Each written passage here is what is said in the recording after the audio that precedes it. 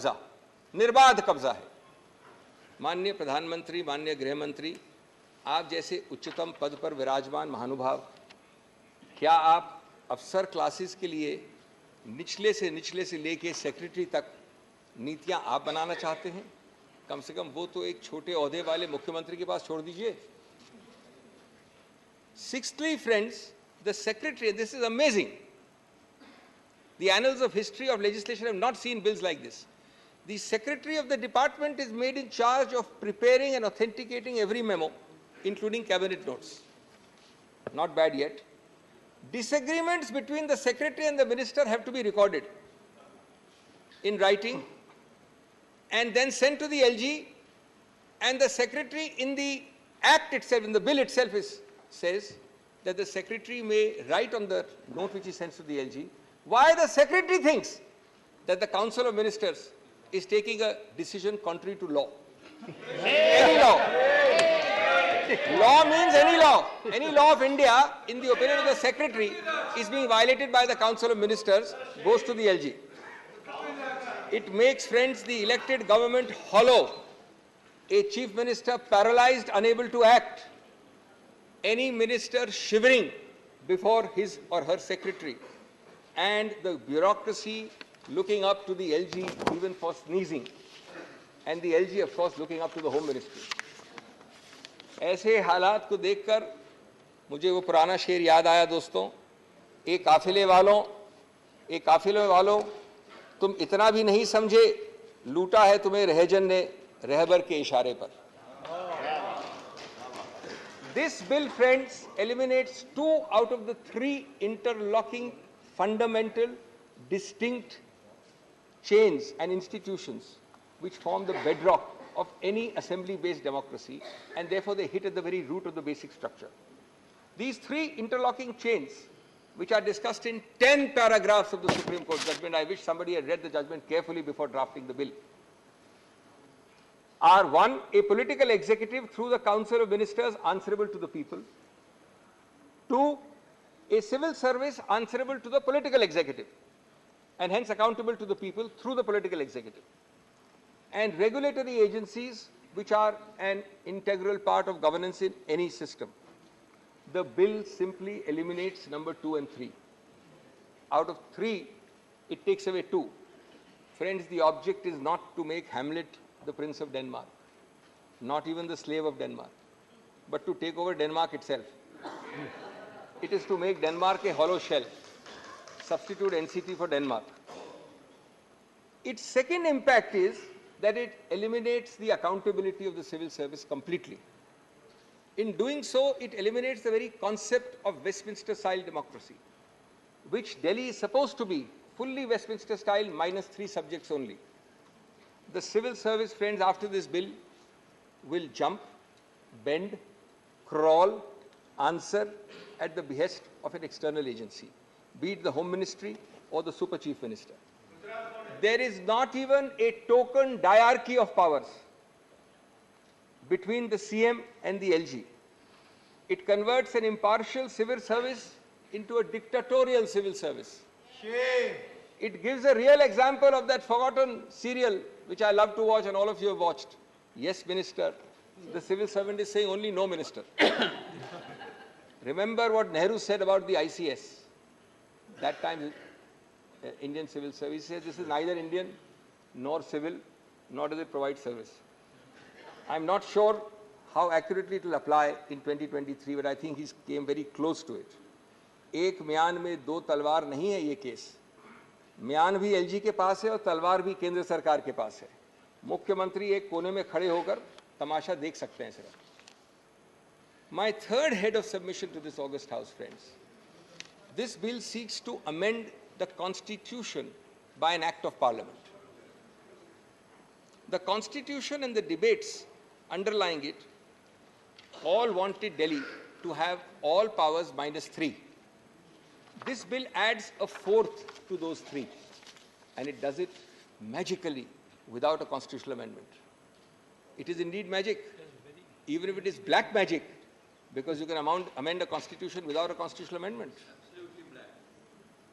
4th, decimating 2 out of the 3 prongs of a Westminster-style democracy, which has an answerable and accountable civil service and a regulatory agency, clearly violates the basic structure, because the basic structure of an assembly-based democracy includes these 3 interlocking chains. I believe that that would be a very likely Supreme Court conclusion if at all this bill is passed. Fifthly, it also violates the basic structure in another manner. The principle of decentralized federal government that has already been a part of the basic structure from the days of Bombay in 1993, around the time, by the way, when 239AA was created. If there is one animating bedrock philosophy underlying 239AA, it is decentralized federal governance. Otherwise, why not keep Delhi as a mere large municipality under central government's control? Advani ji हुआ करते थे बहुत बड़े अधिकारी ऐसे municipal setup में पहले. Why not a mere union territory? You know, there are 10 of them. Delhi is the only one to have been given the constitutional status by a constitutional amendment. No other union territory. Why? Para 77 of the 2023 judgment partly answers that. I quote, "In the spiral of cooperative federalism, the Union of India must exercise its powers within the boundaries created by the Constitution. NCT Delhi, in having a sui generis federal model, must be allowed to function in the domain chartered for it by the Constitution. The Union and the NCT share a unique federal relationship. It does not mean that NCT is subsumed in the Union merely because it is not a state." ये मेरे शब्द नहीं हैं, ये उच्चतम न्यायालय के शब्द हैं. Friends, Delhi alone, out of 10 such territories, was given this constitutional status. Not only because federalism and the aspirations of the people of Delhi were recognized, but the idea was that you will not be able to amend it out of shape, out of character, without a constitutional amendment. You don't have it today. You have a statute. This arrogant government, and this is very interesting, this arrogant government first tried it by invading Delhi's special status in 2016 and 17. Forgotten now, by executive action without even a statute. We argued and we got a 2018 first Constitution Bench judgment, which struck it down. It did it again by a second notification without a constitutional amendment and lost it, and the judgment came in 2023, a few months ago. But friends, unfortunately, there is no cap on deliberate foolishness. There is no bar to repetitive constitutional error. They have done this again. This time they've upgraded it from a notification to a statute, but still without a constitutional amendment. And even if this bill is passed, which I am sure it will not be, the result will be the same a third time. History will repeat itself.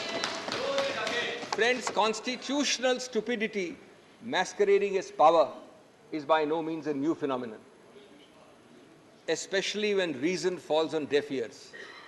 The result is always the same: जिहालत, हिमाकत और नफरत.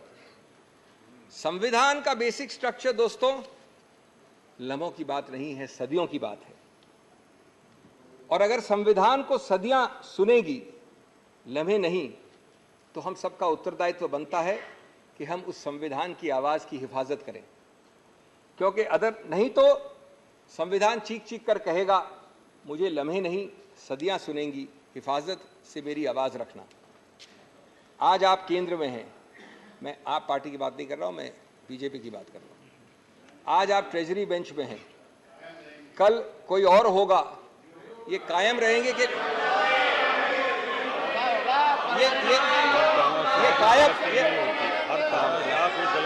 ये कायम अच्छा किया आपने हस्तक्षेप किया. अच्छा किया आपने हस्तक्षेप किया, क्योंकि आपके कायम शब्द के लिए मेरे पास एक जवाब है. तुमसे पहले भी वो जो शख्स यहाँ तख्त नशीन था, तुमसे पहले भी जो यहाँ शख्स तख्त नशीन था, उसको भी अपना खुदा होने का इतना ही यकीन था. बल्कि बशीर भद्र को कृपया भूलिए नहीं. आप लोग सब जानते हैं उसको.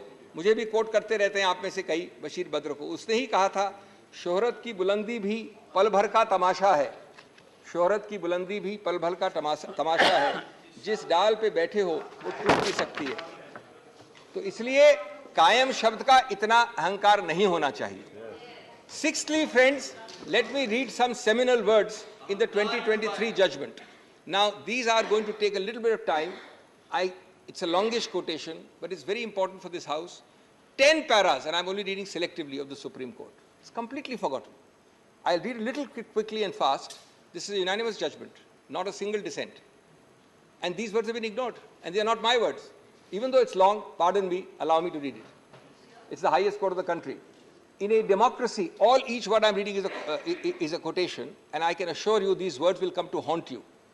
In a democracy, accountability lies with the people who are the ultimate sovereign. The cabinet, consisting of elected representatives, is collectively responsible for the proper administration of the country and is answerable to the legislature for its actions. The government is responsible for the decisions and policies of each of the ministers and of their departments. This creates a multi-linked chain of accountability, where the legislature is accountable to the people who elected them and the government is collectively responsible to the legislature. It's quite amazing. Collective responsibility is an important component of parliamentary democracies. The day-to-day decisions of the Council of Ministers are to be implemented by a neutral civil service under the administrative control of the ministers, in order to ensure that the functioning of the government reflects the preferences of the elected ministers and through them the will of the people. It is essential to scrutinize the link of accountability between the civil service professionals and the elected ministers who oversee them. Under the Westminster parliamentary democracy, civil service constitutes an important component of a triple chain of command that ensures democratic accountability. हर शब्द की धज्जियां उड़ा रहा है ये bill, हर शब्द की. The triple chain of command is as follows. Civil service officers are accountable to the ministers, ministers are accountable to parliament, and thirdly, parliament legislature is accountable to the electorate. An unaccountable and non-responsive civil service may pose a serious problem for governance in a democracy. It creates a possibility that the permanent executive, consisting of unelected civil service officers who play a decisive role in the implementation of government policy, may act in ways that disregard the will of the electorate. In a federal polity, a fundamental question which arises is which would be the more appropriate authority to whom the civil service officers would be accountable. Everything which the bill is saying is dealt with here. In a democratic form of government, only one more para is left, friends, the real power of administration must reside in the elected arm of the government. Subject to the confines of the Constitution, a constitutionally entrenched and democratically elected government needs to have control over its administration. If a democratically elected government is not provided with the power to control the officers posted within its domain, then the principle underlying the triple chain of command of collective responsibility would become redundant. That is to say, if the government is not able to control and hold to account the officers posted in its service, then its responsibility towards the legislature as well as the public is diluted. The principle of collective responsibility extends to the responsibility of officers, who in turn report to the ministers. If the officers stop reporting to the ministers or do not abide by their directions, the entire principle of collective responsibility is affected.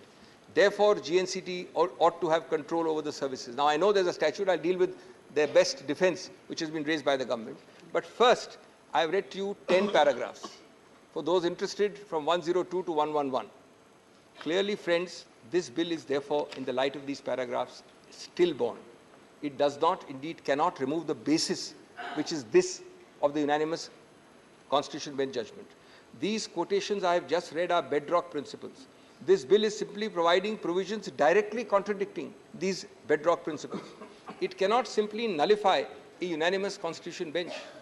It must at least amount to removing its basis and rendering that judgment inoperable. I have just read to you passages which are impossible to remove the basis of. These are bedrock principles. How do you remove the basis? It is therefore trying to overrule directly a Supreme Court judgment.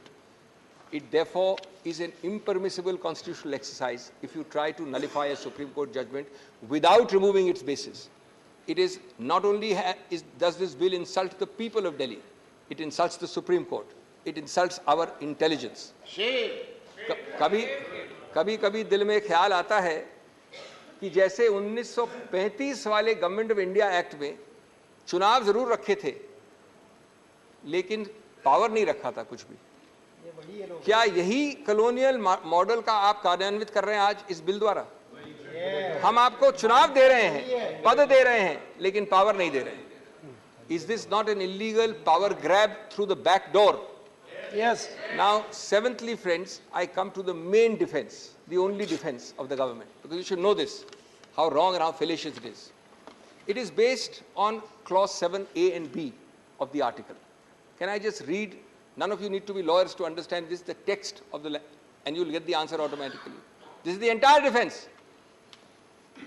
Parliament may by law make provision for giving effect to or supplementing, mark the word, for giving effect to or supplementing the provisions contained in the foregoing clauses, and for all matters incidental or consequential thereto. Friends, these words on bare text mean that to reinforce, operationalize, effectuate and implement the earlier provisions, which provide the entire architecture for Delhi, Parliament can make laws. This was a provision put so that every time something is to be made to fill a gap, to plug a hole, you don't have to have a constitutional amendment. Parliament is sufficient to plug that hole, to reinforce the Delhi's architecture. Friends, the short point is, can you destroy or decimate that architecture and structure by resorting to a provision that says that the power is exercisable to reinforce it or implement it? ये इस प्रावधान के साथ विश्वासघात नहीं है क्या? 7A and 7B were created when implementing the true letter of, you could reinforce or plug the gaps without amending the constitution. It can never be used to destroy, to supersede, to bury that architecture itself. If this ridiculous interpretation is accepted, does it mean that by this brute parliamentary majority, today you have transferred services to the central government, tomorrow you will do this for each item, electricity, parks, highways, Waqf board, labor board? Then why not have Delhi as a municipality? Why create the constitutional architecture? And that too by using clause 7, which says supplement, reinforce, implement, incidental. At the end of para 46 of the 23 judgment, which nobody appears to have read, as far as the bill makers are concerned, it says again, if we interpret the phrase insofar as such matter is applicable in a manner, insofar as such matter is applicable to union territories, in a manner to exclude a greater number of entries than what is already excluded, that is, in addition to 3, it will defeat the very purpose of granting a special status to NCT. This is the Supreme Court in para 46. In other words, friend, this government, like Alice in Wonderland, says words will mean what I say they will mean. That's their interpretation of 7. I will use 7 as a Brahmastra, not to supplement and implement 239AA, but to supplant it, to reduce it to vanishing point. The scalpel created to heal, to cauterize, to cure, to fill gaps, to make you more healthy, will now be used to stab and kill. Obviously, only Alice in Wonderland in this government is on the same page on this. दोस्तों, ये सब प्रावधान जैसे clause 7 है और इस तरह प्रकार के प्रावधान कई जगह होते हैं, आम चीज़ है, लोगों की आवाज़ को ज़्यादा सशक्त बनाने के लिए है, विकास और समृद्धि की गति और दिशा को प्रोत्साहित करने के लिए है, न कि वोट डालने वाली जनता को निहत्था बनाने के लिए, उसको बेबस करने के लिए. इस बिल ने ऐसे सभी उद्देश्यों को अपने माथे पे उल्टा करके रख दिया है.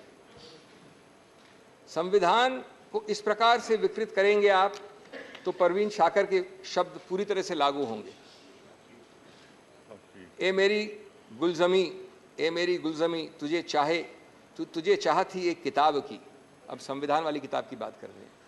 ए मेरी गुलजमी तुझे चाह थी किताब की, अहले किताब का मगर क्या तूने हाल कर दिया. Those in the treasury benches adopting this are actually distorting it out of recognition. The fundamental error of the central government and of the Honorable Home Ministry is to confuse the existence of power with the validity of its exercise. For the last several days, we have been hearing curtain raisers coming from the Home Ministry that we have the power. We are not talking about competence. The question is, if you have the power, its existence is subject to substantive limits. 3-4 minutes more. What you do not have is the power to cross the Lakshman Rekha, which this bill is designed to cross. The question of competence to pass a law, which I am not at all addressing here, is quite different from whether the law is a valid exercise of such competence. Not when it violates the basic structure, not when it violates substantive provisions. Friends, the bill is designed to violate specifically all those substantive limits. This is beyond the remit of any statutory bill. Whether even a constitutional amendment can do it, we will see when they bring a constitutional amendment in a fourth round. But the statute being lower than the Constitution must go. The Constitution is itself challengeable if it violates the basic structure. That stage has not come. Turning now to my eighth head, and I'm finishing very quickly, just give me a few minutes more. It is convenient to forget, and this you'll be interested to know, now that we are having a bill, we tend to forget this. There were no exigent circumstances on 19th of May when you passed the ordinance. The Supreme Court has said in 100 judgments, you must demonstrate how, quote unquote, it is necessary to take immediate action. Immediate necessity is distinguished from mere desirability. These are not my words, they are Supreme Court words. Expression necessity coupled with immediate action conveys the sense that it is imperative due to an emergent situation to promulgate an ordinance. Now I want to tell you, on 11 May, 2 महीने की जिरे और बहस के बाद ये constitution bench ने निर्णय दिया।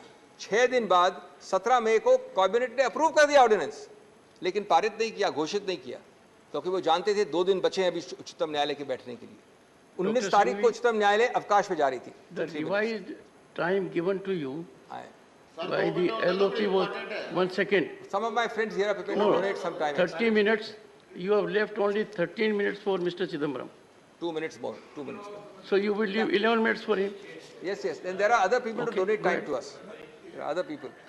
On 19th May. 1 second. 1 second. Important legislation रहने के ये जरूरी है कि बहस अच्छी हो रही है। बहुत दिन के बाद बहस अच्छी हो रही है, सभी लोगों को सुनने में आ रहा है और नॉलेजेबल है, तो आप कंसीडर करिए, आपके हाथ में है, और एक 10 मिनट एक्सटेंड कर दीजिए। Every minute used by you, doctor, will cut into the time of Mr. Chidambaram. No. Initially, both were given equal time. Then his time was increased. माननीय अध्यक्ष, Go ahead. माननीय अध्यक्ष महोदय, Last 1 minute. 17 तारीख को ये पारित हो, ये अप्रूव हो गया कैबिनेट द्वारा। इसको आप 19 की शाम को 5 बजे के बाद जब मैं घर जा रहा था कोर्ट से क्यों लाए? क्योंकि आपको मालूम है कि 19 तारीख लास्ट डे था कोर्ट के फंक्शनिंग का, उसके बाद अवकाश थी।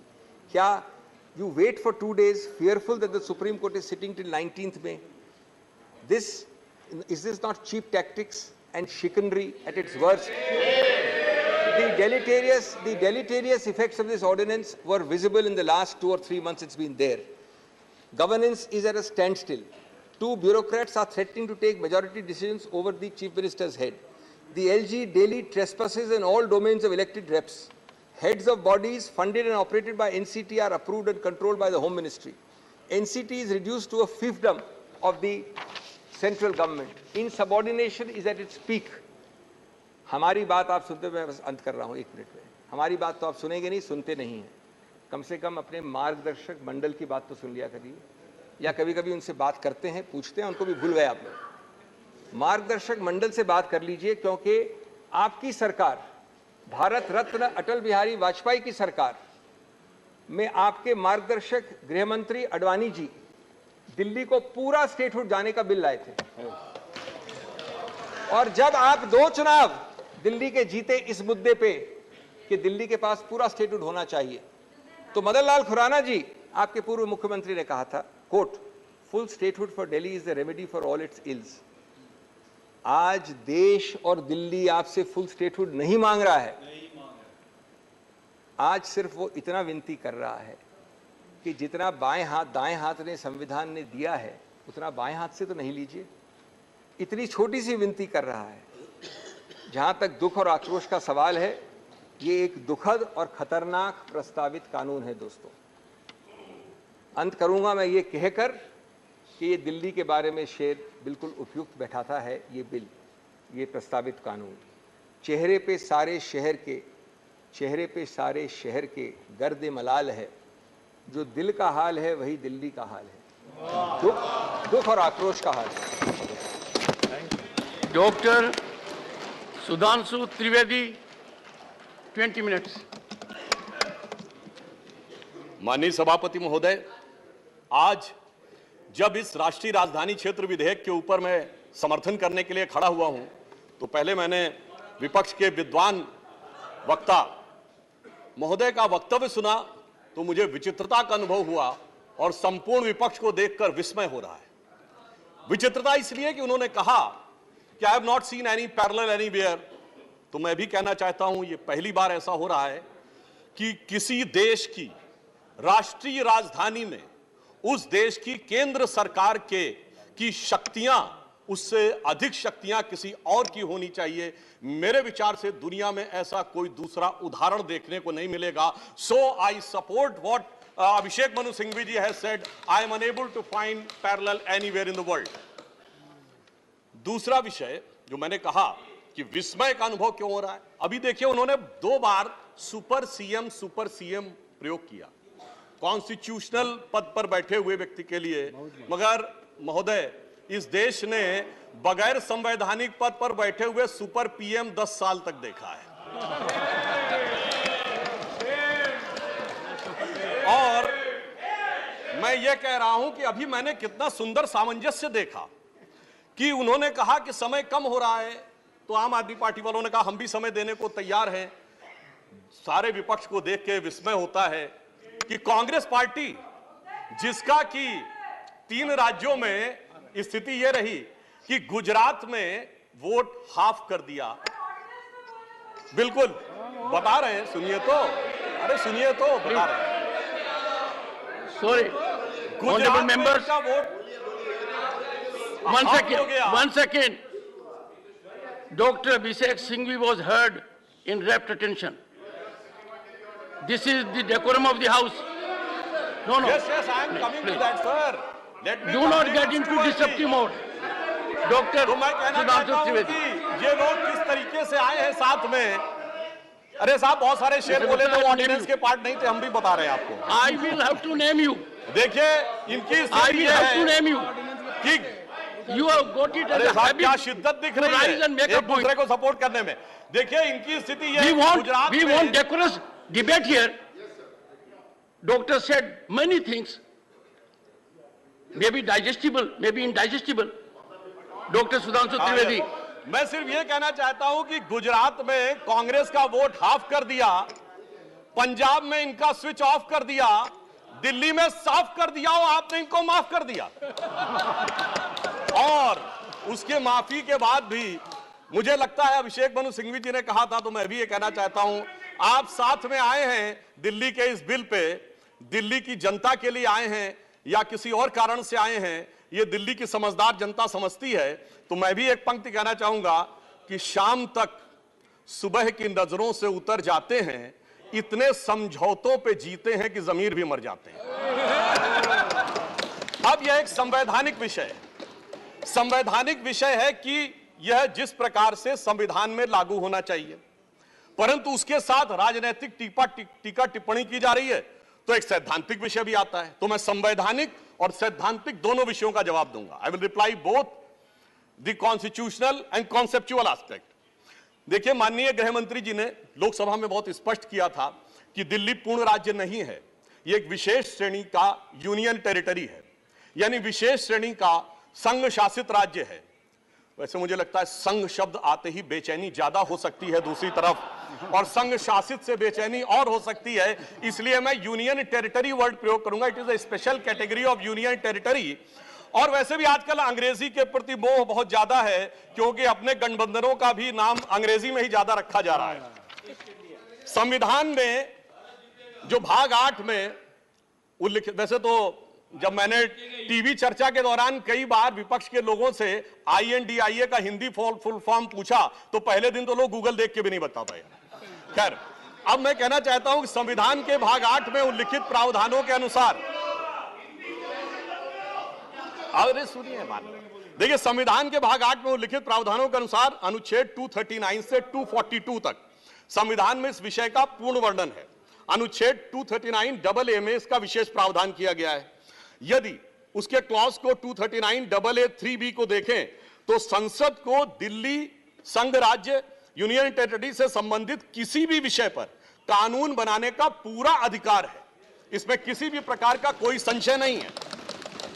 सर्वोच्च न्यायालय के जिस निर्णय का बार बार उल्लेख किया जाता है और हमारे विरोधी उसको अपने हिसाब से प्रयोग करते हैं, उसमें भी बहुत साफ देख लें कि 105 पेज के उस निर्णय में कहीं पर भी सर्वोच्च न्यायालय ने संसद के द्वारा दिल्ली के बारे में कानून बनाए जाने के विषय के ऊपर किसी प्रकार की कोई टिप्पणी नहीं की है। इसके बाद भी न्यायालय के आदेश में पैरा 161 और 162 को कई बार उल्लेख किया जाता है, परंतु यदि पूरे संदर्भ में देखें तो पैरा 86, 95 और पैरा 164F को पढ़ें तो वहां पर संसद के द्वारा दिल्ली के संदर्भ में किसी भी विषय के ऊपर कानून बनाने की शक्तियों का विधिवत अनुमोदन है, कहीं पर निगेशन नहीं है। और स्पष्टता के साथ इसकी आवश्यकता क्यों थी? ताकि शासकीय आदेश को एक विधायी शक्ति भी मिल सके, एग्जीक्यूटिव ऑर्डर को एक लेजिस्लेटिव पावर भी मिल सके। इसलिए उस अस्पष्टता को दूर करने के लिए to remove any an iota of suspicion यह आवश्यक था। इसलिए मैं इस बिल का समर्थन करता हूं। अब कई बार लोग कहते हैं साहब अध्यादेश की आवश्यकता क्यों थी? वैसे तो माननीय गृह मंत्री जी ने भी इस विषय को लोकसभा में बताया था। अभिषेक मनु सिंघवी जी ने कहा कि 19 तारीख को अध्यादेश क्यों आया। शायद उन्हें ध्यान हो कि दिल्ली सरकार में जैसे ही चंद दिनों में ताकत मिली तो सबसे पहले किन फाइलों के बारे में, सतर्कता के साथ सतर्कता विभाग की फाइलों के बारे में कार्रवाई की गई। मीडिया में प्राप्त समाचारों के अनुसार सतर्कता सचिव ने यह रिपोर्ट किया कि रात 9 बजे मंत्री के द्वारा उनको कॉल किया गया, सुबह 3 बजे तक वह कार्रवाई चलती रही, 76 से अधिक फाइलें मंगाई गईं और उन्होंने उपराज्यपाल महोदय को यह आशंका भी व्यक्त की कि उसमें कई ऐसी फाइलें थीं जो कि गोपनीय थीं और उसके अनुसार उन फाइलों में किसी भी प्रकार की छेड़छाड़ भी संभव है। अब मुझे बहुत आश्चर्य होता है कि दिल्ली में बाढ़ आई तो दिल्ली फ्लड कंट्रोल अथॉरिटी की बैठक तो 2 साल से नहीं हुई, मगर विजिलेंस की फाइलें ओवरनाइट सर्च की गई। तो मेरे विचार से, और ये सर 16 और 17 मई की रात का था, तो मानी हुई बात है जब ऐसी परिस्थिति नजर आएगी तो उसके 1-2 दिन के अंदर अध्यादेश की आवश्यकता महसूस होगी। यहां मैं एक और बात भी कहना चाहता हूं कि ब्यूरोक्रेसी पे नियंत्रण की बात आम आदमी पार्टी की सरकार के द्वारा की जाती है, तो ये लोग तो अपनी एक पैरेलल ब्यूरोक्रेसी भी बना चुके हैं।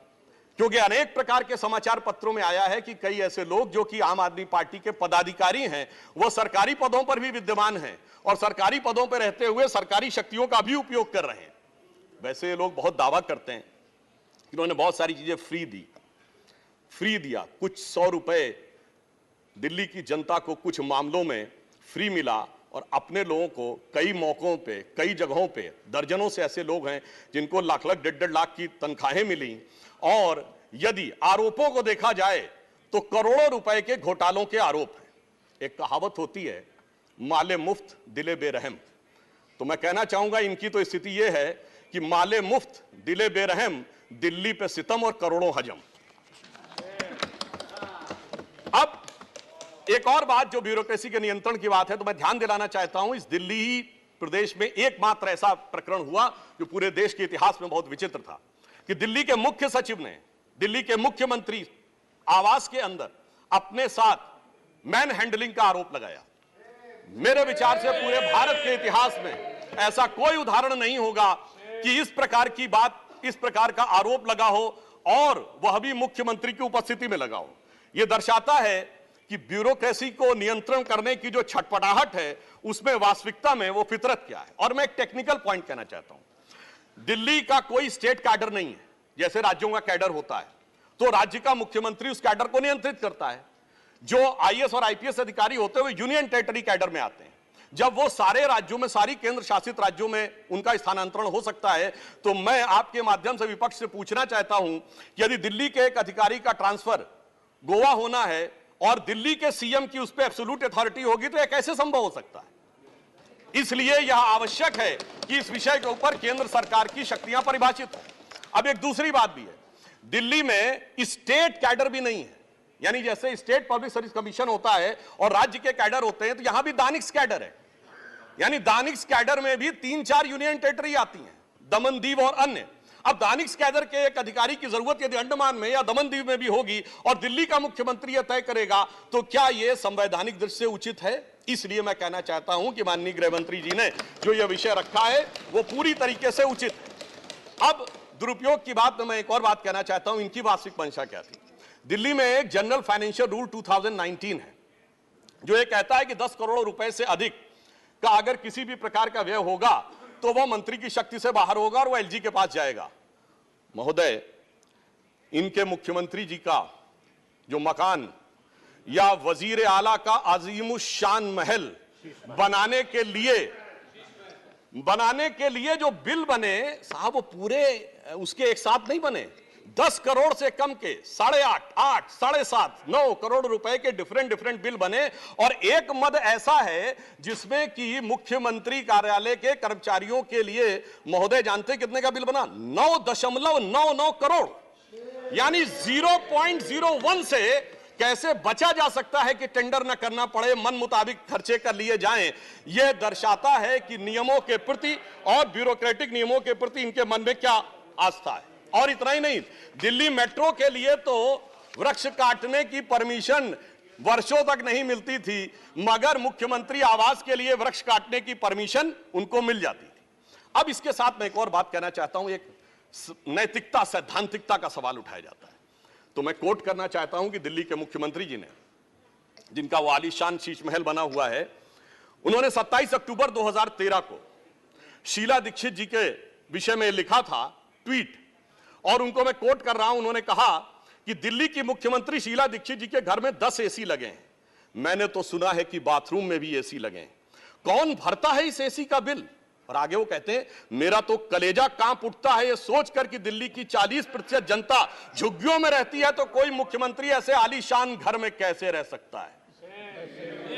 मैं कहना चाहता हूं, देखिए, केजरीवाल जी का कलेजा कापा हो या ना कापा हो, रूह कापी हो ना कापी हो, रूह है क्या है, किसकी रूह है, उस पर मैं टिप्पणी नहीं करना चाहता, मगर मैं एक बात जरूर कहना चाहता हूं कि शीला दीक्षित जी जहां भी होंगे उनकी रूह को बहुत तकलीफ हो रही होगी कि जब उनके ऊपर ऐसी बातें करने वालों के साथ वो सारे लोग आज आकर खड़े हुए होंगे। वैसे महोदय, उनके घर में 10 एसी थे, यहां तो 15 टॉयलेट भी हैं, और इतना ही नहीं, 1-1 करोड़ रुपए के पर्दे भी लगे हुए हैं, और 1 करोड़ रुपए के पर्दे का एस्टीमेट है। और इतना ही नहीं, अब सुनिए, उनके सामने एक दूसरी समस्या हो गई है कि अभी तक जो बातें चल रही थी, अब उनके सामने यह समस्या है कि उन चीजों को कैसे छुपाएं। देखिए, मैं इनके लिए कहना चाहूंगा कि अब उनकी फितरत जग जाहिर हो चुकी है। तो आज आम आदमी पार्टी की स्थिति यह है कि अब जो चेहरे से जाहिर है छुपाएं कैसे, तेरी मर्जी के मुताबिक नजर आए कैसे। अब इस घर को सजाने का तसव्वुर हुआ बात की बात, अब तो मुश्किल है कि इस घर की हकीकत को छुपाएं कैसे। और यहां पर इसके बाद मैं कटाक्ष के बाद एक बात करुणा के साथ कहना चाहता हूं कि अन्ना हजारे के आंदोलन से निकली हुई वो पार्टी जो एक कमरे के मकान में रहते थे, और उससे निकली हुई पार्टी आज सैकड़ों करोड़ के आलीशान मकान में रहती हैं, तो मैं कहना चाहता हूं कि दिल्ली की जनता और जिन जिन लोगों ने उस आंदोलन का समर्थन किया उनके ऊपर भी एक आघात है। और साथ ही साथ ये एक बात का और भी संकेत देता है, फूड फॉर थॉट है देश के लोगों के लिए, कि एक्सपेरिमेंटल पॉलिटिक्स कई बार बड़े विचित्र परिणाम भी देती है। अब किसी नए नवेले प्रयोग को आजमाने का वक्त नहीं है, बल्कि आजमाए हुए मोदी जी के नेतृत्व को चमकाने का वक्त है। और बहुत से लोग ये कहते हैं, संवैधानिक नैतिकता का प्रश्न उठाते हैं कि अध्यादेश क्यों लाया गया। अध्यादेश के लाने का तात्कालिक कारण मैंने बता दिया, और वैसे मैं अपने विपक्ष के लोगों के सुलभ संज्ञान के लिए बता देना चाहता हूं कि इन लोगों ने कितनी बार अध्यादेश लाए हैं। नेहरू जी की सरकार में 70 बार, इंदिरा जी के जमाने में 77 बार, राजीव जी के समय में 35 बार, नरसिम्हा राव जी के समय में 77 बार, मनमोहन सिंह जी के समय में 61 बार, और जो यूनाइटेड फ्रंट गवर्नमेंट बनी थी भाजपा विरोध में, उसमें 1.5 साल में 77 बार। तो मुझे लगता है अध्यादेश का विषय उठाने से पहले इस अंक गणित को भी देख लेना चाहिए। अब मैं एक और बात कहना चाहता हूं, जो संविधान की दुहाई देते हैं उनके लिए, ये तो वो लोग हैं सभापति महोदय जिनकी संविधान में क्या आस्था है। इन्होंने संसद के द्वारा पारित सीए कानून के खिलाफ विधानसभा में प्रस्ताव पारित कर दिया। यह संविधान का सम्मान है।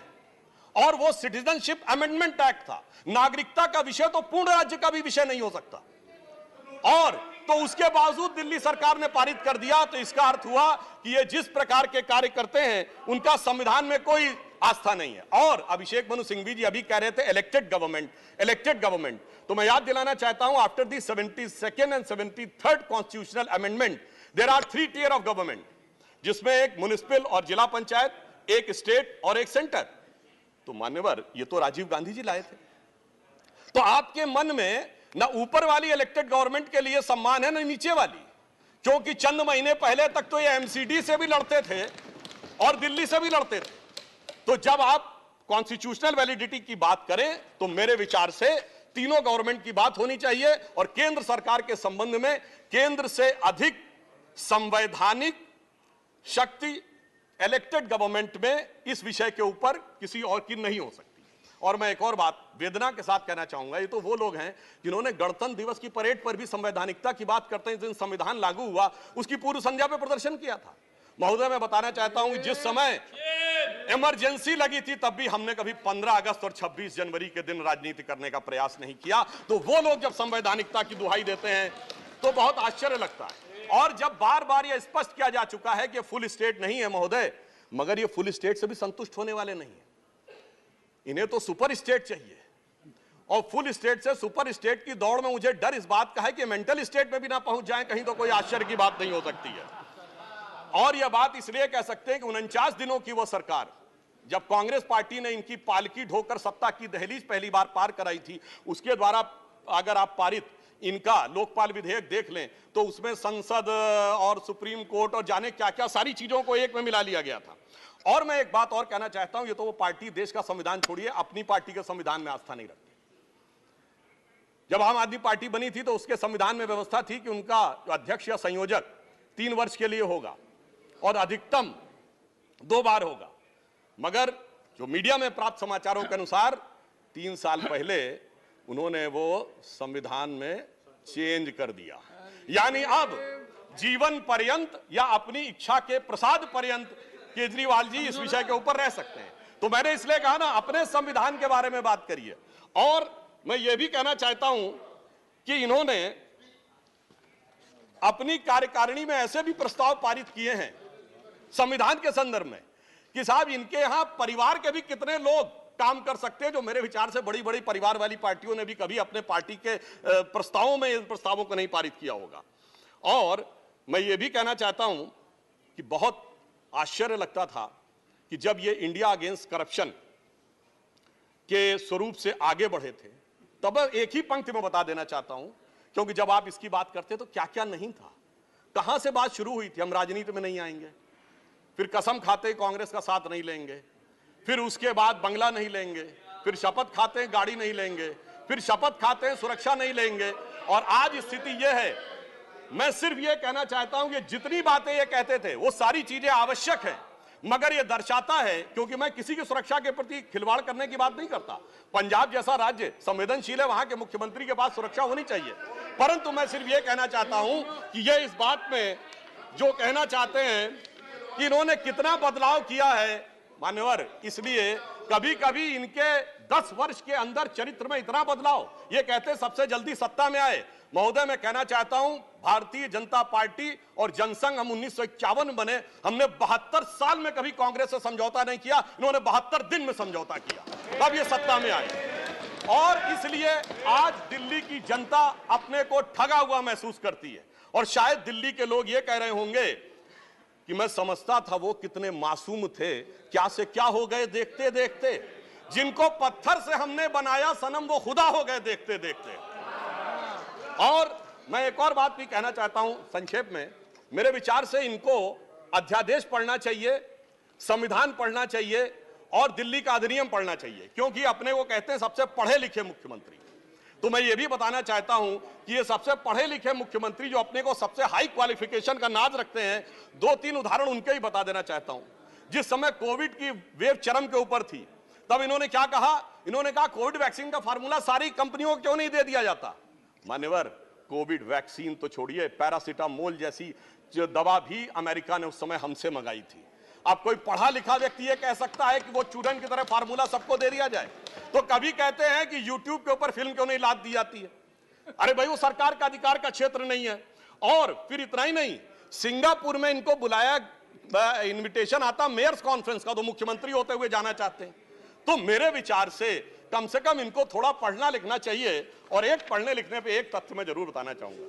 जब न्यूयॉर्क टाइम्स अखबार में इनकी तारीफ निकली थी तो इनके मुंह से निकल गया था कि दुनिया का सबसे बड़ा अखबार, और उसमें इतनी तारीफ निकलवाना आसान नहीं है। वैसे निकलवाना शब्द निकल गया था, मगर मैं पढ़े लिखे मुख्यमंत्री को यह भी बताना चाहता हूं महोदय कि न्यूयॉर्क टाइम्स दुनिया का सबसे बड़ा अखबार नहीं है, वो है यमुनी शिंबुन जापान का।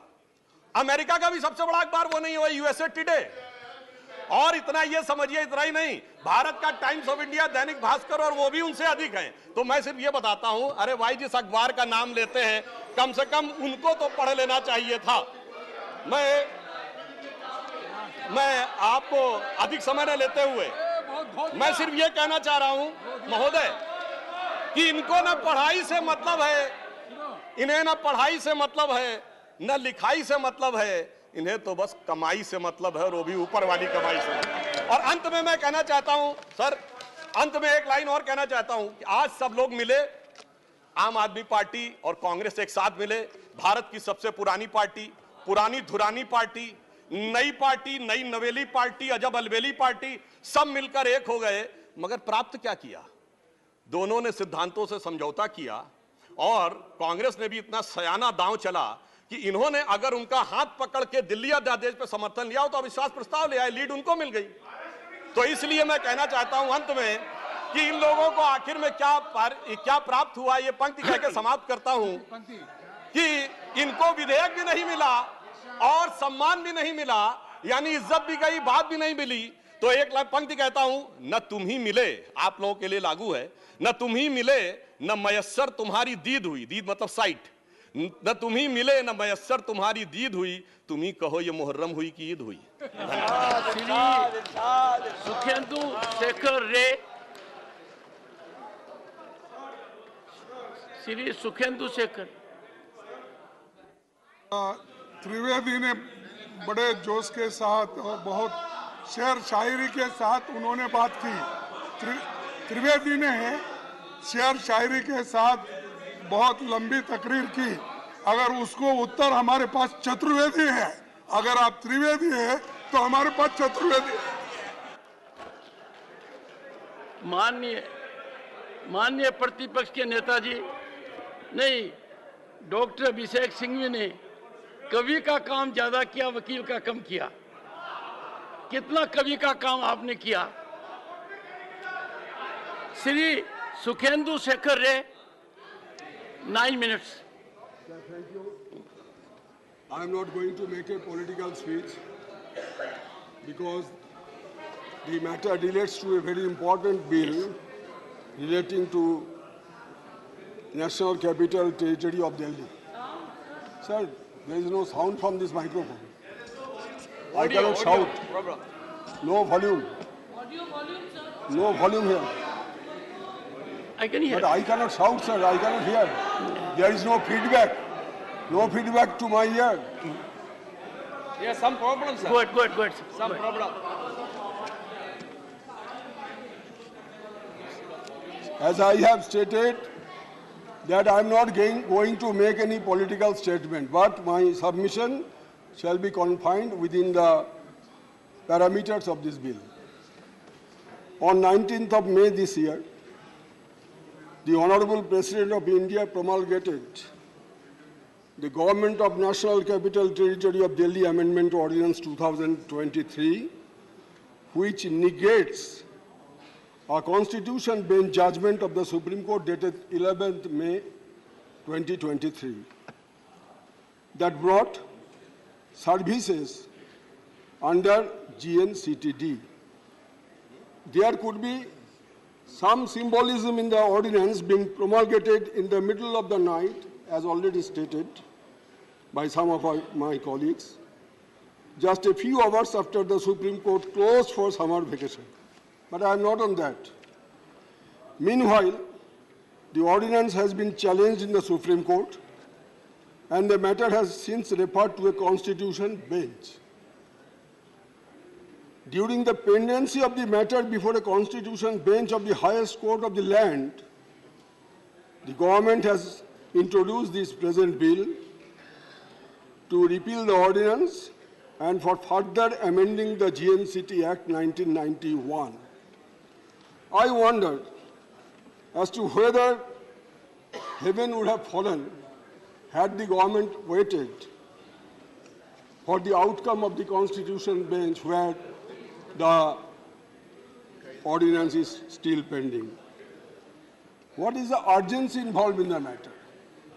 What is the urgency? There is no whisper about the urgency in the bill or the statement which have been received just now after the introduction of the bill, that the aforesaid judgment, that is judgment dated 11th of May, posed certain challenges in the efficient administration of the government of NCT of Delhi, which needed to be addressed through appropriate legal interventions.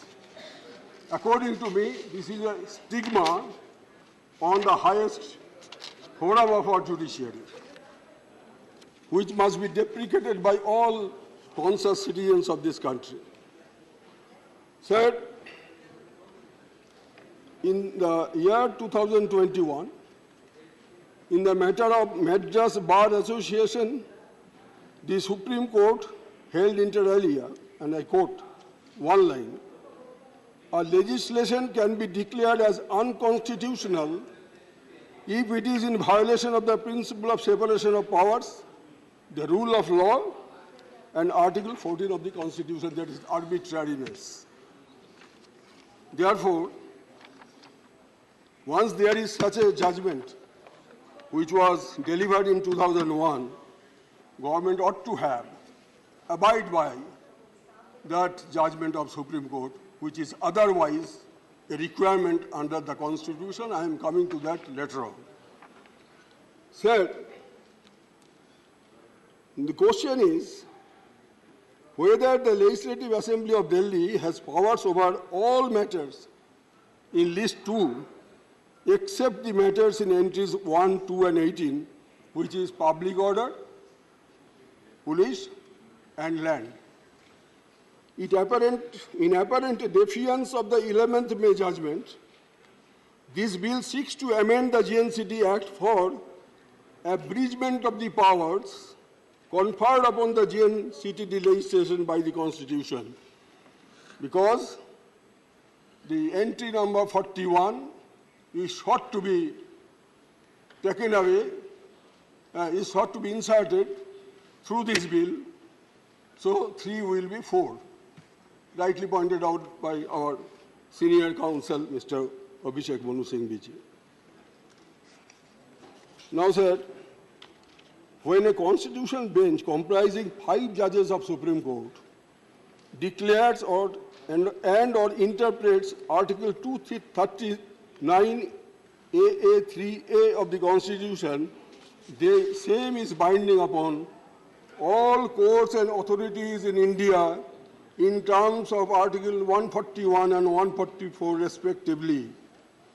Neither Article 239 AA3A nor Articles 141 and 144 can be negated without a constitutional amendment. I repeat, without a constitutional amendment, this cannot be done. And if at all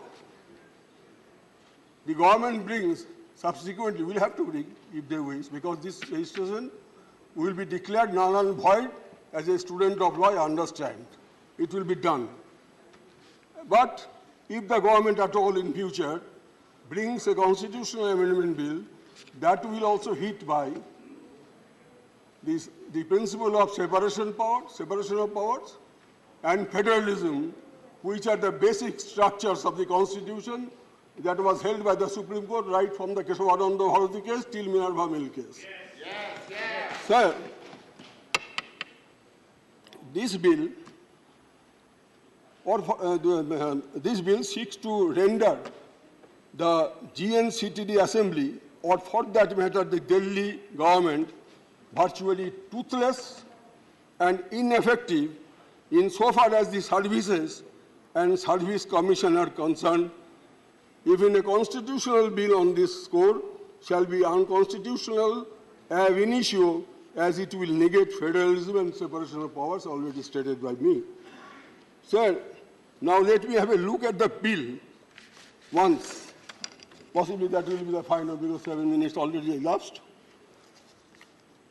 Come to part 4A. It says about provisions relating to the maintenance of democratic and administrative balance in the governance of National Capital Territory of Delhi.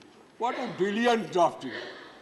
To maintain a balance, the original act came into being in 1991. We are in 2023. So for the last 33 years, there was no balance. There was no balance. That is why, all on a sudden, the Kumbhakarna has risen from the deep sleep to maintain a balance. Interestingly, the authority has been proposed to be created. Which authority? Already stated by other members. The Chief Minister, Chief Secretary, Home Secretary. Sir, please give it to me. Please give it to me. Very interesting bill. Chief Minister, Home Minister, Chief Minister, Chief Secretary, and Home Secretary. And whatever may be recommended by the Chief Minister, if it is not accepted by the two bureaucrats, then also it will be passed and the Lieutenant Governor will accept it. So, Chief Minister will be a, what should I say, what should I say, without any authority. He does not have any authority. The bureaucrat will prevail upon him. Sir, in democracy, will of the people is supreme. Vox populi, vox dei.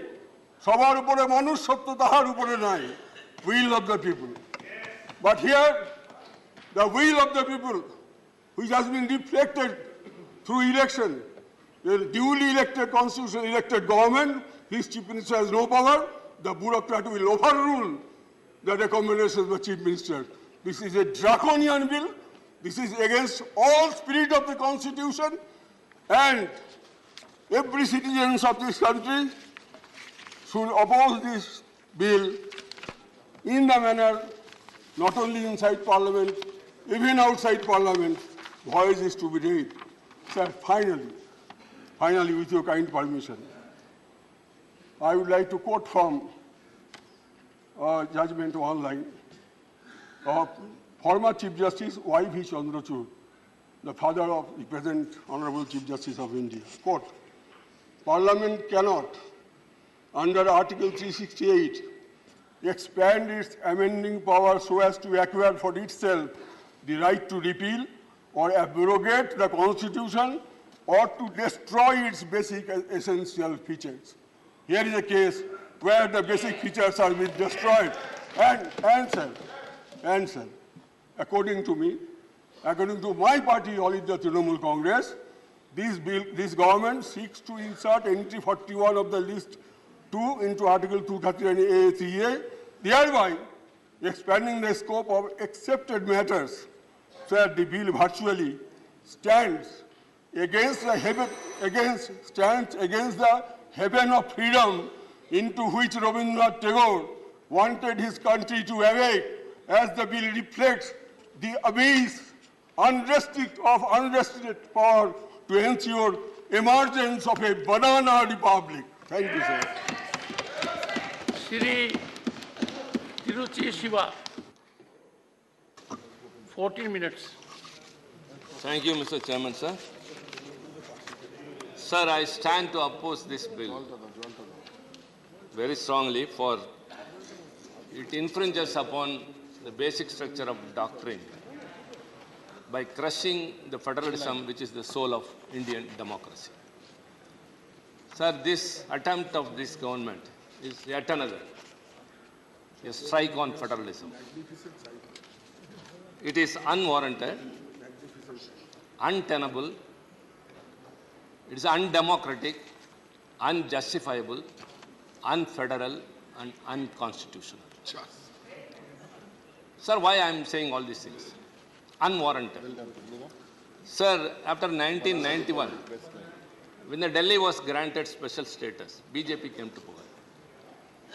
Mr. Madanlal Khurana and later Sahib Singh Verma, who were the chief ministers, they insisted for full statehood for Delhi. And later, sir, in 2003, August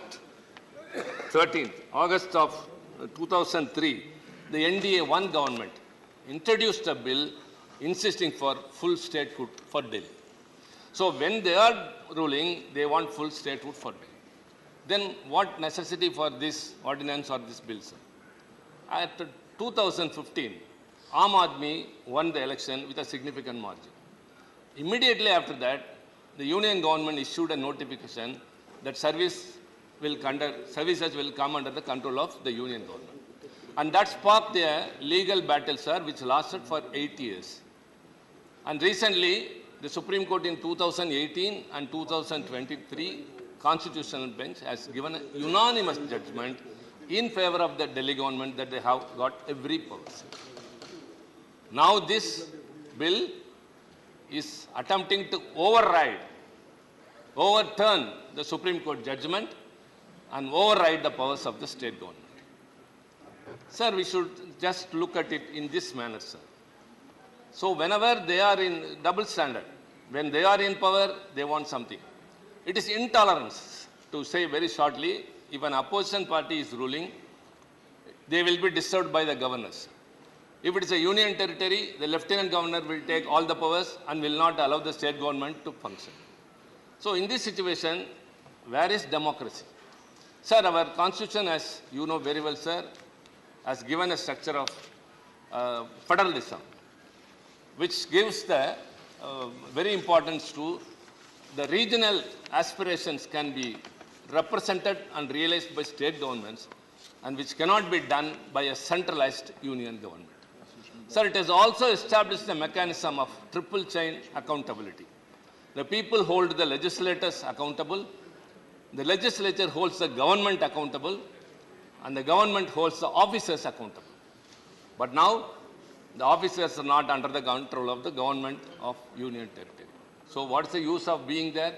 So this triple chain accountability is broken by way of this attempt.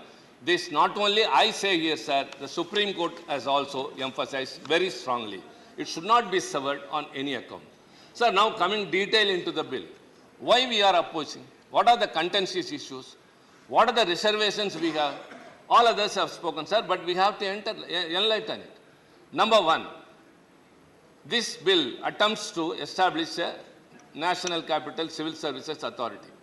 As everyone said, it will consist of 3 members under the chairmanship of the Chief Minister and 2 officers, Home Secretary and Chief Secretary. Who are they? Appointed by the Union government. Obviously, one can understand what will be the outcome. The quorum is 2 and the majority will be the decision. Sir, I have moved an amendment which even it may be passed. I think with hope. If at all it is passed, even it won't be of use, sir. Because even if the authority with a majority gives a suggestion to the Lieutenant Governor, he can reject it. So ultimately it goes there. The authority becomes redundant and the Chief Ministership becomes lesser than a rubber stamp. We are very sorry to say these words, sir. A Chief Minister elected by the government has to fulfill the obligations by the mandate has been given to him. But whereas he is not able to have control. Sir, Delhi has been the nucleus of power from Mughals to British. Can anyone say any ruler has ruled without control on their officers, whether he or she? But now this bill paves the way. Sir, where we are heading towards? The government which is accountable to the people, to the legislature, and the government which can hold the officers accountable, now they don't have any control over the officers. Number 2, sir, the Council of Ministers, the Cabinet. Earlier, sir, the notes which are prepared by the ministers. And it will be taken over there. And after the decision, it will be forwarded to the Lieutenant Governor. It is vetted by the Law Department. Now that the Secretary will overlook the minister And overall, the cabinet, which is the council of ministers, if they take a decision, the chief secretary will come and say, it doesn't come under law or under the rules of procedure, and he will take it to the lieutenant governor who can alter it or reject it. So first, the chief ministership became redundant. Now the council of ministers become redundant. Number 3, sir. Any minister, if he takes any decision, the secretary is the supreme. If the secretary doesn't agree with the decision of the minister concerned, without the consent of the minister, he can take it directly to the chief secretary or to the lieutenant governor. So the ministership also becomes redundant. Number 4, sir. Delhi is also like other states run by some 50 around statutory authorities, corporations and commissions. This include industry, tourism, everything.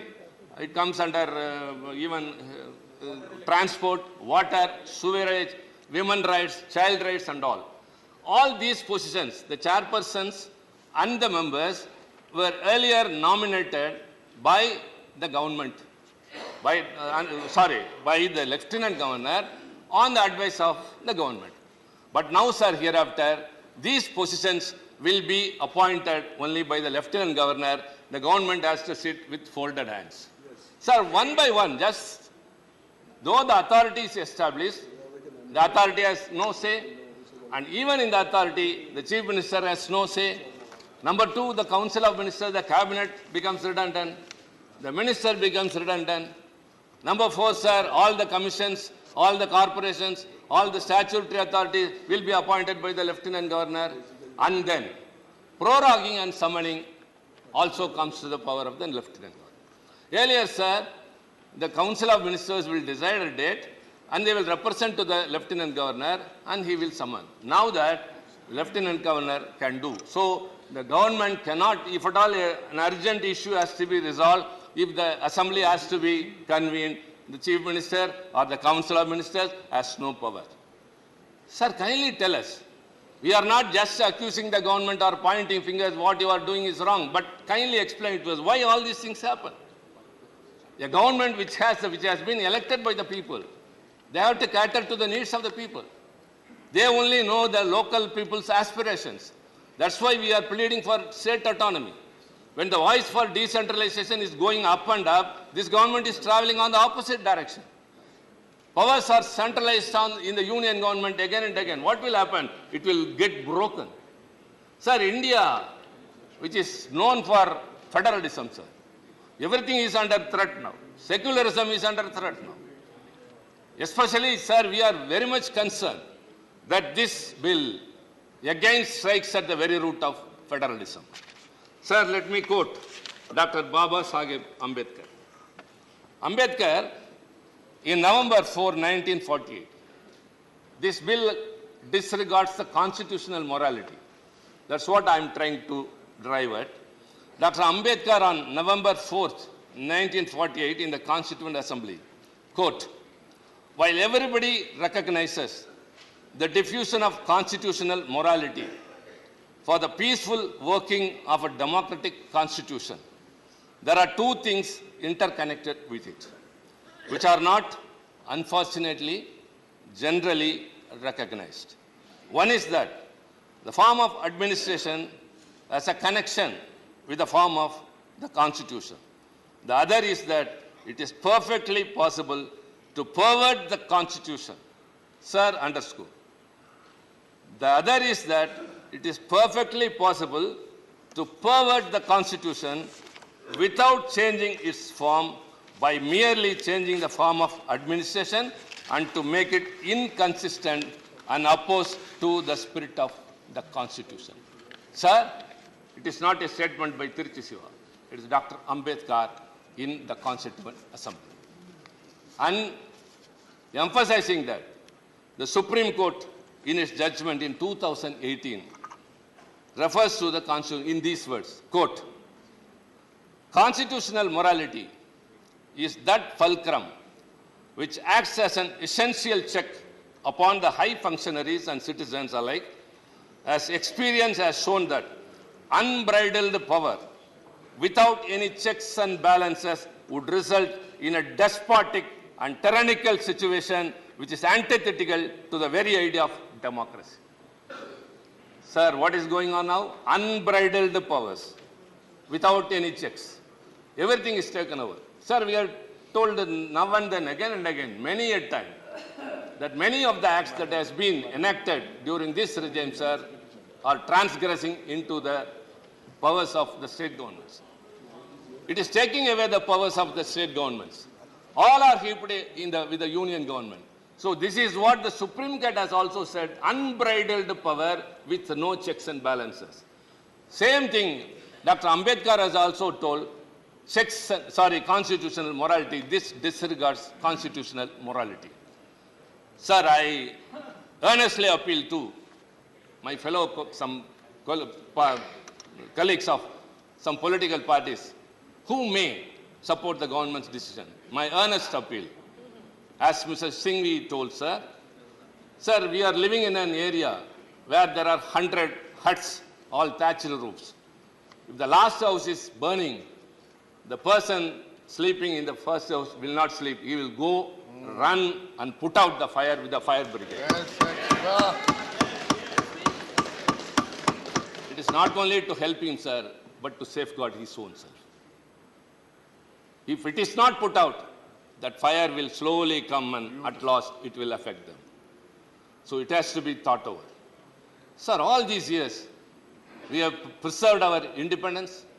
We have preserved our democracy. Sir, often you used to say, sir, very proudly, India, the largest democracy in the world. Yes, sir. The largest democracy now is in peril. Why so many charges against the state governments? No state government is able to function on its own. It's not able to enact a law. If something is passed in an assembly, it is not endorsed by the governor. So they are not able to serve the people's needs. Only they know what the people need. That's why the state governments have been formed.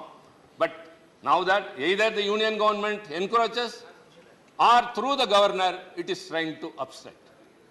Sir, all these things have to be kept in mind. Again, I say, all the reservations and contentions we have raised are not with a partisan mood, sir, but it has to be justified. Why all these things have been done? Why all the powers have been taken from a state government?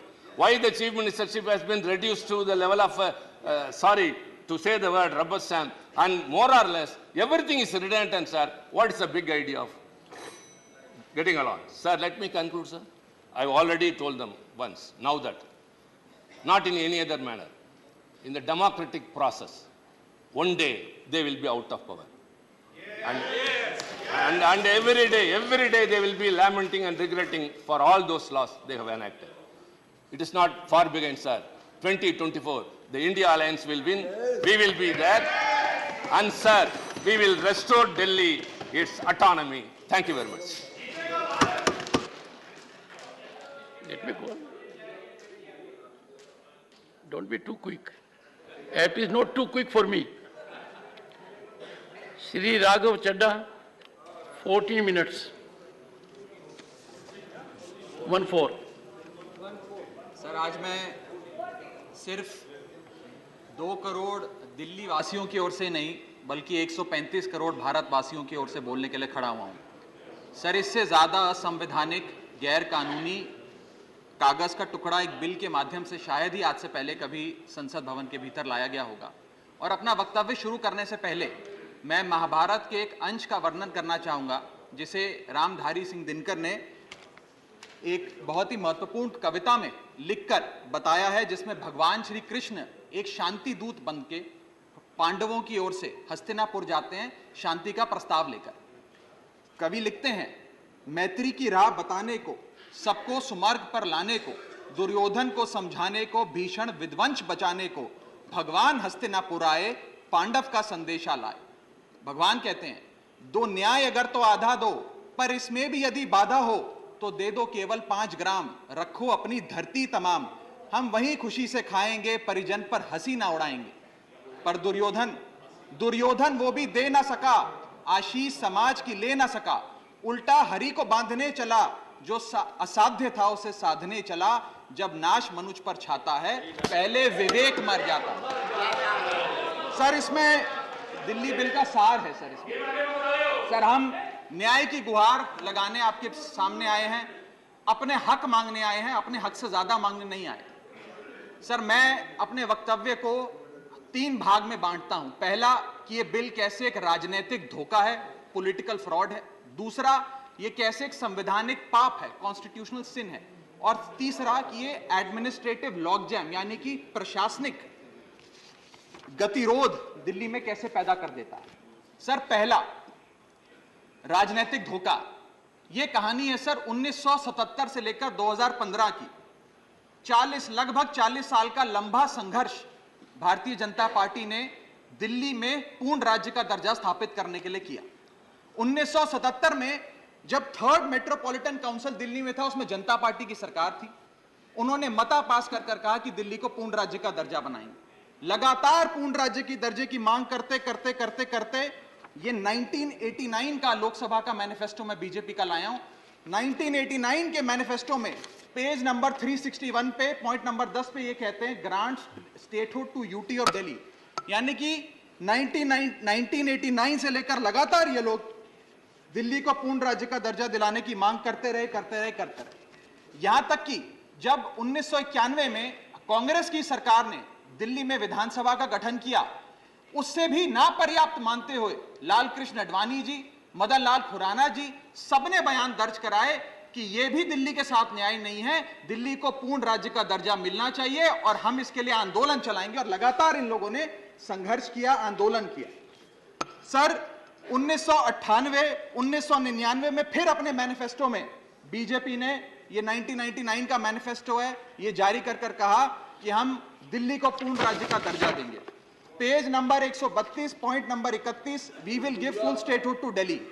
Sir इन लोगों ने बड़ा आंदोलन चलाया, संघर्ष किया, सड़कों पे लाठियां खाई, न जाने क्या क्या किया दिल्ली को पूर्ण राज्य का दर्जा दिलाने के लिए। और अंततः वो दिन आया जिस दिन वाजपेयी सरकार और वाजपेयी सरकार के उप प्रधानमंत्री आदरणीय लाल कृष्ण अडवाणी जी इस सदन के भीतर एक बिल लाए, द कॉन्स्टिट्यूशनल अमेंडमेंट बिल 2003, जो दिल्ली को पूर्ण राज्य का दर्जा देता है। यह बिल अडवाणी जी इस सदन के भीतर लाए और कहा कि दिल्ली को अधिकार देने की जरूरत है, दिल्ली को पूर्ण राज्य का दर्जा भाजपा दिलाएगी। यहां भी बात खत्म नहीं होती सर। इसके बाद 2013 के अपने मैनिफेस्टो में बीजेपी ने कहा हम पूर्ण राज्य का दर्जा देंगे। इनकी जून 2013 में नेशनल एग्जीक्यूटिव की मीटिंग हुई, उसमें मता पास कर कहा हम दिल्ली को पूर्ण राज्य का दर्जा देंगे।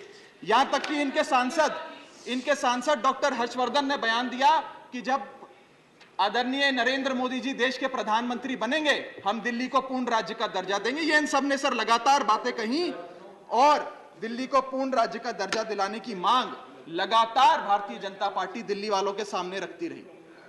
सर ये बिल सिर्फ संविधान का और लोकतंत्र का अपमान नहीं है, ये बिल लाल कृष्ण अडवाणी जी का, अटल बिहारी वाजपेयी जी का, मदन लाल खुराना जी का, सुषमा स्वराज जी का, अरुण जेटली जी का, सबका अपमान करने का और उनके 40 साल के संघर्ष को मिट्टी में मिलाने का काम करता है। सर मैं माननीय गृह मंत्री जी का बयान लोकसभा में सुन रहा था।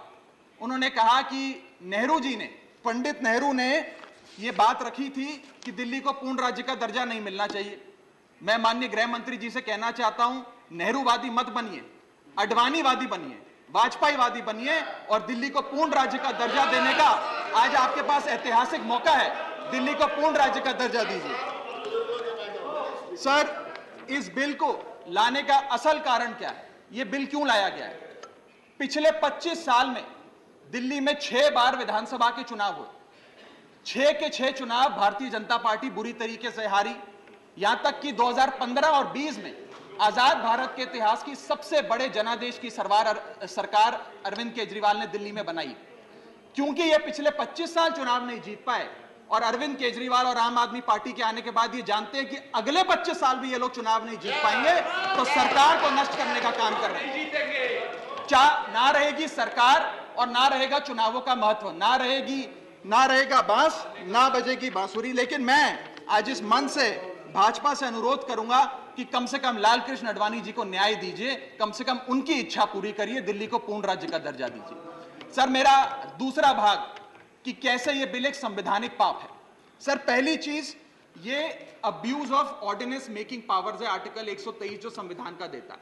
संविधान ये कहता है, और वाईवी चंद्रचूड़ साहब का AK Roy versus union of India एक बड़ा महत्वपूर्ण लैंडमार्क जजमेंट है, जिसने कहा कि ऑर्डिनेंसेस सिर्फ आपातकालीन और विषम परिस्थितियों में लाए जाएंगे। ऐसी कौन सी आपातकालीन और विषम परिस्थितियां आ गई कि आपको सुप्रीम कोर्ट के फैसले को 8 दिन के भीतर बदलना पड़ गया? दूसरा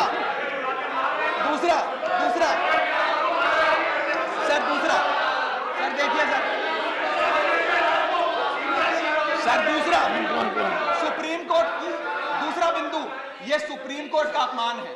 सुप्रीम कोर्ट के फैसले को 8 दिन के भीतर 5 जजों के संवैधानिक पीठ के सर्वसम्मति के फैसले को बदल के आज भारतीय जनता पार्टी ने एक मैसेज दिया है कि हम सुप्रीम कोर्ट को भी चैलेंज करते हैं, सुप्रीम कोर्ट के फैसले को भी नहीं मांगते, आपको जो ऑर्डर जारी करना है करो, हम चंद दिनों के अंदर ऑर्डिनेंस लाकर उस फैसले को बदल देंगे। They have challenged the majesty of the honourable supreme court sir.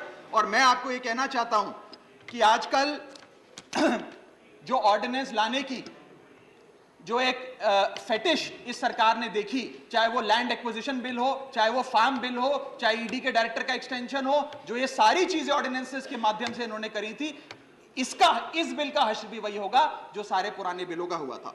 Sir, third बिंदु कि कैसे ये बिल संघीय ढांचे को एरोड करता है। हमारा भारत का संविधान और सुप्रीम कोर्ट का 2023 का 2018 का संवैधानिक पीठ का फैसला कहता है कि दिल्ली के पास एक यूनिक फेडरल आइडेंटिटी है, यूनिक कॉन्स्टिट्यूशनल आइडेंटिटी है, और भारत का संविधान जो हमें संघीय ढांचा देता है, जो शक्तियां देता है, उन शक्तियों को एनक्रोच करने का काम यह सरकार करती है, हमसे अफसरशाही और तमाम शक्तियां छीनकर। मैं आपको सुप्रीम कोर्ट का वो एक वाक्य पढ़ के सुनाना चाहूंगा।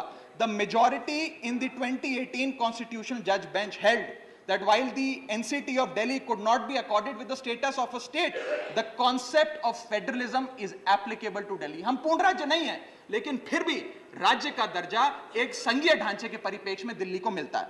उसके बाद सर, इन लोगों ने तो कमाल ही कर दिया, आज बिना संवैधानिक संशोधन लाए संविधान को बदल दिया, मात्र एक एक्ट ऑफ पार्लियामेंट से, जो आज तक शायद भारत के इतिहास में कभी नहीं हुआ। सर, इसके बाद यह बिल पार्लियामेंट्री अंडरमाइन करता है प्रिंसिपल्स ऑफ कलेक्टिव रिस्पांसिबिलिटी को। भारत का संविधान कहता है सर कि परमानेंट एग्जीक्यूटिव और पॉलिटिकल एग्जीक्यूटिव मिलके लेजिस्लेचर के प्रति जवाबदेही होंगे। ये प्रिंसिपल ऑफ कलेक्टिव रिस्पांसिबिलिटी है। इसमें से परमानेंट एग्जीक्यूटिव यानी कि अफसरशाही को छीनकर ये पूरी तरीके से कलेक्टिव रिस्पांसिबिलिटी का प्रिंसिपल, जिसपे सरकारें चलती हैं इस देश में, उसे ध्वस्त करता है। और आखिरी बिंदु, संवैधानिक अपराध का, ये ट्रिपल चेन ऑफ अथॉरिटी को तार तार करता है sir. Triple chain of accountability ये होती है कि अफसरशाही की जवाबदेही मंत्री को, मंत्री की जवाबदेही लेजिस्लेचर को, और लेजिस्लेचर की जवाबदेही जनता को। इसमें से अगर आप अफसरशाही हटा देते हो तो फिर जवाबदेही की जो ये ट्रिपल चेन ऑफ अकाउंटेबिलिटी है ध्वस्त हो जाती है।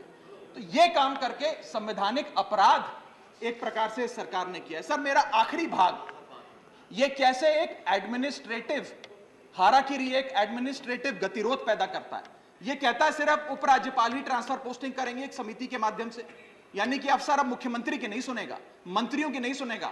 अगर अब दिल्ली में किसी के घर में बिजली नहीं आ रही, पानी नहीं आ रहा, किसी के बच्चे का स्कूल में दाखिला नहीं हो रहा, तो वो उपराज्यपाल के पास जाएगा, अपने मंत्री मुख्यमंत्री के पास नहीं जाएगा।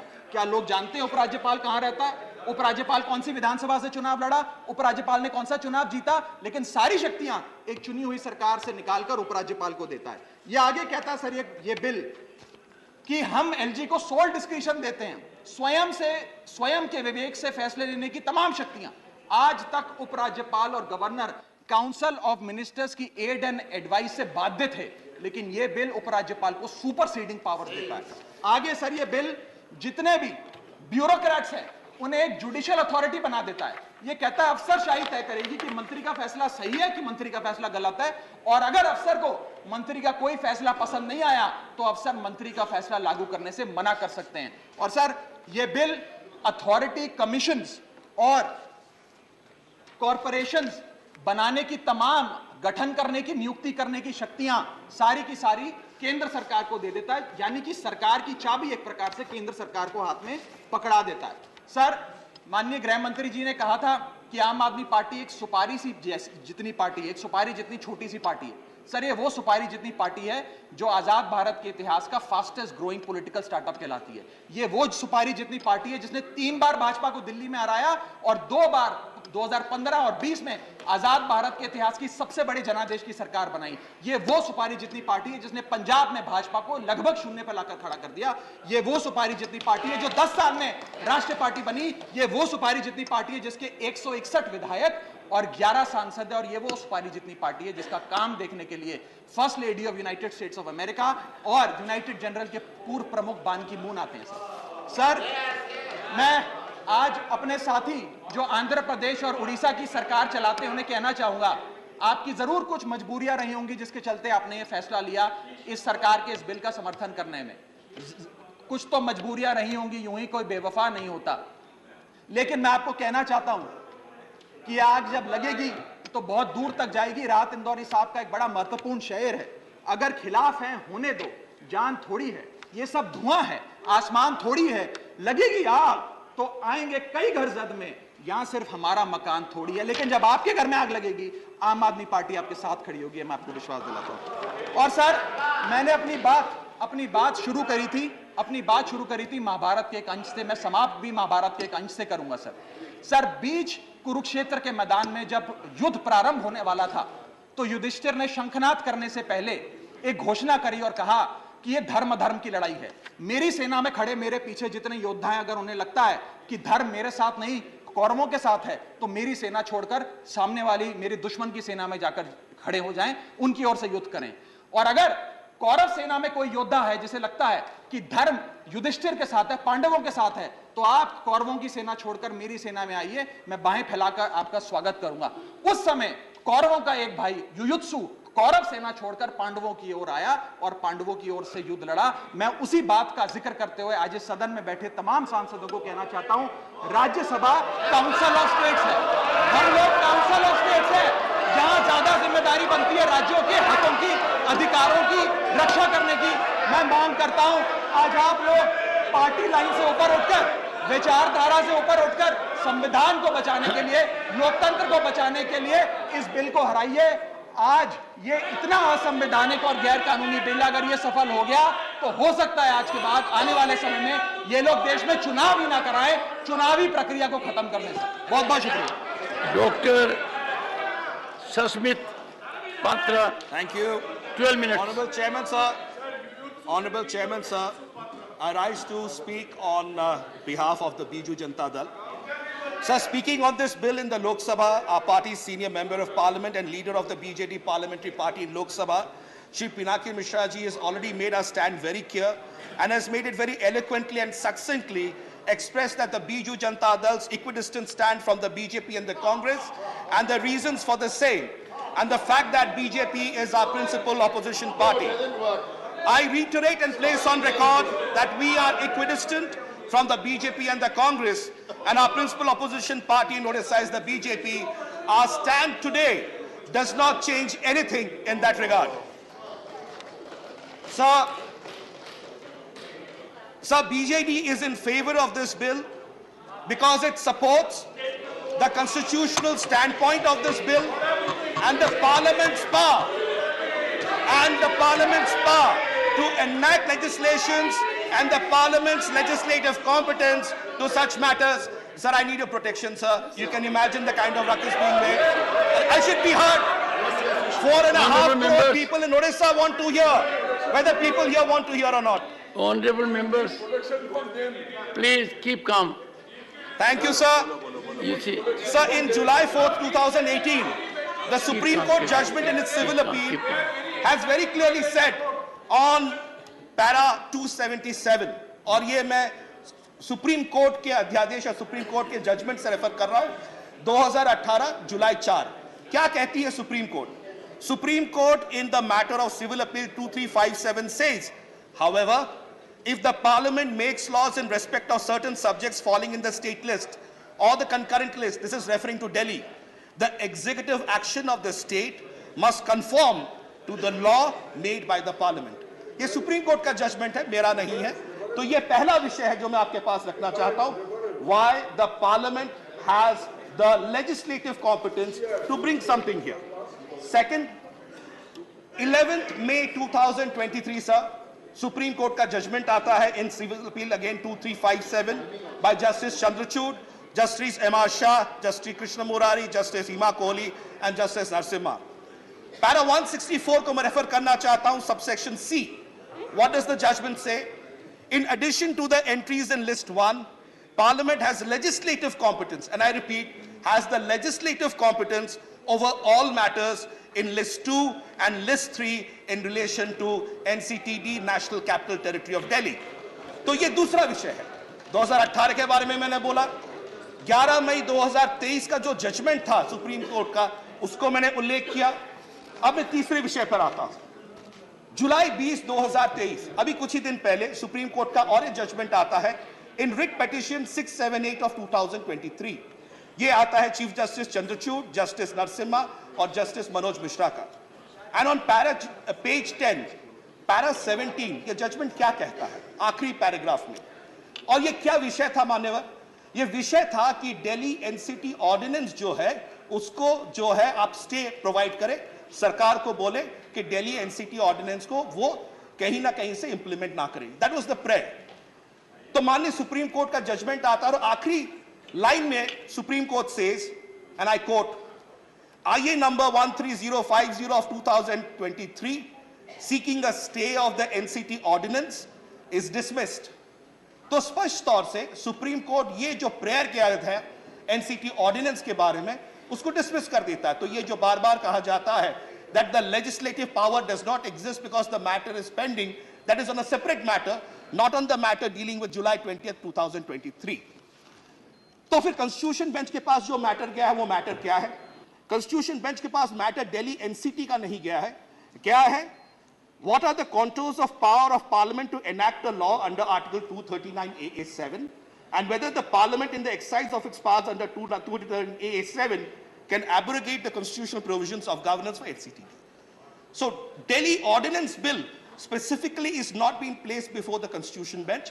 The points of law, जो दो points of law है, वो place किया गया है, ये स्पष्टता होनी चाहिए.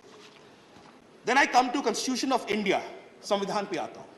2018 जजमेंट ऑफ सुप्रीम कोर्ट मैंने बोला, 11 मई सुप्रीम कोर्ट के बारे में बोला, 20 जुलाई सुप्रीम कोर्ट के बारे में बोला. अब मैं संविधान पे आता हूं. संविधान धारा article 239AA sub clause 3B क्या कहता है मान्यवर? Nothing in subclause A shall derogate from the powers of Parliament under this Constitution to make laws with respect to any matter of a union territory or a part thereof. तो parliament को पूर्ण अधिकार मिलता है कि अगर आप ऐसी कोई भी लॉज आती हैं तो powers of the Parliament cannot be derogated, cannot be declined, cannot be diluted, cannot be taken away from the perspective of the powers to undertake their activity on any matter of a union territory. संविधान कहता है. अब constitution bench क्या कहेगा? That's a secondary issue. Now we come to 239AA, 7A and 7B of the Constitution. मैं आखिरी पड़ाव पे हूं. अब कहा जाता है कि whether the Parliament has the legislative competence. Biju Janata Dal parliament के साथ है, बीजू जनता दल कॉन्स्टिट्यूशन के साथ है, Biju Janata Dal that the Parliament has the legislative competence to undertake such an activity उसके साथ है. So what does the Constitution say? 239AA article clause 7A and 7B. What does 7A say, sir? 7A कहता है Parliament may by law make provisions for giving effect to or supplementing the provisions contained in the foregoing clauses and for all matters therein to or consequential thereto. इसका मतलब क्या है? सारांश बता देता हूं कि पार्लियामेंट के पास तमाम वो पावर्स हैं जिससे कि 239AA जो कि दिल्ली एनसीटी के बारे में है उस पर अपने रूल्स, अपने लॉज कर सकता है. 7B, any such law as is referred to subclause A shall not be deemed to be an amendment of this constitution.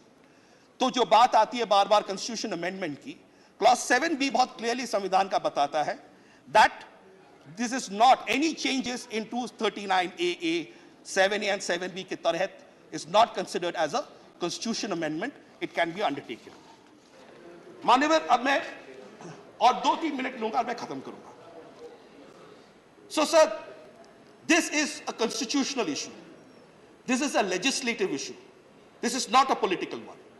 This is an issue which is before the power of the parliament to legislate and its legislative competence. It's not about parties or governments. Sir, किसी ने कहा था, एक बहुत बड़े महापुरुष ने, एक बहुत बड़े लीडर ने, सरकारें आएंगी जाएंगी, पार्टियां बनेंगी बिगड़ेंगी, संविधान रहना चाहिए, इस देश का संविधान, इस देश की सोच रहनी चाहिए. Sir, with these words, and the matter is pending before the court, we will leave it at that. Let the constitution bench come back to it, but that does not take away the legislative competence of the parliament. We will continue our equidistant policy from both the BJP and the Congress, and Biju Janata Dal, led by our leader and Honorable Chief Minister Shri Naveen Patnaik ji, will continue to support the constitutional position and the Parliament's power to enact this piece of legislation. Thank you. Jai Hind. Bande Utkal. Thank you. Manya V. Vijay Sai Reddy. Reddy ji, you have 12 minutes. Please let him speak, please. Thank you. Please. Thank you, Deputy Chairman, sir. No comments while sitting on chair. Sir, I, on behalf of my party and my Chief Minister, Y.S. Jagan Mohan Reddy Garu, raised to support this bill, and I need to respond in this regard while putting forth my arguments, observations. I will have to respond Manu Singhvi ji and also Raghav Chadda ji, who is not seen here. No. Please, no. Sir, the crux of the entire bill has to be understood in the light of the provisions of Article 239AA, as my colleague has pointed out, sir. Sir, 239AA Clause 3 has got 3 subclauses. Subclause A, Subclause B, Subclause C. Sir, Subclause A states, Delhi legislature has got the power to make the laws, insofar as the issues are concerned except public order, law and police. Sir, Subclause B states that Parliament shall have the power to make the laws with respect to any matter of our Delhi, any matter. Sir, the subclause C states that in the event of clash between the Delhi government and the Parliament, the law made by the Parliament shall prevail, and the law made by the Delhi government will become null and void. This is the Constitution clearly provides Parliament an upper hand when it comes to the making laws for Delhi. Therefore, the argument put forth by AAP and also the learned senior advocate Manu Singhvi ji observations are not will not stand before the law, sir. Then coming to the Supreme Court judgment, the second issue which I am dealing with, sir.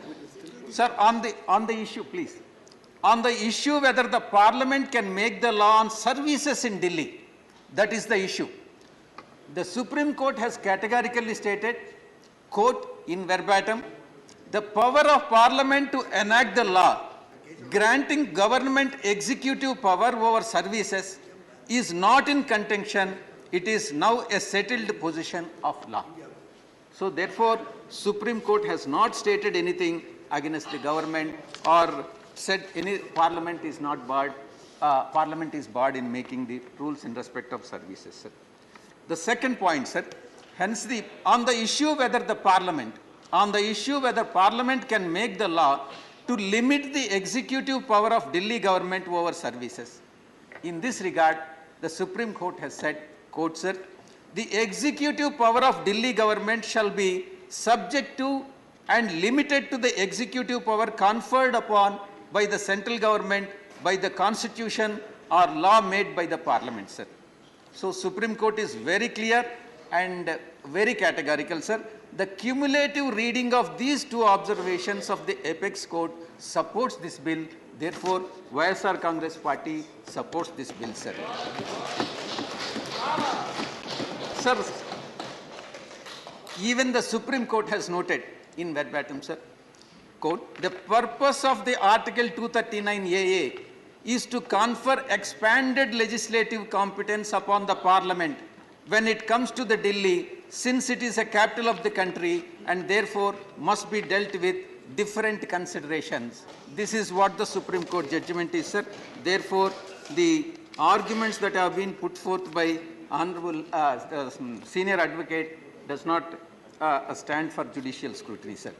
Sir, I'll have to oppose the, I'll have to counter Chaddaji, Raghav Chaddaji, sir. There has been a lot of controversy surrounding the bill, sir. This controversy has been created only by Congress Party, AAP and other supporting parties, that is IA. And it is an attempt to mislead the public for their own selfish political gain, sir. Sir, Deputy Chairman, sir, please listen to me, sir. In fact, the very member of this August House, my friend Raghav Chadda ji has pointed out, sir, he has said, लगेगी आग तो आएंगे कई घर जद में यहाँ हमारा अकेला मकान तोड़े ही हैं. That is what he has said. Sir, I am responding to Raghav Chadda ji. He has also said that certain non-NDA parties are under compulsion and coercion to support this bill. That is what he has stated. Please stop it. ED may come to you also. Don't. Please. Sir, Please, no. Sir, I would like to. No crosstalk, please. I would like to remind Raghav Chadda ji that the fire doesn't start just like that, sir. Fire doesn't start without fuel. It is Aam Aadmi Party which has put the fuel. That is the reason why whole confusion and the entire state of affairs which are prevailing now, sir. I would only advise the honorable member Raghav Chadda ji not to play with the fire, what he has referred to. Not to play with the fire, because the very fire which he has put forth may engulf, he himself may get engulfed in that, sir. Sir, it is clear, it is very clear that if this bill is passed, the Aam Aadmi Party, that is the official name, I have no hesitation to say that it is absolutely anarchy party, AAP. And to put it in Hindi, sir. Sir, no, I will not yield to you. No, sir. Nothing is wrong. The record will be checked. Let them get an opportunity. Whenever they get an opportunity, they can speak. Please take your I will not yield, sir. He is not yielding. I am not yielding. I am not yielding, sir. Please continue your speech. I will put one step forward and say, Tana Shahi Party. That is what they are doing now. Tana Shahi Party, Anarchy Party. What they are doing is that nothing but an anarchy, sir. Please take your Can seat. no longer Delhi for selfish and ulterior motives. Please. Sir, I have to bring to your kind notice. One of the observations made by one of their founder members, sir. Sir, one of the founder members of Aam Aadmi Party, famous personality, has categorically said, he was poet and he was very popular leader also, Kumar Viswas. What did he say? What did he say? Sir, he has made an allegation that the convener of the party, that is Aam Aadmi Party, has supported separatists and collected funds from the separatists for the elections. That is what the state of affairs, sir. Sir, it is not me. It is not me who is saying this. It is the founder member of their party. It is the founder member of their party who has said it. Please, you know, Mani, please. Raghav Chadda ji, Raghav Chadda ji, I will come to you. There are some more issues. माननीय V Vijay Sai Reddy जी, आप जानते हैं माननीय chairman ने कहा जो भी बातें आप कहते हैं उसको सब्सटेंट करना पड़ता है यहाँ पे। जो आप कहते हैं उसकी रिस्पॉन्सिबिलिटी लेनी पड़ेगी। Raghav Chadha has commented on YSRCP. That is the reason why I am responding to him, sir. आपस में कमेंट ना करें, speak on the bill, please. Address it, please. No comment. We won't collect the funds from the separatists. Please. We have not collected the funds from separatists. आपस में comment नहीं, please address the chair. Sir, I will respond to him appropriately, sir. Please. Sir, I would like to know why they need power. Why they need power? Please. Is it to support the separatists? Is it to support? Is it to support the anti-nationals? They require power.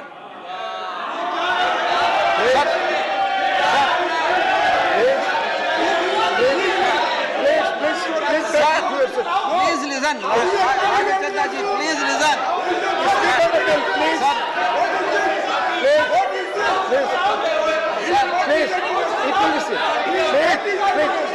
Raghav Chadha ji, back to your seat.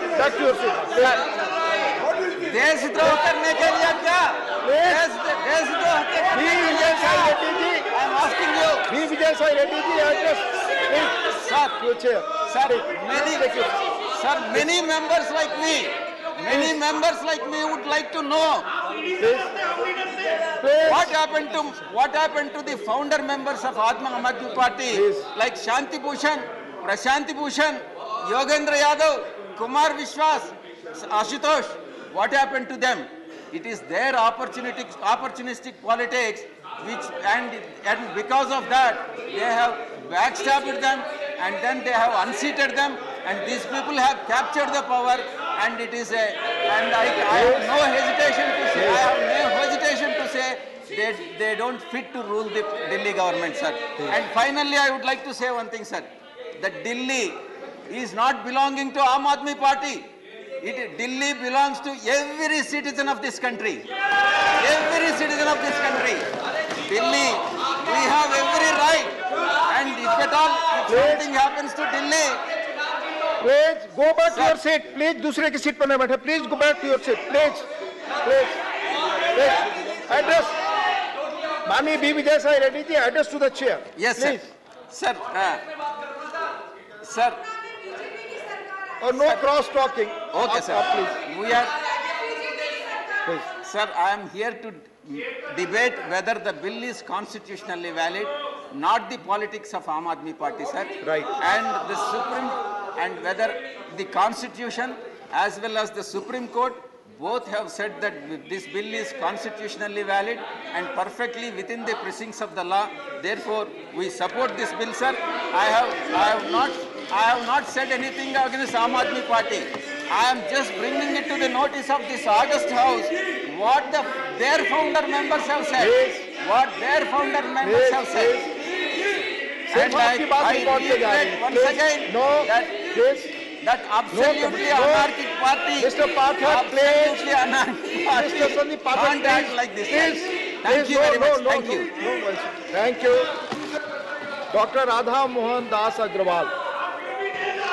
माननीय उपसभापति महोदय, मैं दिल्ली राजधानी राष्ट्रीय राज्य क्षेत्र शासन संशोधन विधेयक 2023 के समर्थन में बोलने खड़ा हुआ।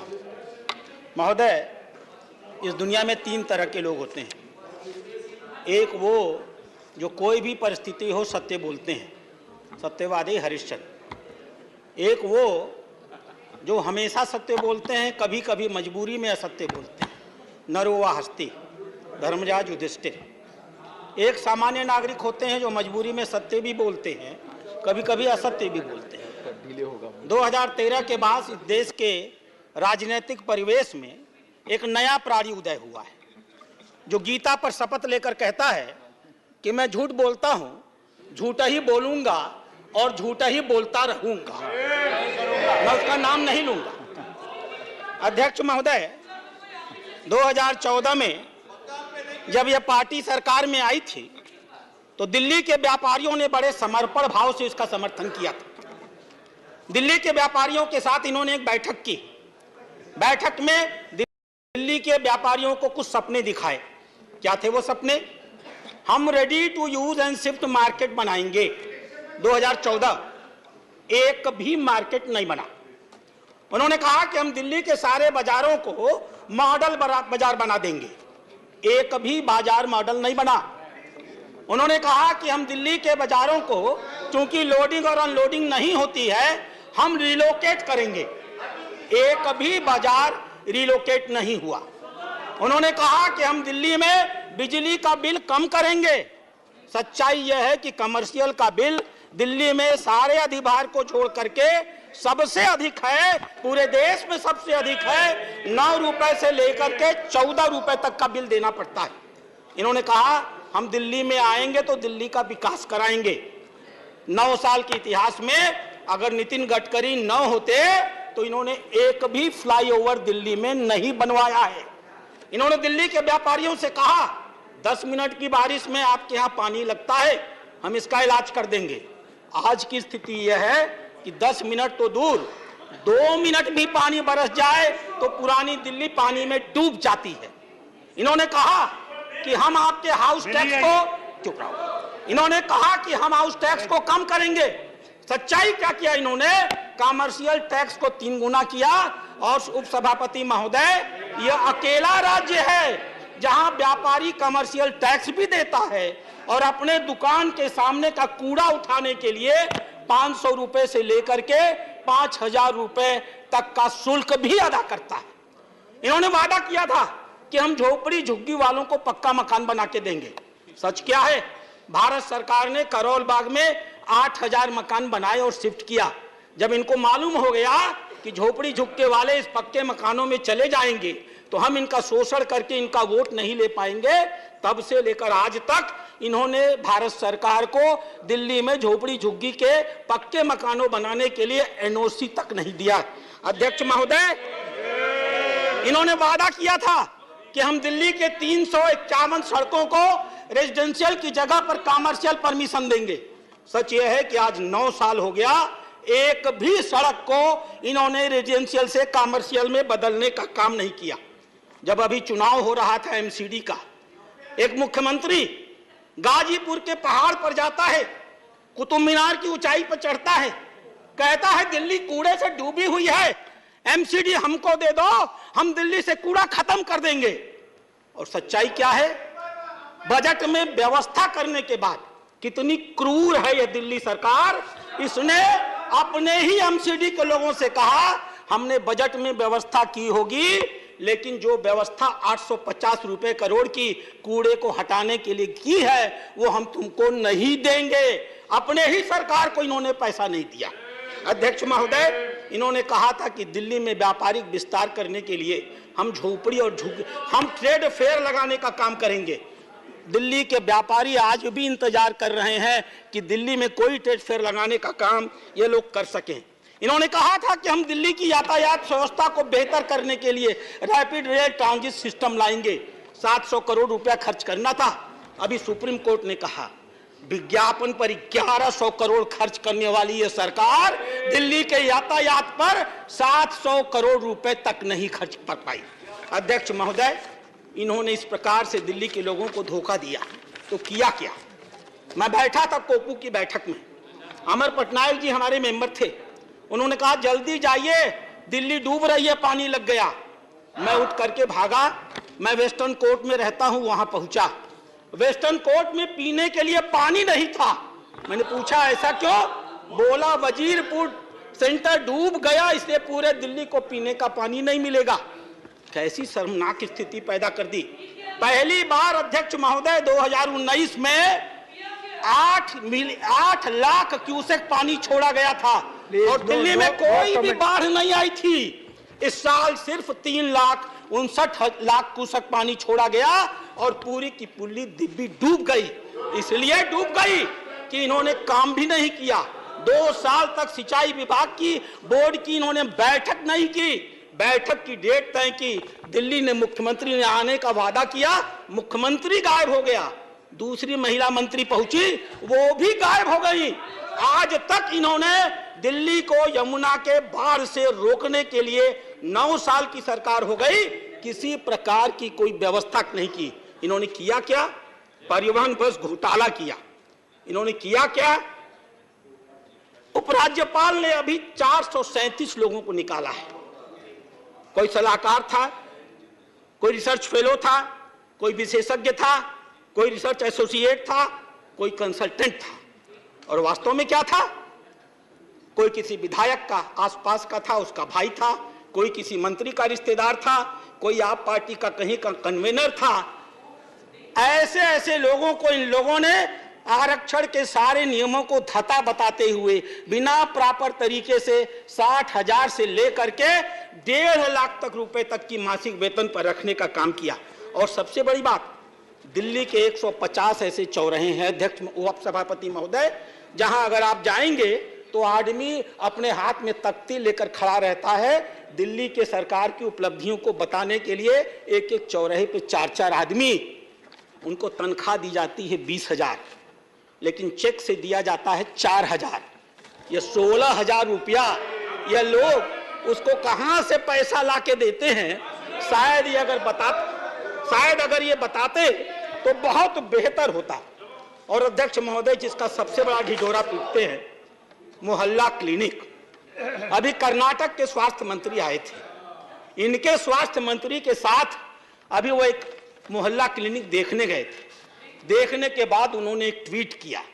वो ट्वीट आज भी उस मंत्री के ट्विटर हैंडल पर मौजूद है।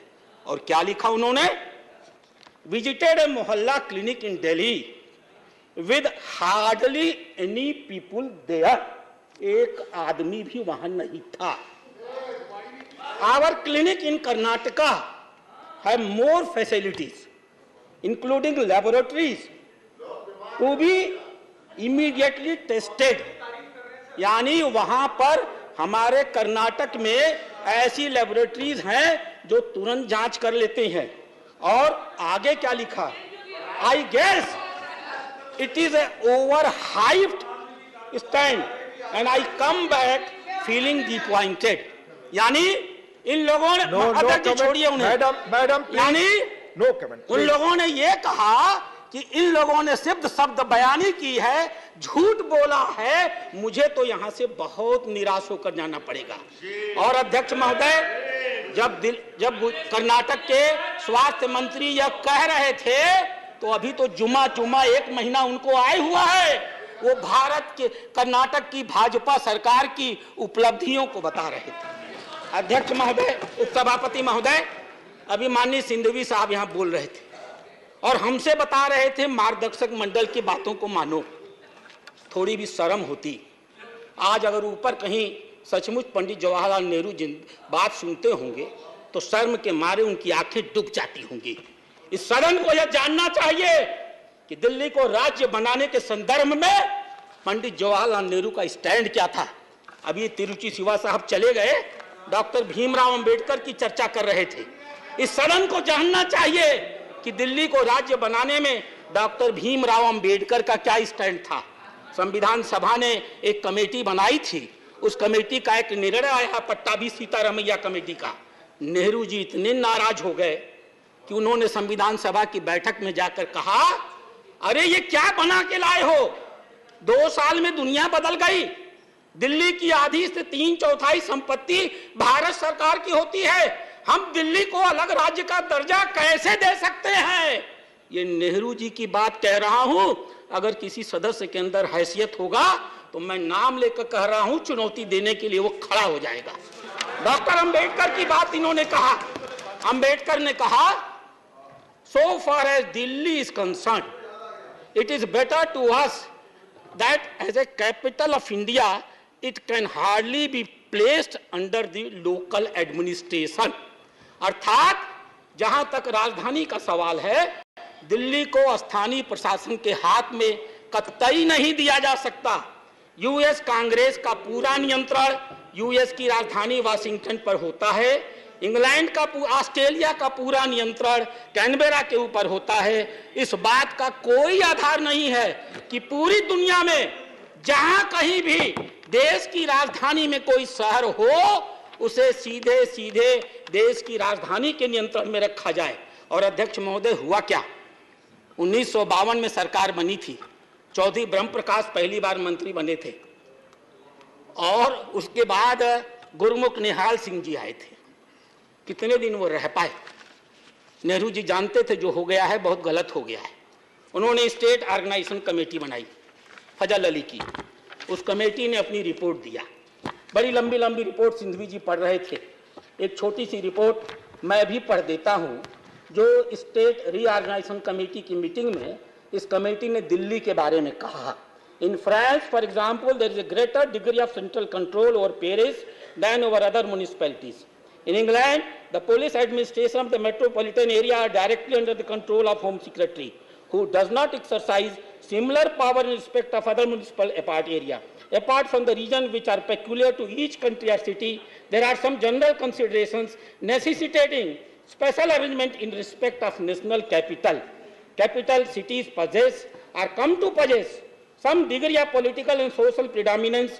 They are seat of national government. They are seat of national government. Any constitutional division of the power, if it is applicable to the unit functioning in the seats of national government, it is bound to give rise to embarrassing situation. और 1956 की इस report को आने के बाद हम आभारी होंगे इस देश के प्रधानमंत्री का, चाहे जो भी नाम।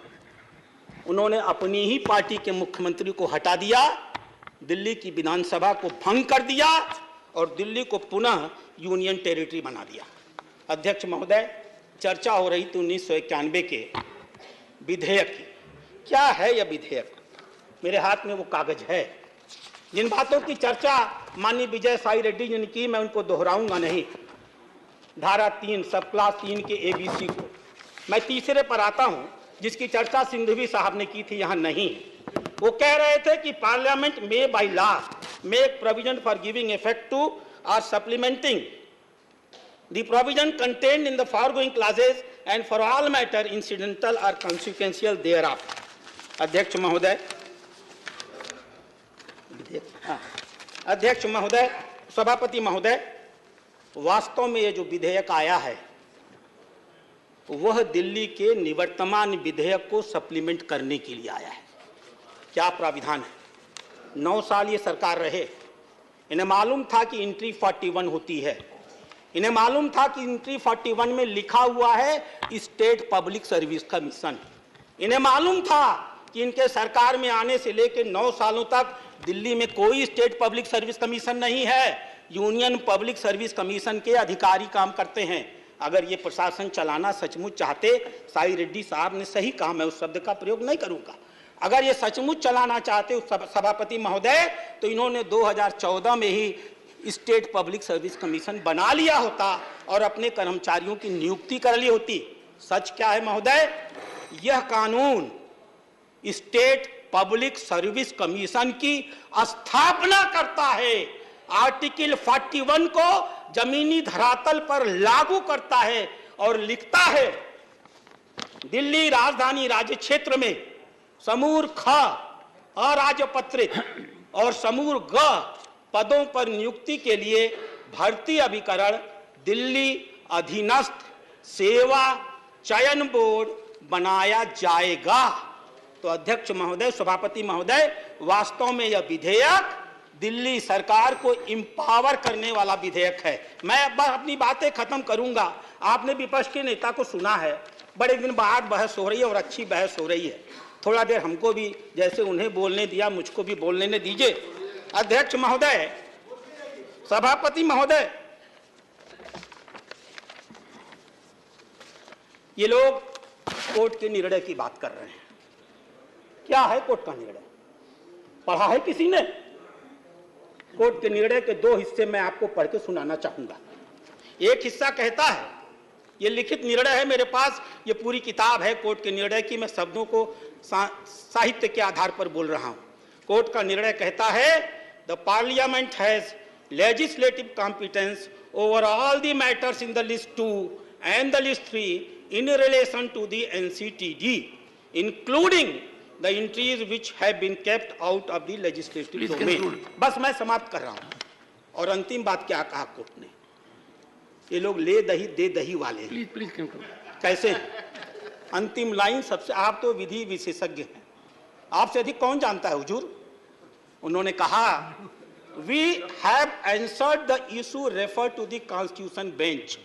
हमको एक इशू रेफर किया गया है, हमने उसका जवाब दे दिया। बाय द ऑर्डर डेटेड 6 मई 2022, 6 मई 2022 को हमें एक इशू रेफर किया गया था, हमने उसका जवाब दे दिया। The registry shall place the paper of this appeal before the regular bench for disposal. यानी डिस्पोजल करने के लिए माननीय उच्च न्यायालय के इस निर्णय को आप जानते हैं सभापति महोदय, इसे रेगुलर बेंच में जाना था और वहां का निर्णय आना था, लेकिन यह रात में अधिकारियों के घर में घुसना, उनके यहाँ लाठी पोठी चलाना, अधिकारियों को मारना, सतर्कता विभाग के कागज निकालना। मैं खाली एक चीज जानना चाहता हूं, उन कागजों में था क्या जिसको ये निकाल के लाना चाहते? मैं धन्यवाद देता हूं इन लोगों को। अध्यक्ष महोदय, खुल चुकी है इनकी कलियत, जान चुके हैं दिल्ली के लोग, और आने दीजिए लोकसभा का चुनाव। ये दो मिल गए हैं जो आपस में ना, ये हमको समझाना चाहते हैं आत्मा की आवाज। ये हम भाजपा के लोग हैं, सिद्धांत से जीते हैं, आपकी तरह अवसरवादी नहीं है कि कल एक दूसरे को गाली देते हैं। कितनी शर्मिंदगी होती है।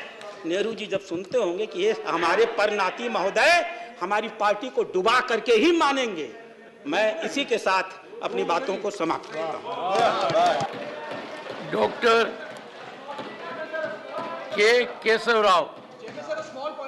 No sir, doctor K Keshav Rao, doctor K Keshav Rao, doctor K Keshav Rao, please. Thank you, sir. I stand disadvantaged. Coming in the serial of some 8 or 9, whatever I had to talk has already been taken over by Mr. Sanghvi and also Sukhendu. So I don't want to repeat what exactly the Supreme Court has said, what the Supreme Court judgment has said, and how to analyze it, and to tell you that what you have done, we are not at crossroads, we are at crossroads. Please, you understand, I am taking this serious. I am taking it in new plank, sir, because I don't want to repeat whatever has been said by Sukhendu and also Mr. Singhvi. What they said is right. It is a fraud played on the Constitution, this ordinance, and it is absolutely with a mollified intention they have done. I understand your concern also, sir, because Sukhendu was talking that you had a sardonic smile on your face. It's only because I know this House has all the right to take any legislation it wants. That is your stand, has been the day you took over as the Vice Chairman. But at the same time, its limitations also have to be understood. So that is why I will not take a stand on that. But I will only tell my friend here that we are not discussing the CBI, or we are not talking about any criminal law here.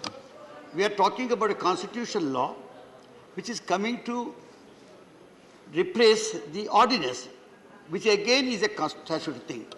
When we oppose it, it is called statutory resolution. We don't oppose it because we are opposing in a debate. We oppose the bill here in the ordinance bill as statutory. I don't know why Congress was so much worried when our Sai Reddy was speaking. Everybody has these compulsions, and Sai Reddy's compulsions you will never understand. So please understand the compulsions of each one. As you said, everybody, the compulsions include many things. I don't want to go into them. So politically we take a stand. But anyhow, sir, we have... I am always with Constitution, sir, with this party or that party. I have resigned as a CWS member, I have resigned as Congress. Sir, Lok Sabha has discussed this in detail. And the debate yesterday was very informative and erudite. Because I am not trying to take what Mr. Singhvi or Sukhendu has said, I would like to take the entire debate with a different flag, which you will appreciate, sir. But before doing that, let me also quote what the Home Minister has said in the Lok Sabha yesterday. He was surprised how all of them came together when they were not together at all. He was worried about this grouping. Let me tell you, I am not part of India. I am udhar bol raha hu. I am not part of INDIA. But at the same time, when our nation is threatened, When there is a threat on the border, all of us join together to face the enemy. Like that, today I have an enemy in somebody who is trying to subvert Constitution. This subversion, I am against that. I stand against you because it is the Constitution that matters, not your politics. Unfortunately, the speeches that are being made, the debate that was involving itself into, was all about politics. One blaming the other. That is not the question. Today, right before you is something. And I would say, yesterday, while the debate was very good in the Lok Sabha, a suggestion, not a suggestion, a remark came from the one party, a recognized, known legal brain, Mr. Pinaki Mishra, who said he stood a very stout defense for you. He defended the ordinance, but at the same time he said, when it comes to the basic issue of the ordinance, when it comes to services, and when the Supreme Court sees the fit, I don't think we should rush through it, and we should wait for another few days. This is what exactly a constitutionalist should do. Sir, I am trying to tell you what my view is. What Patra also agrees, that is, it is not keeping the equidistance. It is appreciating the constitutional point. Yes. What Pinaki was saying yesterday was, Pinaki Mishra was saying yesterday was, we are not sure of what is happening, and the Supreme Court is absolutely against the particular bill, and hence let us wait before I possible. Sir, anyhow, sir, as I said, we all join together. The entire opposition is one when something serious of this nature happens. Sir, yesterday the Home Minister in the Lok Sabha, please, he was building a narrative. Not only he, his articulate minister, one of the ministers of state, was building a narrative against the Kejriwal. It was not against Aap. They were taking the Kejriwal's names, Shahenshah, some Sheesh Mahal, or this, somebody, even here also. But if somebody is really corrupt, if you are building a narrative for corruption of a state, you have a right. You are Home Minister of that country. Instead of that, why are you meddling with the Constitution of India? You do that now. That is what we are waiting. That is what the members here said. Even if you are removing the state. Dr. Keshav. Even if you are removing the state. Dr. Keshav. Take it, sir. Through me. Yes, Dr. So, I will reflect everything the other side. Yeah, so. I am a good reflector. So I don't know why Kejriwal should shake the BJP or the parliament so much. I never knew that he was that powerful man, that his corruption has made you pass constitutional amendment bills.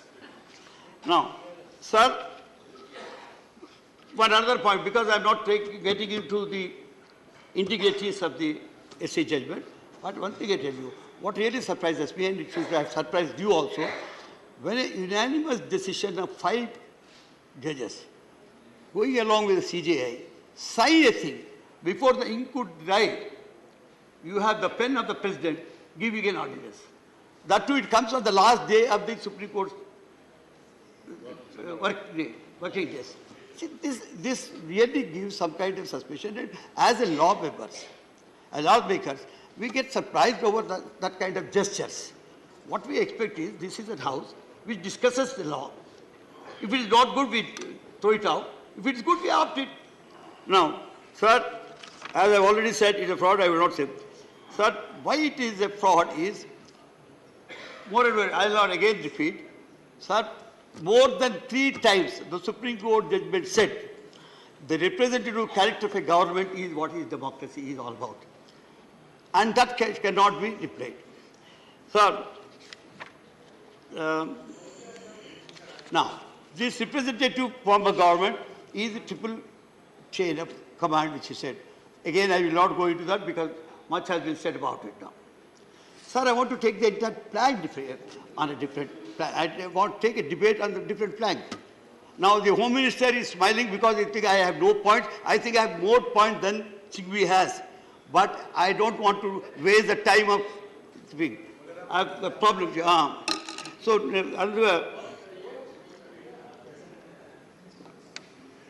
sir, I don't want to recollect or remind you of the Americans and the Supreme Court judgment. But when you read them together, in conjecture, you would understand what is exactly the constitutional morality is. I'll not able. So without constitutional morality, dharma can never be established. Constitution is our dharma. So without morality, that cannot be established. Sir, where are we leading to by giving all these kind of things? Before that, I also have to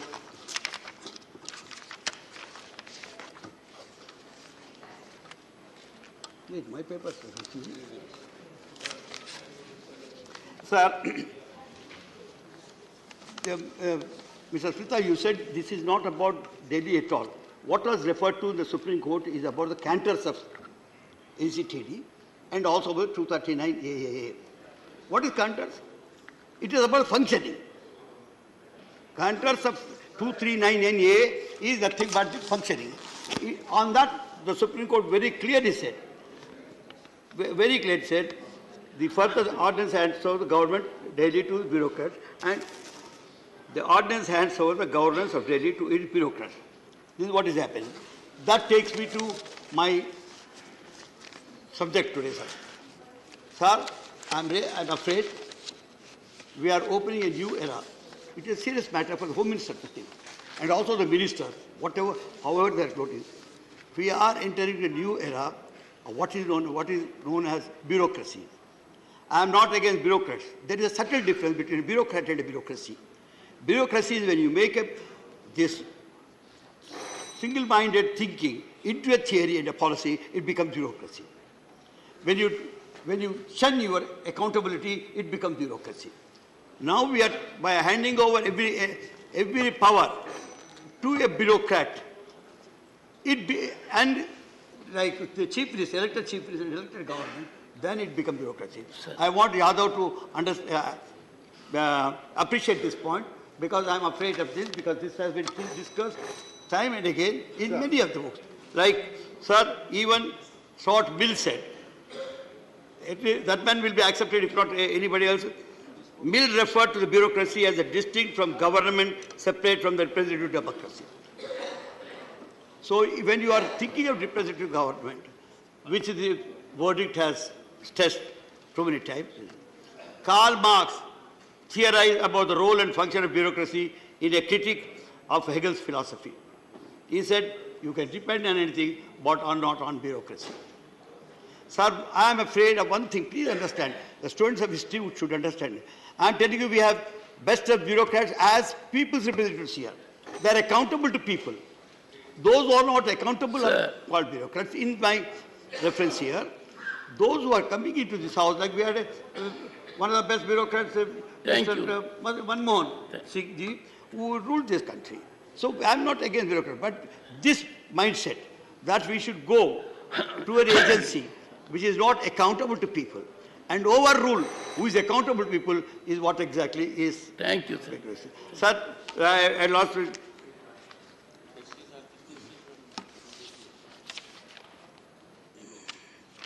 Sir, I am putting, but I will not take the names, but I have Mill and Wilson, Woodrow Wilson, and one answer to this problem is to say that bureaucracy has no place in all real democracy. Sir, time is over. So, yes, sir, you would appreciate, I would give a last sentence.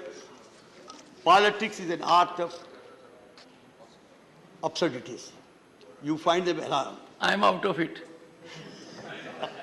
But you wrongly diagnose it and give a wrong remedy. That is what exactly is saying. Let us think this is, again, Groucho Marx, the great American writer. So with this, I'll tell you, let us not, in our temptation, open the gates for a new agency to take over the representative character of this country, because we have seen, we have come long way from monarchy to autocracy to aristocracy to democracy and republic, and now the new word used by Supreme Court is representative government.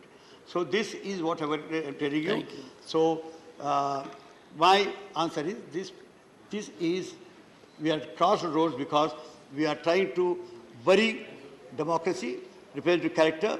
We are disregarding the representative character, and this bill has to be opposed by everybody who has some kind of a regard for democracy or representative. Thank you. Dr. Keshav, I am grateful. You have taken to paper glass because he sought my permission to have a glass of water. I said, don't have steel, don't have glass, have only paper glass. Thank you. Message from Lok Sabha, Secretary General. Sir, with your kind permission, I rise to report that the Lok Sabha at its sitting held on 7th August 2023 passed the Digital Personal Data Protection Bill 2023. I lay a copy of the said bill on the table. Professor Manoj Kumar Jha, 9 minutes. Ji sir, वाकिफ हूँ। शुक्रिया sir, बिल्कुल शुक्रिया सभापति महोदय। एक छोटी कहानी से शुरू करना चाहता हूँ। हमारे विश्वविद्यालय में एक शिक्षक थे, वो कह रहे थे कि एक सेठ थे राजस्थान में, अचानक सांप सांप चिल्लाने लगे। तो लोग आए, बोले क्या हुआ? बोला देखो सांप अभी पेट पर से चल के चला गया। बोले काटा तो नहीं ना? बोला नहीं काटा नहीं, रास्ता देख गया है। So when I rise today, Professor, this is my court. Everyone in the house knows. Not of your university. Sir, ये तो मैंने कहा है. Sir, I would want all of you to give me uninterrupted time. I'll not speak anything which is going to prick you or disturb your rhythm. What I wanted to say, sir, असल में कई वर्ष पूर्व भी देखा इस देश में, आज भी देख रहे हैं। जब बहुत बड़ी सत्ता आती है ना, तो कई ख्यालात आते हैं। कुछ अच्छे होते हैं और कुछ लगता है जिसको हम कहते हैं लोएस्ट हैंगिंग फ्रूट। मैं और मेरी सीनियर कलीग जया जी, हम लोग बात कर रहे थे, इतने पावर का करोगे क्या? कम है क्या? इतने राज्यों में सरकार है, केंद्र में सरकार है, 303 का बहुमत है। उसके बावजूद अगर किसी निर्वाचित सरकार को लेकर के ये आपकी प्रणाली हो, कार्य प्रणाली हो, जहां की सुप्रीम को 11 मई को सुप्रीम कोर्ट का ऑब्जर्वेशन हुआ, मेरे कई कलीग कह चुके हैं। संभवतः हमारी सरकार ने सोचा होगा कि वेकेशन में जाने से पूर्व उनको कुछ ऐसा पकड़ा दो कि अवकाश में भी वो सोचते रहे इसके बारे में। तो उन्होंने 19 मई को ये ऑर्डिनेंस लेकर के आए। तो अब जजों का काम था कि इस पर लगातार सोचते रहे। सर, इससे पहले कि मोटा मोटी कुछ बिंदु पे मैं आऊं, मेरे कुछ साथी वो जिन्होंने लोकसभा में वोट किया है, most likely they will do the same here. हालांकि लोकसभा के बारे में मैं जिक्र नहीं करना चाहता था, माननीय सभापति महोदय, डाइवर्सिटी शब्द का आप बहुत जिक्र करते हैं, हम सब उसमें रिजॉइस करते हैं, हमारी प्राइड है वो। लेकिन एक मंत्री महोदया डाइवर्सिटी बोलते बोलते बोल गई कि इंडिया इज कॉम्प्लिकेटेड। सर, बचपन से लेकर आज तक इंडिया कॉम्प्लिकेटेड नहीं लगा कभी। ये रिकॉर्ड में है पार्लियामेंट के, इसलिए मेरी चिंता है। इंडिया कॉम्प्लिकेटेड नहीं है सर, बड़ा सहज स्वभाव है इंडिया का, महासागर वाला है सर, सब कुछ समा जाता है, मजहब हो, धर्म हो, जाति हो, कौम हो, कोई हो। लेकिन इसको जब तालाब बनाने की आप कोशिश करते हैं तो महासागर तालाब नहीं बनना चाहता। सब फॉर ऑल दोज फ्रेंड्स, बड़ी अच्छी अच्छी बात कही, equi distance. Sir, equi distance का मतलब होता है न्यूट्रलिटी। जब चूहे की पूंछ पे हाथी का पांव पड़ा हो तो न्यूट्रलिटी उस चूहे से पूछिए कि उसको कैसा लग रहा है। तो मैं समझता हूं, इसलिए सर एक शेर अर्ज किया है, आज बड़े शेर पढ़े गए हैं, सुधांशु जी ने पढ़ा, तो मैं भी एक अर्ज करता हूं सर। ये पड़ोस के मुल्क से आया है। तुम तकल्लुफ को भी इखलास समझते हो फराज, तुम तकल्लुफ को भी इखलास मतलब ट्रू फ्रेंडशिप, तुम तकल्लुफ को भी इखलास समझते हो फराज। दोस्त होता नहीं है हर कोई हाथ मिलाने वाला, आपकी पेशे नजर है जी। तो मैं ये कहना चाह रहा था sir, at a historical juncture एक चीज और मुझे बड़ी अच्छी लगी। उस दिन हमारे माननीय गृह मंत्री जी ने जवाहरलाल नेहरू जी को कोट किया।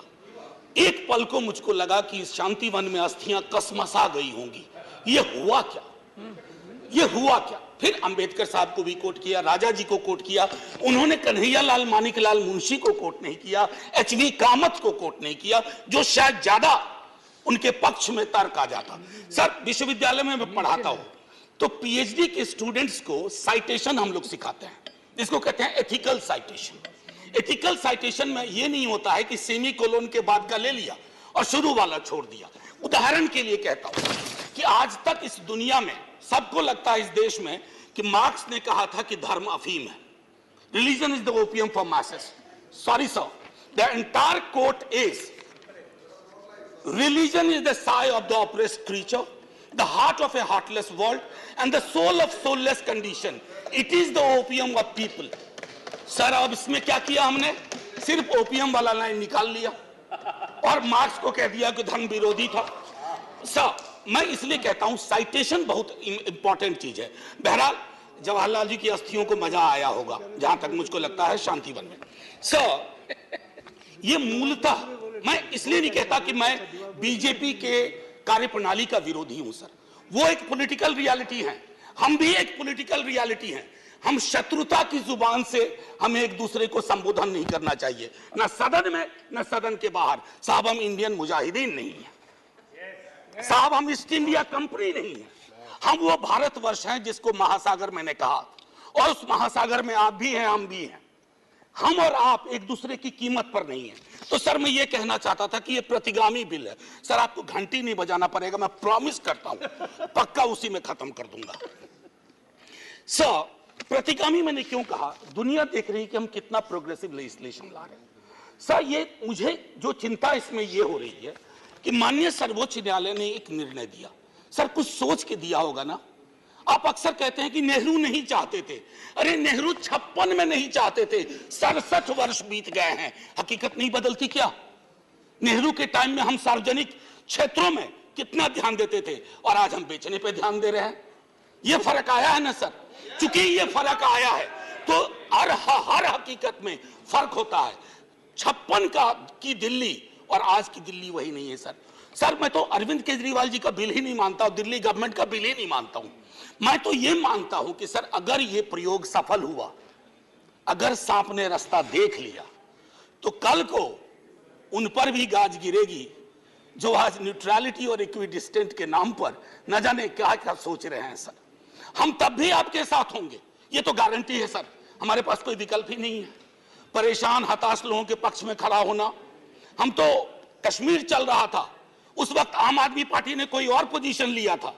आज उनको समझ में आ रहा होगा कि क्यों उस वक्त वो पोजीशन लिया, और आज मैं ये कह रहा हूं कि कल को किसी राज्य के साथ होगा, हम आपके साथ होंगे। सर,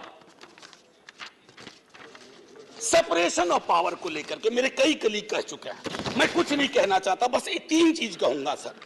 अगर ब्यूरोक्रेट्स मिनिस्टर को उत्तरदायी नहीं है सर, ये अराजकता को जन्म नहीं देगी क्या? मैं दिल्ली की जनता, अगर मैं दिल्ली सरकार हूं, मैं दिल्ली की जनता के लिए उत्तरदायी हूं। जैसे राघव कह रहे थे, अगर कोई विसंगति कहीं आती है, एलजी साहब के पास जाऊं सर, वो चुनाव जीते। हालांकि मैं जानता हूं कि इस देश में गवर्नर्स और लेफ्टिनेंट गवर्नर्स की भूमिका में विस्तार हो गया, अब तो वो राज्यों के नाम बदल दे रहे हैं। सर, आपकी मुस्कुराहट इंगित कर रही है कुछ। मैं ये कहना चाह रहा था सर, और मैं समझता हूं कि ये बात मैं कह करके, और 239AA के बारे में जो बातें कही गई हैं, मैं उसको दोहराना नहीं चाहता। सिर्फ मैं एक चीज पे आऊंगा, कोरम। सर, ये कमाल का कोरम हुआ, 3 में से 2 होंगे। मुख्यमंत्री बेचारा चेयरमैन है, बहुत अच्छी बात कही उन्होंने, चेयरमैन विदाउट चेयर। मुख्यमंत्री चेयरमैन है, वो अगर 2 मिनट लेट भी पहुंचेंगे तो कोरम डिसाइड कर लेगा क्या करना है दिल्ली के लिए। Sir, it is not quorum. It is actually an instrument to decimate the very idea of elected government. Sir, sir घंटी नोट हो जाइए, केशव राव जी की श्रेणी में 1.5-2 मिनट और ले लूंगा। सर, एक सोल डिस्क्रिशन का मामला आया है, सोल डिस्क्रिशन, और ये मैं आग्रह करूंगा माननीय गृह मंत्री जी से, हमारी महामहिम राष्ट्रपति के लिए भी जो संदर्भ आते हैं ना, to aid and advice of the cabinet or the ministry, sir, उनका भी सोल डिस्क्रिशन नहीं होता है। ये तो एक तरह से मुझे सोललेस डिस्क्रिशन दिख रहा है, आत्मा विहीन डिस्क्रिशन। सर ये उसमें नहीं फिट बैठता है। सर एक और चीज,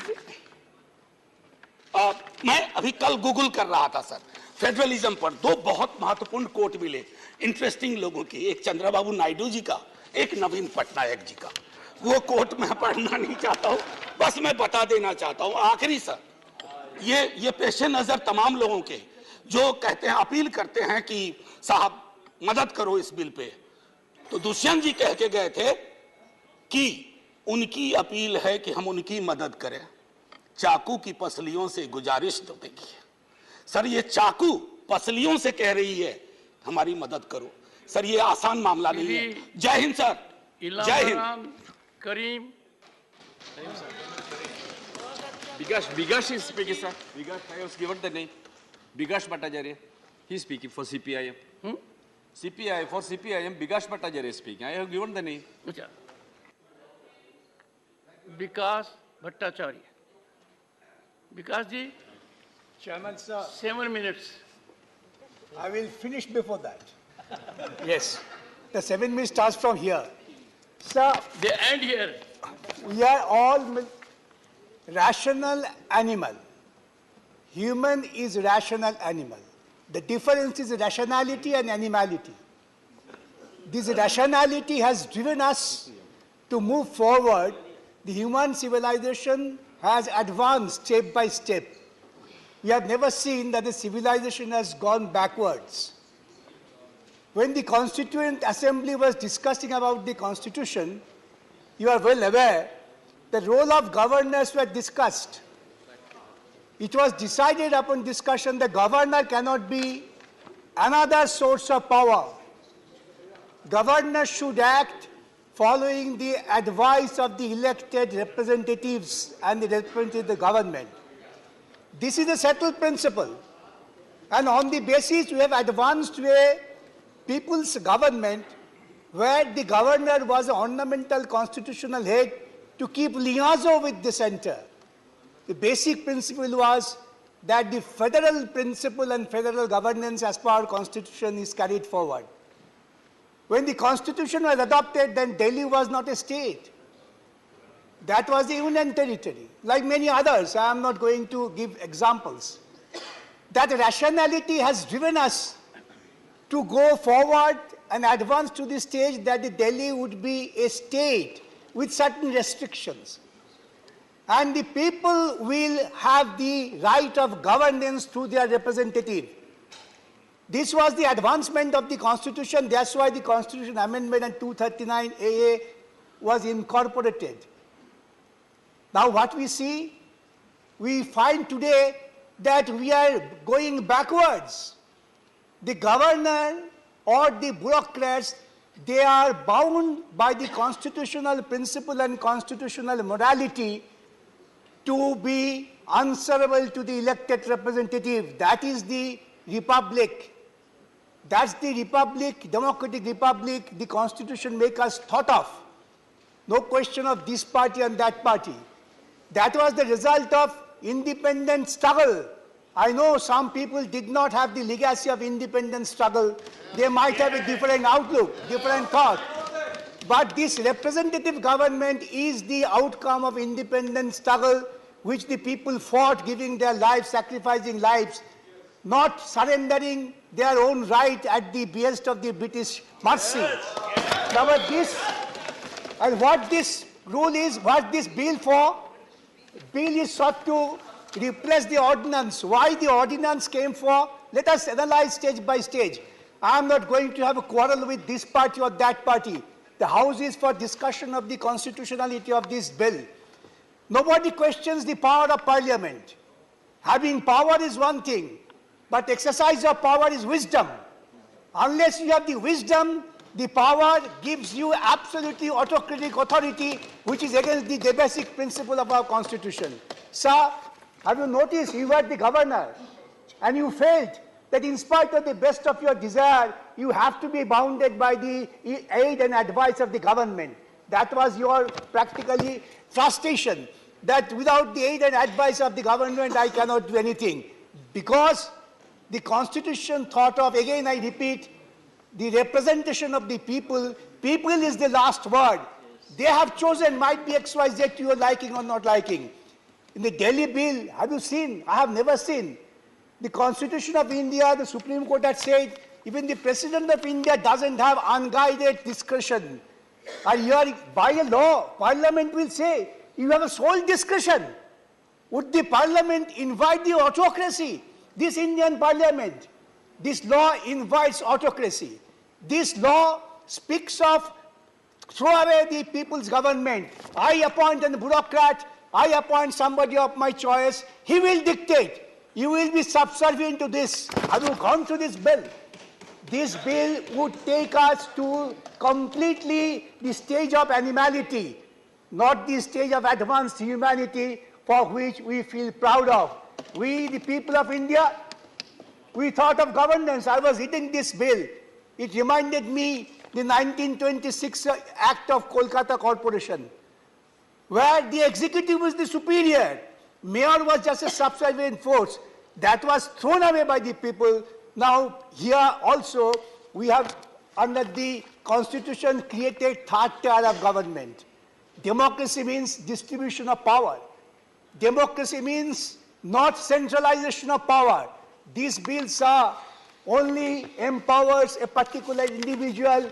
He might be a wise man, but maximum power without any guidance would lead him to an autocrat, not less than the Hitlerite autocracy, which will take us to a doom. I have already submitted. Here, everybody has said, the Chief Minister is nothing but a puppet. Puppet of whom? The bureaucrats. Bureaucrats will dictate and Chief Ministers to follow. Is this the way you respect the constitutional principle and morality? Here the bill says, and in fact, this bill is total amber, reading through the clauses, abdication of the governance by the people's representative. I would request all, don't be guided by your petty political feeling.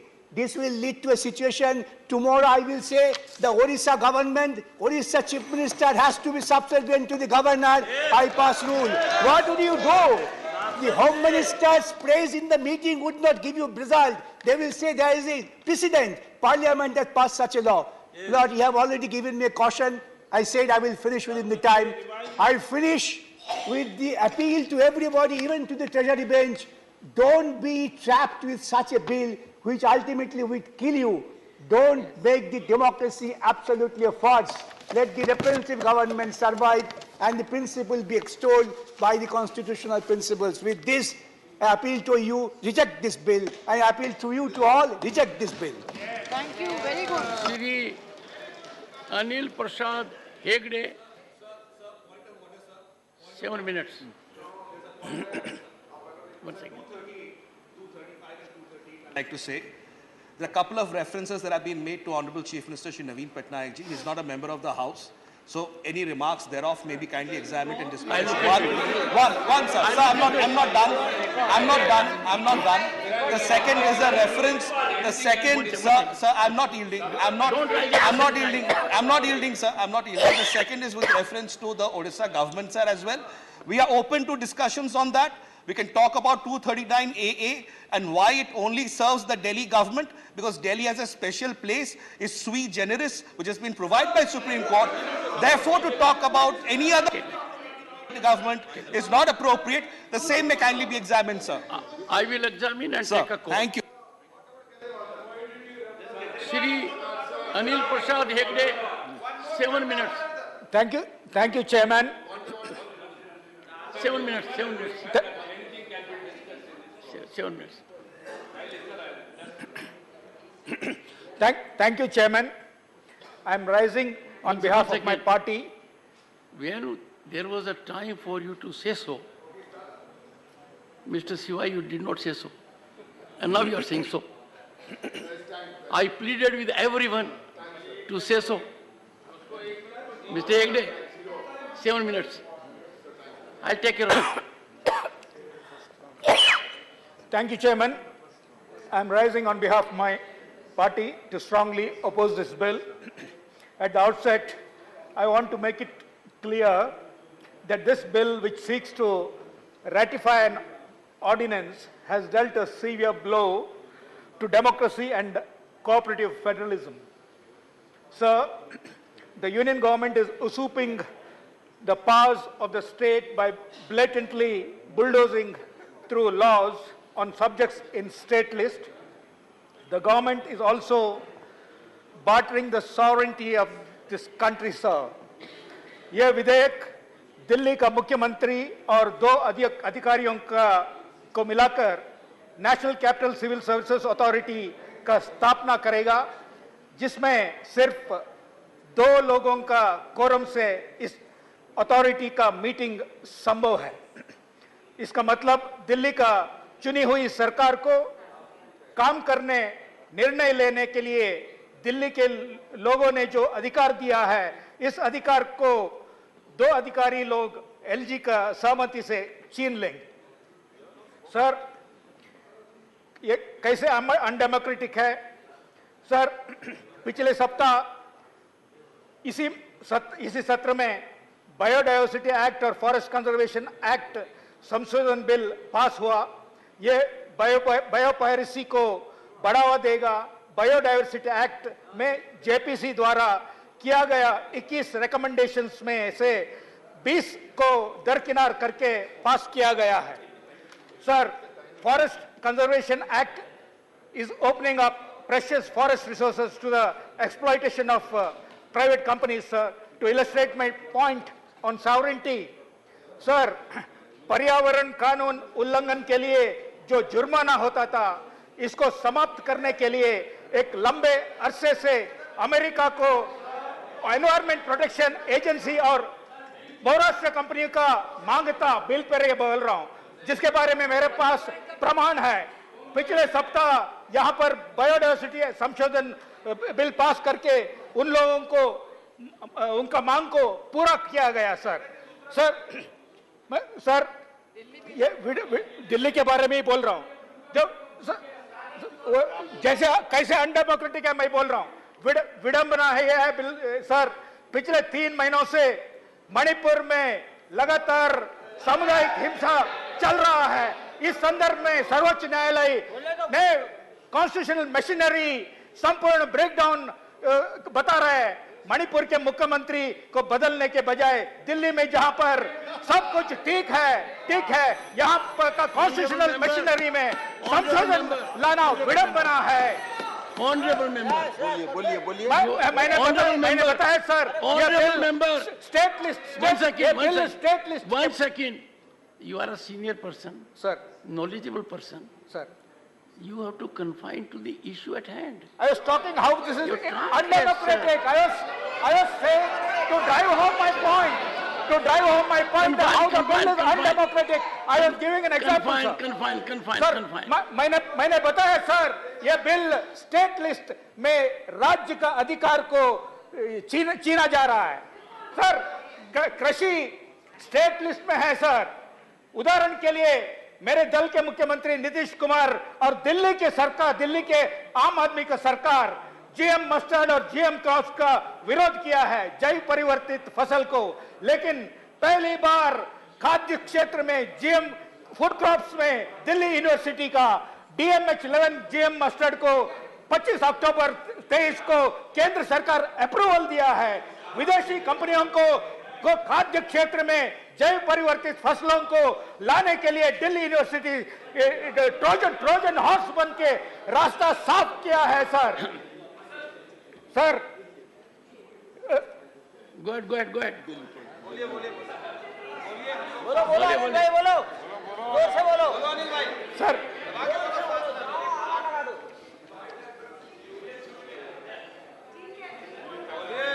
अरे चलो आगे चलो। So 1 minute,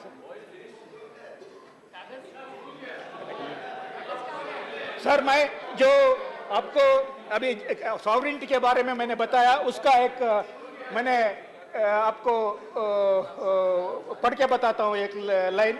sir, ये US का environment protection agency का जो वहाँ का बराबर है, जो मिनिस्ट्री का बराबर है, ये बताता है कि this dialogue should be preceded by an analysis to be developed by EPA of India's current and relevant statutory provisions with a discussion of these interpretations and application in civil cases as well as specific recommended changes in the constitution. देश का संविधान में को बदलने के लिए America हमको कह रहे हैं सर, और environmental statutes, regulation that are necessary to establish civil judicial authorities. Sir, मैं इस बिल को मेरे पार्टी विरोध करता है सर। श्री जोश के money 4 minutes. 4 minutes. Thank you, sir. I raise to oppose strongly the Government of National Capital Territory of Delhi Amendment Bill 2023. As said by my colleagues, it is anti-democratic, anti-federal, and it is aimed to distract the proper functioning of the democratically elected government of Delhi. When you talk about democracy, it is centered around the other people. It is made for the people. But this bill is formulated by the bureaucrats, of the bureaucrats, and for the union government, which means the people are eliminated and the essence of democracy is vanished. Yes. The bill is nothing short of a disgraceful attempt to snatch the power from the hands of the people. The way the ordinance was sneaked in without any valid justification is nothing short of the abuse of power. Very bad. What is the objective of this bill? What is the emergency of passing or creating the ordinance? It is only a politically motive gain. The bill undermining the very essence of parliamentary democracy and the right of its citizen. It undermines the state's right and authority, turning Delhi into a mere puppet under the central government control. Yes, sir. The provision of the Honorable LG's sole discretion on matters recommended by the National Capital Civil Service Authority is a cruel joke on the concept of autonomy and self-governance. The bill is another betrayal of our democracy and federal system. So the bill is a systematic death blow to the democracy, is what achieved by this legislation. The central government, with the majority which they gained by decisive strategy, is now chopping the branch they sit. So we can cite a number of cases like, to establish this newly, the various bill which is passed in the parliament, the multi-cooperative society bill, the agriculture bill, and also the intruding upon the sovereign domain of the state and so on. All these are trying to crush the federal system of our country. Exactly. The bill also adds to the list of actions undermining the federalism in the country. Basically, we understand that BJP is not able to get the power of the state of Delhi from the people of Delhi democratically, that is through election. Hence, they are trying to curb the powers of the state government. The only question is, if BJP was in power in Delhi, would they accept this bill? I am sure that they will never ever think of it. Let me conclude by saying this bill and the ordinance is an insult to the spirit of the nation. This legislation I will vehemently oppose until justice prevails. Thank you. Shri Abdul Wahab, 4 minutes. Shri Abdul Wahab, not present. Shri P. Chidambaram, Shri P. Chidambaram, not present.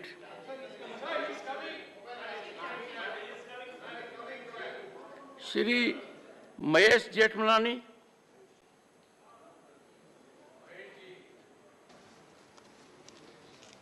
Honorable Chairman, I rise to support this very, very important bill.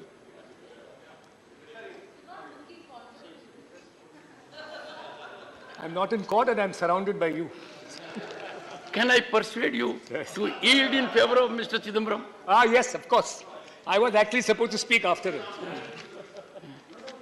No, no. Call has been taken by the chair. Shri P. Chidambaram. I'm just looking for the time. 9 minutes.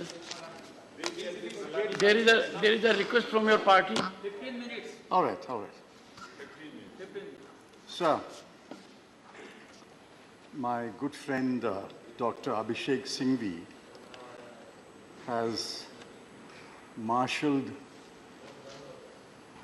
the legal arguments and placed the facts before this House and appeal to them, appeal to the House and appeal to the Treasury benches not to proceed with this bill because this bill is unconstitutional. Now, I can understand the full-throated support given by the BJP. But what I do not understand is the half-hearted support extended by two of my learned friends representing the BJD and the YRCP.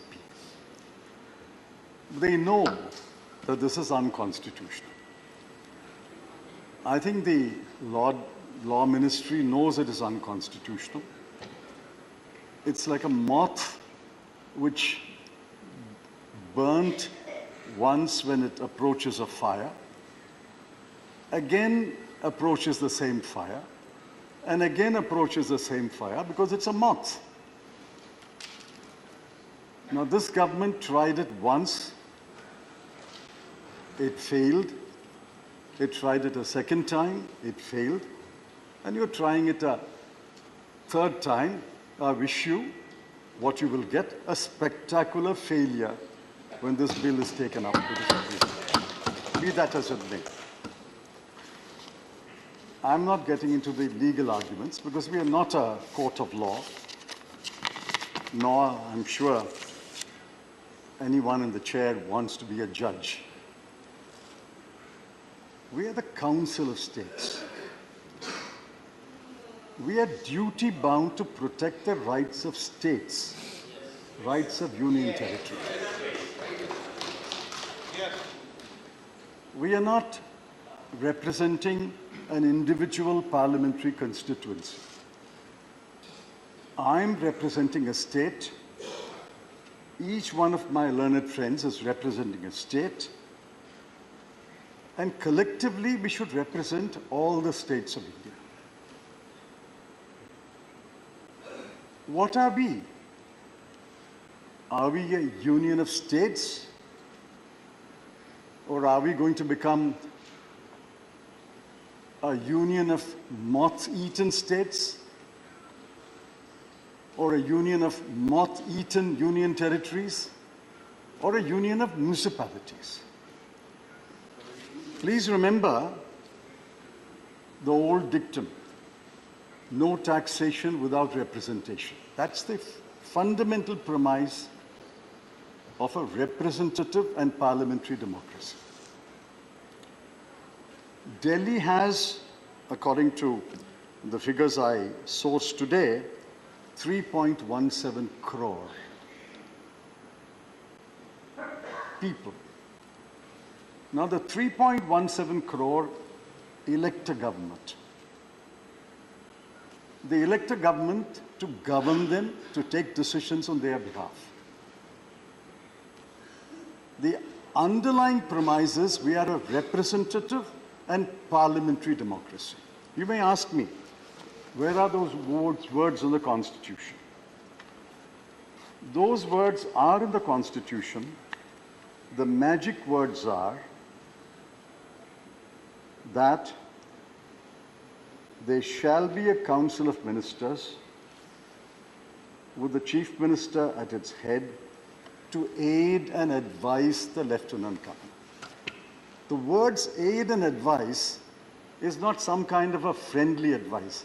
Aid and advise has a long constitutional history. Aid and advise means the real power is in the Council of Ministers. The LG exercises formal power. The real power is with the ministers of the government. The formal power is with the President of India. Aid and advise is magical words. What we are doing today is subverting the three magical words, aid and advice. Now, people are watching us. It's not only the 200-odd members in this House. People of Delhi are watching us. They will watch us today on television, on YouTube. They will know that this government is attempting to take away the real power of the elected representatives and put it in the hands of bureaucrats. Now, I asked in a tweet, and I'll ask this question. What is the merit you file with the bill? Leave alone the constitutional aspects. What is the merit you file? Is there merit in a three-member authority where two officers will constitute a majority and overrule the Chief Minister? Is there merit when two members of the three constitute a quorum, they can even call a meeting, hold a meeting without the Chief Minister? Is there merit that even if a decision is taken unanimously, the LG can overrule it? Is there merit that the member secretary, who is the principal secretary of Home, will convene a meeting with or without the Chief Minister? What is the merit? What is the merit? I heard you on television. I heard the honorable member on television. I didn't find you mention any merit in any clause of this bill. You heard me. I heard you also. And I was even more disappointed.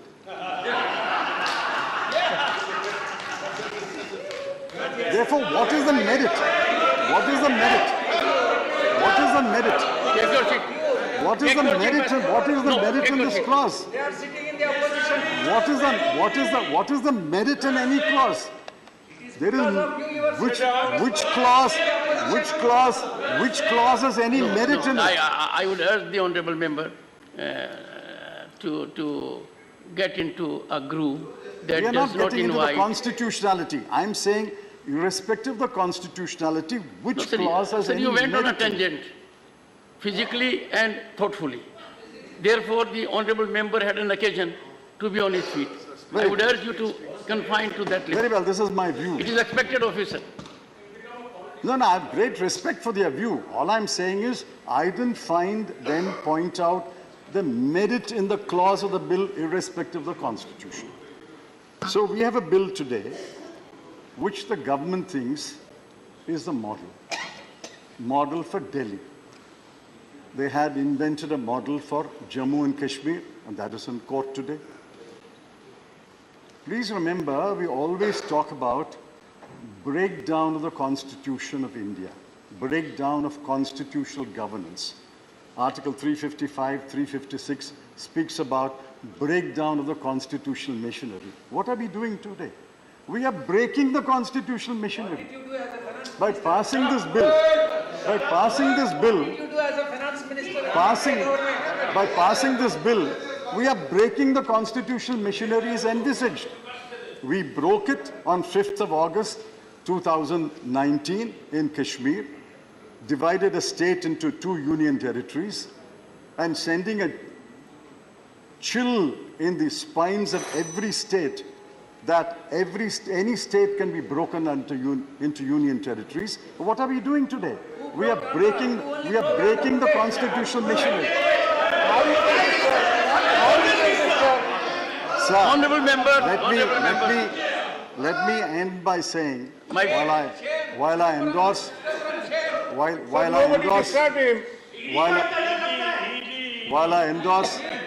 endorse whatever my good friend Dr. Singhvi said about the constitutionality, and there is another forum which will argue. Please remember, you have no constitutional authority to pass this bill, be that as it may. You have not even a moral authority to pass this bill. The treasury benches, when did they last win an election in Delhi? 15 years, Mrs. Sheila Dikshit was chief minister. I think there were 2 or 3 lieutenant governors. Please 1 minute. conclude. 2 or 3 lieutenant governors, and I was home minister for a while. Never once did the present present arrangement come in the way of Mrs. Sheila Dikshit functioning as perhaps one of the best chief ministers of this country. Just one minute. I asked you before I started, you said 10 minutes, therefore I'm speaking. It's not 10 minutes yet. Sir, 9 minutes. It's 9 minutes. It's 9 minutes. Sir, it's not you 10 said minutes if I... yet.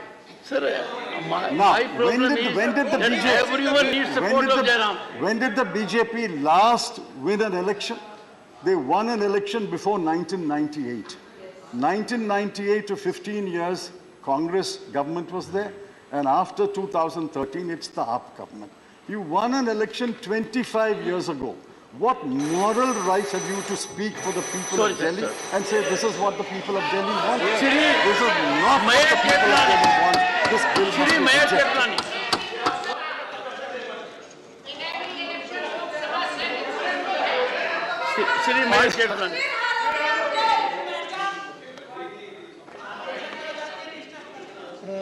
Honorable Chairman, I rise to support this bill. One second.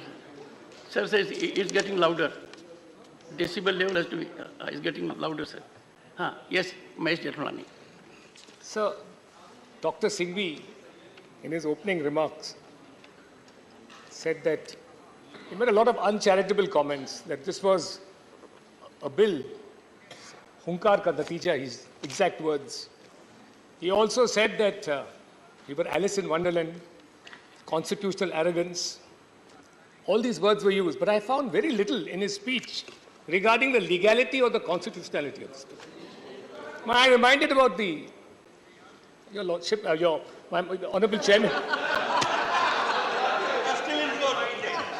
Very difficult to wear 2 hats on the same day. Honourable Chairman will recall, with all his eminence at the bar, there's an old saying, you are the 3rd senior advocate. Yes. I am listening for the day. And trust me, I will go home and read every word of each of you have said and privately get back to you. It will be a deja vu moment for you. Anyways, we used to have an old saying in court that when a lawyer is strong on the law, he hammers the law. When he's strong on facts, he hammers the facts. When he's strong on neither, he hammers his opponents. A lot of that has happened today. So I'll come to as Mr. Chidambaram has said that he'll not deal with the law in this matter. I don't blame him. For some time now, he's forgotten about law and compliance. So I don't blame him. Now, sir, let's come to the constitutionality of this bill. So the constitutionality of this bill is to be found in the Constitution itself. And that is 239AA. And I'll just read one provision. It may be a little pedantic for most people, but I'll just read. After all, sir, the Union Territory of Delhi is sui generis. The Supreme Court has said so in the 2023 May judgment. But when it said it was sui generis, which means unique, it meant that it was a sui generis union territory because it was the only union territory which had the privilege of having both a state legislature and a council of ministers. It is not a full-fledged state. That may be unfortunate. It is a sui generis, i.e. an escalated union territory with more powers than other union territories. Now, the provisions of the Constitution reflect that. If I may just read one article or one sub-article, 3B. Nothing in subclause A, which is the powers of the Union Territory of Delhi to legislate. It says nothing in subclause A shall derogate, which means depart from, the powers of Parliament under this Constitution to make laws with respect to any matter for a union territory or any part thereof. Now, look, this is wide. Sir, this is wide. This is widespread. This is all-encompassing. It covers union list, state list, concurrent list. The union government can make powers, notwithstanding that there's a vacuum, on any matter in any of the three lists.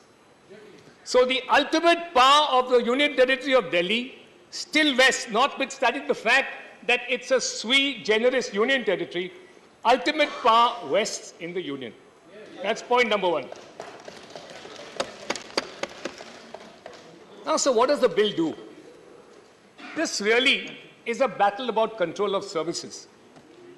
It never arose in the past when Sheila Dikshit was the Chief Minister of Delhi, a reign which Mr. Chidambaram proudly flaunts.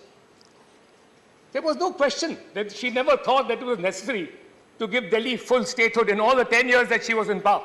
She never gave Delhi full statehood. Apart from that, she never thought it was necessary to have a provision like this because since times immemorial, and particularly since 1991, when Delhi got that sui generis status through 239, ever since it got that, it was almost accepted. It became a matter of convention that the powers of control over the services would vest in the union. And it did in fact happen. That was because the seat of government is New Delhi, of the union government. Parliament is here. Foreign diplomats are here. Embassies are here. So the seat of power being in Delhi, control over services in Delhi vested in the union government, and it passed muster over successive administrations. It was never questioned. Now, what does this bill do? In the matter of transfer of postings, postings and transfer of the services, 45E creates a new body. It creates a body, an authority, known as the National Capital Civil Service Authority, to exercise powers conferred on and discharge the functions assigned to it under this part. Now, that body, the constitution of that body, reflects the sui generis nature of the Union Territory of Delhi, as also the fact that the ultimate control rests in the union government. So the authority referred to in subsection 1 shall consist of the following members, namely the Chief Minister of the Government of National Capital of Delhi, who shall be the chairperson of the authority ex officio, and the other two members will be, so the Chief Minister of the Government of the National Capital Territory of Delhi is the ex officio chairman of the authority that will deal with postings and transfer. The Chief Secretary of the Government of National Capital Territory of Delhi member will be ex officio, and the Principal Home Secretary, Government of National Capital Territory of Delhi, will be the member secretary to the authority. So, the three-member authority will consist of the Chief Minister and two high-ranking bureaucrats from the center. This authority fully reflects the nature of the relationship between the Union Territory of Delhi and the Union government. This is reflective of that.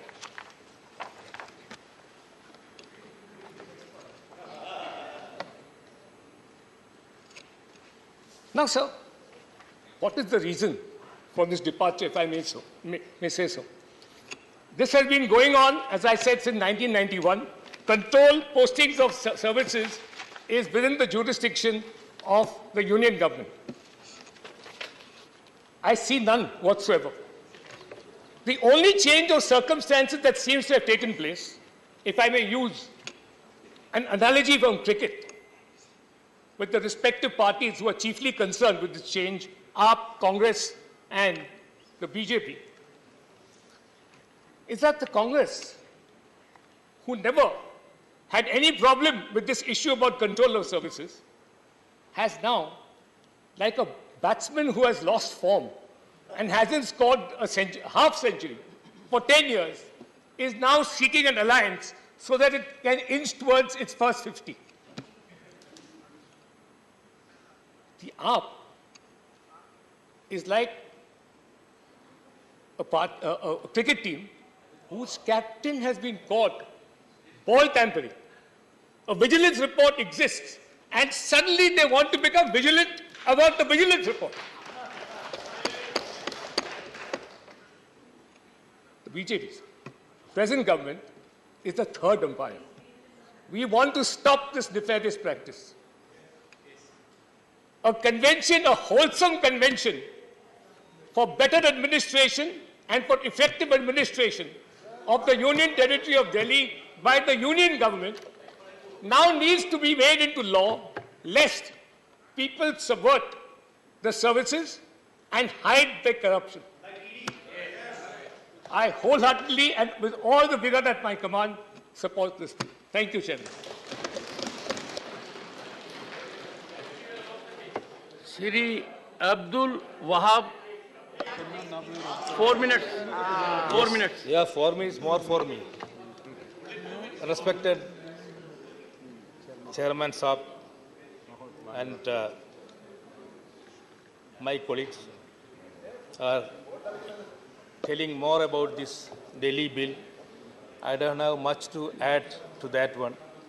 My only wish is, this is only for 8 months business. Next government is of India. So everything what is happening here will negate. And Amit Shah ji thinking that he will be always the Home Minister only. He don't want to be Prime Minister also. So the next Prime Minister already announced, third term I am the Prime Minister. Modi ji was already told. So what is the need of this bill, thinking that I will be always Home Minister? So my request is to take this bill, and anyway it is going to be negated by the next government of us. It is for sure. Yes. So India will be ruling, all this will be null and void. So my request to Amit Shah ji, at this point of time, don't be in the history, don't be a villain instead of a hero. So what happened in Kashmir? This word is not good. Wedding is no. Using a word villain. Sorry, I am myself taking back. You see, all of us. I am withdrawing. One second. All of us have to exemplify our conduct. Yes. So that it could be emulated by others. Yes. It is good of you. I took back. It is good of you to take snipe shots, but in the process, maintain decorum. I didn't mean and that. Dignity. Go ahead. It is expunged. Yes. Go ahead. So, my request to Amit Shah ji, it is happened in Kashmir and in here and maybe in Punjab tomorrow, I don't know. So whatever is happening in our immediate solution should be in Manipur and Haryana and other places. So I request Amit Shah ji to interfere in Manipur more than in Delhi affairs, small affairs. Some officers changing this and all. But this gentleman, our Chief Minister, came as a, I am telling, as a hero. I was thinking that they are the B team of BJP before I was thinking. But now only I came to know they are not the B team of BJP. They are also want to rule Delhi as a Chief Minister. So I stop this one asking again to Amit Shah ji to repeal this bill. Thank you. Shri Ranjan Gagoi. Honorable members, it is the maiden speech of the honorable member.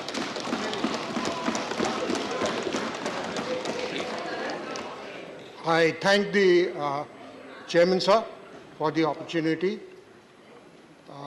It's a great day, a maiden speech on a subject that is very dear to my heart, and a subject that can be as related to law as possible. So a maiden speech, I believe the chair is a little indulgent. and gives a little more time, but I won't take much time. A maiden speech also has the protection of the House. It is freedom of speech in an absolute form. The member has a right to say on the first day whatever he wants. So, I would confine myself to the legality of the proposed legislation. And I will address the House and the Chair, of course, from three standpoints: sub judice, overreaching the Supreme Court's order, and the constitutional validity. So there is some faint voice about impropriety, sub judice. As a layman, it is not sub judice.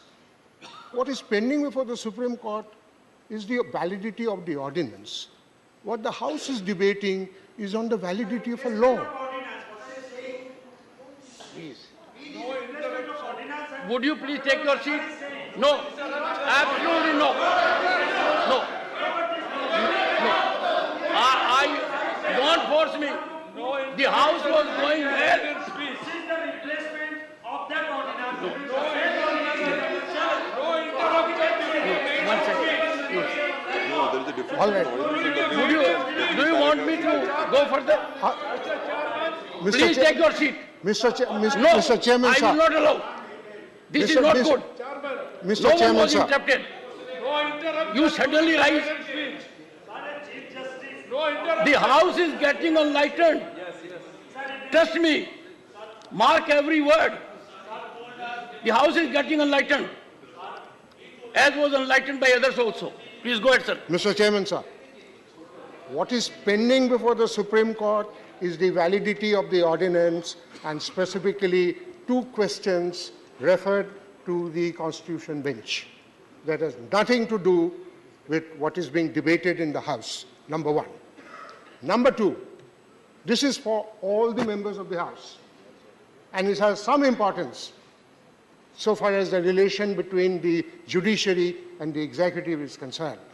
I would request all the members of the House to have a relook at Articles 105, 121, and 122. There is absolute freedom of speech in Parliament, and whatever a member says in Parliament cannot be questioned in a court of law.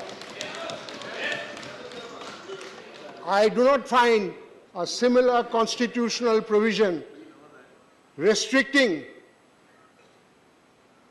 the debates in courts. What the courts cannot do under 121 is question the conduct of a judge in relation to a pending matter. The restriction that the House imposes on its own speech is self-imposed by the rules. And what do the rules provide? Mr. Chairman, sir, the rule says a member shall not discuss a matter of fact which is a court pending before a court of law. It's not a matter of fact that is what is being debated. It's a question of law. It is not even an interpretation of law. It's on a debate on law. Now, Mr. Chairman, sir, so where as sub judice is concerned, the bill takes away 3A from the ordinance. To my mind, it's a perception, I may be wrong. To my mind, when 3A has been taken out of the ordinance and it is not there in the bill, the questions referred to the Constitution bench stands self-answered. Because if you read the order of the Supreme Court referring the matter to the Constitution bench, a copy of which I have got and I have read, my view is that the entire reference has been necessitated by the provision of 3A of the ordinance, which no longer exists. Therefore, it is the prerogative, the right of the members of the House to debate. The question of sub judice doesn't come in. So far as overreaching or outreaching the order of the court, Supreme Court is concerned, very shortly put, the position in my perception is this.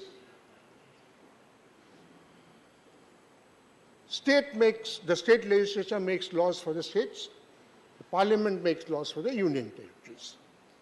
For the National Capital Region of Delhi, which has a special status, the state legislature or the legislature of Delhi makes the laws on the state subjects, except 3. But as Mr. Jethmalani read out, by virtue of 239 3B, Parliament has a power to frame laws beyond these 3. And that is exactly what the bill is seeking to do. Therefore, there is no question of overreaching. And what has the Supreme Court repeatedly said? Paragraph 164, 2 conclusions. These are the 2 conclusions. May I read out these 2 conclusions?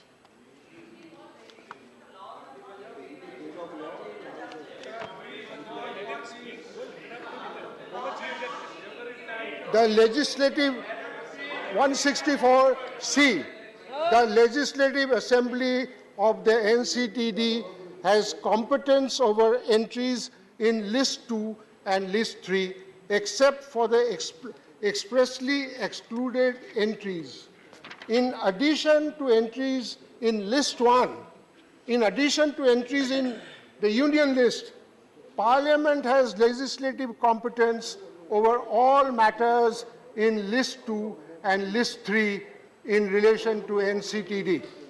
This is the conclusion in paragraph 164C.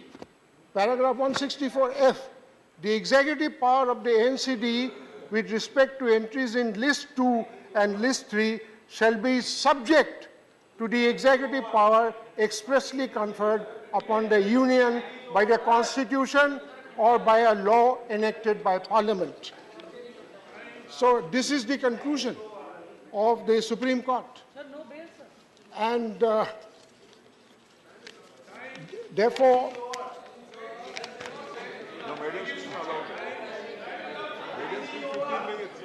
now, what has the Supreme Court repeatedly held in the 2018 judgment and the 2023 judgment? Precisely this.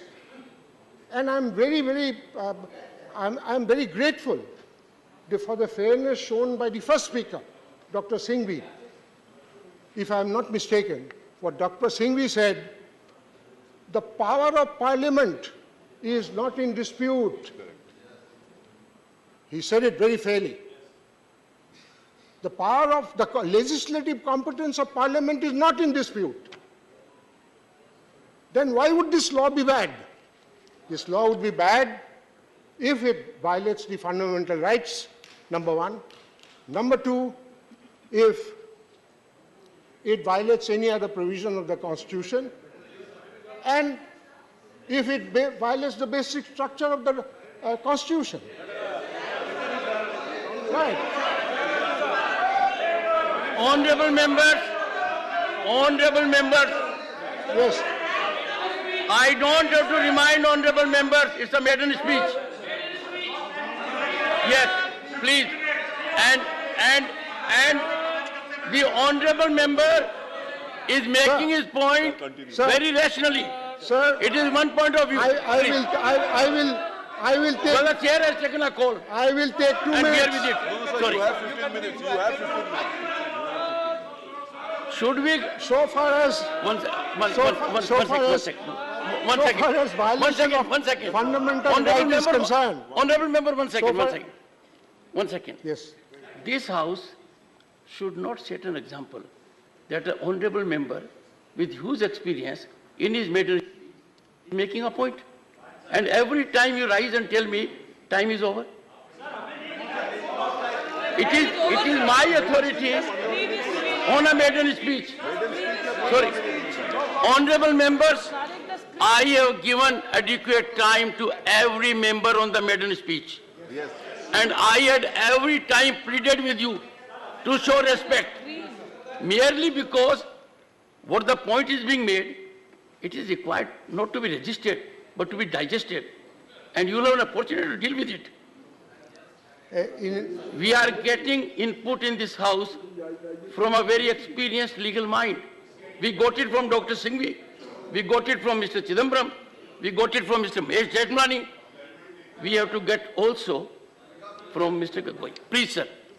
In any case, Honorable Chairman, sir, I have come to the end of it. Violation of fundamental rights. The only fundamental right that can be violated is perhaps Article 14, and that too, the limited part of Article 14, that the law is arbitrary. Is this law arbitrary? This doesn't appear to be so. The law may not be to my liking. That does not make it arbitrary. Absolutely. Next,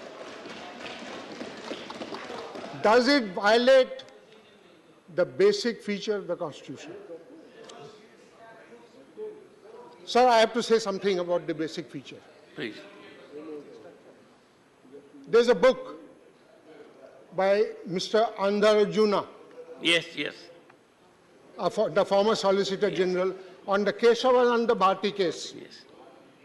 Having read the book, my view is that the doctrine of basic structure of the Constitution has a very debatable jurisprudential basis. I would not say anything more than this. I wouldn't say anything more.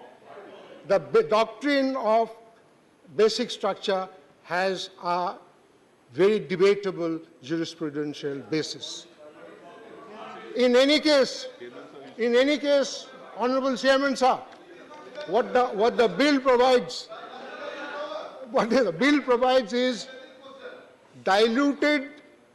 diluted form of what federalism, because it's a union territory, not a full-fledged state.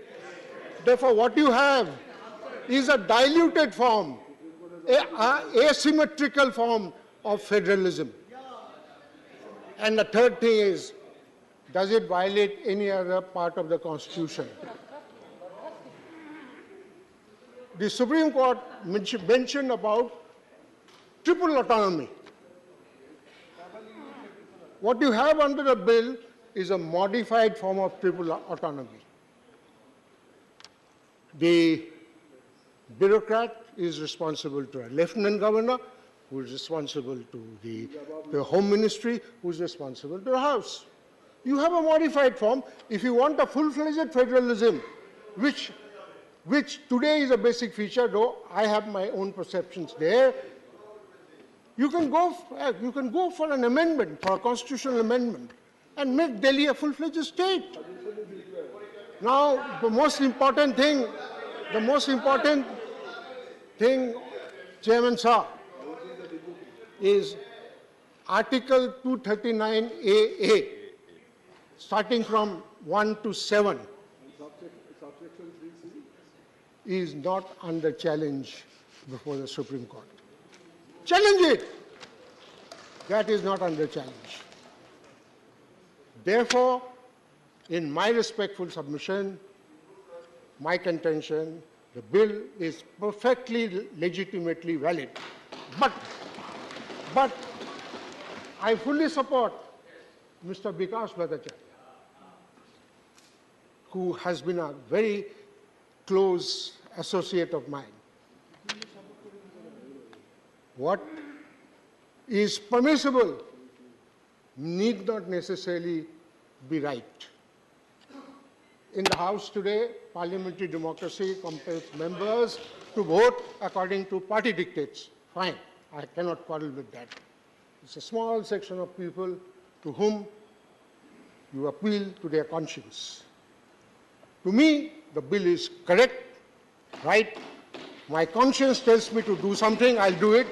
But if somebody disagrees, his conscience must be left free. Thank you. I am honored. I am privileged. Well, we have one thing in common.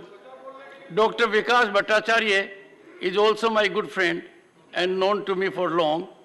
And I remember when he was mayor of Kolkata Municipal Corporation. Dr. Fozia Khan. Thank you very much, sir. Sir, I wish to express my profound concerns and my vehement opposition to the bill, sir. This bill, as said by many of my colleagues, raises many constitutional apprehensions and threatens the very foundation of democratic principles and federal structures, sir.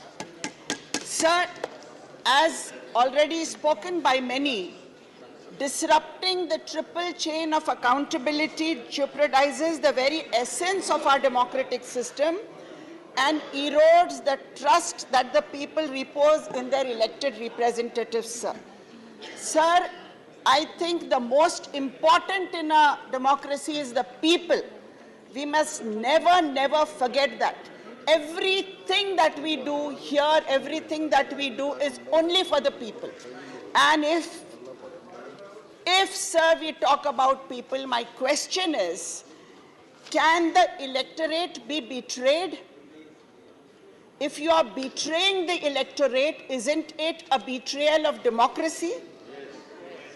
When the people of Delhi have laid their trust on a particular government, couldn't we even have waited till the tenure to get over so that we wait legitimately for that government to finish the tenure till we make it toothless, sir? Why do we have to make a government toothless?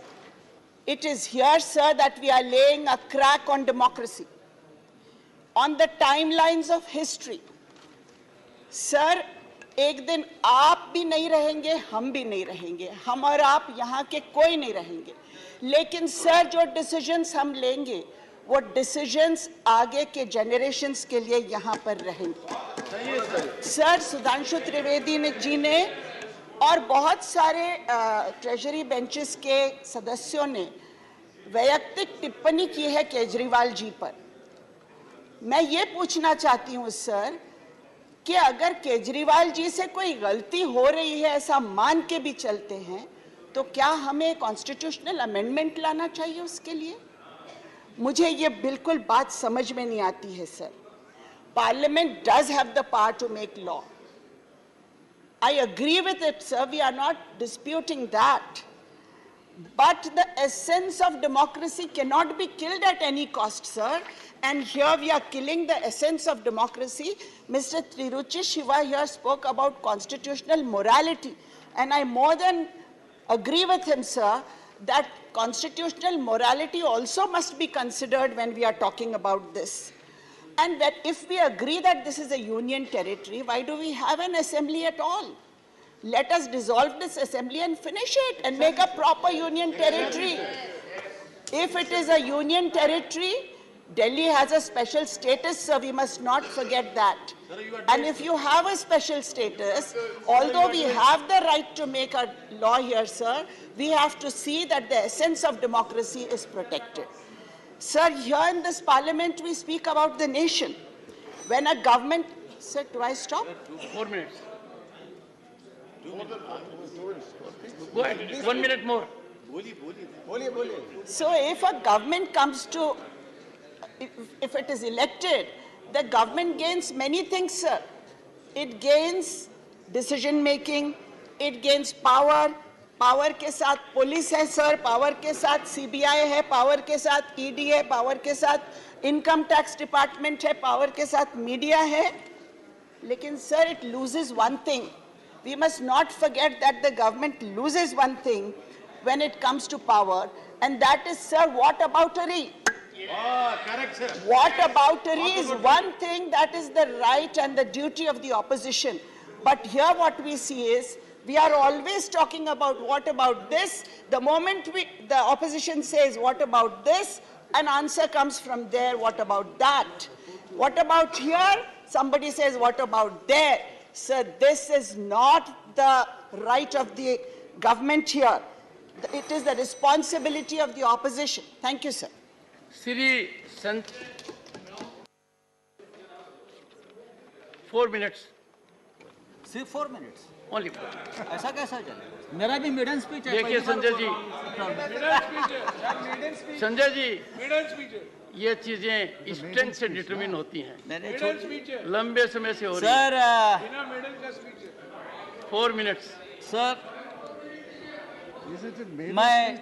मैं इस bill के legal aspect में नहीं जाना चाहता हूं।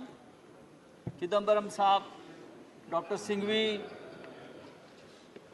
देश के पूर्व मुख्य न्यायाधीश, सभी ने इस बारे में बात किया है। लेकिन मैं इतना ही कहूंगा कि आप एक बहुत ही खतरनाक बिल लेकर आए हो और इस बिल को विरोध करने के लिए मैं खड़ा हूं। जो इस बिल के समर्थन में वोट करेंगे वो भारत माता के साथ बेईमानी करेंगे, इंडिया के साथ बेईमानी करेंगे। ये देश का जो फेडरल स्ट्रक्चर है, ये फेडरल स्ट्रक्चर पर सीधा हमला है, लोकतंत्र की हत्या है।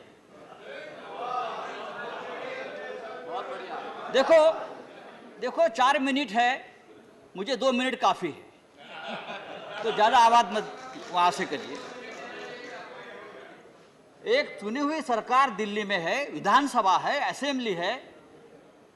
सरकार, लोगों ने दिल्ली के चीफ सेक्रेटरी को वोट नहीं दिए है, एलजी को वोट नहीं दिया है। एलजी नहीं जाता वोट मांगने को, वोट मांगता है केजरीवाल या कोई मुख्यमंत्री या कोई सरकार, कोई नेता। हाँ, आप 5 बार चुनाव हार गए, 6 बार चुनाव हार गए। आज भी दिल्ली के विधानसभा में आपके 5 विधायक नहीं है, और इसलिए आप दिल्ली विधानसभा हो, चाहे महाराष्ट्र हो, चाहे पश्चिम बंगाल हो, चाहे तमिलनाडु हो, आप कब्जा लेने चाहते हैं। सरकारें कौन चलाएगा? हम लोकतंत्र की बात अगर करेंगे, मैं वहां की बहुत से लोगों के मेरे मित्र हैं, भाषण सुन रहा था, मुझे लगा आपको पुराने दिन याद आएंगे, जब लोकतंत्र के बारे में बड़ी-बड़ी बातें आप कर रहे थे, लेकिन आपके आंखों में मुझे कोई लज्जा नहीं दिखी। मुझे 2 पंक्तियां याद आई गोपाल दास नीरज की, मत पूछो कि इस दौर में क्या क्या नहीं बिका।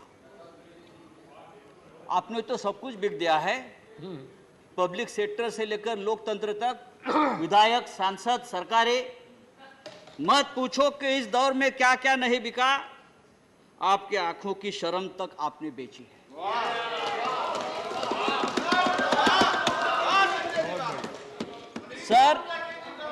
सर, आप दिल्ली का चुनाव हार गए, आप 2024 का चुनाव भी हारने जा रहे हैं। इंडिया जीतेगा, इंडिया जीतेगा। प्रधानमंत्री, हाँ, प्रधानमंत्री जी का, प्रधानमंत्री विश्व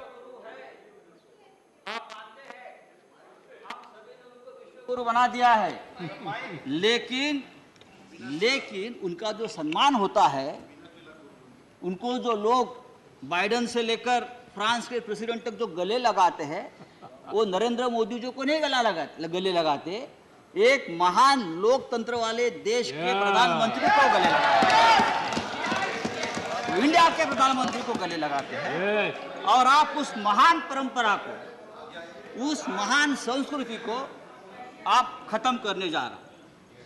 अभी प्रधानमंत्री पुणे में गए थे, लोकमान्य तिलक का नाम से उनको सबसे बड़ा अवार्ड मिला। I requested the honorable members, and this is not a good tendency. Sir, मैंने क्या बोला? No, मैंने गलत क्या बोला? One second. It is प्रधानमंत्री जी Mr. Sanjay Raut, it is not that के नाम no. से पुरस्कार मिला। Okay, your time is over. Lokmanya Tilak की लोकमान्य Shri, तिलक का no, Mr. Sanjay. Your time is over, Sanjay Raut, and when I say your time is over, I mean time for this address only. मेरा और 2 minute Digvijay Singh ji, आप इतने senior आदमी sir, मेरा और 2 minute बाकी। In this house, we must have respect for constitutional functionaries. Let us not create a system which is not good. नहीं। No. Priyanka. Message from Lok Sabha Secretary General. Message from Lok Sabha Secretary General. Sir, with your kind permission, I rise to report that the Lok Sabha at its sitting held on 7th August 2023 passed 1. The Anusandhan National Research Foundation Bill 2023 and 2. The Pharmacy Amendment Bill 2023. I lay a copy each of the said bills on the table. Shri Ghanshyam Tiwari, 15 minutes. आदरणीय सभापति महोदय, मैं आपके माध्यम से आज इसकी बहस की शुरुआत करते समय माननीय श्री अभिषेक मणि सिंघवी जी थे, उन्होंने चेतावनी दी बीजेडी को, वाईएसआर कांग्रेस को। उन्होंने कहा कि भाई आप इनके साथ जा रहे हैं तो आपके साथ अच्छा नहीं होगा, क्योंकि आग दूर तक आएगी। लेकिन सभापति महोदय, वो मेरे मित्र हैं, जोधपुर के हैं, मैं उनको याद दिलाना चाहता हूं कि वो केजरीवाल जी के पास वो गए हैं, इसलिए वो अपने आप को संभालें, क्योंकि केजरीवाल साहब के साथ जितने भी लोग थे जो शुरू में उनके साथ आए, चाहे प्रशांत भूषण जी आए, चाहे स्वर्गीय शांति भूषण जी आए, चाहे योगेंद्र यादव जी आए, चाहे कवि जी आए, या जितने भी लोग आए, वो सबसे पहले अन्ना हजारे आए। अन्ना हजारे की बात उन्होंने नहीं मानी, फिर किरण बेदी की बात उन्होंने नहीं मानी, फिर प्रशांत भूषण की बात उन्होंने नहीं मानी, फिर शांति भूषण जी की बात उन्होंने नहीं मानी, योगेंद्र यादव जी की बात नहीं मानी। सबको उन्होंने अलग अलग अपने स्थान पर भेज दिया। अब उसके बाद में 2 आदमी बच गए उनके पास में, वो श्री मनोज सिसोदिया जी बचे और सत्येंद्र जैन जी बचे। जब वो नहीं गए तो उन दोनों को जेल में भेज दिया। इस प्रकार से उनके पास फिर कोई नहीं रहा, कोई नहीं रहा। इसलिए अब अगर कोई खतरा है तो खतरा कांग्रेस पार्टी को है, और कांग्रेस पार्टी उनसे सावधान रहे। और जहां तक ये कांग्रेस पार्टी का और आप पार्टी का साथ आने का सवाल है, सभापति महोदय, ये तो मुद्दा मैरिज है, ये तो कॉन्ट्रैक्ट हुआ था कि हमारा इस बिल में आप समर्थन करोगे तो हम आपके साथ आएंगे, और ये बिल लोकसभा में पास हो गया, अब ये राज्यसभा में पास होने वाला है। इसके बाद में ये मुद्दा मैरिज टूट जाएगी और ये केजरीवाल जी कांग्रेस के लिए सनीसर बनकर उनके सामने खड़े हो जाएंगे। इसलिए वाईएसआर कांग्रेस को या बीजू जनता दल को करने के बजाय कांग्रेस पार्टी स्वयं सोच ले कि उसका क्या हाल होने वाला है। दूसरी बात मैं कहना चाहता हूं सभापति महोदय, उन्होंने बार बार एक बात कही कि साहब नेहरू जी के समय बात हुई, ये बात हुई। मैं सबको याद दिलाना चाहता हूं कि माननीय गृह मंत्री जो अमित शाह जी हमारे हैं, उनकी एक आदत है, वो लंबे समय से जो काम चल के आता है और जो पूरा नहीं होता, विवाद में रहता है, उसको पूरा कर देते हैं। जैसे आर्टिकल 370 नेहरू जी के समय से चलाया था, पूरा नहीं हुआ, इन्हीं सदनों में पास करके उन्होंने पारित कर दिया, वो पारित कराया, कराया सक्सेसफुली। और दूसरा, फिर इसी प्रकार से रामलला के राम जी के मंदिर के बारे में बोल रहे थे, वो भी इनके गृह मंत्री के काल में पूरा हुआ। और ये विवाद जो पंडित जवाहर, ये विवाद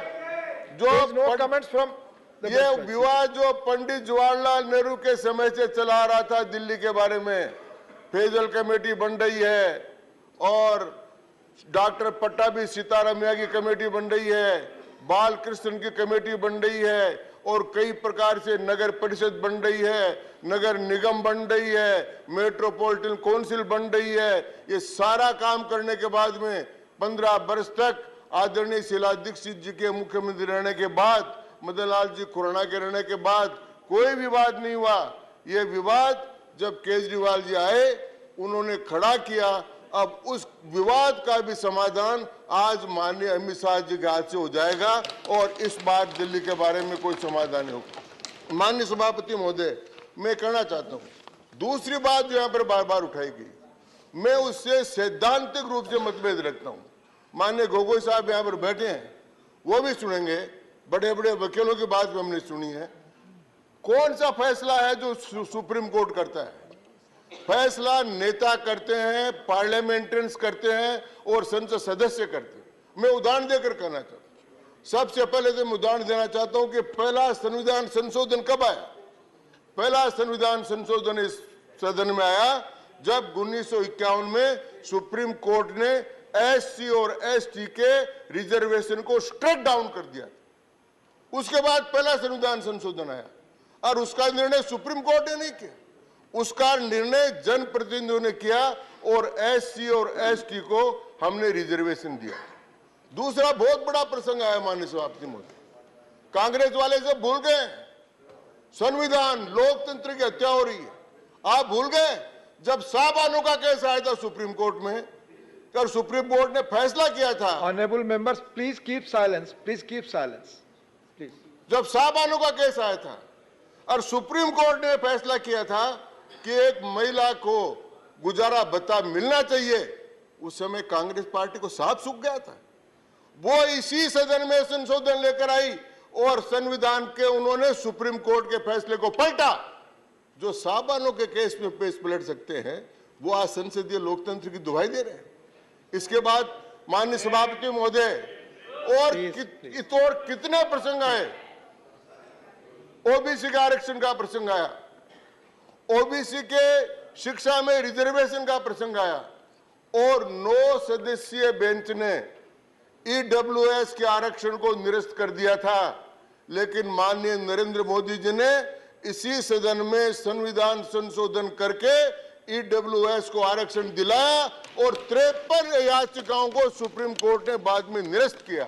इसलिए यह कहना कि यह संविधान की अवहेलना है, यह संविधान की अवहेलना भी नहीं है और यह लोकतंत्र की अवहेलना भी नहीं। दूसरी बात मैं कहना चाहता हूं, बार बार एक बात, इतनी जल्दी क्या हो गई थी, इतनी जल्दी क्या हो गई थी। भाई इतनी जल्दी सरकार को पूछ रहे हो तो यहाँ की सरकार को पूछो, दिल्ली को, उनको इतनी जल्दी क्या हो गई थी कि सुप्रीम कोर्ट का फैसला आते ही रात को 12 बजे जाकर ताले तोड़ने लग गए। वो जल्दी कहां से आ गई थी, सब ये क्यों गई थी? तो ये इसलिए हुई। दूसरी बात, आज तक कोई भी दिल्ली की सरकार कोर्ट में नहीं गई, आदरणीय शीला दीक्षित जी भी नहीं गए, मदन लाल खुराना भी नहीं गए। ये किस लिए गए कोर्ट में, हाई कोर्ट में, कि हमको ये अधिकार मिलने चाहिए। ये अधिकार उसके पहले इनके पास नहीं थे तो ये गए, और गए तो दिल्ली हाई कोर्ट ने इनके खिलाफ फैसला किया। जब ये कोर्ट के इतने ही भक्त हैं तो फिर दिल्ली हाई कोर्ट का फैसला मान लेते, तो दिल्ली हाई कोर्ट का फैसला भी नहीं माना। इसके बाद में ये गए सुप्रीम कोर्ट में, और सुप्रीम कोर्ट में क्या हुआ, सुप्रीम कोर्ट का जो फैसला है उसका केवल एक आख्यान पढ़ते हैं, बाकी 2 आख्यान जो भी माननीय महेश जी ने भी बताए और माननीय गोगोई जी ने बताए, उनको पढ़ नहीं रहे। तो मीठा मीठा गप और कड़वा कड़वा थू। और ये जो आया है आज, ये जो संविधान संशोधन का बिल आया है, ये ऑर्डिनेंस को जो वो करने का बिल आया है, ये सुप्रीम कोर्ट की इच्छा के अनुसार आया है। और लेकिन किसी भी देश में सब जनप्रतिनिधि फैसला करते हैं। 1926 के पहले ब्रिटेन में महिलाओं को वोट का अधिकार नहीं था और वहां की प्रिवी काउंसिल ने तय कर दिया था कि अधिकार उनको नहीं मिल सकता क्योंकि कानून के अंतर्गत नहीं है। प्रिवी काउंसिल ने फैसला किया और फैसला करने के बाद में ब्रिटेन में महिलाओं को वोट का अधिकार मिला। भारत में तो पहले से है। ये जितने निग्रो हैं इनको वोट का अधिकार अमेरिका में नहीं था और अमेरिका की इन ब्लैक को अधिकार नहीं था और इनको जब वहां की फेडरल कोर्ट ने मना कर दिया कि आपको अधिकार नहीं मिलेगा, आप वोट नहीं दे सकते, कानून में नहीं है, तो अमेरिकन कांग्रेस ने प्रस्ताव पास कर उनको वोट का अधिकार दिया। उसी प्रकार दक्षिण अफ्रीका में हुआ, उसी प्रकार अन्य देशों में हुआ। इसलिए कोई सुप्रीम कोर्ट फैसला करेगा कि ये ठीक है कि ये गलत है, वो नहीं है।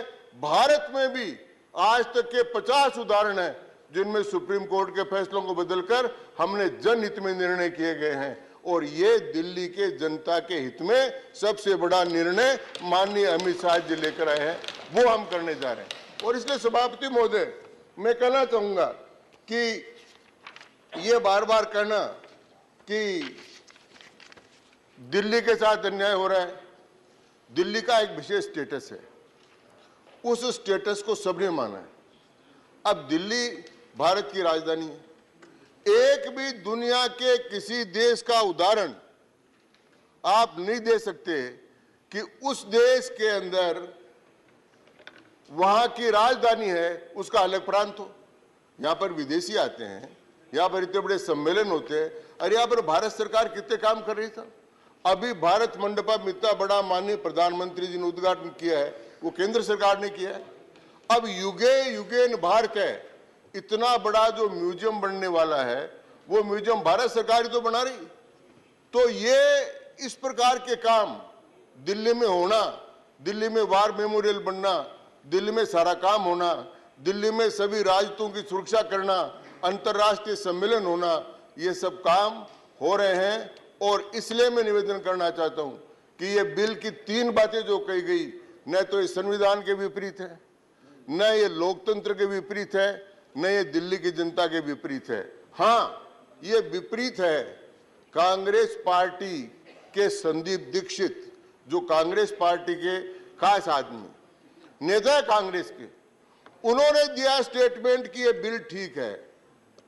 पंजाब के कांग्रेस वालों ने कहा बिल ठीक है, लेकिन ये जो टेम्परेरी मुद्दा मेरी हुई थी, केजरीवाल जी ने कहा कि हमारा अगर समर्थन करोगे तो हम इंडिया में आएंगे, और आज ये जो पास होगा ये मुद्दा मेरी टूट जाएगी और वो इंडिया INDIA जो है उससे ए अलग खत्म हो जाएगा और ये 4 ही बचेंगे। क्योंकि पहला काम ये करेंगे तो उनके खिलाफ ही करेंगे। उदाहरण के लिए दिल्ली में पहले इनको मेजोरिटी नहीं मिली थी और कांग्रेस ने समर्थन देकर केजरीवाल जी को बढ़ा दिया था, बन गए। पर दूसरी बार जब आए तो कांग्रेस को पूरी को हजम कर गए, तो कांग्रेस साफ हो गई। इसी प्रकार पंजाब में कांग्रेस को साफ किया। अब आगे भी उनका उद्देश्य तो कांग्रेस को साफ करना है, तो हमारी कहां लड़ाई है। तो ये जो काम है, और इस प्रकार से मैं कहना चाहूंगा कि जितना सारा काम ये माननीय अमित शाह जी ने किया है और जो प्रस्ताव पेश किया है, वो सब बातों को सोचकर किया है। और एक विवाद जो इतने लंबे समय से चल रहा था, फेजल कमेटी बने, डॉक्टर पट्टाभी सीतारमैया की बने, सरकारिया कमीशन बने, फिर संशोधन आया और 91 से लेकर 15 तक किसी प्रकार का विवाद नहीं हुआ।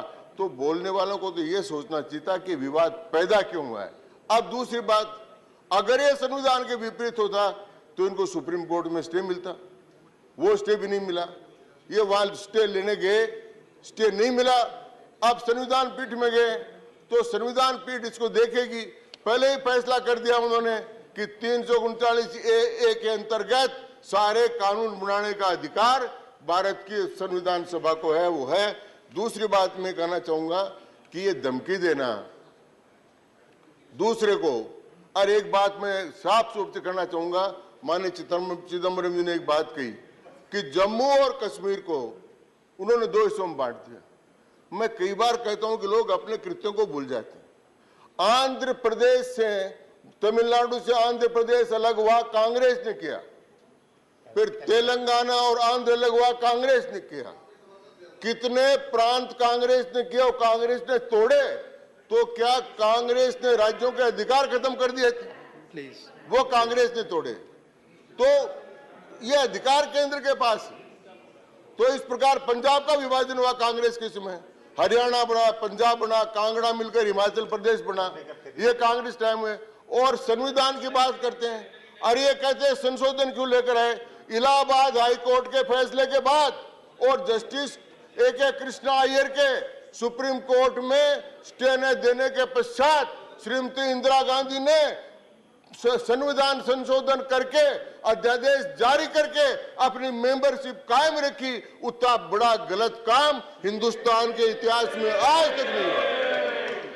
वो पार्टी पार्लियामेंट की बात करे, वो पार्टी कानून की बात करे, वो पार्टी संविधान की बात करे, तो मैं समझता हूं कि इससे बड़ा कोई धोखा नहीं हो सकता। इसलिए मैं कहना चाहता हूं कि ये कानून, ये अध्यादेश संविधान के अनुसार है, दिल्ली के जनता के हित में है, और ये उसी प्रकार से समस्या का समाधान कर देगा जिस प्रकार से आर्टिकल 370 को समाप्त करके कश्मीर की समस्या का समाधान हुआ। अब किसी को भी कमेटी बनाने की जरूरत नहीं पड़ेगी, दिल्ली की समस्या का भी परमानेंट समाधान हो जाएगा। ये इस बिल में है। सभापति महोदय, आपने मुझे समय दिया, इसके लिए बहुत बहुत धन्यवाद। धन्यवाद माननीय Ghanshyam ji. Honourable Shri Vaiko ji, you have 4 minutes, sir. Mr. Deputy Chairman, sir, I crave your indulgence for some generosity. We small parties always face the same difficulty. So I kindly be liberal with 1 or 2 minutes. Honorable Chairman has been very generous. This debate is for 6 hours. You are getting 4 minutes. That's enough. That's why he is asking. Honorable, please. Honorable Vaiko ji.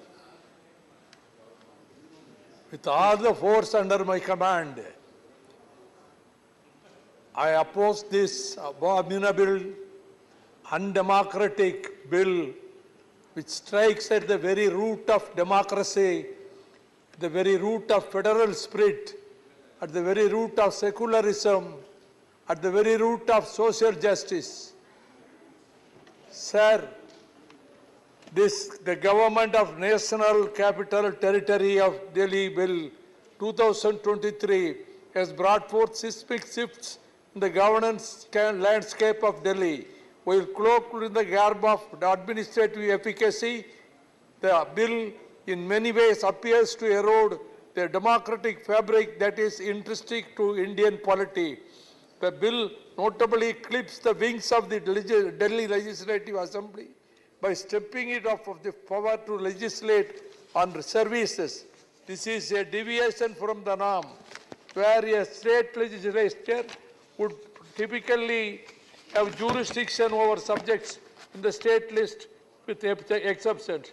The establishment of the National Capital Civil Services Authority on the surface may seem like an earnest attempt to streamline administrative processes.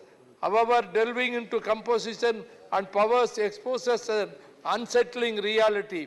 The Chief Minister, an elected representative, is rendered virtually, I should not use the word impotent, so he is rendered puppet within the authority.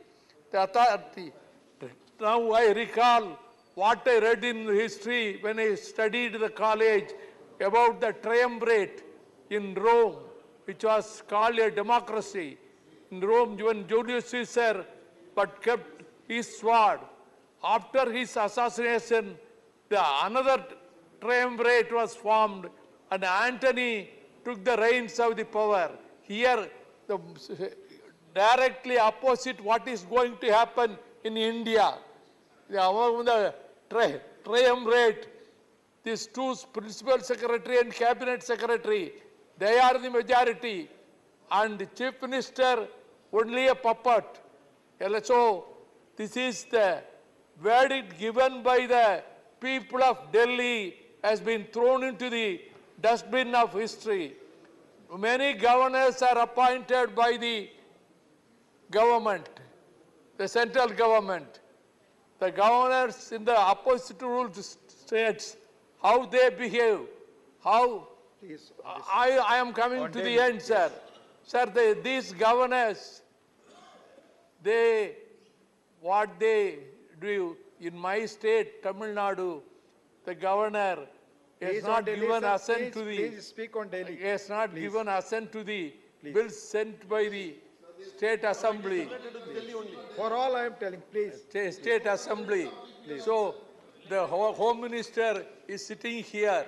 So he is the custodian of these governors. So these governors, what they do, You're very senior member. We are discussing this Delhi bill. Please. They do follow the philosophy of Hindutva and Sanatana Dharma. This is happening in my state, sir. Please. In my state. So the governors are behaving the agents of the central government. No, it will not go on record. Yes. Please follow rule number 110 and 240. No. Please speak on the bill. Speak on the bill. Of the central government. Speak on the bill. Your time is over. Your time is over, sir. You please finish. Conclude.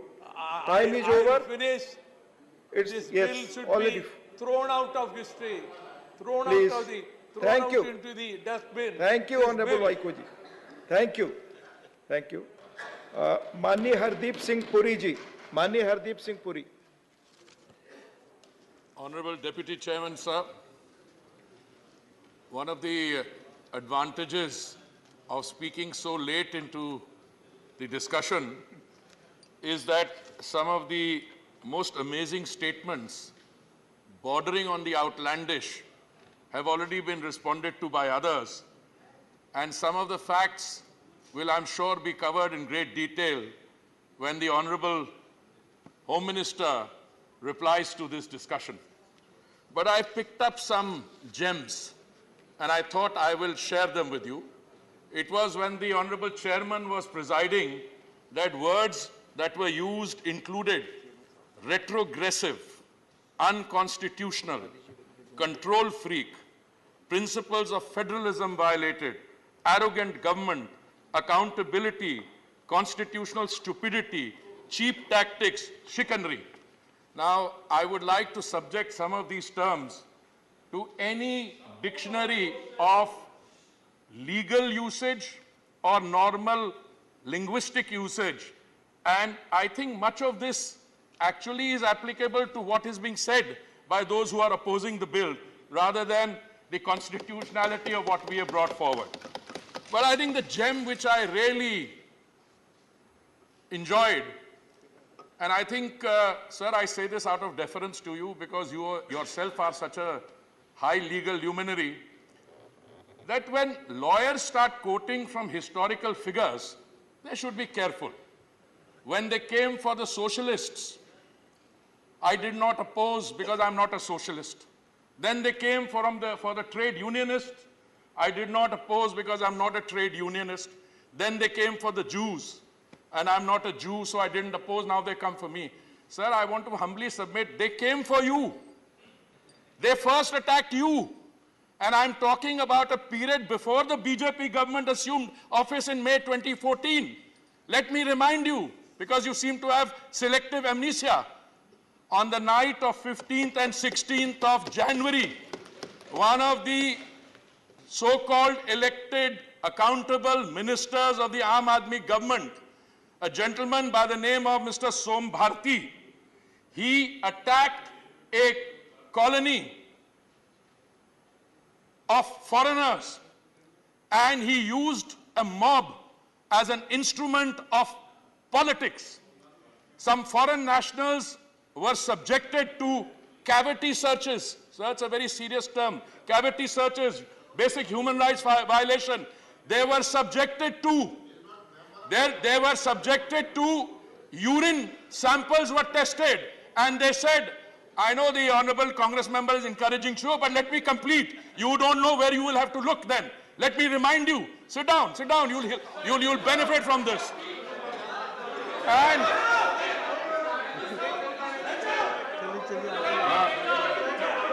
Honorable Chairman, sir. One second, sir. Oh, no, first ask your colleagues to take their seat. 1 second. 1 second. First ask your colleagues to take seat. Yes. Now what is your point? The point is, because he is naming the person who is not a member of this house. How he can name that person? Yes. Let me tell the honorable member, Mr. Gupta, that this issue was addressed by me on a point of order raised by the leader of opposition. And I had categorically held that this house has the power to discuss conduct of anyone. This house has the power to discuss anything under the planet.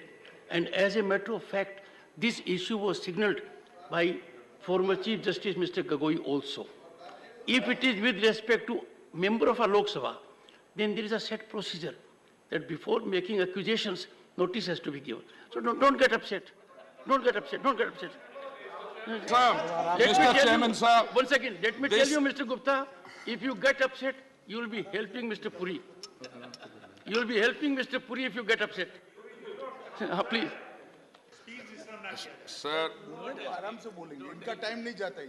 Sir, this unfortunate incident, which we would all want to forget, but which my friends, those who are opposing this bill, perhaps want to forget even more, took place on the fateful night of 15th and 16th January 2014. Sir, I wrote about it even then. I have a publication which has these and other such incidents documented. And these were, I can give them the citation, these were much before the BJP government under the leadership of the Honorable Prime Minister assumed responsibility. Sir, this did not end here, because the then so-called accountable Chief Minister, who did not succeed in persuading or using the margin of persuasion with the Delhi police force, then decided 3 days later to hold the entire city to ransom by going on a strike at Rail Bhavan for 36 hours. It was, sir, on the 20th of January 2014. And all he wanted was those 3 police persons who did not support that vigilante type of action against those foreign ladies. They should be suspended. And, sir, because we had a government in power in Delhi at that point of time, they followed the policy of appeasement. They indulged this kind of behavior. And 2 of the policemen were transferred because they were afraid that the 26th January celebrations would be thwarted. Sir, these are the facts. And let me not stop here. This was an action in January 2014. Now, this bill speaks to the heart of governance. Heart of governance. What does governance say? Sir, what does the heart of governance say? And I'm very happy that my chance to speak came after my learned friend Shri Mahesh Jethmalani and others. But since I'm not a lawyer and I was preparing for this intervention, for which I'm deeply grateful to my party, there are 2 or 3 things which stand out.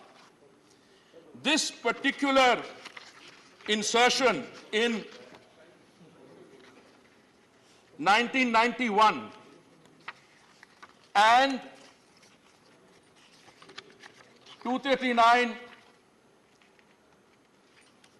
what does it seek to do? It acknowledges the sui generis character of Delhi. The honorable member mentioned there was a reality. It is a union territory, yet it has a legislature, elected government.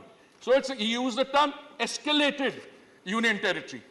But that sui generis character needs to be acknowledged, it needs to be fleshed out, and that is precisely what the bill that the government has brought is seeking to do. Now, the civil service authority which is being established, I found it appalling that someone can get up here and say, one member is the supreme. Yes, he's an elected chief minister. He deserves full respect. He deserves to have his position as primus inter pares in this 3-member committee acknowledged and respected.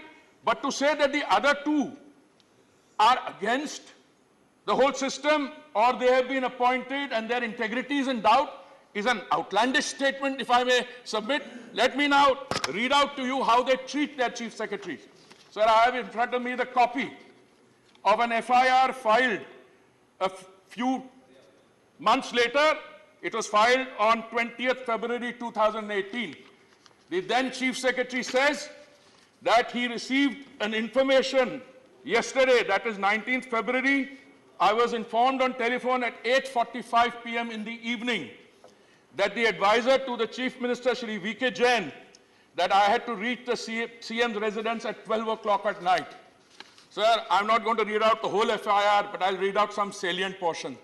He had already met the Honorable Chief Minister at that point of time, earlier in the day. He was to meet the Chief Minister again the next day because there was a cabinet meeting. And the contents of this FIR, sir, are amazing. He says he was told that if some advertisements that were the Honorable Chief Minister desired and some of their MLAs desired, if those advertisements are not released, he better come there at 12 o'clock. The Chief Secretary reached the Honorable Chief Minister's residence. He thought only the Deputy CM would be there, Shri Manish Sisodia. But to his surprise, 11 other MLAs were there. And they sat down and started questioning the Chief Secretary in an aggressive manner why those advertisements were not released. To which the Chief Secretary replies, as part of the FIR, part of the subsequent legal records, that those advertisements could not be released in the light of the Supreme Court directives. Then what happened is even more amazing. The Chief Minister and the Deputy Chief Minister are present, and the Chief Secretary is physically assaulted. Now, I'm not surprised. I'm not surprised. Honorable member, इसका जवाब आप जनता के सामने देना, आप भूलना चाहते हैं इसको, हम आपको याद करवाएंगे.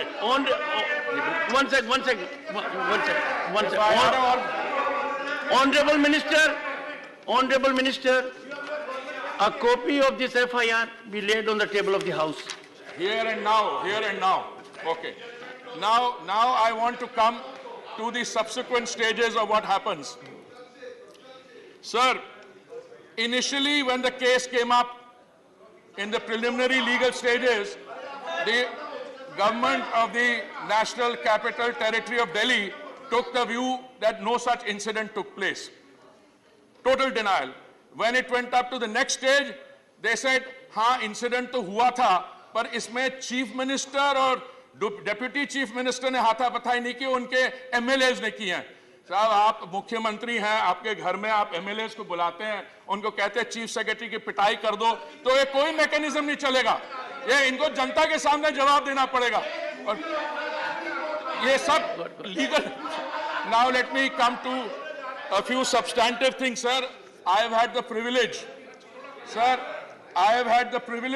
of being Minister for Housing and Urban Affairs. Now,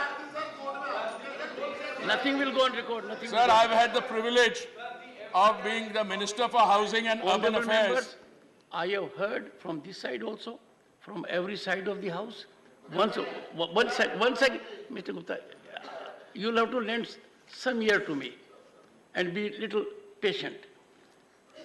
There have been inputs that have been absolutely beyond the bill. When I tried to request the honorable members to be in the groove, they said no. And I have had a number of them saying so. If the honorable minister is making an input, hear him patiently. When there is an occasion for someone from this side, you will have an occasion. But can we create ruckus in the House like this? So, no, I will not lend it.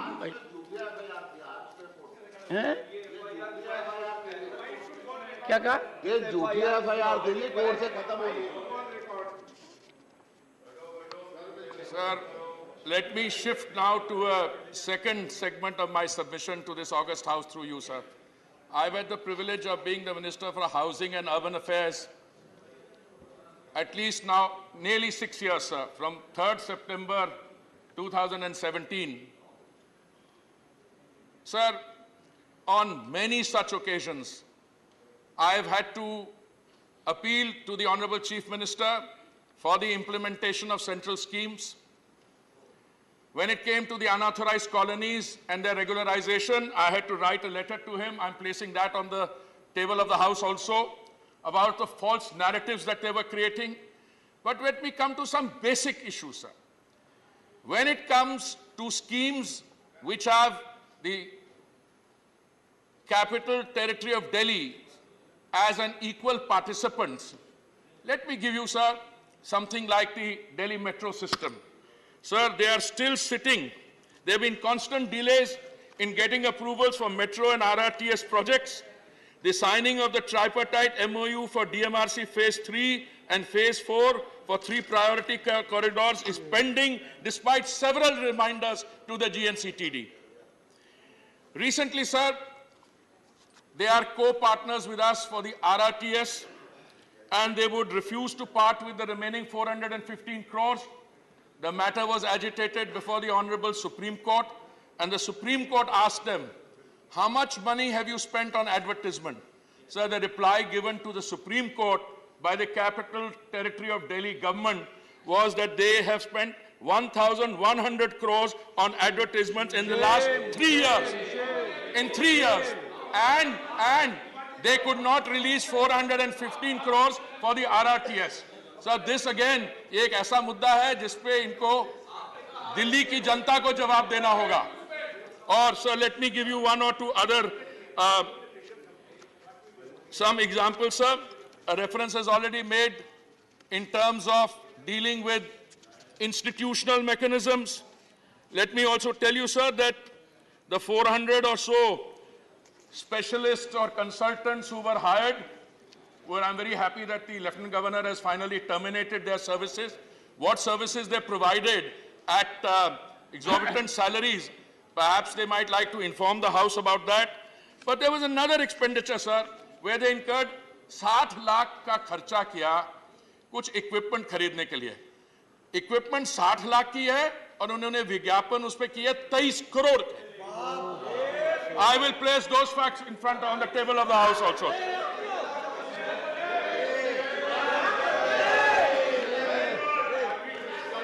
Sir. Circumstances. Sir, very often, we are told that the central government starves the government of Delhi and the MCDs and everybody of funds. I did a quick reckoning, sir. Since 2014, we have given to these different bodies under the urban development funds for other schemes a total of 52,052 crores, sir. 52,052 crores. And what we witness, जो हमारी केंद्रीय योजनाएं हैं, मैं इसके एक का उदाहरण दे रहा हूं क्योंकि मनसुख भाई मेरे साथ, my honorable colleague is sitting next to me. Some of the most successful schemes, sir. Ayushman Bharat, जिसके तहत एक परिवार को एक वर्ष में 5 लाख रुपए की सुविधा है इलाज करवाने के लिए, दवाइयों के लिए, ऑपरेशन के लिए, पोस्ट ऑपरेशन केयर, ये इन्होंने दिल्ली में लागू ही नहीं की. इन्होंने कहा कि हमने शानदार वर्ल्ड स्टैंडर्ड के मोहल्ला क्लिनिक बनाए हुए हैं. वो हमारे कुछ लोग हैं, उनको शुरू में पसंद आते हैं, फिर वो समझते हैं कि यहाँ पे वर्ल्ड क्लास नहीं है, ये तो काफी फटीचर टाइप है, तो फिर उनकी निंदा कर देते हैं. देखिए सर, ये आपने एक शब्द इस्तेमाल किया, कन्वीनियंट मैरिज. कन्वीनियंट मैरिज क्या होती है सर? कन्वीनियंट मैरिज मेरे हिसाब से वो होती है जो एक अपॉर्चुनिस्टिक अलायंस होती है. तो वही कांग्रेस पार्टी जिनको इसमें वो लग रहे हैं, पहला अटैक तो आम आदमी पार्टी का उन्हीं के खिलाफ हुआ था. अल्टीमेटली इसकी पैदाश कहां से हुई थी आम आदमी पार्टी की? Sir, it was we also welcomed it. I must say, as a private citizen, when I found a social movement headed by a highly respectable Anna Hazare against entrenched bhrashtachar, entrenched corruption ke khilaf. But today, you wonder who started the movement and who has become the prime mover and where is this leading to? So I make the submission to you, sir. I have no desire to take more time than is necessary, because I told you, I have already seen that most of the question and those absurd statements have already been responded to by others at the legal front, and I'm sure that the Honorable Home Minister, when he is responding to the debate, will provide. But in conclusion, sir, let me ask through you one question. Why do we have selective amnesia? कुछ चीजें हमें याद रहती हैं और कुछ चीजें हम कन्वीनियंटली भूल जाते हैं. अच्छा, शब्द जो इस्तेमाल करते हैं यहाँ पे, आपने कहा कि ये अनकॉन्स्टिट्यूशनल है, ये सब जुडिस है, ये है, ये वो है. मैं आपसे एक चीज सवाल पूछना चाहता हूं. अगर आपके पास लीगल आर्ग्यूमेंट्स नहीं है, तो चिदम्बरम जी ने बिल्कुल सही कहा कि legal arguments have been exhausted by doctor Singhvi, तो इसलिए वो पॉलिटिकल करे. पर पॉलिटिकल आर्ग्यूमेंट भी मेरे को समझ नहीं आ रहा. ये चाहते क्या है?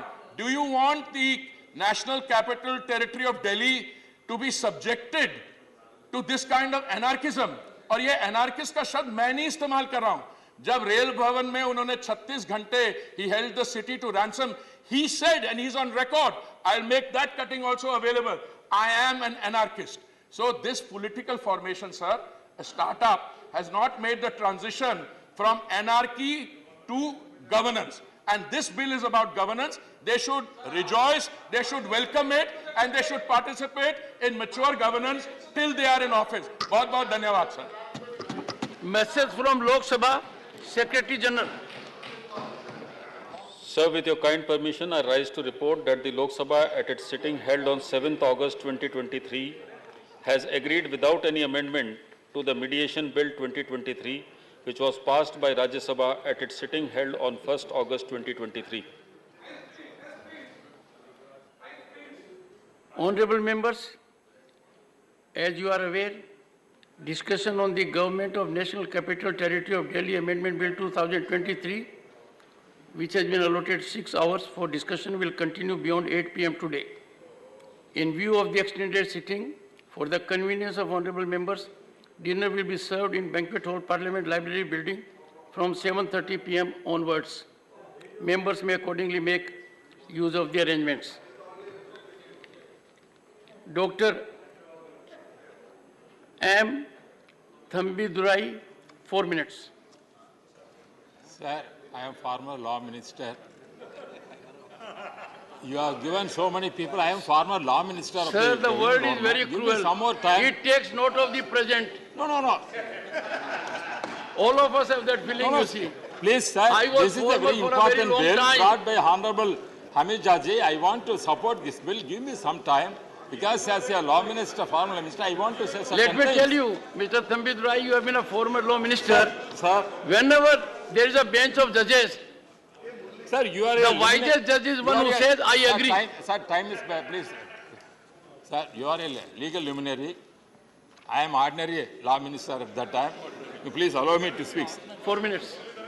Sir, on behalf of ADMK party, I support the bill brought by Honorable Home Minister Amit Shah ji regarding to seek that to promote harmonious relations between the legislature and executive and further define the responsibility of the elected government and the lieutenant governor in line with the constitutional scheme of governance of the National Capital Territory of Delhi. Sir, you know very well the Article 1 of the Constitution of India defines the territory of India as comprising of states and union territories and nothing else. And Article 1 read with Article 239 provides that the union territories to be governed solely by the President. Sir, I want to make certain points because our eminent lawyers, Abhishek V. and Chidambaram, they argued about the bill against that. They are eminent lawyers. If they come this side also, they will defend the bill also. They have the capacity. Therefore, as lawyers, they made their points. That is different, sir. But the crux of the point what they said regarding the federalism and the rights of the union territory, the union state governments and union territories, everything they argue. I want to know what is the present status for federalism? Who is responsible for decentralization of this government? This is your government, Congress government. The Congress government, they are responsible for this kind of anarchy and take over the state rights. That is, everybody knows that. Especially 1976 emergency period, nobody can forget the Indian history. How this former Prime Minister, Srimati Indira Gandhi ji, how she brought certain rules and taken the state powers, including education. Same. Who did it? But whether central government did anything for that? But if they thought they would have brought, even DMK was afterwards, coincided with the government so many times ruled, if they have told, they have brought once again education to a state subject. But they have not done. Because why I am telling, the federalism, everything is gone arguing. When they are opposition, they are arguing for federalism. When they are coming to the power, they want to decentralize, hold the power. These are the things are happening. And centralize, they are centralizing. This is the power, sir. For example, sir, just now I started. 1 minute. 1 minute, 1 minute. For example, even finance, sir, who brought the GST thing? Because our DMK government is criticizing GST. We are also against that. Who brought that? But Chidambaram only finance brought that. See, all like that, there are so many times, sir. And also, because you are going ringing bell, I want to crux up the point. I don't want much of the time. Because I am supporting Amit Shah ji, what he has brought. See, because what they said, why the special status only for Delhi? We are demanding for Pondicherry has to be given the statehood. Whether they have given, whether Congress has given, they are not given. But because of the peculiar situation and based on the Supreme Court judgment, now the Honorable Minister has brought it to see that protect the interest of the GK. Just I am finishing, sir. 4 minutes. Sir, I am finishing. I am finishing, sir. Parliament, they are telling who are the people. This Parliament is Parliament is responsible. The elected people. We are enacting the bill. We are responsible. Even the governor is taking any decision. GK the Home Minister. Shri GK Vasan. Thank you. Shri GK Vasan. 4 minutes. 4 minutes. Sir, I stand here to support this important bill, sir. Sir, I want to echo the views of common public in Delhi, sir. Delhi being the capital city of India, sir. Delhi public feel this is a symbol of India, sir. The bill, sir, they feel it is necessary to balance the welfare of the people in Delhi, sir. This act is required to balance both local and national interest in the capital city with democratic will, sir. More than that, sir, the status of NCTD cannot be equated with other union territories with legislature, sir. Therefore, the people feel center has a much bigger stake over legislature in administration and enforcing law and order in the NCTD, sir. Sir, most important, sir, this bill is also inconsistent with Article 239AB of the Constitution, which empowers the President to make regulations for the peace, development and good governance of the Delhi, sir. Sir, this bill, sir, will also be essential for public order in Delhi, security in Delhi, administrative improvement in Delhi. To conclude, sir, I would like to say narrow political opportunism cannot take precedence over good governance and national security at large, sir. Therefore, my party strongly supports this bill. Thank you, sir. Shri Bhuvaneshwar Kalita, not present. Shri Javed Ali Khan, 4 minutes. Yes, sir. माननीय सभापति जी, मैं दिल्ली राष्ट्रीय राजधानी राज्य क्षेत्र शासन संशोधन विधेयक 2023 के विरोध में खड़ा हुआ हूं। आज का दिन हमारे लिए बहुत मधुर रहा बहुत सारे वकीलों की बात भी सुनी और जज साहब की बात भी सुनी, सीनियर लोगों की बात भी सुनी और कुछ जो हमारे बाद सदन में आए थे उनकी बातें भी सुनी। एक बात बड़ी प्रमुखता के साथ उस तरफ के साथियों ने उठाई, मुख्य सचिव की पिटाई का मामला। एफआईआर हुई, आपने टेबल करने के लिए कह दिया। मैंने ये निवेदन किया था अपनी जगह से बोलते हुए, शायद आपने सुना नहीं, कि उस केस का हश्र क्या हुआ वो फैसला भी कोर्ट का टेबल कर दिया जाए, क्योंकि उसमें किसी के ऊपर कोई कार्रवाई नहीं हुई सर। वो मनगढ़ंत केस रखा गया था, झूठा साबित हुआ कोर्ट के अंदर। पुरी साहब कहते हैं कि कन्वीनियंस के हिसाब से बोल लेते हैं लोग, आधी बात छोड़ देते हैं, आधी बात कह देते हैं, जो मतलब की होती है वो कह देते हैं। उन्होंने भी ठीक यही किया है कि अपनी कन्वीनियंस के हिसाब से आधी बात प्रस्तुत कर दी और जो उस कोर्ट केस का हश्र हुआ था उसके बारे में उन्होंने भी कुछ नहीं कहा। I direct you to place that judgment on the table of the house. Okay, we will do, sir. Go ahead.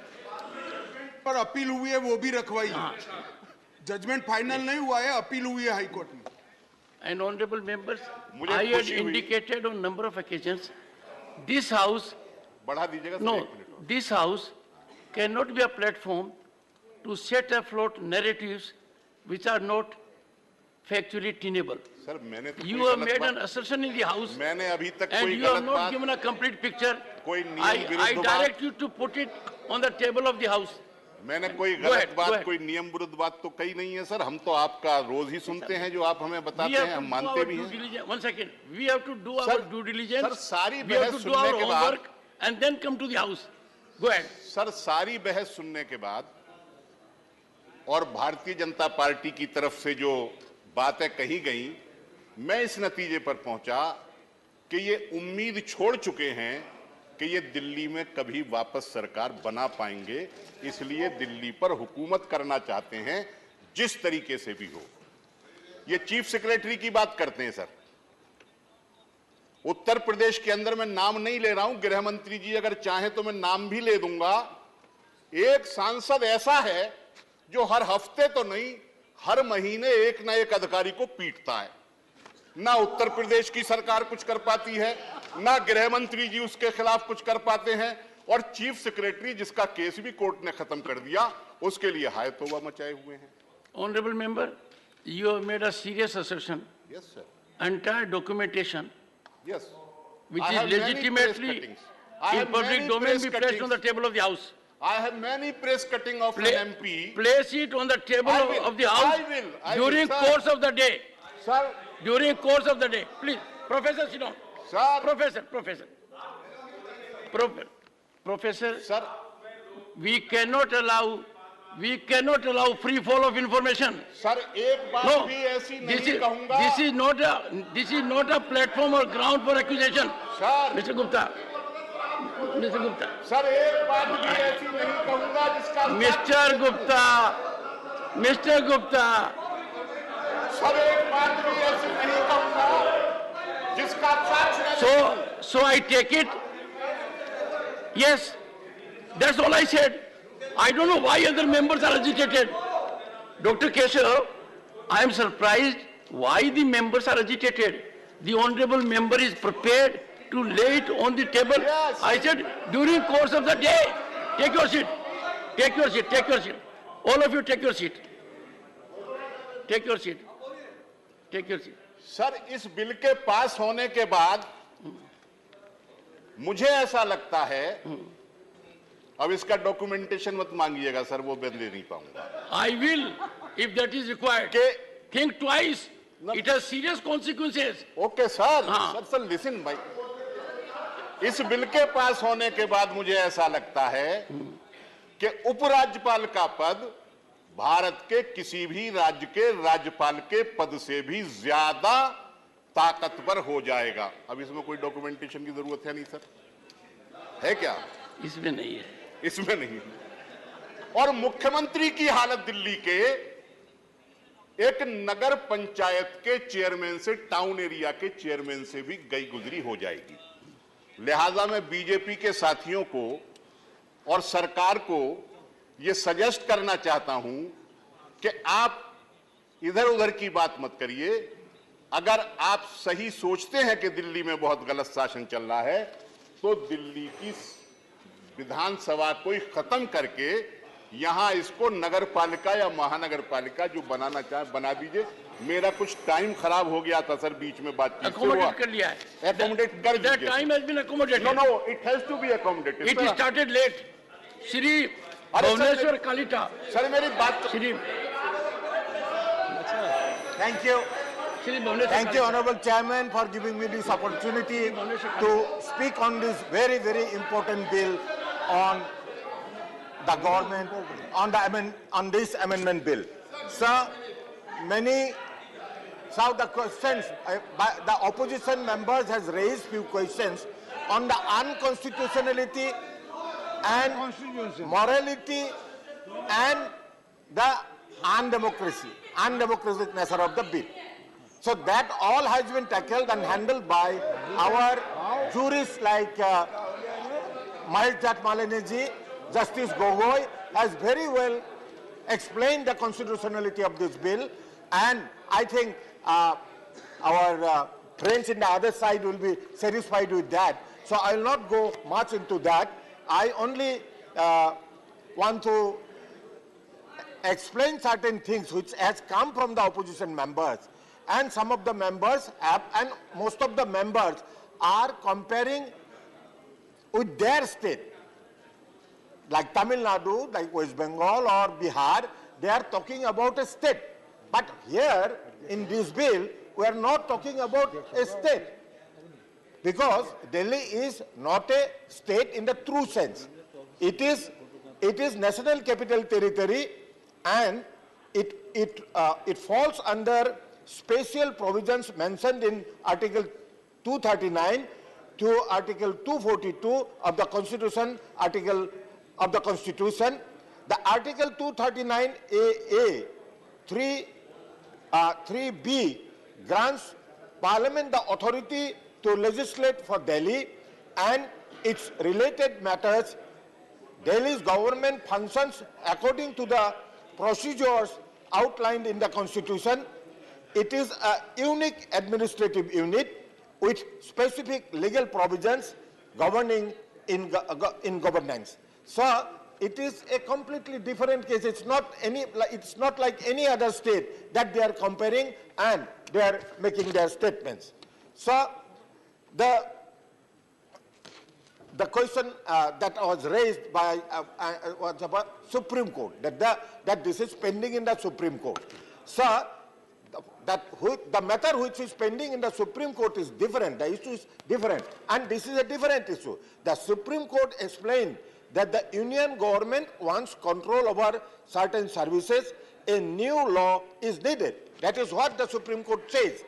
This new bill is being passed to make that happen. The entity with the authority to create laws and rules is the same one that can make rules under the Act. In this case, it's the union government. So here I want to point out certain things which has been raised by our friends in the opposition in the other side. So they say that the bill is undemocratic. So the bill is not undemocratic. Had it been undemocratic, it would not have come in the parliament at all. So, and what kind of democracy they are talking about? The democracy, the legislature which is functioning in Delhi, the Legislative Assembly of the NCT of Delhi is unique as it does not experience prorogation. In 2020, there was just one session. So, just one session in 1 year, comprising 5 brief sittings over 2 days, solely for budget purposes, for the passage of the budget. Similarly, sir, in 2021, 2022, 2023, only one session took place all centered around passing the budget for the respective fiscal years. So they talk about democracy, where the legislature doesn't sit. It sits only once in a year to pass the budget. So another thing that it is in the knowledge of them, and we ask, and us all, that the infrequent convening of cabinet meetings. You see, in a democratic government, cabinet is supreme, and cabinet has to be taken into confidence. But here, the cabinet, both in 22 and 2023, primarily cabinet was summoned to address budgetary concerns. This approach of the government is seen as problematic, as it may impede effective administration and decision on implementation. Notably, the absence of crucial actions such as presenting Comptroller and Auditor General report, which is a constitutional obligation, for the past 2 years misses the questions about the transparency and accountability. So, when the cabinet doesn't see, when the assembly doesn't see, where CAG report cannot be placed, where is the transparency and accountability? So, as we all see that in this, in the authority, one of our members said that CM's position has been made redundant. Sir, what for that redundancy is what I want to explain here, sir. The backlog of crucial files pertaining to prominent institutions like Regional Rapid Transit System, AIMS, the IIT Delhi, indicates a lack of expeditious decision making within the government of NCT Delhi. These delays have raised concerns about the pace of development and implementation of essential projects. So they are not interested about these projects, which are for the people, which are for the benefit of the people.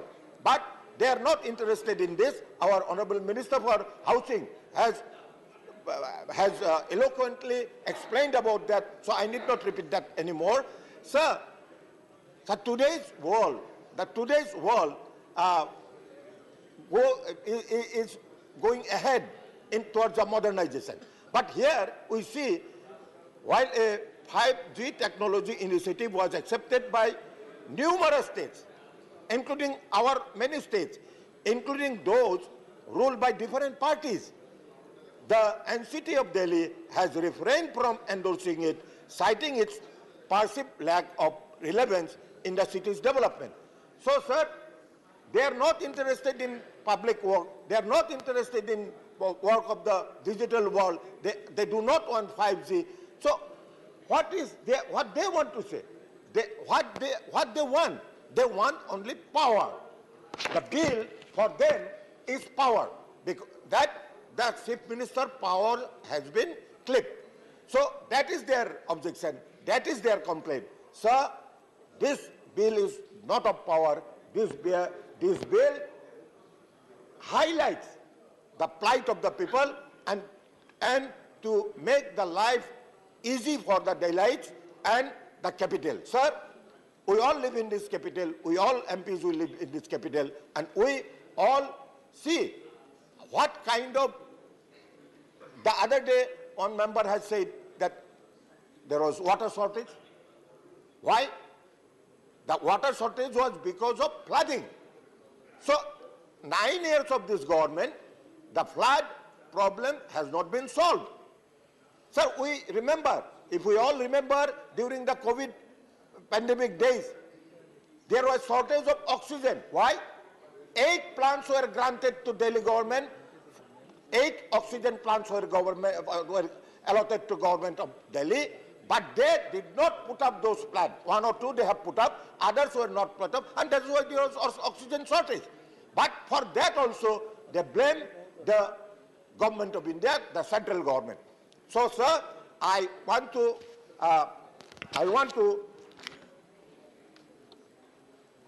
support this bill with all my support. And this is a very important bill, and this bill should be passed unanimously. That is my appeal. Thank you, sir. Shri Santosh Kumar P, 4 minutes. Thank you, Chairman, sir. I take this opportunity to oppose this undemocratic, anti-federal, unconstitutional bill introduced by the Manipur Shame Union government. Sir, if you go through the pages of history, one thing can be easily understood. That one organization, I don't want to name it, based on Nagpur, was from the very beginning itself opposing the concept of federalism.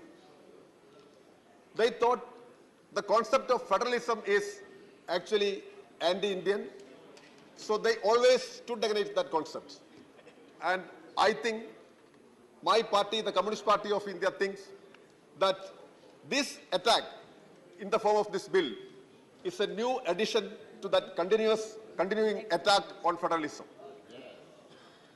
And I would like to ask the Honorable Home Minister, who is present in this august house, the statement, objects and statements, a detailed list is given. It is stated that any decision taken or any event happening in the capital of the nation not only affects the residents, and many things are stated, and national reputation, image, credibility, and prestige at stake in the international global spectrum. So I would like to ask you, Mr. Home Minister, can you cite even a single incident, single example to justify your position? You are insulting the people of Delhi. The democratically elected government, is the democratically elected government of Delhi is responsible? In any of the international forums, anyone discussed about these issues? Unfortunately, so as to say, the international community is discussing about Manipur. I am sorry to say, the treasury benches were vocal against the failure of the Delhi government. May I ask you, it was the European Union Parliament which discussed about one particular Indian state. I don't want to name that because that will create problems here. They don't want to hear the name. More than 6,500 cases were registered, FIR. Not even 500 were arrested.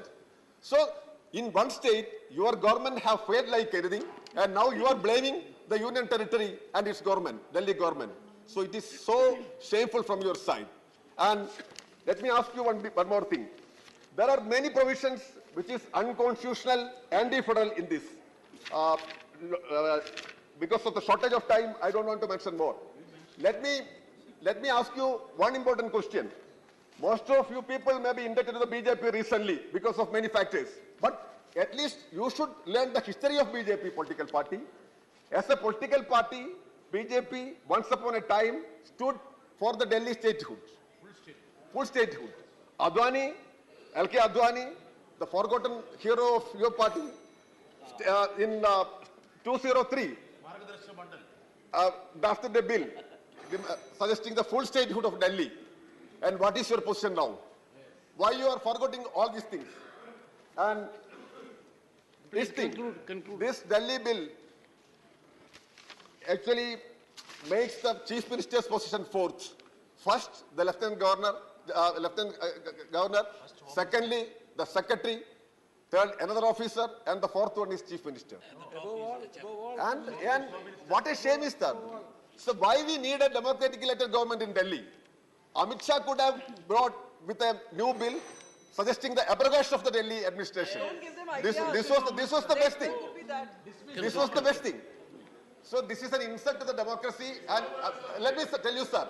Conclude, please conclude. Yes, I am going to conclude. Some of our friends, especially from Orissa and Andhra Pradesh, were very vocal today. ED might have knocked more on the doors today, but we are not fearful of the ED. We oppose this bill. This is anti-India, anti-democratic. So we appeal all of you to oppose this bill. Dr. Anil Jain. धन्यवाद सभापति महोदय। 10 minutes. महोदय मैं राष्ट्रीय राजधानी क्षेत्र दिल्ली सरकार संशोधन विधेयक 2023 के समर्थन में बोलने के लिए खड़ा हुआ। महोदय मेरा स्पष्ट मानना है कि यह विधेयक न केवल दिल्ली बल्कि देश के नागरिकों की भावनाओं को ध्यान में रखकर लाया गया है। यह विधेयक दिल्ली की विशेष ऐतिहासिक, भौगोलिक, राजनीतिक एवं प्रशासनिक स्थिति को देखकर लाया गया। महोदय, मैं इस बिल की संवैधानिकता और वैधता के बारे में बहुत सारी बातें हुई हैं, लीगल और कॉन्स्टिट्यूशनलिटी के बारे में बहुत बात हुई है, मैं उस पर बहुत ज़्यादा चर्चा नहीं करना चाहता, लेकिन इतना जरूर कहूँगा कि सुप्रीम कोर्ट की आदेश की पैरा 86, पैरा 95, पैरा 164C, इसके तहत इसमें साफ कहा गया है कि संसद को अनुच्छेद 239A के तहत दिल्ली संघ राज्य क्षेत्र के किसी भी विषय पर कानून बनाने का अधिकार है। और इसकी बात मुझे लगता है कि अब इसमें कोई विवाद नहीं रहा है, उस पक्ष के लोग भी और इस पक्ष के लोग भी इसके बारे में अब विवाद से दूर हैं। तो ये एक बात तो तय होती है कि संवैधानिकता से परिपूर्ण है और ये अधिकार क्षेत्र में आता है मान्यवर। लेकिन प्रश्न ये है कि ये अध्यादेश लाने की जरूरत क्यों पड़ी। एक माननीय सदस्य ने बोला था कि अध्यादेश कब लाए जाते हैं, कि विषमता हो या आपात स्थिति हो। ये सही मायने में विषमता ही पैदा कर रहे थे, इस दिल्ली में ये विषमता पैदा कर रहे थे, इसलिए अध्यादेश लाना पड़ा मान्यवर। जब 11 मई को 2023 को सुप्रीम कोर्ट का जो आदेश आया, हालांकि उस आदेश में 2 जज की खंडपीठ के लिए निर्णय देने के लिए कहा गया था, उस आदेश में इन प्रिंसिपल निर्णय हुआ था, लेकिन इन आम आदमी पार्टी के लोगों ने इसको तुरंत उसी शाम को इंप्लीमेंटेशन करने का प्रारंभ कर दिया, जबकि 2 जजों की खंडपीठ को इसको निर्णय देना था, उसकी डेट नहीं लगी, मैटर नहीं लगा, निर्णय नहीं आया, लेकिन इन्होंने इंप्लीमेंटेशन प्रारंभ कर दिया और सतर्कता विभाग की फाइलों को ढूंढना शुरू कर दिया। सतर्कता विभाग के सचिव को, विशेष सचिव को बुलाकर निर्देश देने प्रारंभ कर दिए। सोशल मीडिया में जारी कर दिया कि आशीष माधव राव जो सतर्कता सचिव है उनका ट्रांसफर हो गया। मान्यवर, 11/5/2023 के 11 मई के निर्णय में पैरा 165 में न्यायालय की नियमित बेंच को इस मामले का निपटारा करने का आदेश दिया गया था, जो बैठी ही नहीं है, लेकिन इन्होंने इंप्लीमेंटेशन प्रारंभ कर दिया। कारण क्या था? क्योंकि और इंप्लीमेंटेशन में भी क्या किया इन्होंने सतर्कता विभाग के निदेशकों को आदेश दिया कि सतर्कता विभाग के सचिव और स्पेशल सचिव इनको रिपोर्ट मत करिए, इनकी बात मत सुनिए, क्योंकि ये फाइलें अपने कब्जे में करना चाहते थे। मान्यवर, ये फाइलें क्या थी, क्यों चाहते थे ये? मान्यवर, ये मनीष सिसोदिया जो जेल में है, इनके उप मुख्यमंत्री, इनके शराब घोटाले की फाइल विजिलेंस के पास थी, ये उस फाइल को कब्जे में करना चाहते थे, ये सबूत बिगाड़ने चाहते थे। मान्यवर, अरविंद केजरीवाल जी जो इस देश दिल्ली के मुख्यमंत्री हैं, इन्होंने जिस प्रकार से असंवैधानिक तरीके से दिल्ली की जनता का पैसा लूटकर जो सादगी के प्रतिमूर्ति बनते थे, जो आंदोलन की उपज से पैदा हुए थे, ऐसे केजरीवाल जी ने अपने बंगले पर 53 करोड़ रुपए खर्च किए और उसकी फाइल उसमें है। इसलिए ये सतर्कता विभाग को कब्जे में लाना चाहते हैं। दिल्ली जल बोर्ड के 70,000 करोड़ के घोटाले की फाइल उसमें है, इसलिए ये विजिलेंस को अपने कब्जे में लेना चाहते थे। 90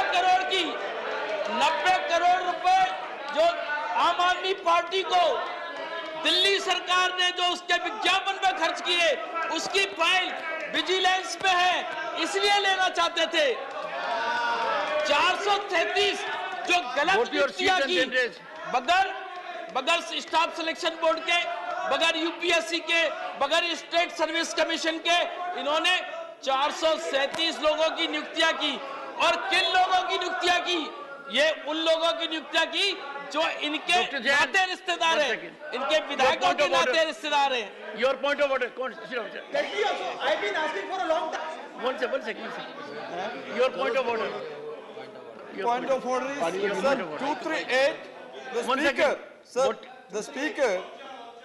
My point of order is 238. The speaker continuously he made the derogatory statement and used some names. He mentioned some names, sub judice, and his speech also sub judice.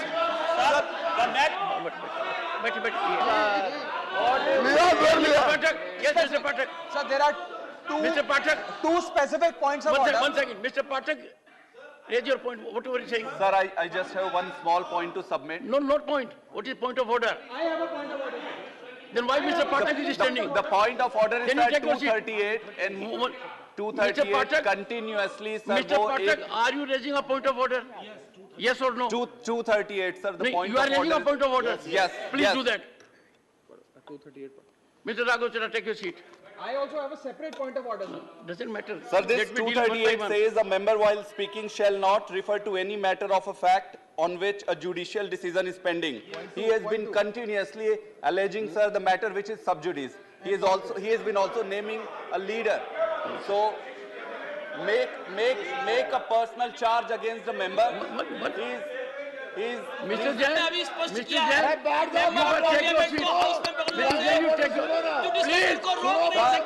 Jain, Mr. Jain, take your seat. Please. One second. Only Mr. Pathak. Right, sir. One second, please. Let Mr. Pathak raise a point of order. Mr. Pathak, what is your point of order? My point of order is this, sir. It is 238. I am reading it out. Yes. A member while speaking shall not refer to any matter of fact on which a judicial decision is pending, number one. Number two, make a personal charge against a member. Reflect upon the conduct of a person in high authority unless the discussion is based on a substantive motion drawn in proper items. Sir, the said member has been using name of a leader and the matter is sub judice. For the same thing, you have called the name of another leader. Mr. Pathak, so I would request... Mr. Pathak, can you give details of a judgment which is pending? Details of money, Mr. Manish Sisodia's name. Can you give some details? Can you give some details? What is that? What is it? You must raise a point of order. Yes. After clarification of mine. I'll explain, sir. Please let me know, sir. Mr. Gupta. One second. One second. Please. Take your seat. Take your seat. The kind of gesturing in which some members have engaged cannot be overlooked. I would urge the honorable members to maintain decorum. I am prepared to give floor to every member concerned. There is a point of order from Mr. Pathak, but he has failed to give with judgment. One second. Let Mr. Pathak continue. Mr. Pathak, 1 second. Bear out your assertion. Sir, I'm just... You have read 238. Right, sir. I have noted it. Right. Can you give the fact foundation of it? Fact foundation, sir. Member Manish Sisodiya जी के against जो matter sub judice है, उनका नाम बार-बार लेके allegation लगा रहे हैं. What is point?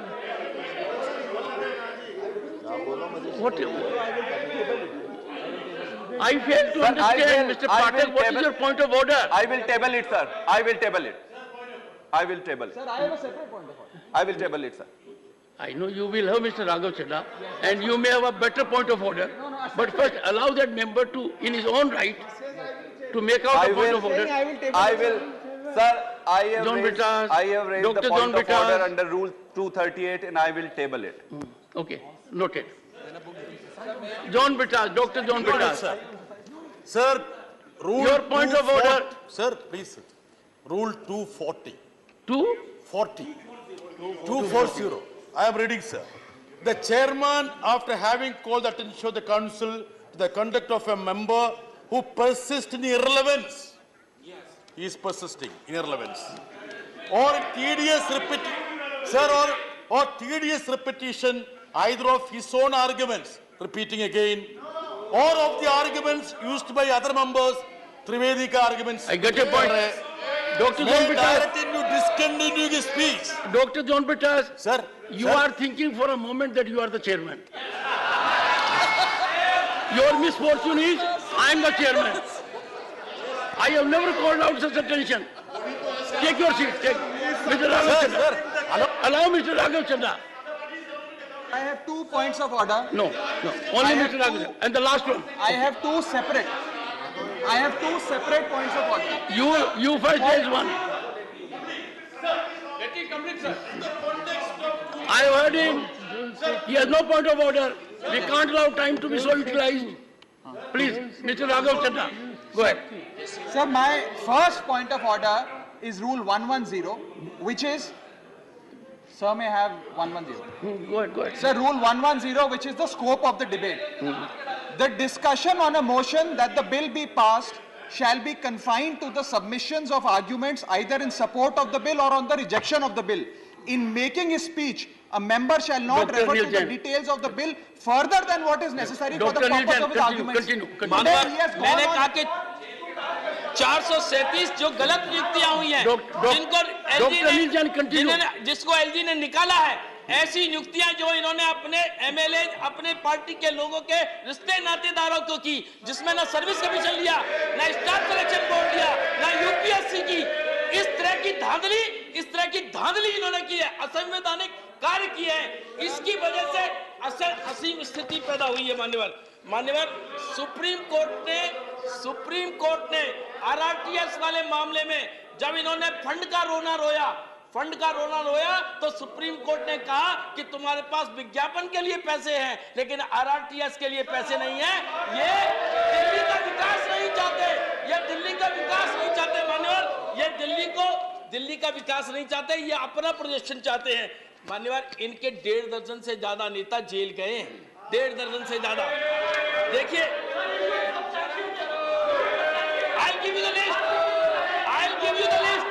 I'll give you the list, sir. Okay, honorable member will put it on the table. शिक्षा मंत्री, He will. स्वास्थ्य मंत्री, मनी लॉन्ड्रिंग घोटाले में,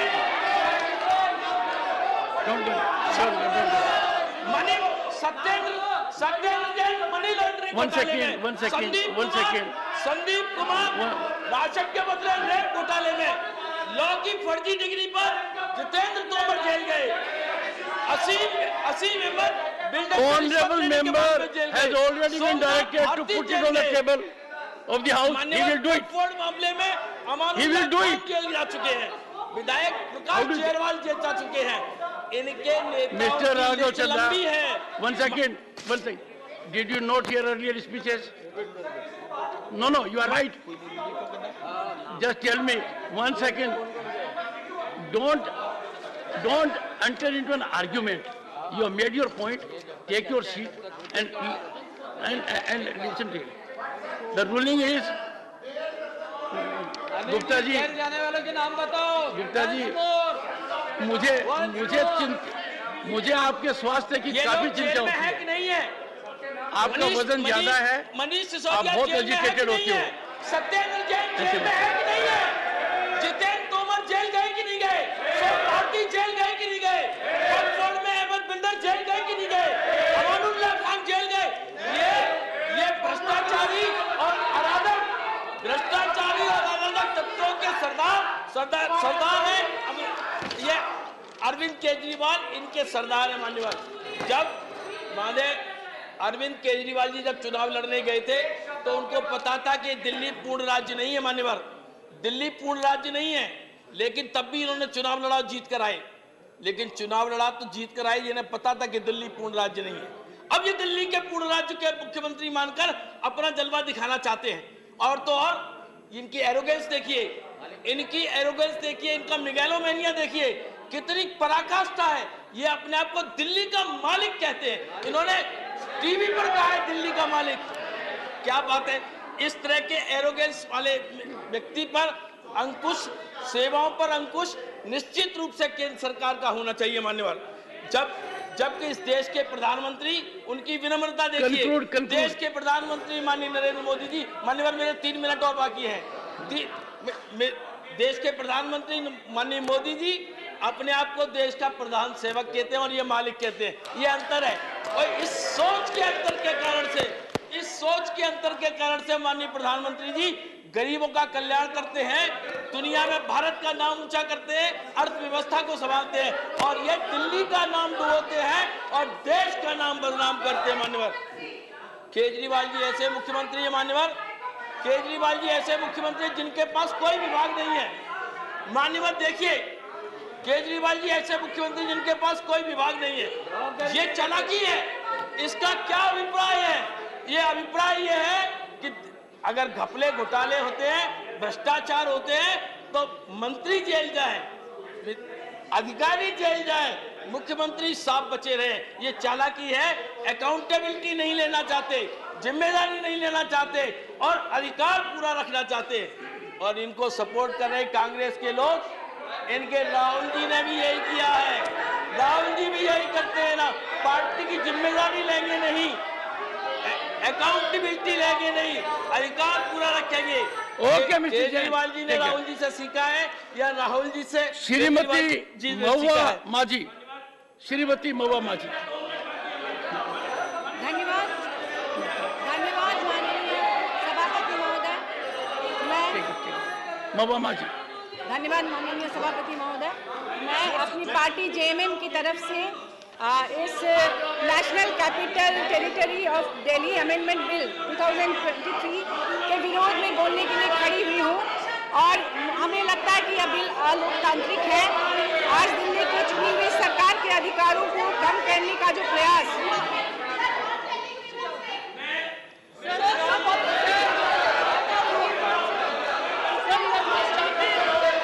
mister Jain, mister nothing will go record. Bill के माध्यम से केंद्र सरकार द्वारा किया जा रहा है, उससे तमाम विपक्षी पार्टियां चिंतित हैं।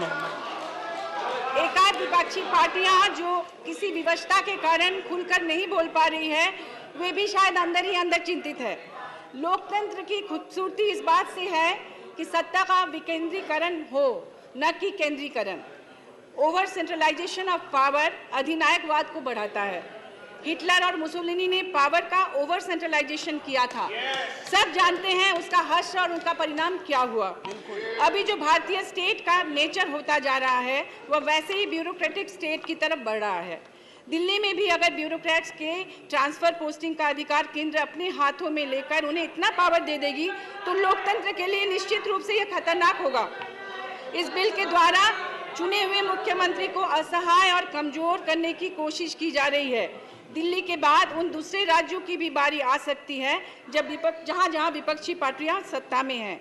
जब केंद्र ब्यूरोक्रेट्स को अपॉइंट करेंगे तो उसी के इशारे पर उन्हीं की आइडियोलॉजी इच्छा के अनुसार वे अपनी पॉलिसी इम्प्लीमेंटेशन करेंगे।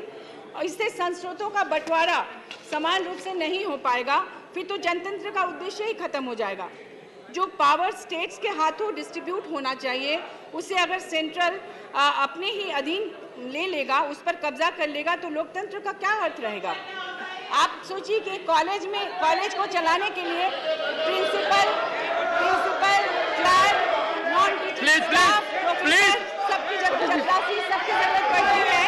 और मिस्टर मुरलीधर, प्रिंसिपल ही चाहे कि हम पूरे कॉलेज को चलाएं, तो क्या वो चलेगा।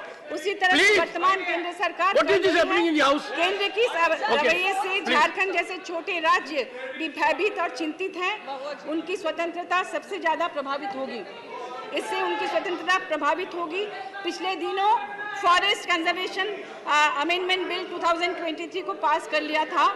आप लोगों ने बिना यह पता किए कि उससे जंगलों में रहने वाले जनजाति आदिवासी इससे कितनी बड़ी तादाद में अफेक्टेड होंगे, इसका उन्होंने विरोध किया था।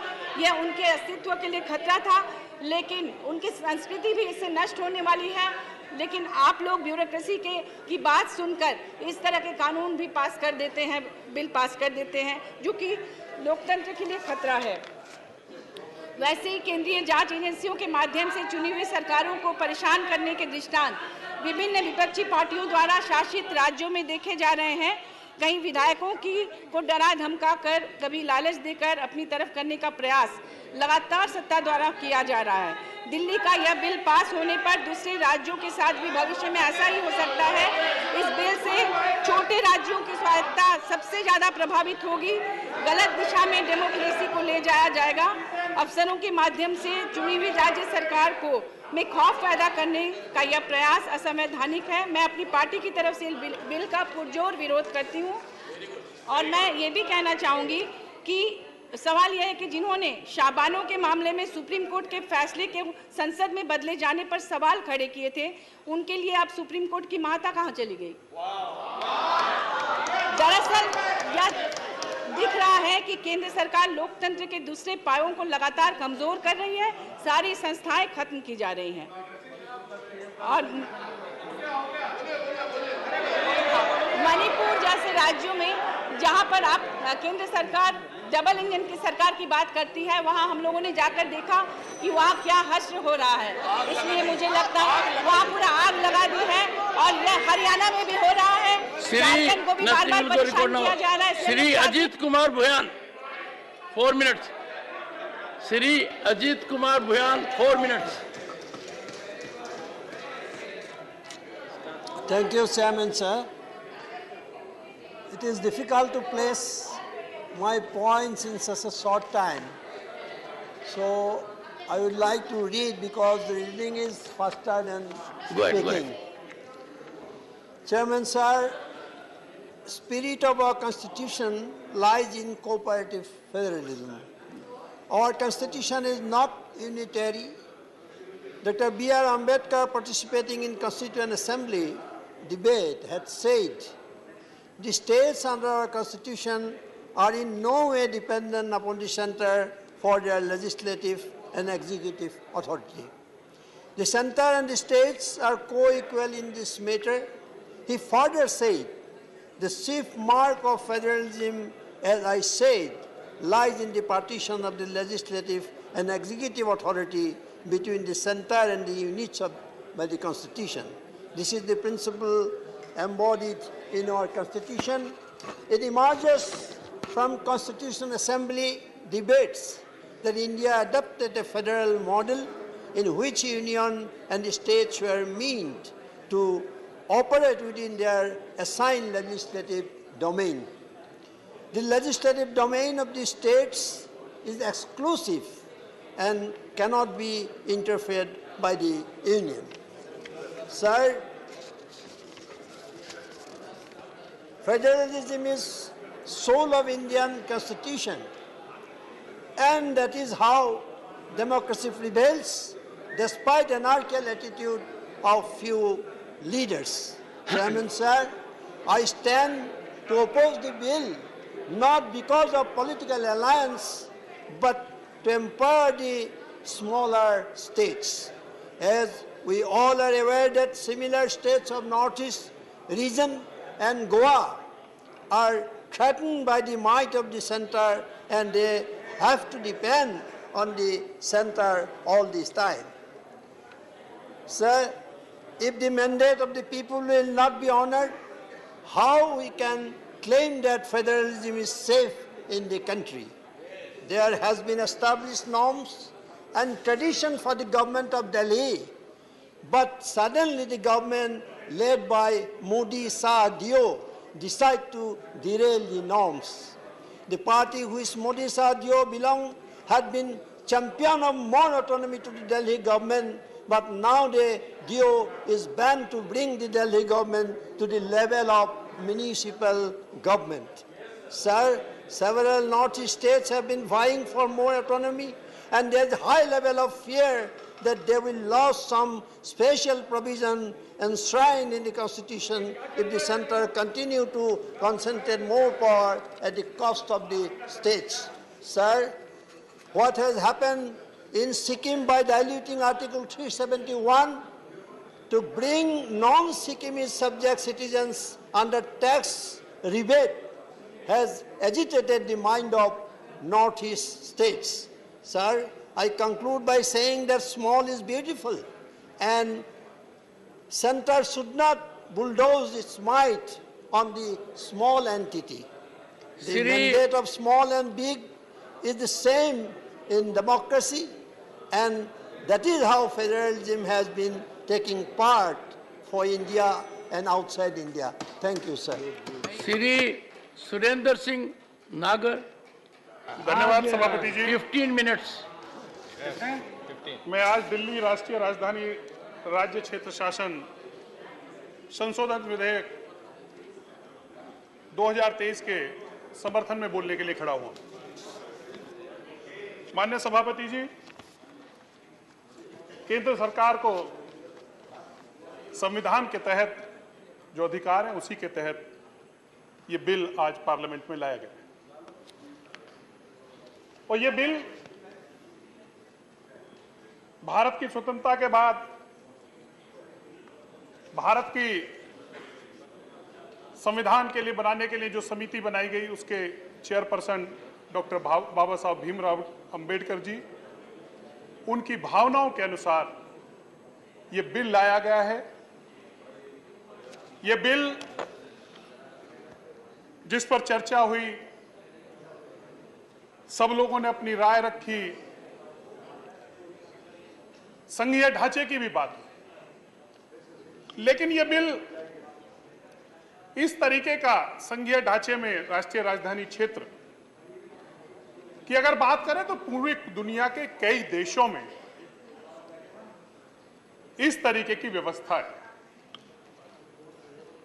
चाहे आप ऑस्ट्रेलिया, मैक्सिको, अमेरिका, बहुत से देशों में यह व्यवस्था है। और अमेरिका में तो यह भी व्यवस्था है, वाशिंगटन डीसी में, कि वहां कांग्रेस में कोई प्रतिनिधि चुन के भी नहीं जा सकता। और यहां तो हमारे आम आदमी पार्टी के जो सदस्य हैं वो यहां चुनकर आए हैं दिल्ली से। देश की लोकसभा में 7 सदस्य लोकसभा के लिए चुनकर दिल्ली से आते हैं। इस तरीके की व्यवस्था पूरे देश में है। लेकिन यह व्यवस्था जरूरी क्यों है? क्योंकि राष्ट्रीय राजधानी क्षेत्र का एक अपना महत्व होता है। राष्ट्रीय राजधानी क्षेत्र के विकास के लिए, उसके इंफ्रास्ट्रक्चर के लिए,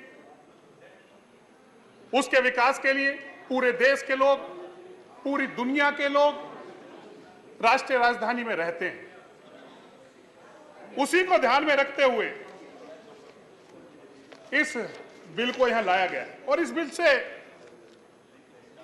फायदा क्या होगा? इस बिल से दिल्ली में उच्च स्तर पर जो शासन प्रणाली है वो बनाई रखी जा सकेगी। इस बिल से भारत सरकार और दिल्ली सरकार की संयुक्त और सामूहिक जिम्मेवारी और लोगों की जो आकांक्षाएं उन्हें पूरा किया जा सकेगा। इस बिल के माध्यम से राजधानी क्षेत्र में पारदर्शी और प्रशासनिक निर्णय सुनिश्चित करने का काम यह बिल करेगा। माननीय सभापति जी, इस बिल को लेकर हमारे विद्वान वक्ताओं ने, हमारे जेठमलानी साहब ने, सिंघवी जी ने, गोगोई जी ने अपनी बात रखी। मैं लीगलिटीज उनके बारे में नहीं जाना चाहता, लेकिन एक बात जरूर मैं थोड़ा समय लूंगा, थोड़ा पीछे जाना चाहूंगा। समय हमारे पास है और समय भी हमारा है, आने वाला समय भी हमारा है। आपका खत्म हो गया। ये समय भी हमारा, आने वाला समय भी हमारा है, इसकी चिंता आप मत कीजिए। माननीय सभापति जी, मैं कई बार चर्चा करता हूं, मुझे भी एक बार इस देश की लोकसभा का सदस्य रहने का मौका मिला।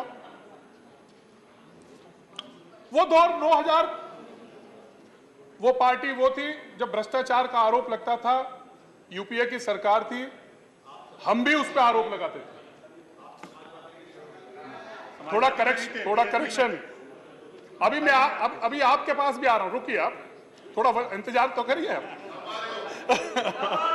अभी इंतजार करिए। माननीय सभापति जी, मेक योर पॉइंट। 2009 और 2014 के बीच इस देश में कांग्रेस के नेतृत्व में एक ऐसी सरकार थी कि मैं कहूं तो इस देश के इतिहास में सबसे ज्यादा अगर भ्रष्टाचार के किसी पर आरोप लगे वो 2009 से 14 के बीच में कांग्रेस के नेतृत्व में यूपीए की जो सरकार थी उस पर आरोप लगे। Make your point. लगातार भ्रष्टाचार के आरोप लगे और पूरे समय 5 वर्ष तक लगातार घोटालों की चर्चा होती रही। और उसके बाद इस देश में भ्रष्टाचार को लेकर एक आंदोलन हुआ और वो जब आंदोलन हुआ, जंतर मंतर पर वो आंदोलन हुआ। अन्ना हजारे जी, मैं उसी पे आ रहा हूं, भूमिका भी अभी रुकी आप। अन्ना हजारे जी के नेतृत्व में वो आंदोलन हुआ और कुछ आंदोलनजीवी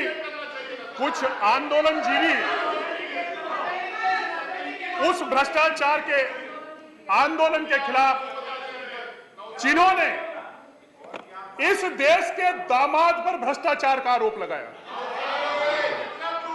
इस देश के दामाद पर भ्रष्टाचार का आरोप लगाया, और वो दामाद कौन है आप अच्छी तरीके से जानते हो। और वो आरोप हमने नहीं लगाया, वो आरोप जो आज आम आदमी पार्टी और जो उसके नेता है उन्होंने लगाया था, और आज आरोप लगा के गलभाई करके साथ साथ बैठे हैं आप। ये आरोप हमने नहीं लगाया था।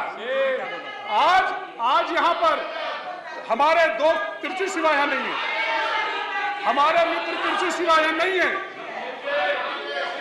तिरछी सिवा जी आप ध्यान रखिए, तिरछी सिवा जी 2G का आरोप, ऑनरेबल मेंबर, ऑनरेबल मेंबर, का तत्कालीन ऑनरेबल मेंबर, कौन था, ऑनरेबल मेंबर, किसने लगाया उस पर आरोप, ऑनरेबल मेंबर, तत्कालीन honourable member, you don't have to address them, honourable member, confined to decorum, address to the chair, please address to the chair.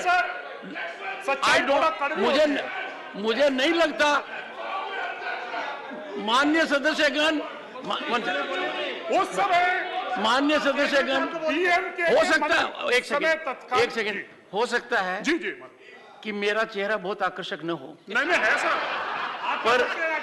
पर नियम की आवश्यकता है कि मेरे को देखकर आप बात कहिए। सर अगर आपका चेहरा नहीं देखूंगा तो मैंने कहा है I am a very good authentic reflector, ये बात पूरी पहुंचेगी। इधर देखिए माननीय सभापति जी, बोलिए माननीय सभापति जी, उस समय कांग्रेस के नेतृत्व वाली जो सरकार थी उसमें जो मंत्री थे वो डीएमके के थे, और उन पे आरोप किसी और ने नहीं लगाया था। उनके खिलाफ अगर पीआईएल किसी ने डाली थी, इधर तो पीआईएल डाली थी आम आदमी पार्टी के जो नेता हैं उन्होंने पीआईएल डाली थी। आज साफ बैठे हैं,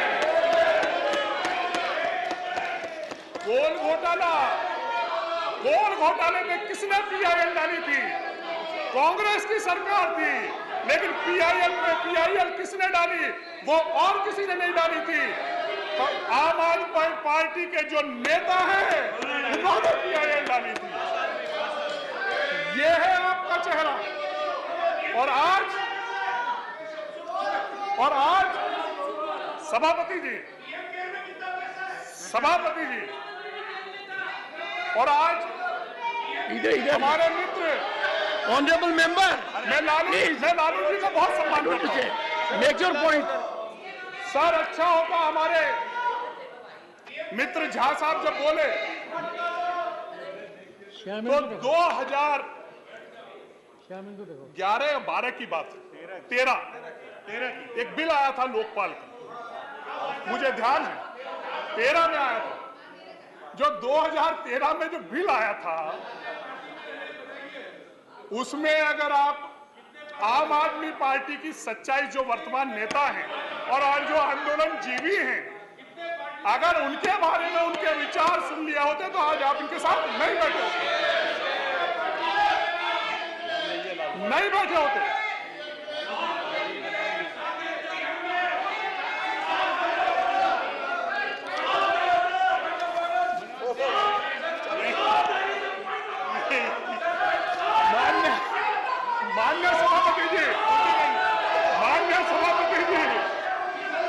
माननीय सभापति जी, अरे शांति। माननीय सभापति जी, honourable member address to the chair. माननीय सभापति जी, 2000 जब ये आंदोलन चल रहा था भ्रष्टाचार के खिलाफ, उस भ्रष्टाचार के खिलाफ आम आदमी पार्टी के जो आज नेता हैं उन्होंने एक लिस्ट बनाई थी। उस भ्रष्टाचारियों की लिस्ट में उस समय की यूपीए की जो सरकार है उसके 8 मंत्रियों के नाम थे, और ये आरोप हमने नहीं लगाया था, ये आरोप किसी और ने नहीं लगाया था, ये आरोप लगाया था उस समय के उन लोगों ने उससे तत्काल यूपीए की जो सरकार है उसके मंत्रियों पे लगाया। Take your seat. All of you take your seat.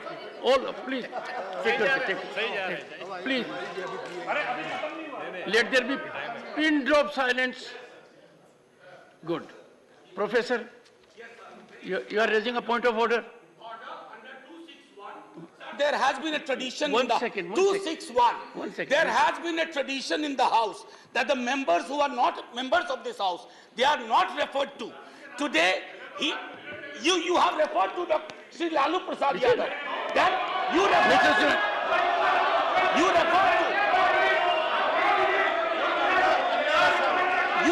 to Anna Hazare. You refer to sir, let me finish. One second, please. Please take your seat. Take your seat. Sir, so your point of 1 second. So your point of order is expunction. Expunction of words, because references have been made to lot many people who are not members of this House. This is going against the traditions of this House. Take it. Would you kindly please have some patience? Maintain order. 1 second. The honorable member has raised a point of order. Honorable members, honorable member Professor Jha has raised a point of order. Similar point of order was raised by leader of the opposition. And when a point of order is raised by leader of the opposition, it is raised at the highest level. I had reserved my ruling on that, and then I had come back to the House. I had indicated to the House everything about the issue. Perhaps the professor has not read it. You read it, you'll get your answer. Please go ahead and maintain order. Please. माननीय सभापति जी. Address the chair. Yes. No, every time, Mr. Nagar, you look at that side. I will take care of it. Look at this side. And make your point. It will be more impactful. सभापति जी केवल मैं सिर्फ मैं ये जिक्र इसलिए किया कि आखिर इस बिल को लाने की जरूरत क्यों पड़ी, इसकी पृष्ठभूमि के बारे में मैंने बात किया. आपको भी पढ़ा रहे हैं माननीय सभापति जी. उस आंदोलन के बाद वो आंदोलन ने खत्म हुआ और एक नई पार्टी का जन्म हुआ. और उस नई पार्टी का जब जन्म हुआ तो उसके नेता उस समय जो अब नेता हैं उन्होंने एक बात कही थी, और आश्चर्य की बात है कि बच्चों की भी कसम खाई थी. और बच्चों की कसम खा के ये कहा था कि मैं कभी जीवन में कांग्रेस के साथ समझौता नहीं करूंगा. क्या हो गया? ये खाई थी कसम. और इसके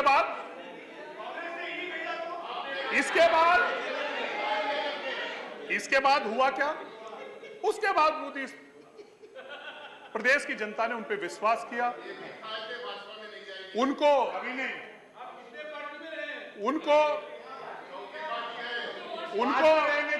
आपको तकलीफ क्या हो रही है? कांग्रेस में कभी नहीं आऊंगा.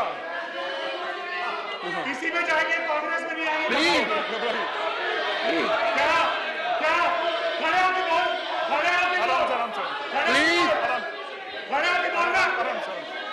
Mr. Leader of the House. अरे कोई नहीं पढ़ा सर. आराम से. Conclude. Please conclude. चेयरमैन साहब, प्रदेश की जनता ने उन पे विश्वास किया और उन्होंने वादा किया था कि मैं भ्रष्टाचार को जड़ से निपटा.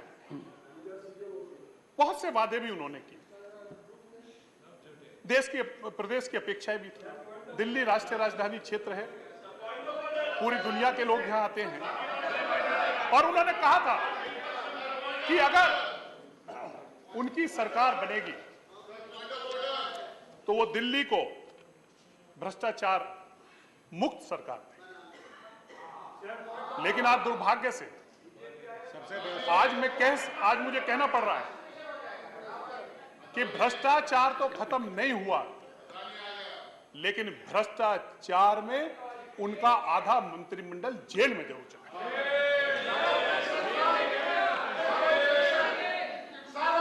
और वादा, और आखिर इसकी जरूरत क्यों है? ये राष्ट्रीय राजधानी क्षेत्र रहना क्यों चाहिए? सभापति जी, जब आम आदमी पार्टी की सरकार बनी थी तो उन्होंने कहा था कि हम महिलाओं की सुरक्षा करेंगे और महिलाओं की सुरक्षा करने के लिए इस पूरे दिल्ली के क्षेत्र में सीसीटीवी लगाने का काम करेंगे। लेकिन आज तक सीसीटीवी नहीं लगे। यहाँ महिलाओं को आज असुरक्षित है। और जब कोई घटना घटती है, जब कोई आरोप घटना घटती है तो इसकी जिम्मेवारी वो, क्योंकि पलटने में बहुत बड़े पलटीवाल हैं, वो पलटने में बड़े माहिर हैं, वो तुरंत पलट जाते हैं, कहते हैं मुख्यमंत्री तो मैं हूं, महिलाओं की सुरक्षा है वो गृह मंत्रालय की जिम्मेवारी। Conclude now, conclude. और इसके बाद इसके बाद उन्होंने लास्ट 1 मिनट वादा किया कि 30,000 बेड हम यहाँ बढ़ाएंगे। खत्म हो जाएगा तब आएगा। सर, जब कोविड आया, ये क्यों जरूरी है कि ये केंद्र शासित प्रदेश, जब कोविड आया, जब ऑक्सीजन की कमी इसमें पड़ी तो इस प्रदेश के मुख्यमंत्री वहां नहीं गए, इस देश के गृह मंत्री ने जाकर इस हॉस्पिटल जाकर व्यवस्थाएं देखी और ऑक्सीजन की व्यवस्था इस प्रदेश की जान बचाने का काम अगर किसी ने जिम्मेवारी उठाई तो दिल्ली प्रदेश के मुख्यमंत्री नहीं, इस देश के गृह मंत्री ने कुछ जाकर उठाने का काम किया। Thank you, thank you, thank you. अभी इसके बाद अभी एक बात कहकर सब मैं अपनी बात समाप्त करना चाहूंगा। हमारे चले गए हमारे राघव जी, वो कह रहे थे कि गृह मंत्री जी ने प्लीज कंक्लूड नाउ। पार्टी का है, सुपारी party. Please conclude now sir, एक लास्ट में हाफ अ मिनट। सुपारी पार्टी का है। मैं बताना चाहता हूं सुपारी party. Half a minute, 1 minute बसा दो। अच्छा, ठीक है। मैसेज फ्रॉम लोक सभा secretary general. Sir, with your kind permission, I rise to report that the Lok Sabha at its sitting held on 7th August 2023 passed the Coastal Aquaculture Authority Amendment Bill 2023. I lay a copy of the said bill on the table. Sri Derek O'Brien. Sir, I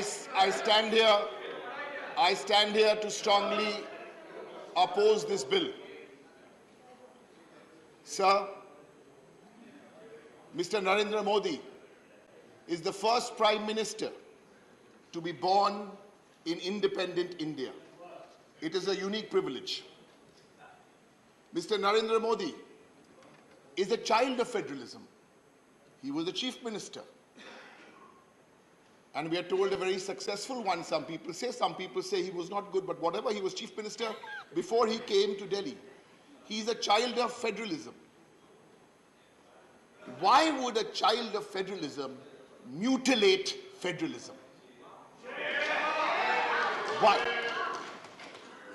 Why would a child of federalism come to Parliament and in the last 3 years ensure that about 1/3 of the bills passed here in Parliament is anti-federal?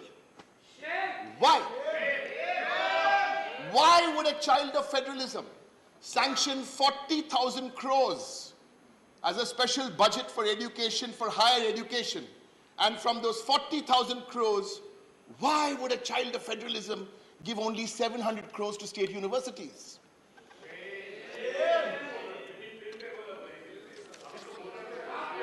Every bill, sir. Sir.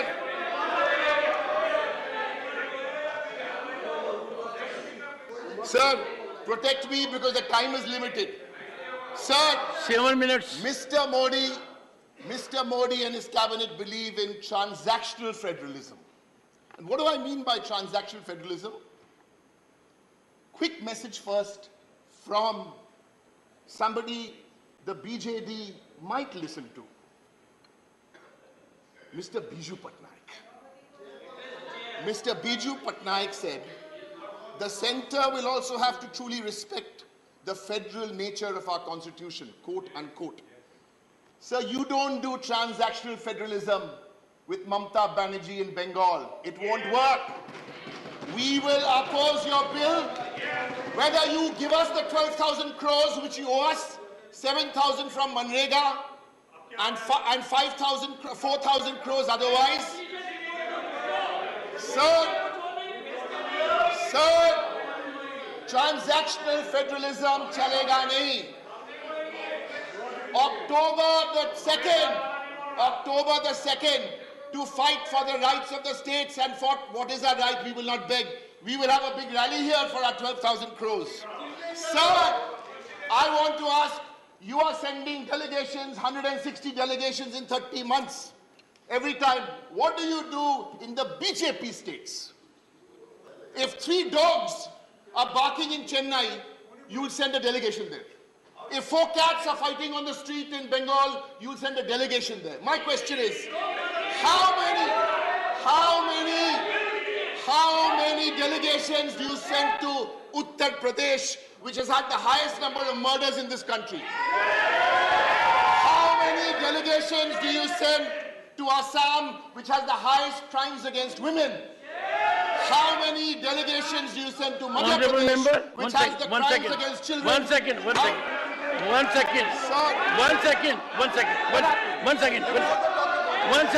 Everyone can speak whatever you want. One second. Please, one second. Please, take your seat. Take your seat. Please, better. Yes, sir. Honorable member, one second. Honorable member, you perhaps have to be reminded that you are speaking on a subject, and you would recollect that in last 20 minutes, 3 such points of order were raised and attention was invited.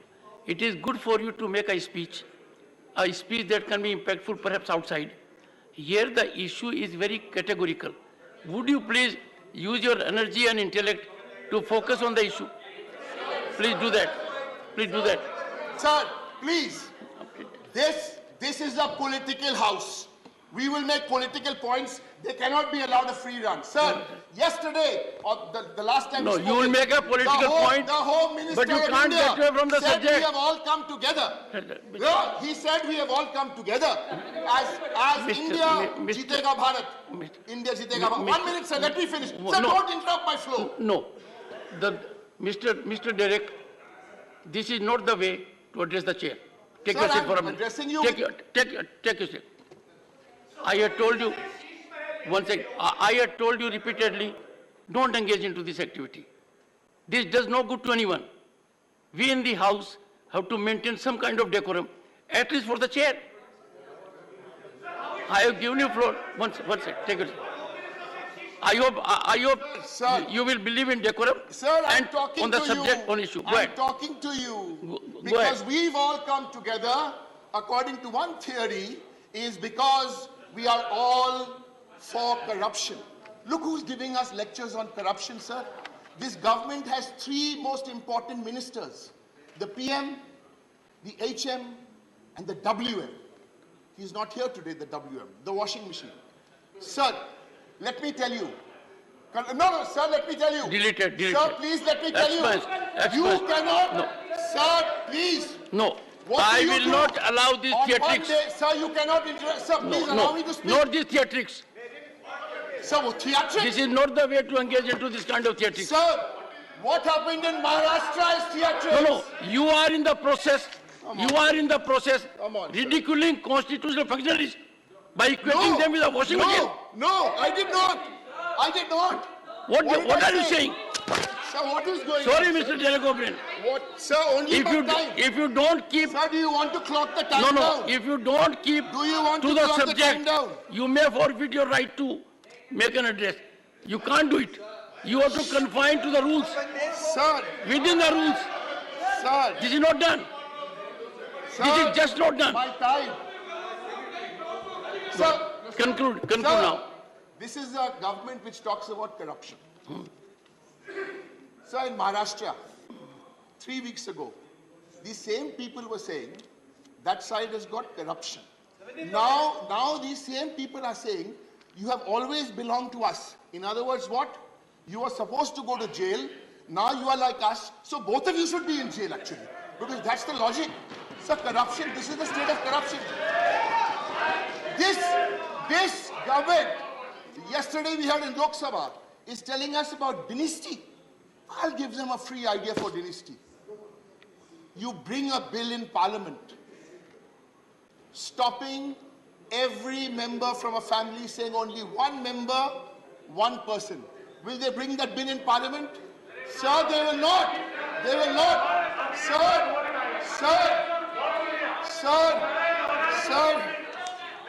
let me finish. Sir, let me... See, sir. Protect me, sir. Sir, protect me. 1 minute. Sir, protect me.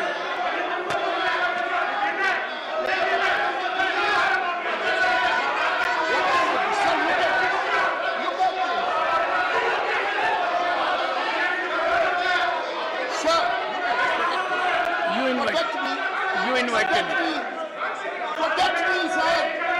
Sir, my love, sir. Sir, protect me. Sir, protect me.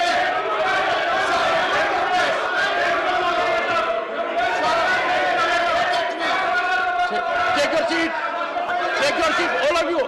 All of you, take your seat. Please. Give me 2 minutes. Take your seat. Let me speak. Take your seat. Take your seat. Take your seat. Take your seat. Mr. Tiwari, please. We want decorum in the house. Please. One second. First, take your seat. Take it. First, take your seat. Take your seat. Would you please take your seat now? Honorable members, we started discussion today with an expectation, and was fructified also, that the decorum will be there in the house. Schedule once. Can't you wait for some time? No, before you conclude, one second. I want to be decorous and conclude. Don't conclude in a manner to put everything in disorder. Right, sir. I will not shout. Good enough. Go ahead. Please. Sir, I will not say anything. Last 1 minute. Very good, sir. Last 1 minute. We have a clear difference of opinion here on this bill. That's why even a former Prime Minister has found it important enough to be present here to come and vote with us on the bill. We acknowledge that. That's why a member of the JDU has come in an ambulance. So we believe, sir. And the last, Mr. Shibu Soren is here, also unwell. He's come here, sir. So I agree. We have a different view on the bill. It's our view. It's their view. Sir, before we end, I want 15 seconds. Sir, 15 seconds. 15 seconds. Miss Kavita Patidar. बहुत बहुत धन्यवाद माननीय सभापति महोदय।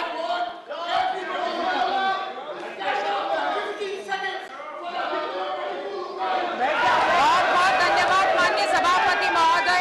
Mr. Derek O'Brien is named by me. I name Mr. Derek O'Brien to leave the house immediately. I name it.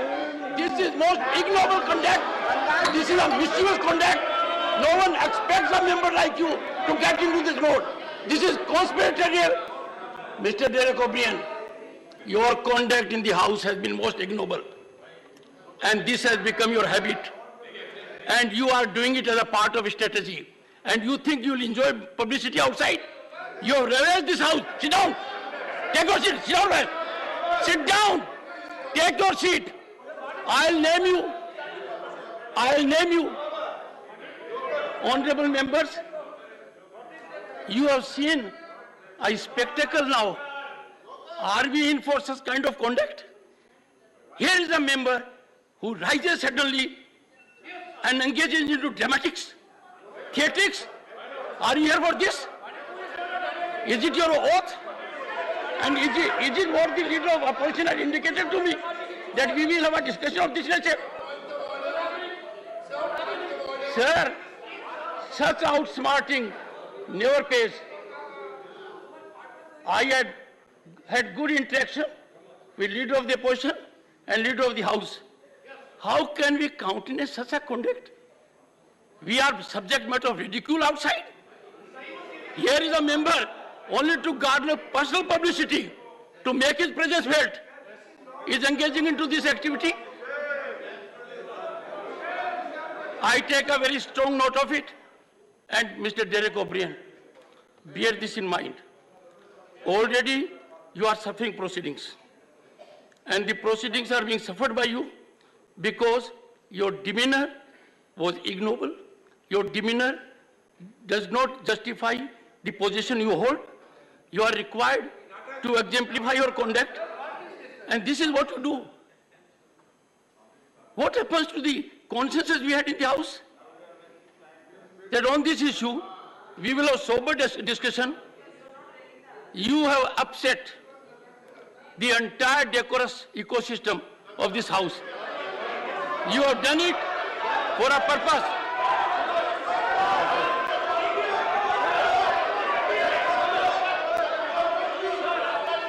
Miss Kavita Patidar. धन्यवाद माननीय miss सभापति कविता पाटीदार। बहुत बहुत धन्यवाद माननीय सभापति महोदय, आपने मुझे बोलने का अवसर दिया। सर्वप्रथम मैं देश के प्रधानमंत्री माननीय मोदी जी और हमारे देश के गृह मंत्री माननीय अमित शाह जी को बहुत धन्यवाद देती हूं कि उन्होंने इस संशोधित बिल को सदन में रखा। माननीय महोदय, एक तरफ माननीय देश के प्रधानमंत्री है, जो देश के हित में उनकी रीति है वैसी उनकी नीति है। दूसरी तरफ ये विपक्ष है जो अपने राजनीतिक स्वार्थ के चलते देश की जनता को गुमराह करने का काम कर रहे हैं। अभी कुछ दिन पहले मैं पश्चिम बंगाल पे गई थी अपनी पार्टी के निर्देश पर। वहां पर मैंने देखा था कि किस तरह से वहां पर ये लोग आपस में लड़ते हैं और वहीं बेंगलोर में जाकर गठबंधन करते हैं। वही दृश्य यहाँ सदन में भी है। हम रोज इस सदन में उपस्थित होते हैं, विभिन्न बिलों पर चर्चा करते हैं, लेकिन इन्हें सदन से कोई लेना देना नहीं है, सदन की कार्यप्रणाली से कोई लेना देना नहीं है। पूरे वक्त विपक्ष का एक भी व्यक्ति सदन में उपस्थित नहीं होता है। ये बात सिद्ध करता है जो माननीय गृह मंत्री जी ने लोकसभा में कही थी कि इन्हें देश की जनता के हित से मतलब नहीं है, सिर्फ इनके गठबंधन से मतलब है। इनके ही नेता ने सार्वजनिक रूप से कहा था कि मैं दिल्ली में भ्रष्टाचार को खत्म करूंगा, मैं न गाड़ी लूंगा न मैं बंगला लूंगा। और करनी और कथनी में अंतर देखिए। दूसरी तरफ शीश महल खड़ा हो जाता है, जिसके भ्रष्टाचार की कहानी भाई सुधांशु ने बहुत अच्छे से इस सदन में रखी है। मैं माननीय महोदय, मैं आपको बताना चाहूंगी कि बहुत से संविधान संशोधन हुए हैं और 69 संविधान संशोधन भी ये लोग ही लेकर आए हैं, और उसी के तहत अनुच्छेद 229 AA3B के तहत संसद को दिल्ली संघ राज्य क्षेत्र या उसके किसी भी भाग के लिए उससे संबंधित किसी भी विषय के लिए कानून बनाने का पूर्ण अधिकार है। मैं बालकृष्ण रिपोर्ट की भी बात करना चाहूंगी, जिसमें यह साफ कहा गया है कि दिल्ली की कार्यप्रणाली और सेवा प्रणाली केंद्र सरकार के अधीन होगी। अभी इन्होंने बहुत से हमारे अपनों की याद दिलाई, कुछ याद मैं इनको भी दिलाना चाहूंगी कि उस संविधान संशोधन में तत्कालीन गृह मंत्री जो कांग्रेस के थे, उन्होंने इस बाल कृष्ण समिति की रिपोर्ट को स्वीकार किया था और अपने वक्तव्य में कोड किया था कि हम इसे अपनाते हैं। लेकिन ये लोग नहीं अपनाएंगे। ये लोग इसलिए नहीं अपनाएंगे क्योंकि इनका सिर्फ हंगामा करने का मकसद है। ये देश के हित की बात कभी नहीं कर सकते। अभी ये लोकतंत्र की बात कर रहे थे, अपने अधिकारों की बात कर रहे थे, जबकि सबसे बड़े लोकतंत्र की हत्या तो कांग्रेस ने आपातकाल लगाकर की थी, जिनको ये लोग भाई भाई भाई कहते हुए यहाँ पर संगठित होने का काम कर रहे हैं। दूसरी तरफ अभी एक सदस्य ने यह सदन में जवाब दिया था कि दिल्ली के विजय से केंद्र की सरकार विचलित हो गई है। माननीय महोदय, मैं आपको बताना चाहूंगी कि देश की करोड़ों जनता ने माननीय मोदी जी को देश का प्रतिनिधित्व करने का, नेतृत्व करने का अवसर प्रदान किया है।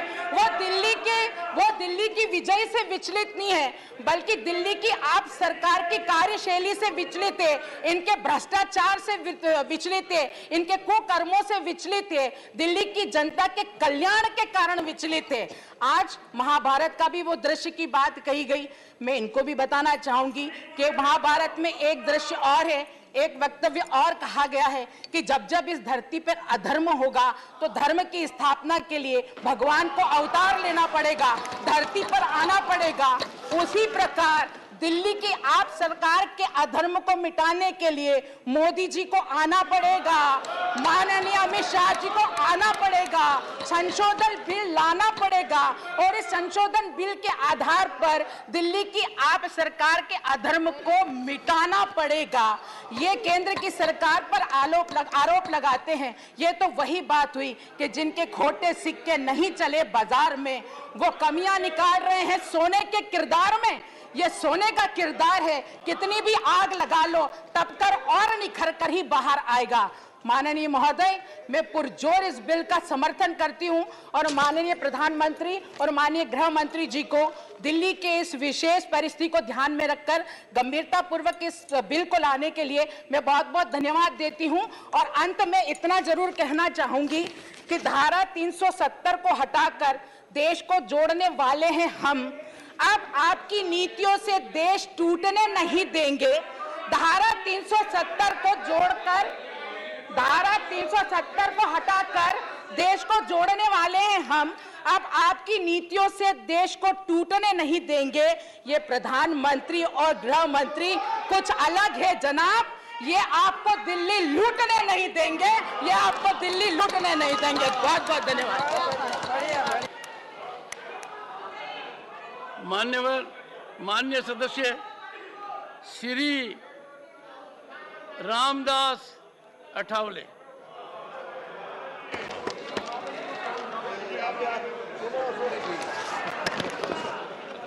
Please observe silence.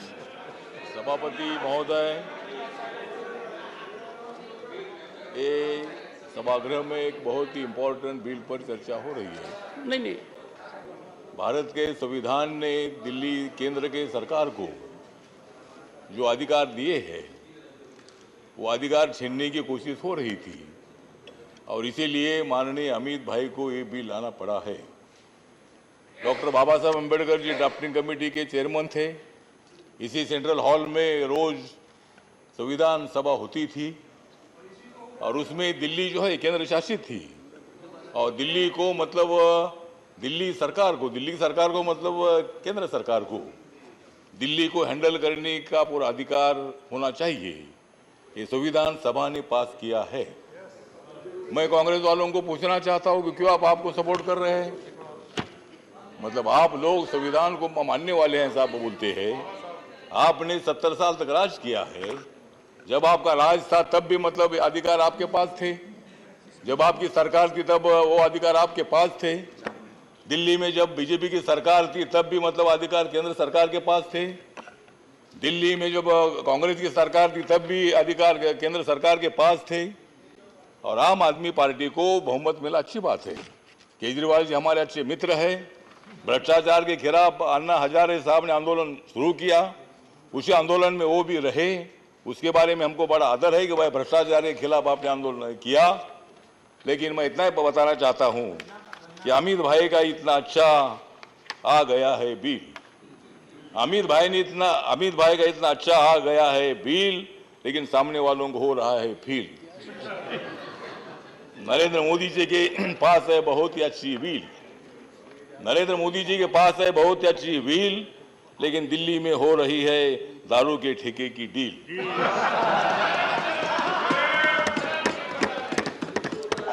माननीय नरेंद्र मोदी जी और अमित शाह जी की बहुत ही अच्छी जम गई जोड़ी।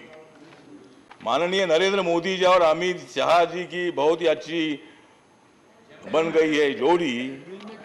फिर कांग्रेस वालों की और आप वालों की कैसे आगे जाएगी गाड़ी? नरेंद्र मोदी जी जानते हैं जनता की नाड़ी, नरेंद्र मोदी जी जानते हैं जनता की नाड़ी, इसलिए बढ़ाई है मैंने दाढ़ी।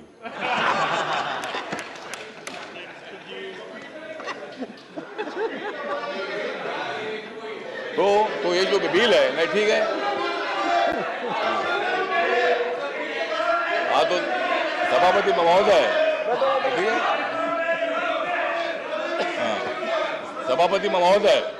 सभापति महोदय ये बिल बहुत बड़ा इंपॉर्टेंट है।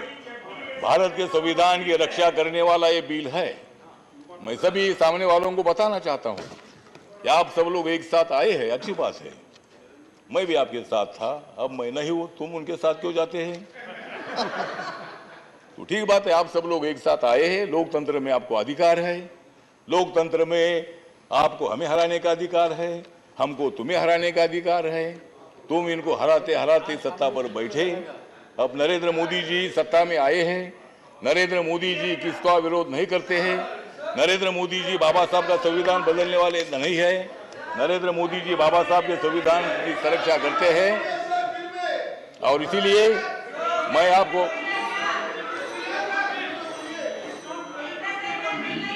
ऑनरेबल मिनिस्टर, ऑनरेबल मिनिस्टर, मुझे लगता है कि सर ये जो बिल है भी आप लोग मुझे लगता है कि सर ये जो बिल है भी आप लोग बिना मतलब हंगामा करते करते आप हंगामा करते बैठो, उधर ही बैठो, हम इधर बैठने वाले हैं।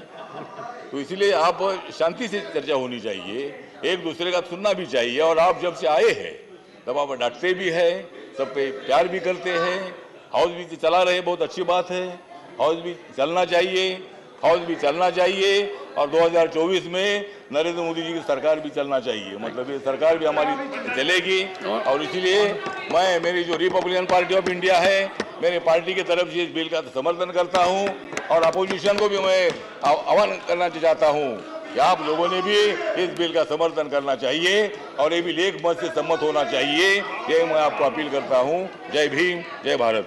Honourable members, as per the list of business, the statutory resolution disapproving the Government of National Capital Territory of Delhi Amendment Ordinance 2023 was listed in the name of 12 honorable members. As per practice and parliamentary conventions, the names of the listed members are called by the chair successively, and the member who moves the resolution becomes the mover of the resolution, and the rest of the names thereafter become infructuous.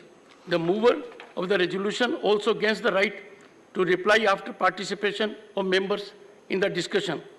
In the instead case, Shri A.D. Singh has moved the statutory resolution, and therefore I now call upon Shri A.D. Singh to reply to the discussion. Thereafter, the Honorable Minister will reply to the debate. Shri A.D. Singh.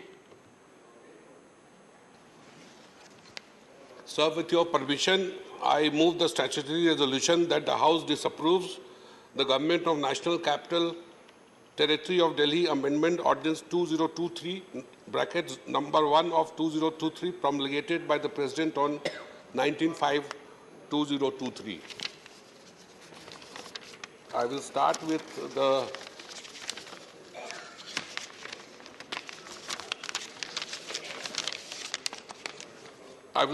the Constitutional Bench in DC Vadhwa versus State of Bihar has held that the power of the executive to promulgate an ordinance should not be perverted to serve the political ends. And I heard the debate from both the sides, from our side and from the side of the ruling party. And it reminds me of the BJP party saying that we are a party with a difference. Hence, I really congratulate the Honorable Home Minister that you have brought a similar bill with a change, which has never occurred in any democratic setup. And I will not repeat many things that Singhvi ji has said or Chidambaram ji has said and many other members have said, because it will be too repetitive. But the most peculiar, see, I want to ask the Honorable Home Minister, then what is the sanctity of a party manifesto?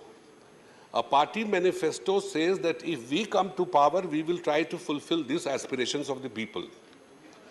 So the bill is so peculiar that that triple chain about whom many of our colleagues in the opposition have said, that means that it will be the work of the Lieutenant Governor and the Union Home Ministry to implement the manifesto of the Aam Aadmi Party, because as it is very clear that the bureaucrat will not listen to the Chief Minister and his other people. And in any case, I have a very low opinion of the IS in this country, because No, a whole lot of my friends have been at the helm of power. I don't want to name them. So the steel frame of British imperialism is not even the plastic frame of Indian democracy. So besides, the service is such that I am sure I am safe, and I agree, sir. So IS denotes all these three things. And they are too, instead of subservient to the social goals of the society, they are normally subservient to the all legal and not so legal acts of the ruling party, whether it is our side or whether it is that side. So, so it is a very peculiar situation. We talk of the ruling party, talks of, and we also talk of the democratic values that was enshrined in Bihar's Lichvi dynasty. We shout all over the world that we are the largest democracy. One of the opposition, one of the ruling party ladies just mentioned that we did a great job by abolishing 370. But let me tell you, let me brief the House that under the Congress rule and even under Atalji's leadership, the 370 was diluted so much that it only remained a piece of paper. And unless we win the heart of the people of Jammu and Kashmir, nothing, because after 4 years, we are still making people house arrest there. So I do not know whether we want to serve as a democratic nation, or we want to put it at, we really want to finish it, the democratic sentiments.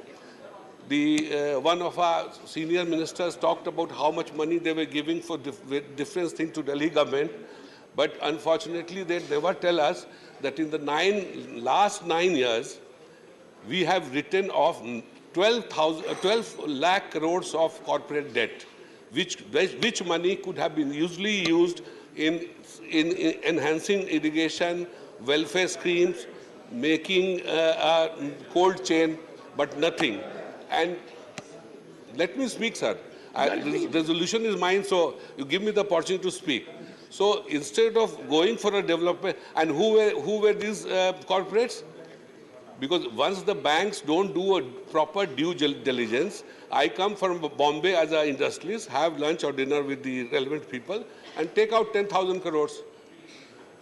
So 12 lakh crores is a lot of, and I saw the list, which was, and the recovery, after recovery, it was 12 lakh crores. And in most of the cases, the recovery was just 10%.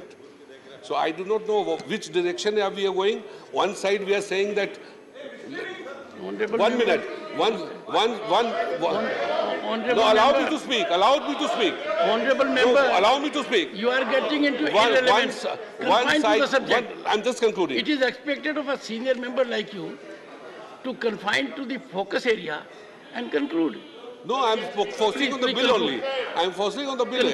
On one side, we are saying that we'll become the third largest economy, and on the other side, 800 million people we are feeding. So what we have two India. So we have to see the other India, not the rich India, the poor India. So and would you on the bill, many members from our side have spoken. So I don't want to be repetitive. State and simple. Beg pardon, sir. Resolution. You have to confine to that. Okay, thank you. Anyone will tell you. Thank you. Shri Amit Shah to reply the discussion.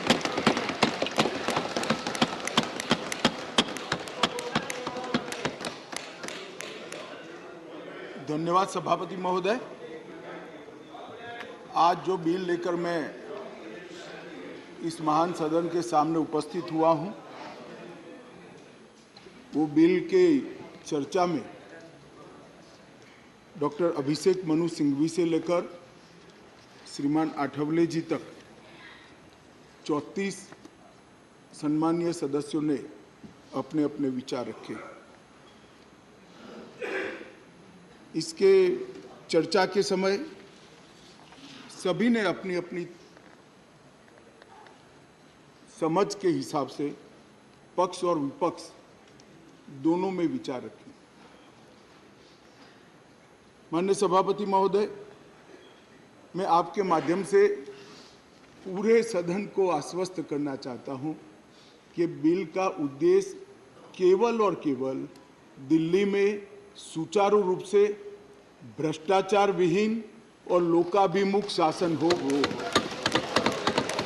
अब किसी को भ्रष्टाचार विहीन और लोकाभिमुख शासन में विरोध है तो इसका तो मेरे पास कोई जवाब नहीं है, मगर मैं इतना जरूर आश्वस्त करना चाहता हूं कि बिल के एक भी प्रावधान से मान्यवर पहले जो व्यवस्था थी जब इस देश में कांग्रेस की सरकार थी वो व्यवस्था में किंचित मात्र भी परिवर्तन नहीं हो रहा है। मान्यवर, मैं आज जो बिल लेकर आपके सामने उपस्थित हुआ हूं वो महामहिम राष्ट्रपति जी के 19 मई 2023 को राष्ट्रीय राजधानी क्षेत्र दिल्ली में सेवाओं के प्रशासन और प्रबंधन से जुड़े अध्यादेश जो उन्होंने प्रख्यापित किया था वो अध्यादेश से बनी हुई व्यवस्था के स्थान पर विधि द्वारा बनी हुई व्यवस्था को प्रस्तापित करने के लिए बिल लाया हूं। ये इसका मूल उद्देश्य है। मैं सारी बातों का डिटेल जवाब दूंगा कि बिल क्यों लाना पड़ा, अध्यादेश लाने की जल्दी क्या थी, ये बिल कैसे संविधान सम्मत है, ये बिल कैसे सुप्रीम कोर्ट के जजमेंट को किसी भी एंगल से किसी भी तरह से इसको वायोलेट नहीं करता है। ये सारी चीजों का मैं जरूर जवाब दूंगा। माननीय महोदय, चूंकि इतनी लंबी चर्चा इस सदन ने करी है, मैं दिल्ली की स्थिति को थोड़े शब्दों में जरूर सदन के सामने रखना चाहूंगा। मान्यवर, दिल्ली कई मायनों में सभी राज्यों से अलग प्रदेश है, क्योंकि यहाँ संसद भवन भी है, कई सारे इंस्टीट्यूशन का स्टेटस एंजॉय करने वाली संवैधानिक हस्तियां यहाँ विराजमान होती, सुप्रीम कोर्ट है, एम्बेसीज यहाँ है और बार बार दुनिया भर के राष्ट्राध्यक्ष यहाँ पर चर्चा करने के लिए यहाँ आते हैं। मान्यवर, इसीलिए दिल्ली को यूनियन टेरिटरी बनाया गया है। स्टेट लिस्ट के मुद्दों पर यहाँ की सरकार को सीमित मात्रा में अधिकार दिए हैं। दिल्ली असेंबली के साथ मगर सीमित अधिकारों के साथ यूनियन टेरिटरीज है। तो आगे पर जिसको भी दिल्ली में चुनाव लड़ना है, इसको दिल्ली के एक कैरेक्टर को समझना चाहिए। मान्यवर, मैं जब पंचायत का चुनाव लड़ता हूं और पार्लियामेंट के अधिकारों की मांग करता हूं तो ये संवैधानिक रूप से पूरे नहीं हो सकते। हम जब चुनाव लड़ते हैं दिल्ली के एमएलए का या चीफ मिनिस्टर की दावेदारी करते हैं, तब हमको मालूम होना चाहिए कि यूनियन टेरिटरीज है। और सपना तो मुझे कोई भी आ सकता है, मगर चुनाव में जो लड़ता हूं इसके हिसाब से भी हो सकता, स्वप्न पूरे हो सकते हैं। और अगर देश का प्रधानमंत्री बनना है तो संसद का चुनाव लड़ना पड़ता है, दिल्ली के एमएलए का चुनाव से नहीं लड़ना पड़ता है। माननीय अध्यक्ष महोदय, दिल्ली के शासन का इतिहास भी मैं जरा बताना चाहता हूं। स्वतंत्रता पूर्व भी दिल्ली कई सालों से किसी न किसी प्रकार से देश का सत्ता का केंद्र रहा, राजधानी रहा। नजदीक के भूतकाल में चले जाइए तो 1911 में दिल्ली तहसील और महरौली थाना, ये दोनों को अलग कर राजधानी बनाया गया। बाद में वर्ष 1919 और 1935 के अधिनियमों में उस वक्त की ब्रिटिश सरकार ने दिल्ली को चीफ कमिश्नर प्रोविंस माना। स्वतंत्रता के समय के जब संविधान बनने की प्रक्रिया हुई, उस वक्त दिल्ली के स्टेटस के बारे में पट्टाभी सीतारामैया और बाबा साहेब आम्बेडकर की एक कमेटी बनी और ड्राफ्टिंग कमेटी ने दिल्ली की स्थिति को लेकर विस्तृत विचार विमर्श किया। माननीय सभापति महोदय, पट्टाभी सीतारामैया समिति ने दिल्ली को लगभग राज्य स्तर का दर्जा देने की सिफारिश की थी। उसी कमेटी के चर्चा के वक्त पंडित नेहरू, सरदार पटेल, सी राजगोपालाचारी, डॉक्टर राजेंद्र प्रसाद और स्वयं डॉक्टर अंबेडकर जैसे नेताओं ने इसका अलग अलग तर्क देकर विरोध किया था। मान्यवर, 1949 में संविधान के अंतिम मसौदे के साथ संविधान सभा के अध्यक्ष को भेजी गई डॉक्टर अंबेडकर की रिपोर्ट का मैं पेरा पढ़ना चाहता हूं। जहां तक दिल्ली का सवाल है, हमें ऐसा लगता है कि भारत के राजधानी के रूप में शायद ही किसी स्थानीय प्रशासन के अधीन दिल्ली को रखा जा सकता है। संयुक्त राज्य अमेरिका में संसद राजधानी के संबंध में पूर्ण विधायी शक्ति का अधिकार रखती है। ऑस्ट्रेलिया में भी ऐसा है। आगे अंबेडकर की रिपोर्ट कहती है, किसी विशेष क्षेत्र के मामले में क्या किया जाना है, ये राष्ट्रपति अपने आदेश द्वारा निर्धारित करेंगे। निसंदेह वह अन्य मामलों की तरह इसमें भी जिम्मेदार मंत्रियों की सलाह पर काम करेंगे। यदि वह चाहे तो दिल्ली में एक उपराज्यपाल रख सकते हैं। वह आदेश द्वारा एक स्थानीय विधायिका भी बन सकता है और इसके संगठन एवं शक्तियों का प्रावधान संसद कर सकती है। मान्यवर, श्रीमान मनोज जी ने कहा कि मैं कोटेशन को पढ़ाता हूं। मनोज जी, अगर इसी प्रकार के कोटेशन का इंटरप्रिटेशन आप जेएनयू में पढ़ाते होगे तो विद्यार्थियों की बुरी गत होगी। कोटेशन का रेफरेंस मान्यवर कई मायनों में बदलता है, मगर भौगोलिक स्थिति और राजधानी का अस्तित्व ये तो आज भी वही है। ये जो रिपोर्ट है वो इसलिए दिल्ली को पूर्ण राज्य बनाने के साथ सहमत नहीं थी कि दिल्ली राजधानी क्षेत्र है। मनोज जी जरा समझा दे सदन को कि आज क्या दिल्ली राजधानी नहीं है? आज दिल्ली की राजधानी का महत्व समाप्त हो चुका है। कोटेशन कुछ ऐसे होते हैं मनोज जी, जो पृथ्वी के अंत तक सत्य सनातन होते हैं, बदलते नहीं। कुछ कोटेशन ऐसे भी होते हैं। मान्यवर, स्वतंत्रता के बाद पार्ट सी स्टेट एक्ट 1951 से दिल्ली को विधानसभा दी गई, किंतु विधानसभा की शक्तियां सीमित एवं संसद के कानून के तहत रखी गई। ये भी सोच समझ कर किया गया। वर्ष 1956 में राज्य पुनर्गठन आयोग की सिफारिशों के आधार पर दिल्ली में विधानसभा को भंग कर दिया गया और दिल्ली को संघ शासित प्रदेश बना दिया गया। लगभग 3 दशक तक मान्यवर व्यवस्था चलती रही। 87 में सरकार या कमेटी बनी, जो बाद में बालकृष्णन कमेटी में परिवर्तित हुई और उसमें 1991 में 69वां संवैधानिक संशोधन किया, जिसमें संविधान में धारा 239 ए डाली गई और दिल्ली को विशेष दर्जा दिया गया।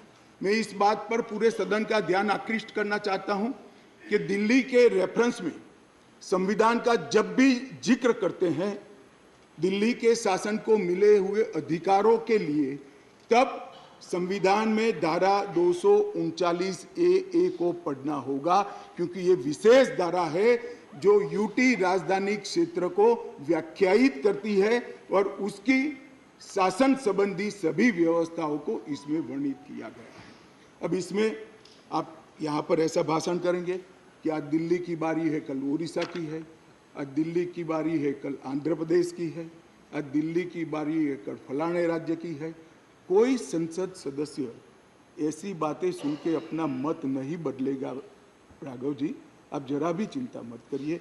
ऐसा नहीं है कि सिर्फ आप पढ़ सकते हैं, सभी लोग पढ़ सकते हैं, सभी लोग समझते हैं और सभी लोग चीज़ों को जानते भी हैं। सभी लोग जानते हैं कि इस प्रकार के बदलाव किसी राज्य में नहीं हो सकते, यूटी में ही हो सकते।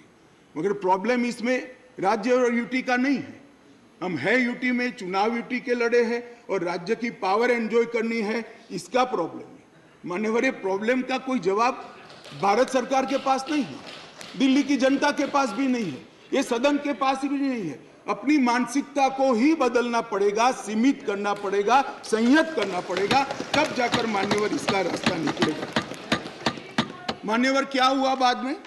91 से 2015 तक ऊपर नीचे कई बार एक दल की सरकार आई, कई बार विपक्ष की सरकार आई।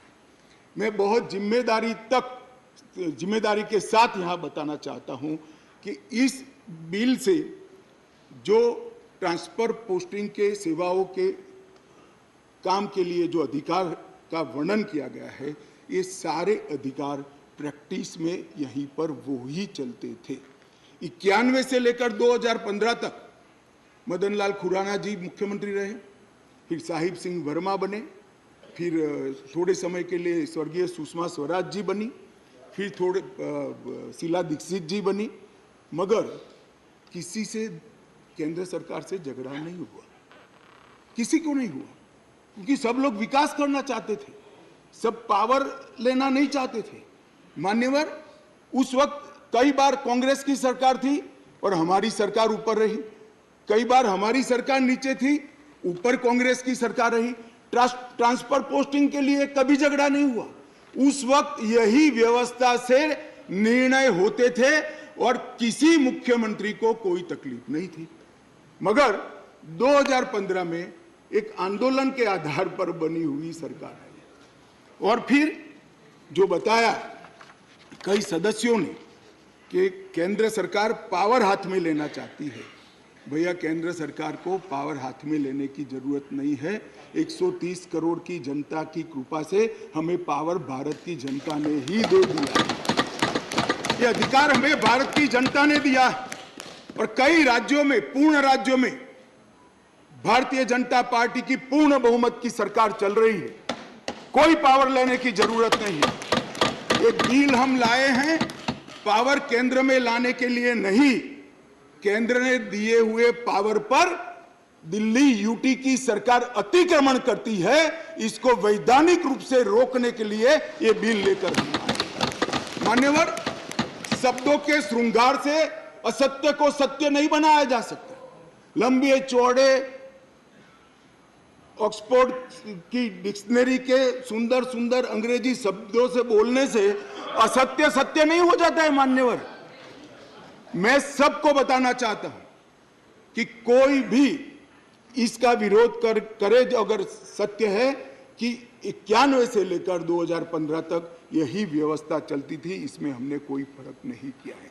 मान्यवर, मैं इसलिए बात करना चाहता हूं कि नई व्यवस्था आई, कई सदस्यों ने कहा, मैं तो तब बोलना नहीं चाहता मगर कहा है इसलिए सिर्फ रिपीट करता हूं कि अराजकता फैलाने का काम दिल्ली में शुरू हो गया है। मान्यवर, शासन व्यवस्था के एक फ्रेमवर्क में चलना पड़ता है। अगर मैं मंत्री हूं तो मेरे मंत्री के नाते अधिकार है तो दायित्व भी है, मैं किसी और के अधिकार का हनन नहीं कर सकता। मान्यवर, कई बार ऐसी व्यवस्था आई, मैं बाद में बात करूंगा। अभी चिदम्बरम जी खड़े हो गए थे, वो होम मिनिस्टर थे, तब क्या हुआ था और उन्होंने फाइल पर क्या लिखा है वो भी है मेरे पास, मैं बताऊंगा।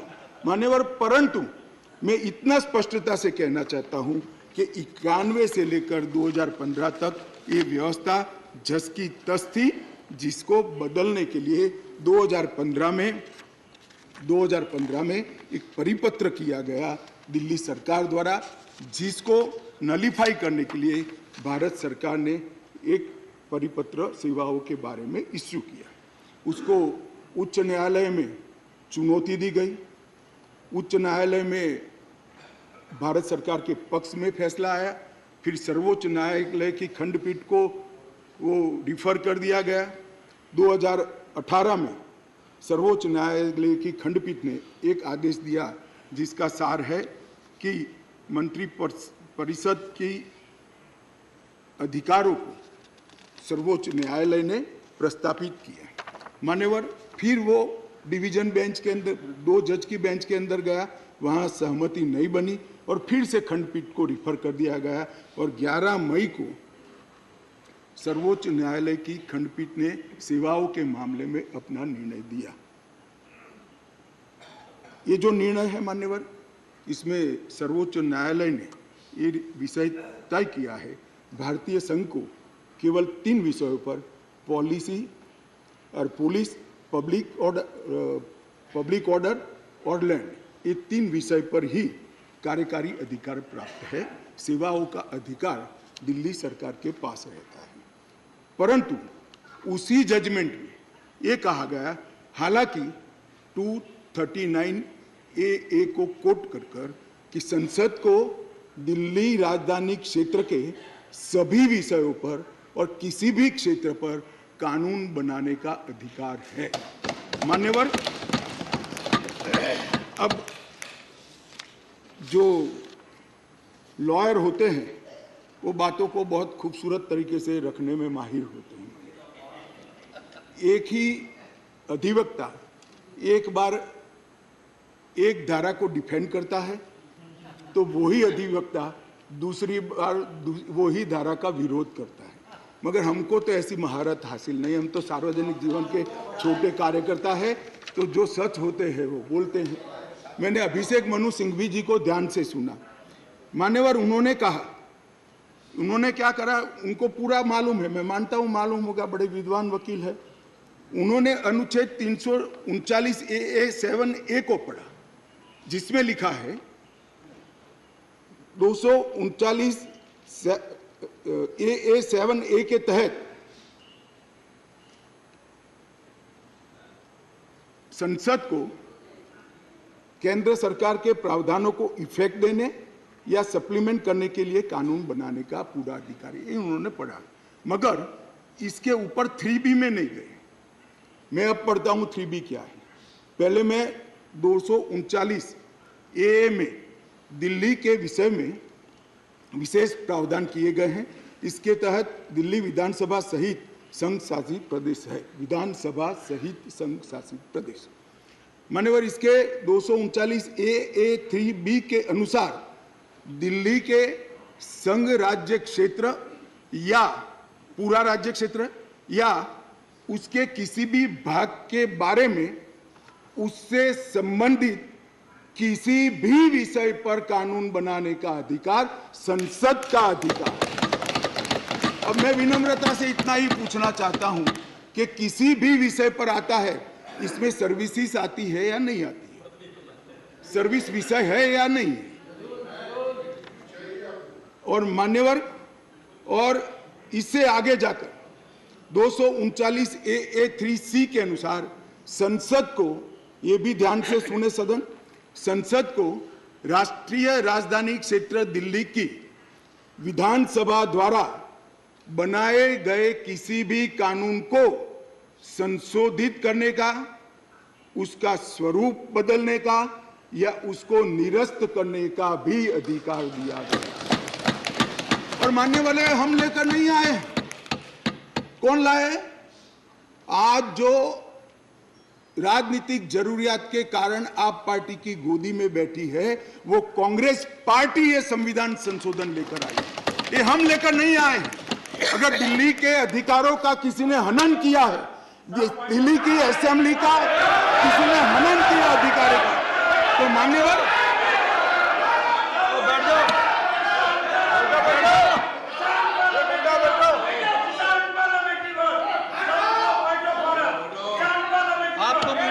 लगी होगी, बैठ जाओ, बैठ जाओ। आपको तकलीफ हुई है? अरे गोदी में बैठने में तकलीफ हुई है? माननीय अध्यक्ष जी, इनको करने में तकलीफ नहीं और सुनने में क्यों तकलीफ होती है? करते हैं तो सुनना पड़ेगा। गोदी में बैठ गए। मैं फिर से रिपीट करना चाहता हूं, केवल और केवल राजनीतिक स्वार्थ के कारण आप पार्टी का एपीचमेंट करने के लिए ये अपने ही लाए हुए कानून का ये विरोध कर रहे हैं।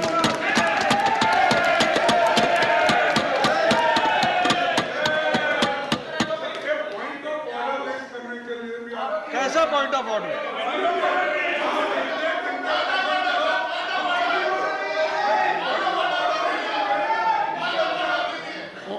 Honorable Minister. Honorable Minister. माननीय अध्यक्ष जी, Honorable Minister. Would you please raise your point of order? Point of order पे रहूंगा. Our rule says unparliamentary word cannot be used in this house. We have the book of list और उसी list के हिसाब से किसी party किसी के साथ जाने पे उसकी गोदी में बैठी है, ये वर्ड अनपार्लियामेंट्री है. कल हम भी बोलेंगे. आप डेकोरम की बात करते हो, आप डेकोरम की बात करते हो, तो किसकी गोदी में बैठे हैं हम भी बीजेपी के लिए बोलेंगे कि कौन सी गोदी है, किसकी गोदी में बैठे हैं. तो डेकोरम आप कहते हो, तो डेकोरम मेंटेन हम भी करना चाहते हैं. और speaker sir, You are not to make a speech. I have heard your point of order. I reject the point of order. Take your seat. Sir,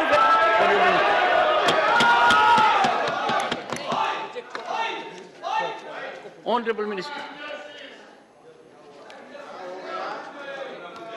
माननीय अध्यक्ष जी, यहां पर बहुत सारे सदस्यों ने बड़ी बड़ी दुहाइयां दी. संविधान की दुहाइयां दी, डेमोक्रेसी की दुहाइयां दी और अदालत के फैसले की सम्मान करने की दुहाइयां दी. माननीय अध्यक्ष जी, मैं इनको बहुत विनम्रतापूर्वक कहना चाहता हूं. मैं सबसे पहले अदालत के फैसले की बात करता हूं. अदालत के फैसले की अवमानना तब होती है तब अदालत ने किसी भी प्रकार का स्थगन आदेश दिया है. इसमें स्थगन आदेश मांगा गया था, अदालत ने दिया नहीं. दूसरी बात, अदालत के फैसले की अवमानना तब होती है जब हम अदालत के फैसले के विरुद्ध कोई बिल लेकर आते हैं. यहाँ अदालत ने अपने फैसले में स्वयं कहा है कि दिल्ली संघ राज्य के लिए देश की संसद किसी भी प्रकार का कानून बना सकती है.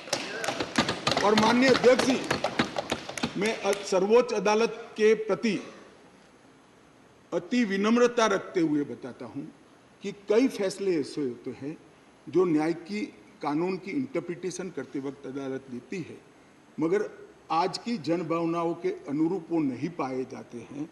तो इस आज़ादी से अब तक ढेर सारे इतने उदाहरण हैं जिसमें संसद ने अदालत के फैसलों को बदलने के लिए कानून लेकर आए, मगर इसमें तो एक केस भी नहीं है. माननीय अध्यक्ष जी, इस देश की संसद ने कई बार संविधान बदला है.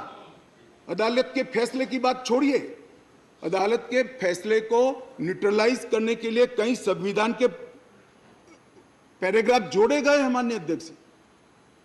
और ये संसदीय परंपरा है जिसको अदालतों ने भी स्वीकार किया है. और पहला संविधान संशोधन तो तब हुआ जब पार्लियामेंट भी नहीं बनी थी मान्यवर. कॉन्स्टिट्यूएंट असेंबली ने पहला संविधान संशोधन पारित किया था, तब से संविधान बदलने की प्रक्रिया चली है. और मैं आपको बताता हूं भाई, हम संविधान में बदलाव इमरजेंसी डालने के लिए नहीं लाए हैं. हम संविधान में बदलाव उस वक्त की तत्कालीन राष्ट्रपति की सदस्यता जो चली गई थी, इसको पुनर्जीवित करने के लिए नहीं लाए हैं. और इमरजेंसी डालकर लाखों डेमोक्रेटिक कार्यकर्ताओं को जेल में अरे खड़गे जी सुनिए, मैं धैर्यपूर्वक सुना हूं. कांग्रेस को लोकतंत्र पर बोलने का कोई अधिकार नहीं है. और क्या बात करते हो लोकतंत्र की?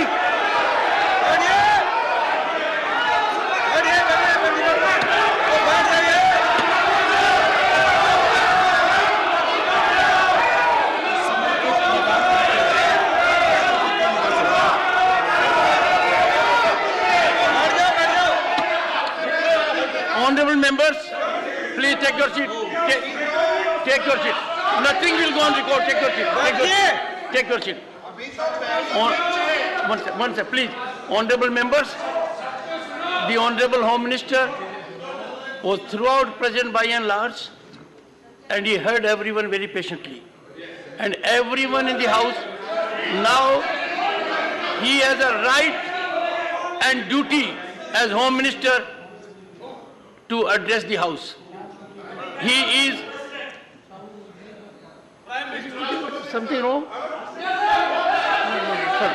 Honorable Home Minister, nothing will go regard. Please. मान्यवर, मैं थोड़ी जल्दबाजी में प्रधानमंत्री की जगह राष्ट्रपति बोल गया, इसलिए मैं थोड़ा फिर से रिपीट करना चाहता हूं। इस देश के पूर्व प्रधानमंत्री की सदस्यता बचाने के लिए हम ये बिल नहीं लेकर आए। ये बिल संविधान की भावनाओं को संभालने के लिए हम लेकर आए। और मान्यवर, इमरजेंसी डाली गई, हम तो बहुत छोटे थे उस वक्त। ये बिल पर ही है, ये बिल पर ही है। भैया डिस्कस, मान्यवर ऐसा है कि जब ये लोग बिल पर चर्चा कर रहे थे, मुझे डेमोक्रेसी समझा रहे थे, तो मैं उनको डेमोक्रेसी समझा रहा हूं कि डेमोक्रेसी क्या है। इमरजेंसी के अंदर मान्यवर 3 लाख से ज्यादा राजनीतिक दलों के बड़े बड़े नेताओं को जेल में डाल दिए गए, जेल में डाल दिए। माननीय अध्यक्ष जी, सारे अखबारों पर सेंसरशिप डाल दी गई।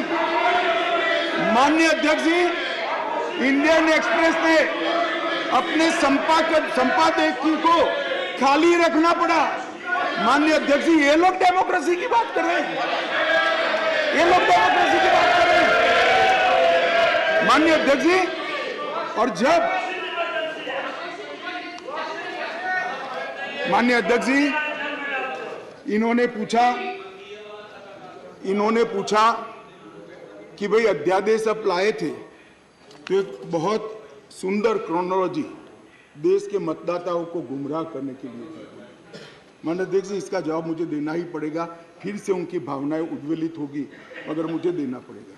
माननीय अध्यक्ष जी, उन्होंने कहा 11 मई को फैसला है और 17 मई को ऑर्डिनेंस लाया गया और 19 मई को एससी को सुप्रीम कोर्ट को छुट्टी पर जाना था, तब ऑर्डिनेंस को घोषित किया गया।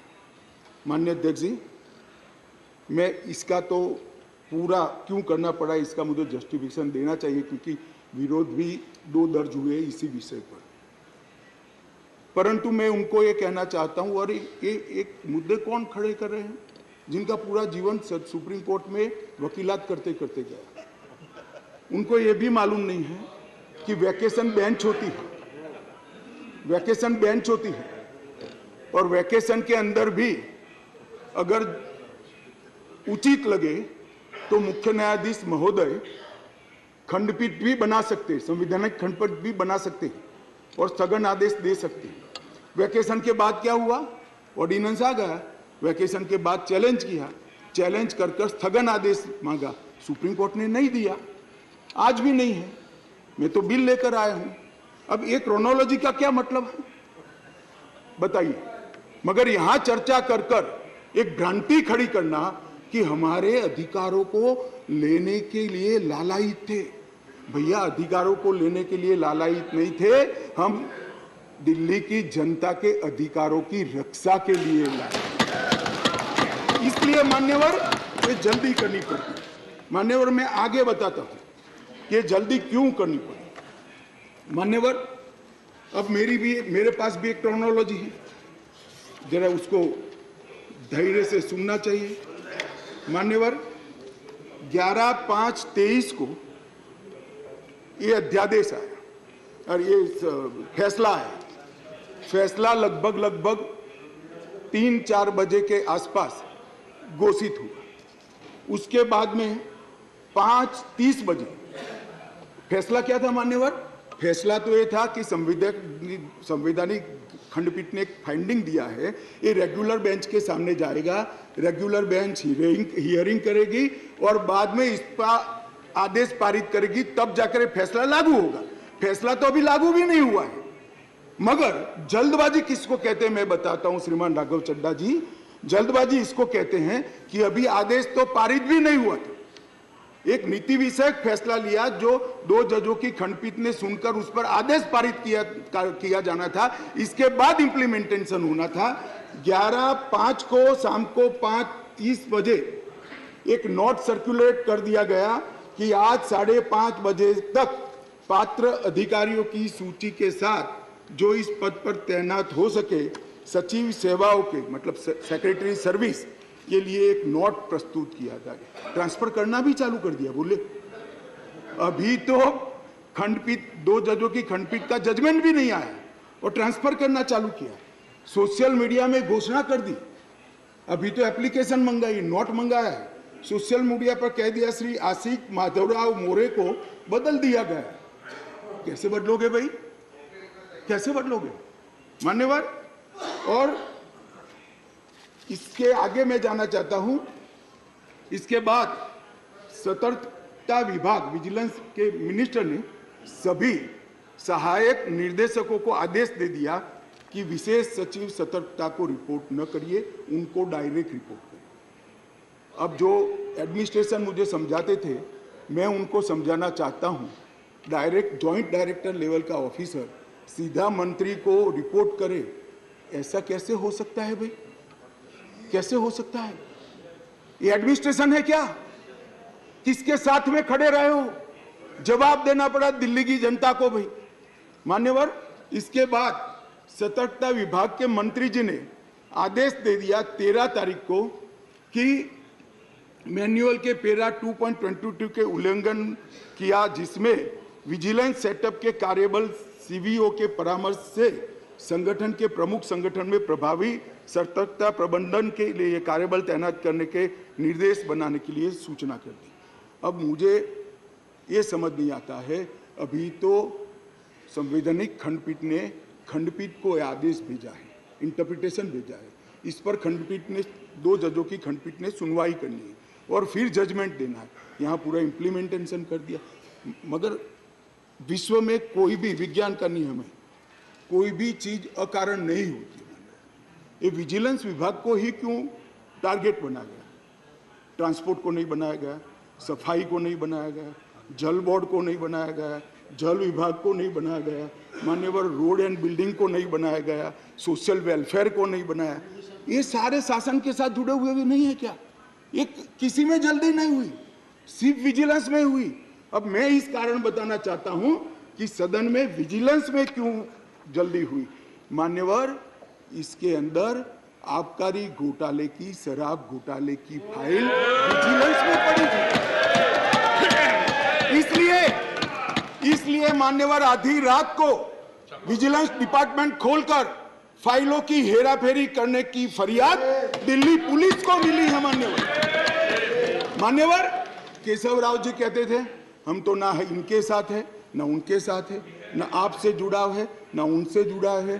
बीआरएस वालों का भी इस शराब घोटाले के साथ आप पार्टी के साथ जुड़ाव है, इसीलिए आप वहां बैठे हो।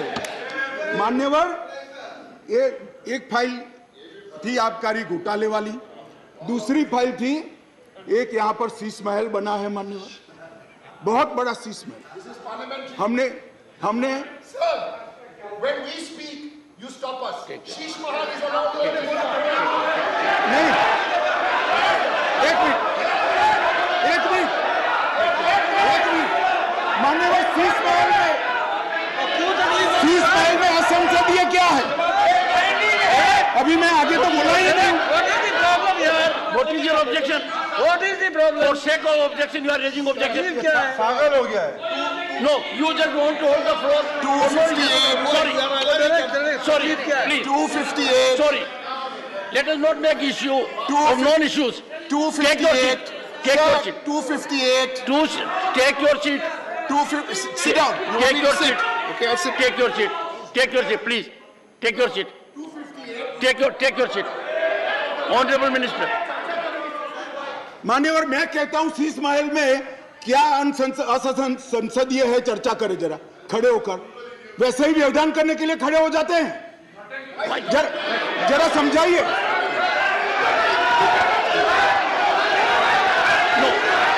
मान्यवर, मेरा निवेदन है,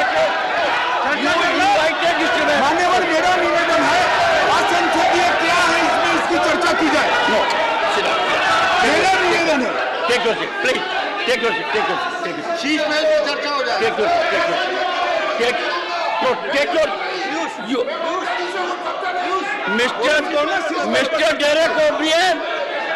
Mr. Derek O'Brien, you deliberately got up only to create disturbance, only to create disruption. This will not be accepted. Please. Sir, leader would like to speak, sir.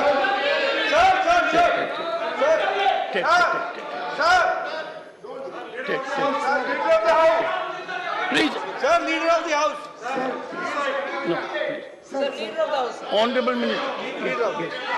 Sir, ये आपने पिछली बार भी इस विषय के ऊपर बड़ी गंभीरता बताई थी कि जो थिएट्रिक्स करने का सिलसिला इस सदन में जो माननीय सदस्य करते हैं, अगर इनको हिम्मत है, अगर इनका इरादा शीश महल के ऊपर चर्चा करने का है, तो हम अभी के अभी शीश महल के ऊपर चर्चा करने के लिए तैयार है।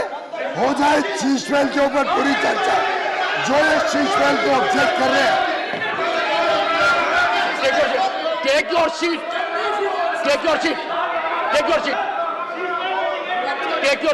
Please, take your seat.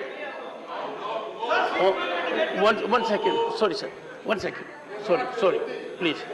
Honorable members, I was hearing the Honorable Home Minister with total focus, and there was nothing in the discourse of the Honorable Home Minister which could have invited the kind of disruption in which Mr. Derek O'Brien. I urge the House, I urge the Honorable members, we have been decorous during the whole day. Don't act on a plan. Let us believe in decorum. Honorable Home Minister. Honorable Home Minister. No. Honorable Home Minister. माननीय अध्यक्ष जी, यही जिसको निशाना बनाया गया वही vigilance की office में मुख्यमंत्री के नए बंगले पर खर्च हुए अवैध खर्चे के लिए और आवंटित की गई राशि से 6 गुना ज्यादा खर्चे के लिए जांच की फाइल भी उसी के अंदर थी। माननीय अध्यक्ष जी, माननीय सुप्रीम कोर्ट ने एक ऑर्डर दिया था कि अपनी पार्टी के, सरकार के नहीं, अपनी पार्टी के प्रचार के लिए दिल्ली सरकार का जो खर्च हुआ है वो खर्च दिल्ली सरकार से नहीं, आप पार्टी से वसूल कर दिल्ली सरकार के खजाने में डाला जाए 90 करोड़ रुपए।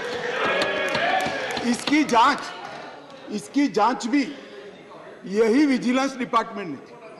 मान्यवर, इन्होंने दिल्ली सरकार के पास लॉ एंड ऑर्डर नहीं है, इसका मतलब पुलिस नहीं है, इसलिए वहां इंटेलिजेंस डिपार्टमेंट नहीं हो सकता है, मगर उन्होंने एक फीडबैक यूनिट बनाया और फीडबैक यूनिट से राजनीतिक जानकारियां इकट्ठा करना शुरू करी। मान्यवर, इसके खिलाफ भी एक जांच चली और ये जांच की फाइल भी विजिलेंस डिपार्टमेंट ने दी। मान्यवर, BSES और BYPL ये 2 वीज वितरण कंपनियां हैं जिनका 21,000 करोड़ रुपया दिल्ली सरकार को बकाया है, देना है, फिर भी 2,000 करोड़ का उनको पेमेंट कर दिया गया। इसकी भी जांच चल रही है, वो जांच की फाइल भी इसी विजिलेंस डिपार्टमेंट में थी। मान्यवर, और ये आधी रात को जो कागज इधर उधर कोड़ने का प्रयास किया गया वो ही इमरजेंसी थी। चिदम्बरम साहब को शायद मालूम नहीं था, इसलिए पूछते थे कि क्या इमरजेंसी थी, तो भाई ये इमरजेंसी थी, इमरजेंसी ये थी। और मान्यवर, अगर ये न करते तो सारे घोटालों की फाइलों को गुम करने का एक नया घोटाला रजिस्टर करना पड़ा और इसलिए इमीडिएटली ऑर्डिनेंस लाना पड़ा जो संविधान सम्मत है। संविधान में ऑर्डिनेंस की व्याख्या और अधिकार ऐसे स्थितियों के लिए ही दिए गए हैं और सबको मालूम है जब ऑर्डिनेंस लेकर आते हो तो 6 माह के अंदर या सबसे पहले सदन के अंदर, जो सदन जब मिलेगा तब सदन के सामने रखना पड़ता है। तो आज मैं लेकर आया हूं। अब इसमें गैर संवैधानिक क्या है भाई, बताओ तो। इतनी सारी 5 घंटे से चिल्लाट चिल्लाट करते हैं, इसमें गैर संवैधानिक क्या है? क्या प्रीपेड? क्या कर रहे हैं? क्या कर रहे हैं? नहीं नहीं, एक सेकंड। मान्यवर खड़गे साहब की बात सही है। चिल्लाना शब्द निकाल दीजिए। बार बार रिपीटेशन के साथ इसको आप दोहरा रहे हो, इसलिए मैं बता रहा हूं बस। खड़गे साहब की बात सही है सर। मान्यवर, अब ये विधानसभा के अधिकारों की बात करते हैं। हम सब ये सम्मानीय सदन के सदस्य हैं। सदन जब राष्ट्रपति महोदय आहूत करती है, बाद में इसका सत्रावसान होता है। ये संविधान की एक बनाई हुई सदन को चलाने की कार्यरीति है। इस पूरे देश में एक ही असेंबली है जिसका सत्रावसान ही नहीं हुआ ना, सत्रावसान होता ही नहीं। स्पीकर साहब सदन को मुलतवी करते और फिर जब बोलाना है, राजनीतिक भाषण करना है, तब सदन को बुलाकर 3 घंटे चलाकर फिर से बंद कर देते। दिल्ली असेंबली ऐसी है जिसका आज तक सत्रावसान ही नहीं हुआ है। मान्यवर, आप मुझे बताइए ऐसे चल सकता है? माननीय अध्यक्ष जी, विधानसभा के rules of procedure and conduct of business 1997 के नियम 70 में विधानसभा अध्यक्ष को सदन को स्थगित करने का अधिकार दिया है। ये अधिकार इस तरह से देश के किसी भी असेंबली के स्पीकर ने नहीं उपयोग किया है।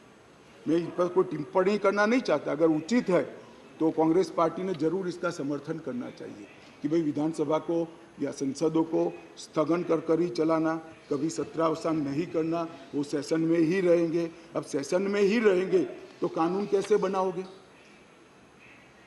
आप कैबिनेट बुला ही नहीं सकते। इसलिए क्या स्थिति है समझिए साहब। 2020 में सत्र की संख्या कितनी हुई दिल्ली के? 1 बजट सत्र। 2021 में कितनी? 1 बजट सत्र। 2022 में कितनी बार सदन बुलाया गया? 1 बार बजट सत्र। 2023 में कितनी बार सदन बुलाया गया? 1 बार बजट सत्र। उसके अलावा असेंबली की जरूरत ही नहीं है। इसके अलावा मान्यवर असेंबली की जरूरत ही नहीं है। ये किस तरह से असेंबली चला रहे हैं मान्यवर? कैबिनेट के अधिकारी की दुहाई दे रहे हैं। 2022 में 6 कैबिनेट बैठक सिर्फ हुई है, 1 साल में सिर्फ 6। इसमें से 3 बजट रिलेटेड है और 3 एक बिजली कंपनी को सहायता करने के लिए बुलाई गई, बाकी एक भी कैबिनेट नहीं बुलाई। मान्यवर 2023 में सिर्फ 2 ही कैबिनेट बुलाई गई और दोनों बजट के कामकाज के लिए बुलाई। अब आप क्या भैया कैबिनेट का दुहाई देते हो, क्या अधिकार का दुहाई देते हो? ना कैबिनेट मिलती है, ना सदन मिलता है, और हमें डेमोक्रेसी पढ़ाते हो भाई। ऐसा कभी नहीं होता भाई। ये जो कहते हैं ना कि क्या विशेष हुआ था, इसलिए मैं समझाता हूं मान्यवर क्या विशेष। मान्यवर IRTS, AIIMS, Delhi metro, IIT Delhi, UR जैसे ढेर सारे योजनाओं का क्लियरेंस न मिलने के कारण ये इंस्टीट्यूशन और ये डेवलपमेंटल काम दिल्ली की जनता को नहीं मिल पा रहे हैं। वो राजनीतिक रूप से रोक कर बैठे हैं। 5G टेक्नोलॉजी लाने का रास्ता मोदी जी सुगम करना चाहते थे। हमारे अश्विनी भाई बार बार पत्र लिखते हैं। 2016 से झगड़ा चल रहा है मगर इस पर कार्यवाही नहीं करी और ट्रांसफर पोस्टिंग के लिए इनको सुप्रीम कोर्ट में जाने का समय है, मगर 5G टेक्नोलॉजी को इंस्टॉल करने के लिए जो सहायता चाहिए भारत सरकार को, वो करने का समय नहीं है। माननीय अध्यक्ष जी, मैं इसलिए कहता हूं कि कुछ परिस्थितियां ऐसी होती है जिसको अलग दृष्टिकोण से देखना पड़ता है। दिल्ली के अंदर 91 से 2015 तक यही व्यवस्था, इसी तरह से ट्रांसफर पोस्टिंग होती थी और कोई कानून या कोई नियम बनाने की जरूरत नहीं पड़ती। मान्यवर, मैं फिर से एक बार सदन का ध्यान आकृष्ट करना चाहता हूं। कुछ सदन के सदस्यों ने कहा कि ये बिल संविधान सम्मत नहीं है और संविधान के अधिकारों को ये बिल कानून के द्वारा संविधान सुधारने का प्रयास है। मान्यवर, मैं इनका ध्यान दिलाना चाहता हूं कि अध्यादेश और बिल के अंदर थोड़ा फर्क।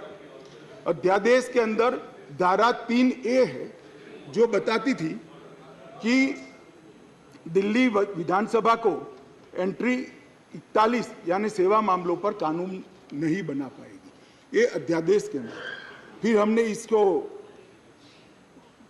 ध्यान से बारीकी से अध्ययन किया, काफी लोगों की राय भी ली और लगा कि ये एकदम वायोलेशन तो नहीं है संविधान का, मगर ग्रे एरिया है।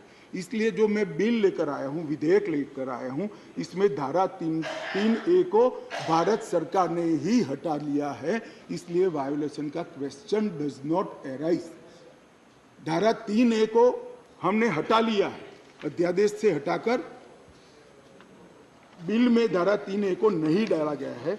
अब दिल्ली की विधानसभा को भी सेवा में कानून बनाने का अधिकार है, आप बना सकते हो, मगर केंद्र का कानून अभी जो बना है इससे कॉन्ट्राडिक्टरी कानून नहीं बना सकते हो, इतना ही है। माननीय अध्यक्ष जी, एक मैंने कह दिया, अगर 239 AAB एक बहुत बड़ी चर्चा चली कि मंत्रियों के अधिकार अफसरों को दे दिए गए। कैबिनेट के अंदर अफसर कैबिनेट नोट भेजेंगे। तो माननीय अध्यक्ष जी, मैं तो 2 सरकारों में रहा हूँ, गुजरात सरकार में रहा हूँ और अभी मोदी जी के नेतृत्व में भारत सरकार में काम होता। कभी मैंने as a minister cabinet note sign नहीं किया, फाइल साइन की है, मगर कैबिनेट नोट तो सेक्रेटरी ही भेजते हैं। शायद आप लोगों के राज्य में मंत्री की सिग्नेचर से जाती है तो मुझे मालूम नहीं है। अगर कोई ऐसा दूसरा राज्य है तो भी बताना चाहिए सदन को। माननीय अध्यक्ष जी, मैं खंडवार जवाब देना नहीं चाहता, इतना ही कहना चाहता हूं कि 45A 45(1) को जो उद्धृत कर सब लोग बोल रहे थे, इसमें मैं इतना ही कहना चाहता हूं कि इसमें दिए गए सारे प्रावधान ट्रांजैक्शन ऑफ बिजनेस रूल 1993 में पहले से मौजूद है, 93 से है, जो कांग्रेस पार्टी लेकर आई है। हम कुछ नया नहीं लाए, मगर वो रूल्स को मानते नहीं थे, इसलिए रूल्स को एक्ट का हिस्सा बनाया गया है। 93 से रूल्स के हिसाब से दिल्ली चलती है, फुल स्टॉप कॉमा का फर्क नहीं है साहब इसमें। ट्रांजैक्शन ऑफ बिजनेस रूल 1993 जो है, जो कांग्रेस पार्टी ने बनाए थे, उसको ही हम एक्ट में आमेज किए हैं और इसलिए करने पड़े हैं कि एक ऐसी सरकार चुनकर आई जो रूल्स को मानती नहीं है, इसलिए एक्ट में डालना पड़ा। मान्यवर, ये सारे अधिकार जो है, अधिकारों का बंटवारा है, कार्य विभाजन है और कार्य पद्धति है, ये सारी की सारी कांग्रेस पार्टी ने बनाई है। अगर कांग्रेस पार्टी में अंतरात्मा है तो इस बिल का समर्थन करना चाहिए। मैं तो आपकी चीज को लेकर खड़ा हूं, मगर ये नहीं करेंगे, मुझे मालूम है मान्यवर, क्योंकि उनको गठबंधन बचाना है,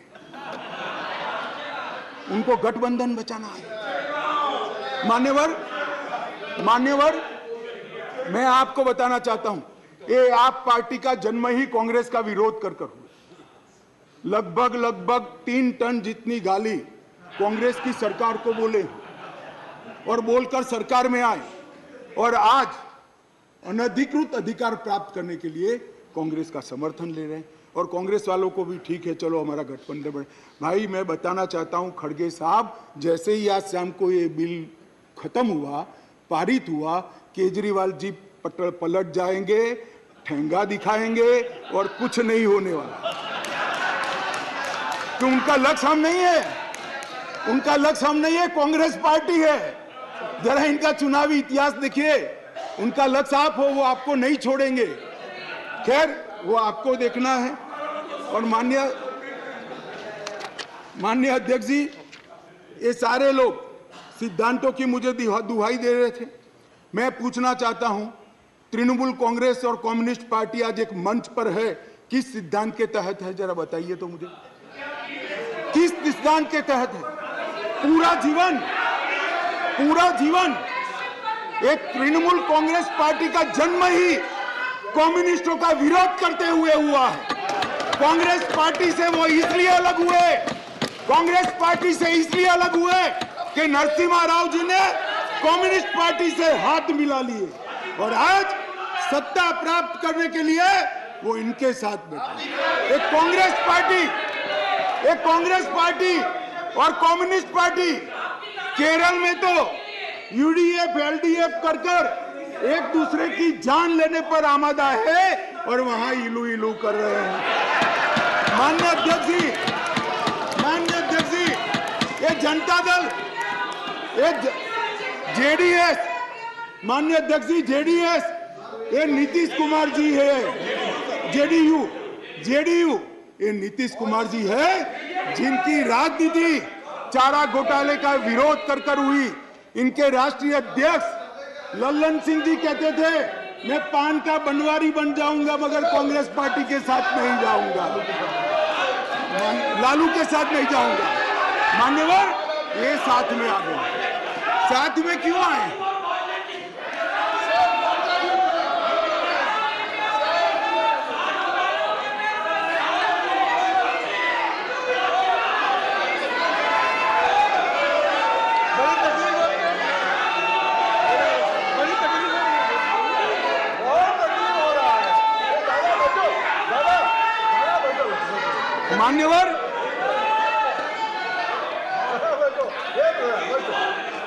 मान्यवर, ये साथ में क्यों आए हैं? ये साथ में इसलिए आए हैं कि उनको भरोसा है कि अकेले कुछ हो नहीं सकता, इकट्ठा हो जाओ तो कुछ तो कर पाएंगे। मगर मैं आज बताना चाहता हूं मान्यवर, और 5-10 लोगों को जोड़ दो, कुछ नहीं होने वाला है। 24 मई में फिर से नरेंद्र मोदी प्रधानमंत्री मान्यवर।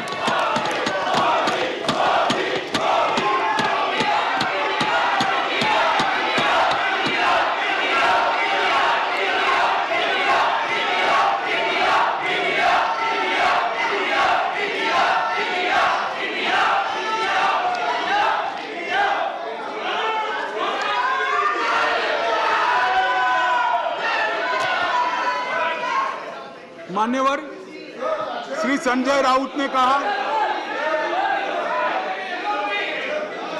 मान्यवर श्री संजय राउत ने कहा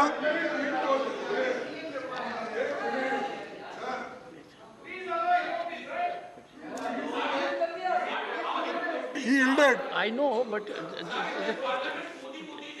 just take it. Don't get agitated, sir.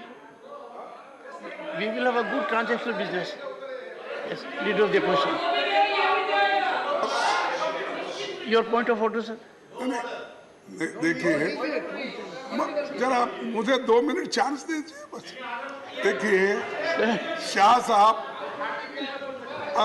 उन्होंने ऑर्डिनेंस पे बोल रहे हैं, ठीक है, लेकिन ऑर्डिनेंस को छोड़ के वो हमारे इमरजेंसी से लेकर और अब तक जो आगे 2024 में, अरे भाई तो भाई चुप, सब आधे कांग्रेस के हैं इसमें, आधे कांग्रेस में है। देखिए, आप भी सब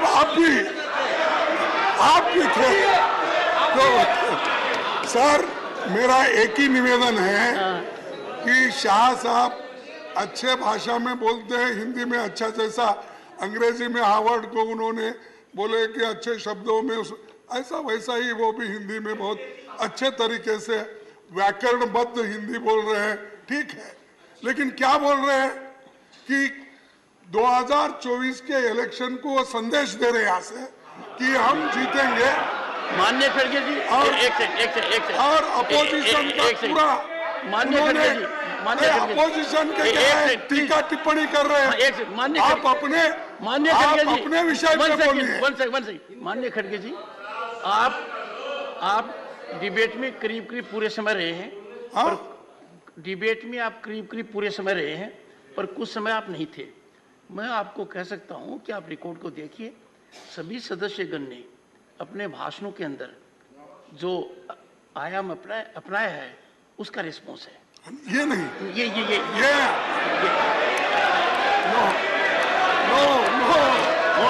honourable home minister, honourable home minister, honourable home minister,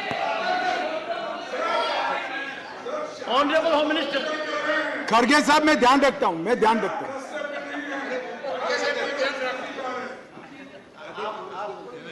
मान्यवर, मैं खड़गे जी का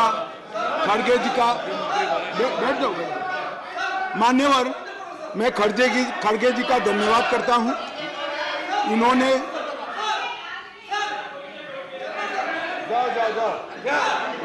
मान्यवर, मैं खड़गे जी का धन्यवाद करना चाहता हूं कि इन्होंने मुझे सदन की उच्च परंपराओं का ध्यान दिलाया। मैंने सदन की परंपराओं का ध्यान रखते हुए सटल वे में मेरी बात कही थी, परंतु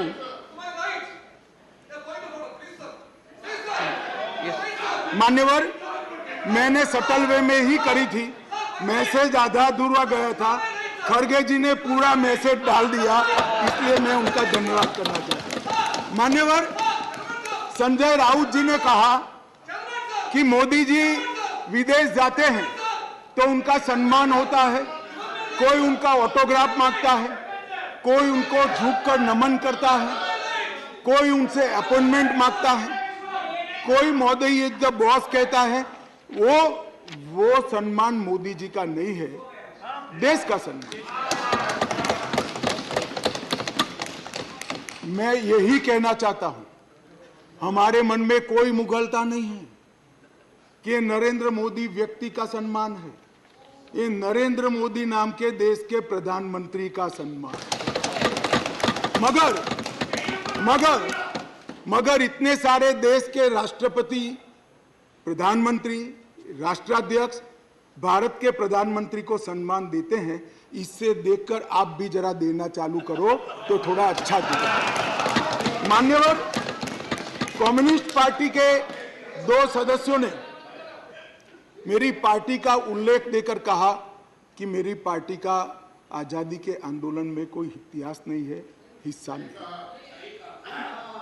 सुनिए, मगर मैं उनके एक व्यवहारिक जनरल नॉलेज पर क्वेश्चन उठाना चाहता हूं कि जो व्यक्ति का, मतलब इंस्टीट्यूशन के नाते कहता हूं, जो पार्टी का जन्म ही 1950 में हुआ हो, वो आजादी के आंदोलन में कैसे हिस्सा ले सकते हैं भैया?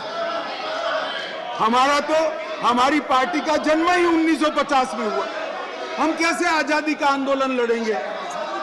मान्यवर, मगर कई ऐसे हमारे फाउंडर मेंबर थे, श्यामा प्रसाद मुखर्जी से लेकर कई सारे। आज बंगाल अगर भारत में है तो श्यामा प्रसाद मुखर्जी के कारण है, और अगर आज कश्मीर भारत में है तो श्यामा प्रसाद मुखर्जी के कारण। और मान्यवर, ये कह रहे थे ये नागपुर से इशारा आता है, नागपुर से। ठीक है भाई, चलो 1 सेकंड के लिए मेरी बात मान लो, नागपुर से इशारा आता है, आपकी बात को मैं मान लेता हूं, मगर नागपुर तो भारत का हिस्सा है, रसिया या चीन नहीं है। आपकी पार्टी तो रसिया और चीन से इशारा लेती थी। मान्यवर, ये मुझे क्या कह रहे हैं? कम्युनिस्ट पार्टी बात कर रही है देशभक्ति की, कम्युनिस्ट पार्टी देशभक्ति की बात कर रही है। मान्यवर, इनको ये ठीक नहीं लगता। मान्यवर, चिदंबरम साहब ने कहा कि दिल्ली के लिए भी बीजेपी का अधिकार नहीं, दिल्ली में बीजेपी की 2 बार सरकार नहीं हुई। तो भाई, अगर यही सिद्धांत है तो आपको तो बोलने का ही अधिकार नहीं।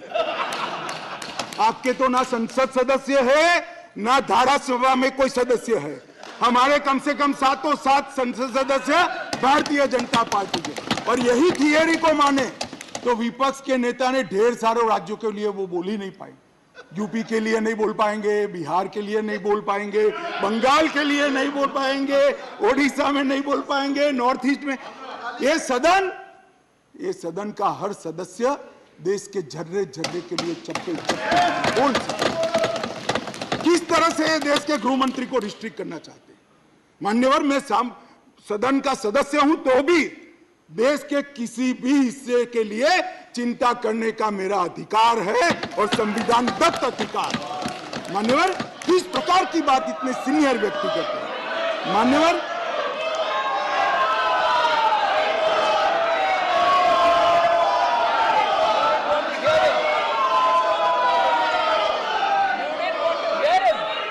मान्यवर, मान्यवर,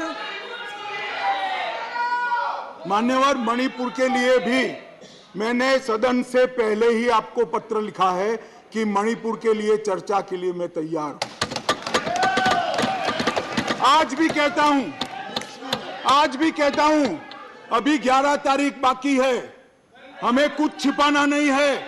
छुपाना आपको है जो चर्चा होने नहीं देते हो, आपको छुपाना है। और मैं कहता हूं मान्यवर, 11 तारीख को चर्चा खड़गे जी कह दे, मैं कहता हूं इसी तरह से सुन नहीं पाएंगे मान्यवर, नहीं सुन पाएंगे, और इसीलिए मणिपुर पर चर्चा करने के लिए तैयार। मान्यवर,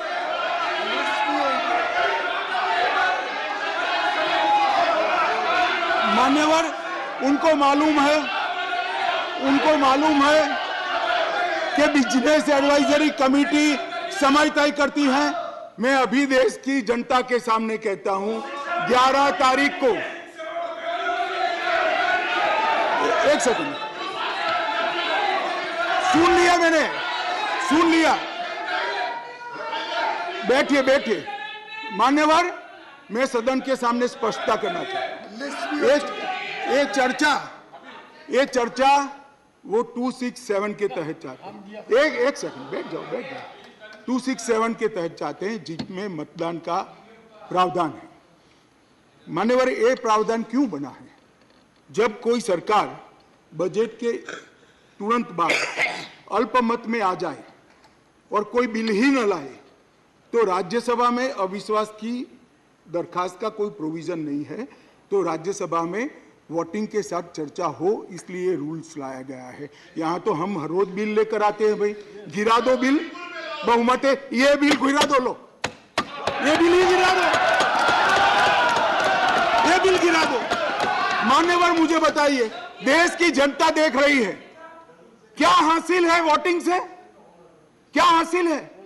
सवाल आप मणिपुर की स्थिति, मणिपुर की चिंता और सरकार ने उठाए गए कदम पर चर्चा करने चाहते हैं, या वोटिंग से शो ऑफ स्ट्रेंथ करना चाहते हैं? और वोटिंग से शो ऑफ स्ट्रेंथ करनी है तो भी हम डरते नहीं है, इसी बिल में कर लीजिए, अभी दूध का दूध और पानी का पानी। मान्यवर, 11 तारीख को चर्चा के लिए खड़गे साहब हाँ बोल दे, मैं सदन में चर्चा के लिए तैयार हूं। मान्यवर,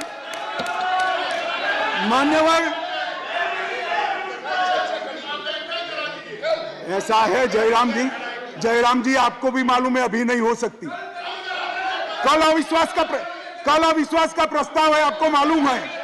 मान्यवर, देश की जनता सुन ले, 8, 9 और 10 अविश्वास का प्रस्ताव है, इसलिए मुझे कह रही है कि आज 8, 9, 10 में चर्चा करिए। कांग्रेस पार्टी ही लाई है, और मैंने सदन के पहले दिन से आपको पत्र लिखा है मान्यवर, कि सदन में कितनी भी लंबी चर्चा के लिए मैं तैयार हूं, मैं हर बात का जवाब दूंगा, और ये मेरा संवैधानिक दायित्व। मगर जब लोकसभा में अविश्वास प्रस्ताव पर चर्चा होती हो, तब ये चाहते हैं मैं यहां बैठूं। मान्यवर, इनको अविश्वास प्रस्ताव वही लेकर आए हैं, मगर इसकी संवैधानिक महत्व का मालूम नहीं है। अविश्वास का प्रस्ताव होता है, मैं वो सदन का सदस्य हूं, मुझे वहां रहना पड़ता है मान्यवर। और 11 तारीख में क्या बुराई है? 11 तारीख में क्या बुराई है? मान्यवर, चर्चा से भाग रहे हैं, ये चर्चा नहीं चाहते हैं मान्यवर, होने नहीं देते हैं। इसलिए मैं कहता हूं मान्यवर कि चर्चा करनी नहीं है और चर्चा करे तब बोलकर भाग जाना है। आज अच्छा है, कम से कम एकता दिखाने के लिए वोटिंग करने के लिए बैठे हैं। चलो वो बहाने से भी बैठकर संविधान के नियमों के हिसाब से, संसद के नियमों के हिसाब से चर्चा करी, इसके लिए धन्यवाद। मेरा पूरा सदन से मान्यवर निवेदन है कि जो मैं विधेयक लेकर आया हूं इसको पारित किया।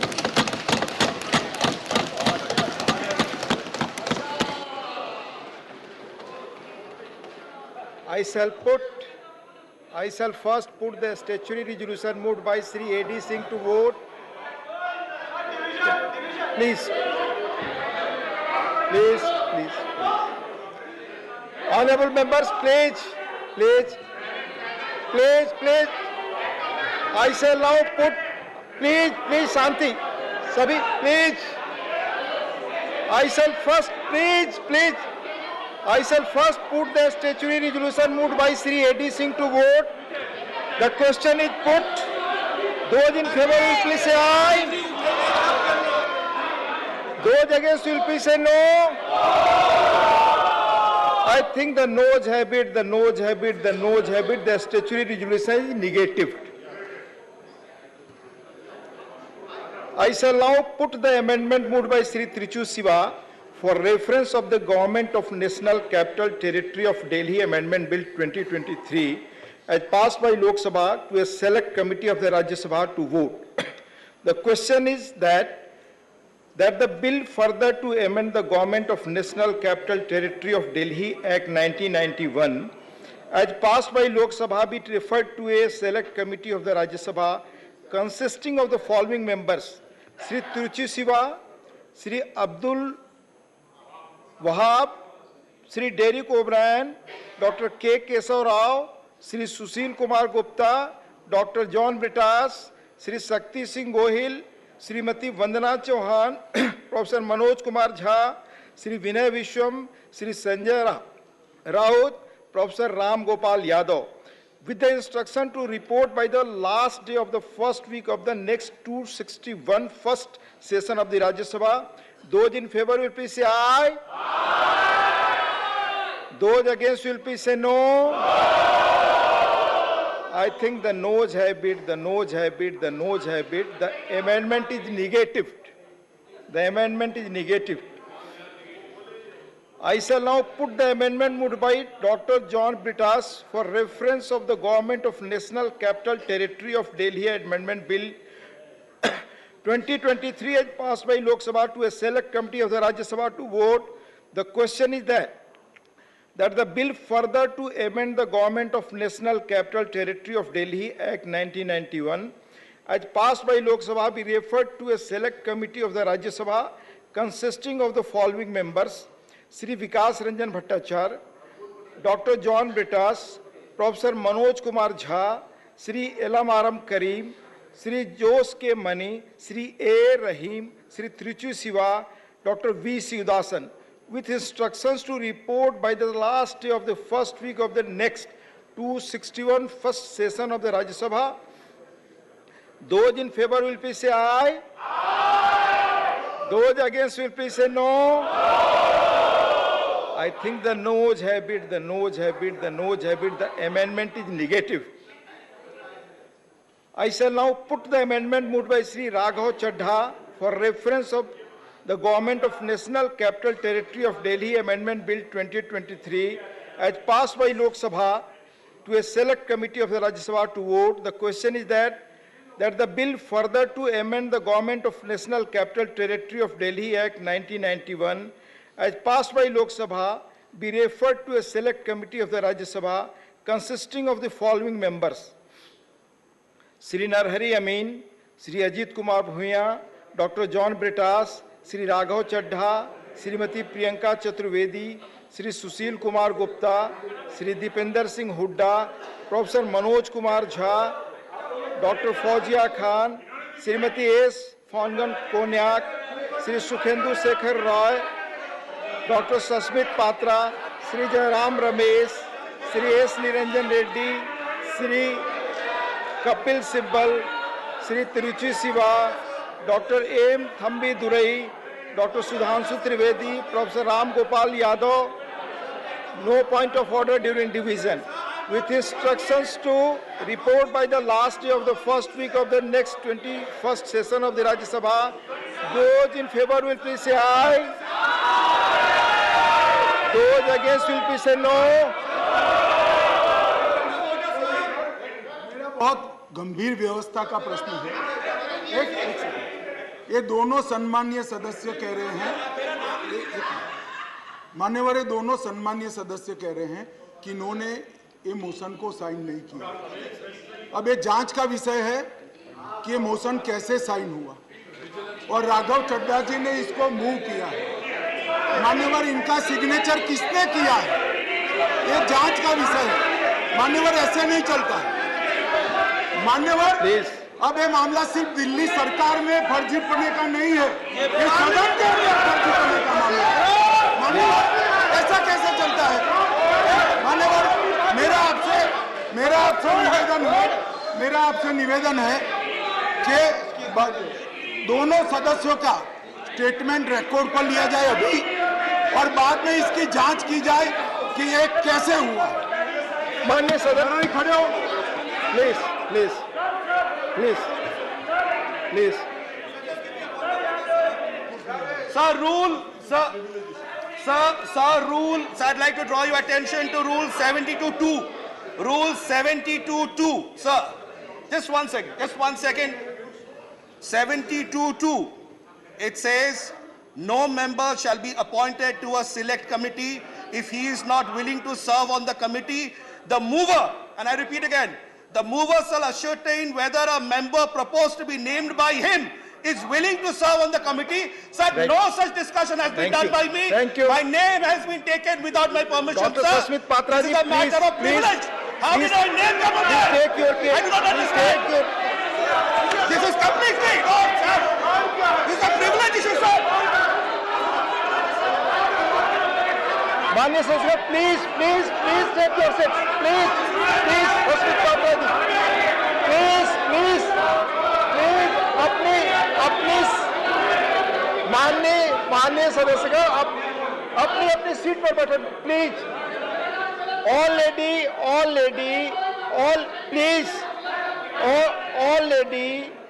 लेडी 4 सदस्यों ने एक कंप्लेन भेजा है। दिस विल बी इंक्वायर्ड, इसकी जांच होगी कैसे।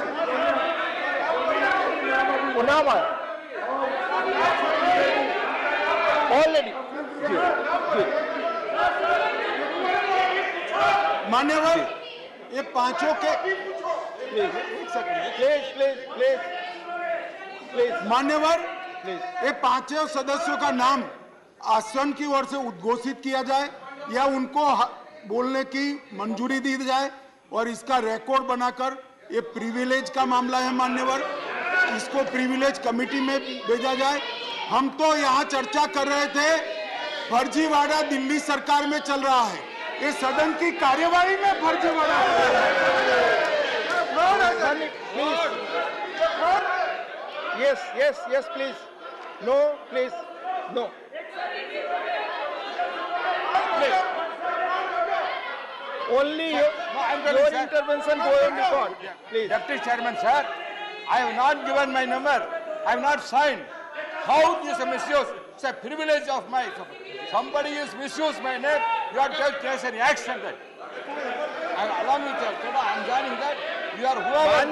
माननीय सदस्यगण, my name I have not given. Ponyak ji, please. Ponyak ji. Please. Deputy Chairman, sir, under Rule 72.2, I object. Also, sir, I understand that the honourable member thinks he's smart. I accept that. Please. But I would appreciate that he would not undermine another member by taking our names without our consent, sir. Sir, I object. माननीय सदस्यगण, जिन लोगों के नाम उनकी सहमति के बगैर दिए गए हैं, उसकी जांच होगी। प्लीज, उसकी जांच होगी। Please. Now I'll read the operating para. He has told. मैंने आपका नाम दिया है इसमें। फर्जी की नाम दिया लिखा है मेरा। Please, I'll now read. Those in favor will please say aye.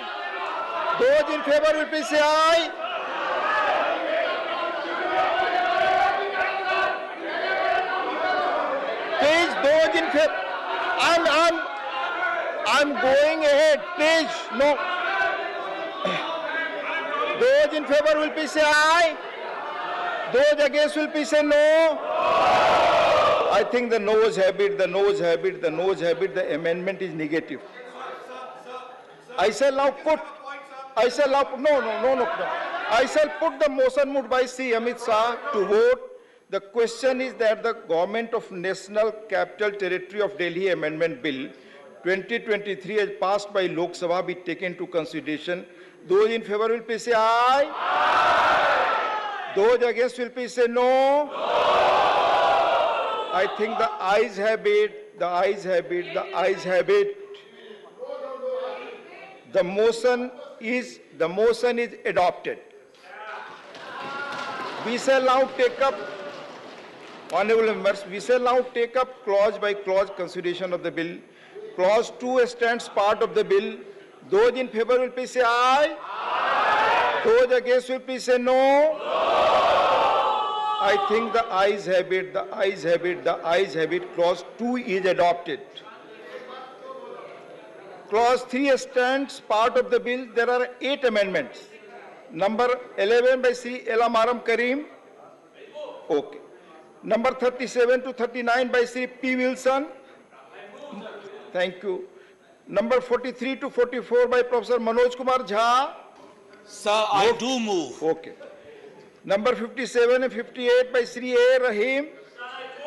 Thank you. Amendments moved. I shall first put the amendment moved by Sri Aam Karim to vote. Those in favor will please say aye. Aye. Those against will please say no. I think the noes have it, the noes have it, the noes have it. The amendment is negative. I shall now put the amendments moved by Sri P. Wilson to vote. Those in favor will please say aye. Aye. Those against will please say no. I think the noes have it, the noes have it, the noes have it. The amendments are negative. I shall now put amendments moved by Professor Manoj Kumar Jha to vote. Those in favor will please say aye. Aye. Those against will please say no. I think the noes have it, the noes have it, the noes have it. The amendments are negative. I shall now put the amendments moved by Sri A. Rahim to vote. Those in favor will please say aye. Aye. Those against will please say no. I think the noes have it, the noes have it, the noes have it. The amendments are negative. I shall now put clause 3 to vote.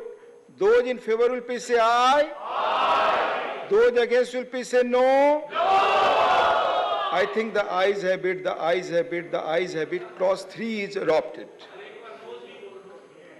Clause 4 stands part of the bill. There are 69 amendments. Number 1 to 4 by Sri Trichu Siva. Number 5 to 10 by Sri Sandosh Kumar P. Number 12 to 36 by Sri Aam Karim.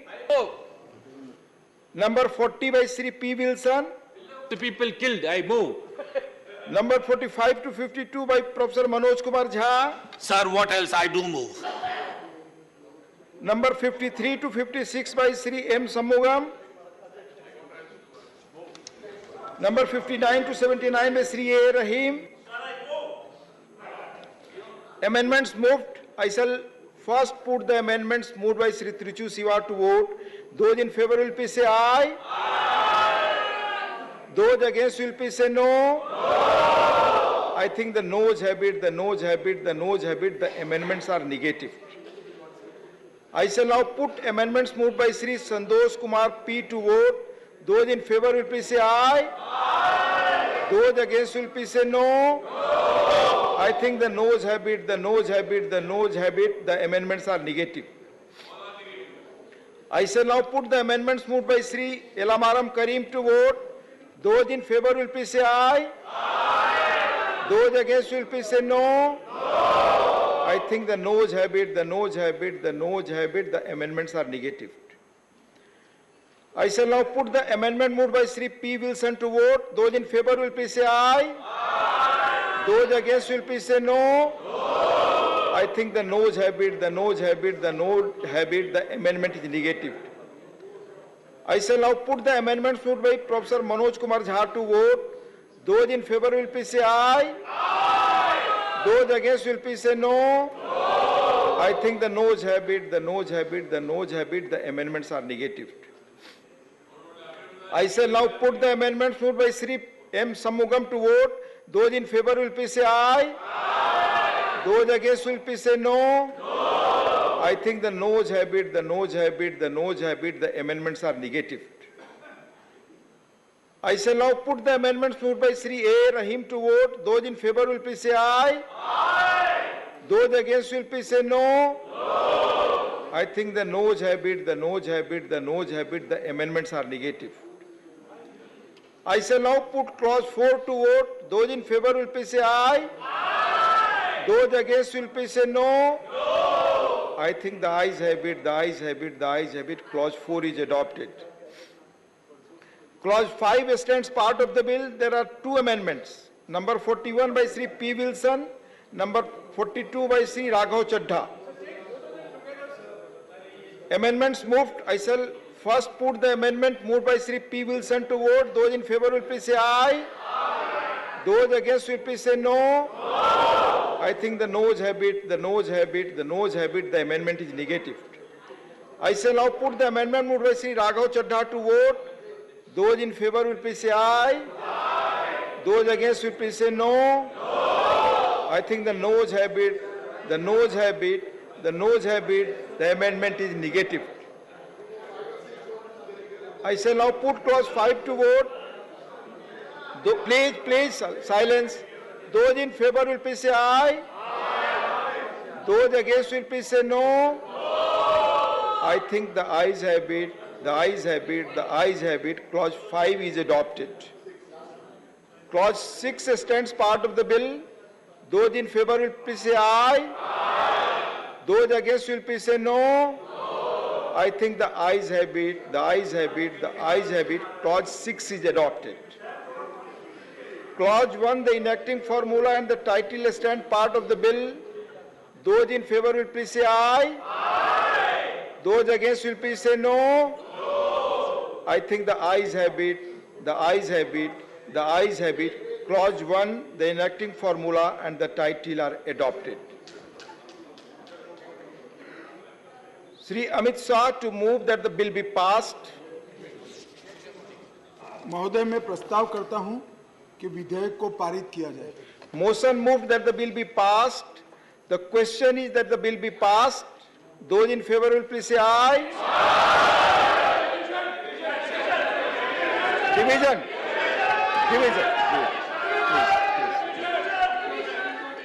Please. Division करिए.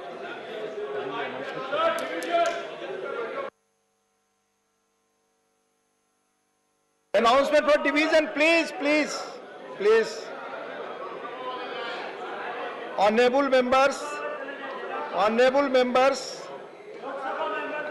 members, please. Division has been requested on the Government of National Capital Territory of Delhi Amendment Bill 2023. You are all aware that the division at any stage of the bill can be pressed by the members, and the chair is also bound under the rules to permit such a discourse, provided the House is in order and the members are on their respective seats. Please take your seats.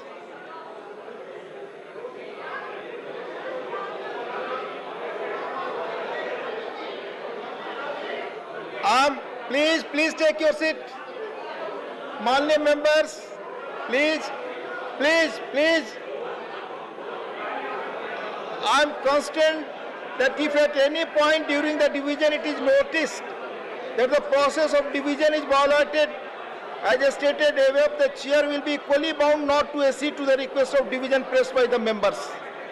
I therefore urge upon you all to maintain decorum, discipline in the House during the entire process and cast your vote from your respective seats.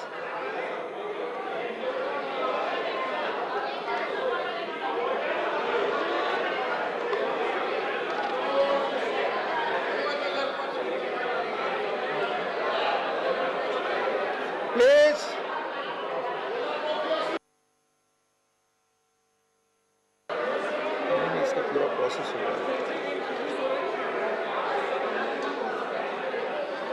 Honorable members, you have desired division. Let the lobbies be cleared. Please, let the lobbies be cleared. Please, let the lobbies be cleared.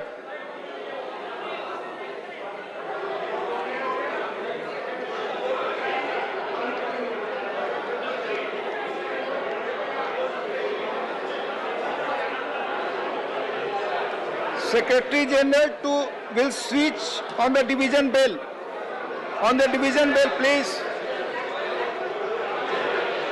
Okay. Please keep silence. माननीय सदस्यगण अपनी अपनी seat पर रहे। माननीय सदस्यगण अपनी अपनी seat पर रहे और साइलेंस। कृपया हाउस सदन में शांति बनाए रखें। मैंने आपसे अनुरोध किया वोटिंग प्रोसेस के लिए शांति बनाए रखें, व्यवस्था बनाए रखें। प्लीज माननीय सदस्य पर अपनी अपनी सीट पर जाएं। प्लीज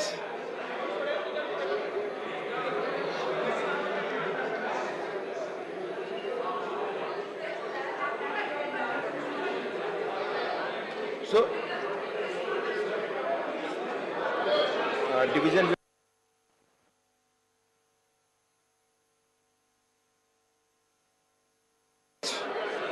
प्लीज बैक जी please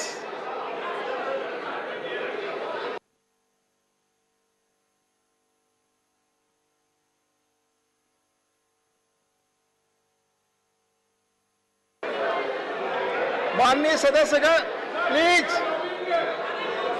let lobbies be cleared. Let lobbies be cleared, please. Bell चल रही है, प्लीज बेल चल रही है। बेल खत्म होते ही lobbies please be back to your seat. Bell बज रही है। बेल खत्म होते ही क्लियर। पूछिए खत्म हो गया बेल।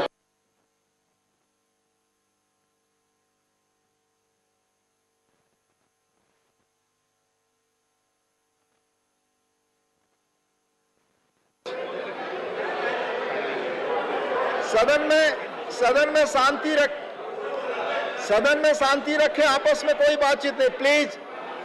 प्लीज अपनी सीट पर। माननीय बैसा जी प्लीज अपनी सीट पर। प्लीज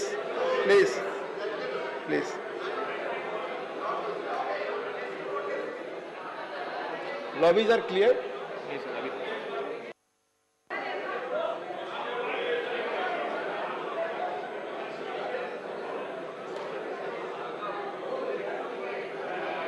सेक्रेटरी जनरल साहब से पूछिए lobbies clear.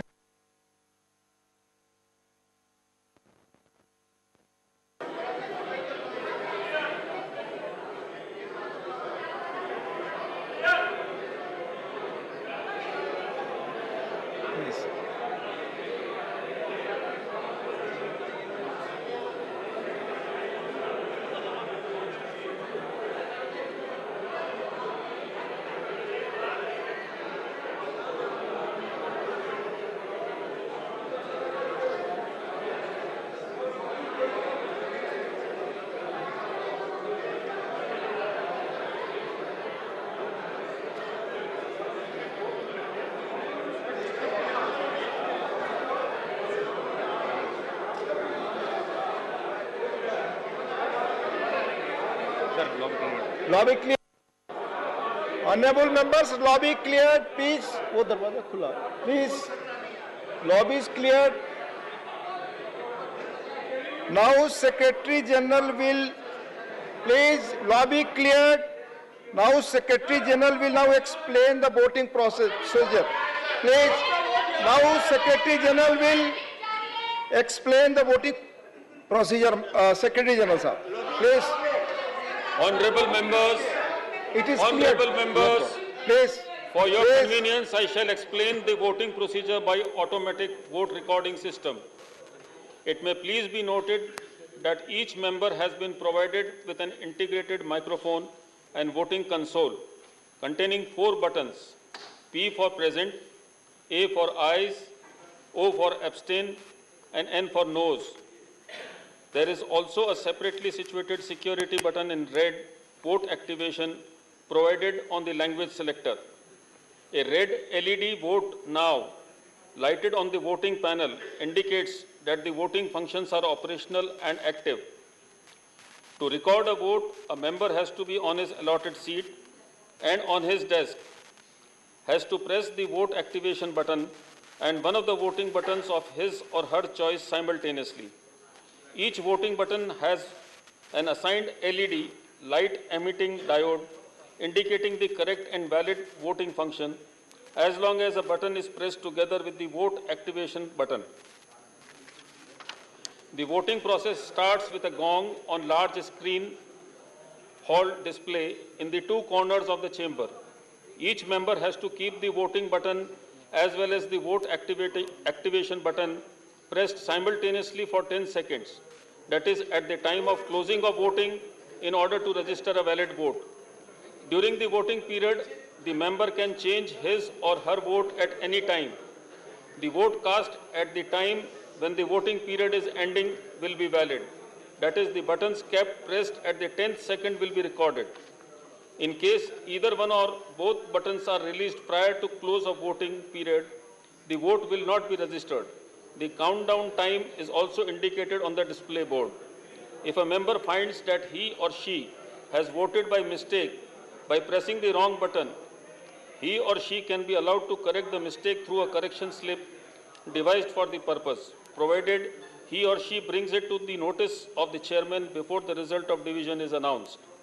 The correction slips will be distributed to the honorable members who desire to correct their recorded vote by the officials of the Secretariat. I shall now again read as the process. I shall now put the motion that the bill be passed to vote. The question is put. Those in favor will please say aye. Those against will please say no. Division. Division. Now. Division.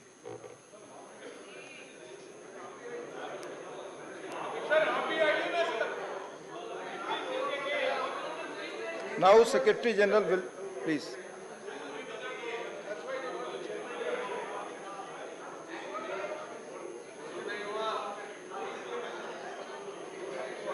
Wait. Please.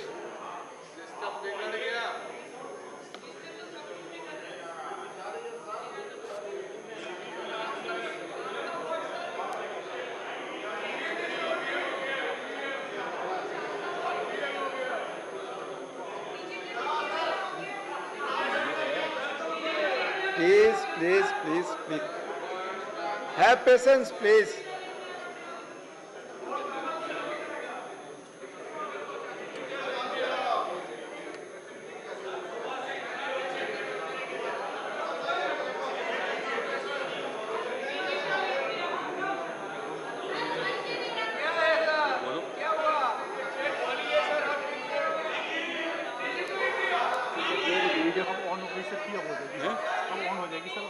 सदस्य हम sleep के द्वारा division पे जाएंगे machine में कोई problem है please sleep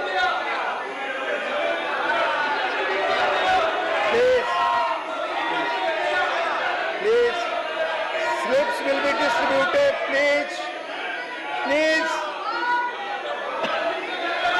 maintain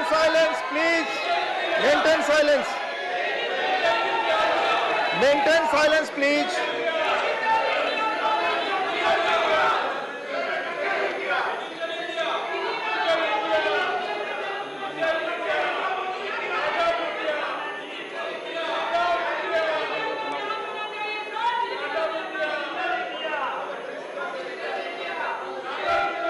Please wait. Slips are being distributed. Please, my slips.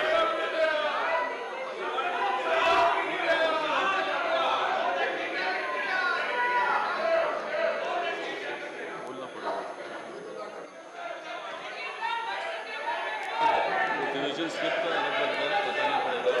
Division slip का voting procedure बोलने के लिए बोलो.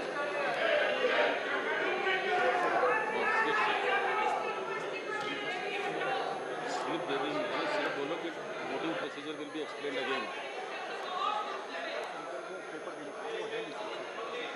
मैं पढ़ूंगा यार। माननीय सदस्यगण प्लीज सेक्रेटरी जनरल स्लीप से वोटिंग का प्रोसेस बताएंगे please please please. Honorable members. No, sir. Please silence. Please silence. Honorable members, due to some technical fault in the automatic vote recording system, voting will be done through division slips. The division slips will be distributed to the honorable members by the officials of the Secretariat. Honorable members may cast their votes by ticking the relevant box entitled ayes, noes or abstain on the division slips as per their choice, and hand over the slip back to the officials after putting their full signatures, name, division, number and date thereon. Thank you. Please.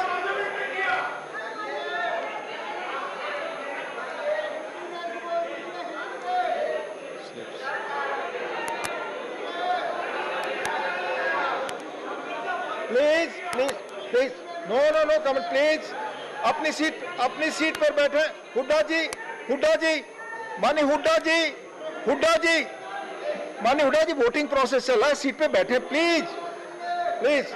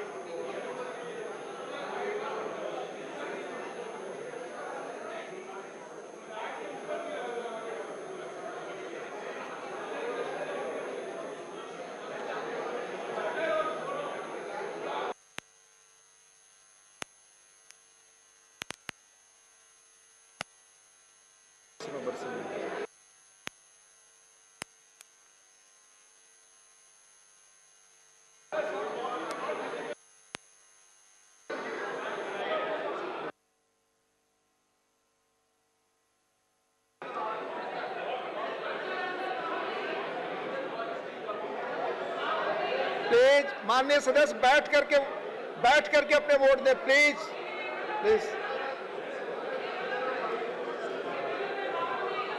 Honourable Trichy ji please be at your seat please.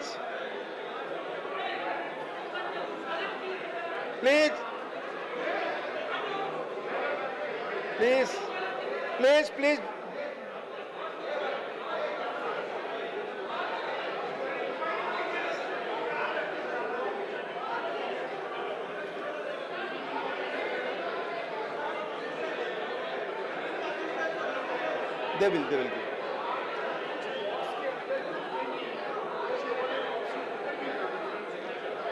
Please be at your seats. आप सभी अपनी सीटों पर बैठे please. माननीय सदस्य सभी अपनी सीटों पर बैठे। माननीय सदस्य अपनी सीटों पर। दोला सेन जी प्लीज अपनी सीट पर बैठे। दीपेंद्र जी प्लीज अपनी सीट पर बैठे। सस्मित जी अपनी सीट पर प्लीज। माननीय सदस्यगण अपनी सीट पर। दीपेंद्र हुड्डा जी प्लीज अपनी सीट पर बैठिए। ठीक है, अपनी सीट पर बैठिए प्लीज।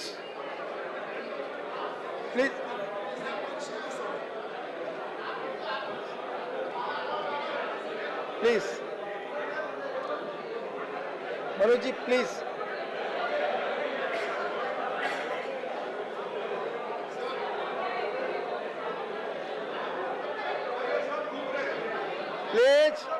माननीय सदस्य अपनी सीट पर बैठे प्लीज।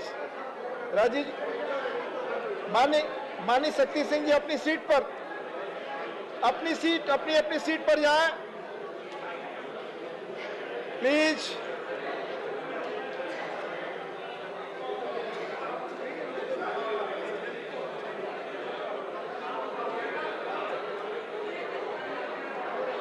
अपनी अपनी सीट पर जाए प्लीज। गुप्ता जी, गुप्ता जी इस तरह खड़े हो तो बैठ जाइए, बैठ जाइए प्लीज। सभी माननीय सदस्य बैठ जाइए। Sanjay ji please, please, please, please take your seats please.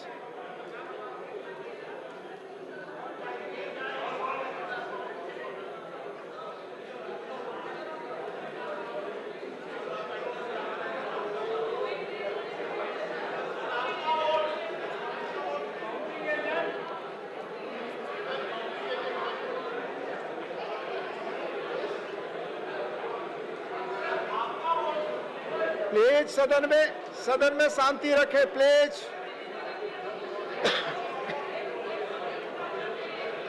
Mister Vasan please be at your seat please. Mister Vaishya please be at your seat please, please. सभी माननीय सदस्यगण अपनी अपनी सीट पर बैठे प्लीज। नीरज जी, नागर जी,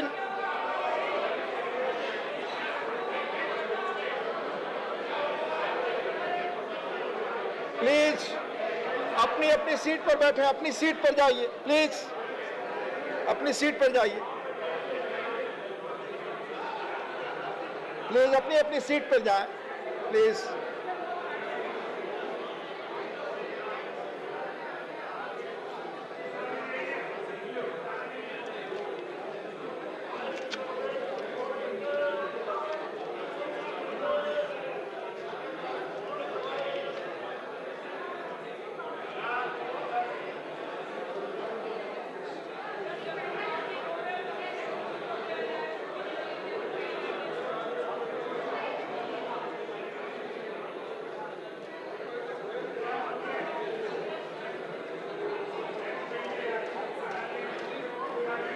प्लीज नीरज जी अपनी सीट पे। जयराम जी प्लीज, माननीय Jairam ji please be at your seat please. मैं सबसे आग्रह, Rakesh ji please take your seat. Madam please madam go back to your seat. Yadav ji, Sangeeta Yadav ji please go back to your seat, go back to your seat, go back to your seat please. V Sivadasan ji आप बैठे रहे please.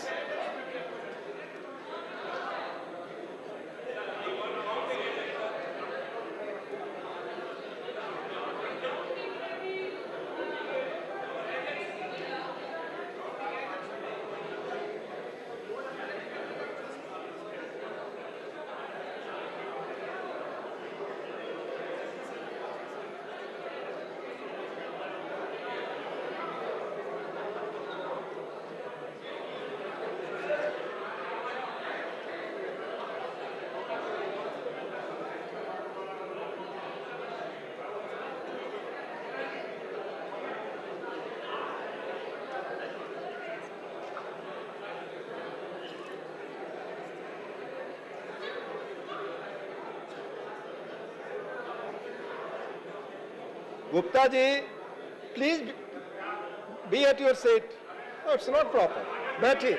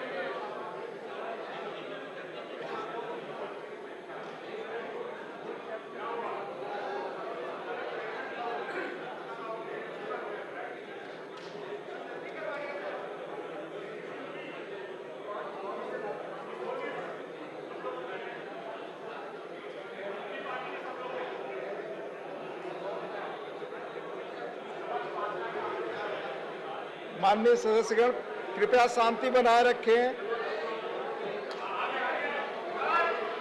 Please keep silence. कृपया शांति बनाए रखें। Result of the division on the motion that the bill be passed, subject to correction.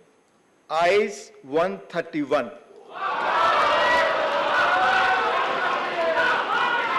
Noes 102.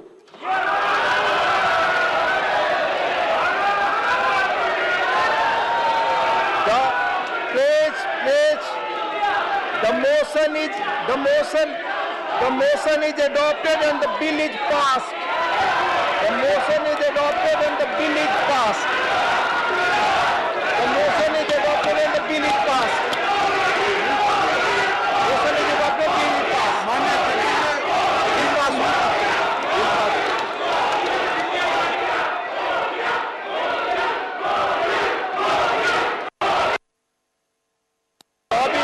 Lobby to be open. Please take your seat. Lobby to be open. Lobby to be open. Now we move to the other bill, the Registration of Births and Deaths Amendment Bill 2023. The Registration of Births and Deaths Amendment Bill 2023. Shri Nityanand Rai to move a motion for consideration of the Registration of Births and Deaths Amendment Bill 2023.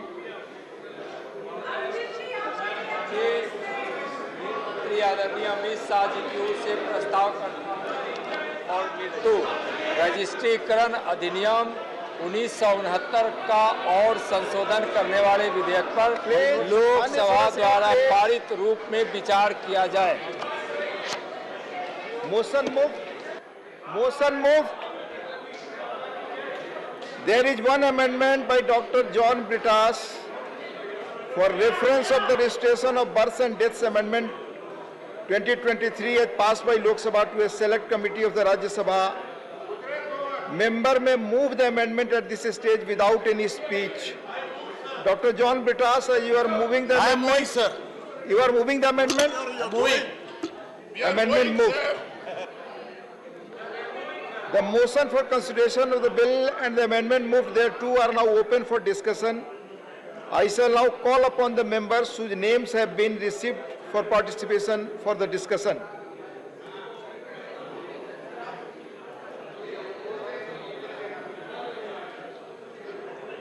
Members.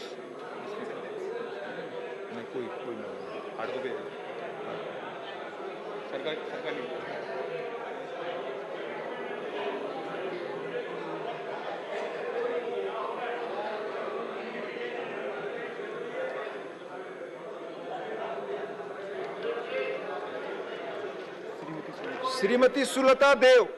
Srimati Sulata Dev, please.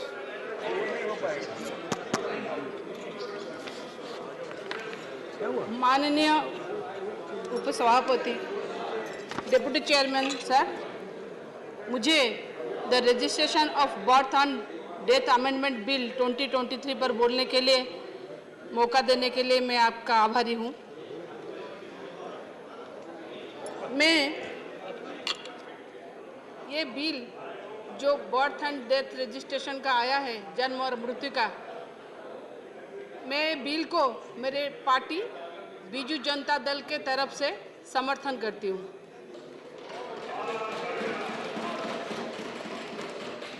क्योंकि अब जब देश बदल रहा है तो कानून भी बदलना चाहिए सर।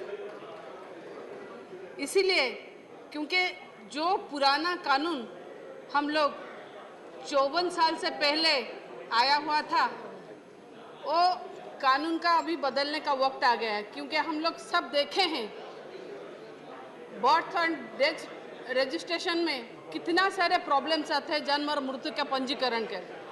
क्योंकि मैं खुद एक ग्राम पंचायत की सरपंच रह चुकी हूँ, मुझे मालूम है कि अगर जन्म और मृत्यु के लिए कोई रजिस्ट्रेशन का प्रावधान होता है तभी कितना मुश्किल होता है।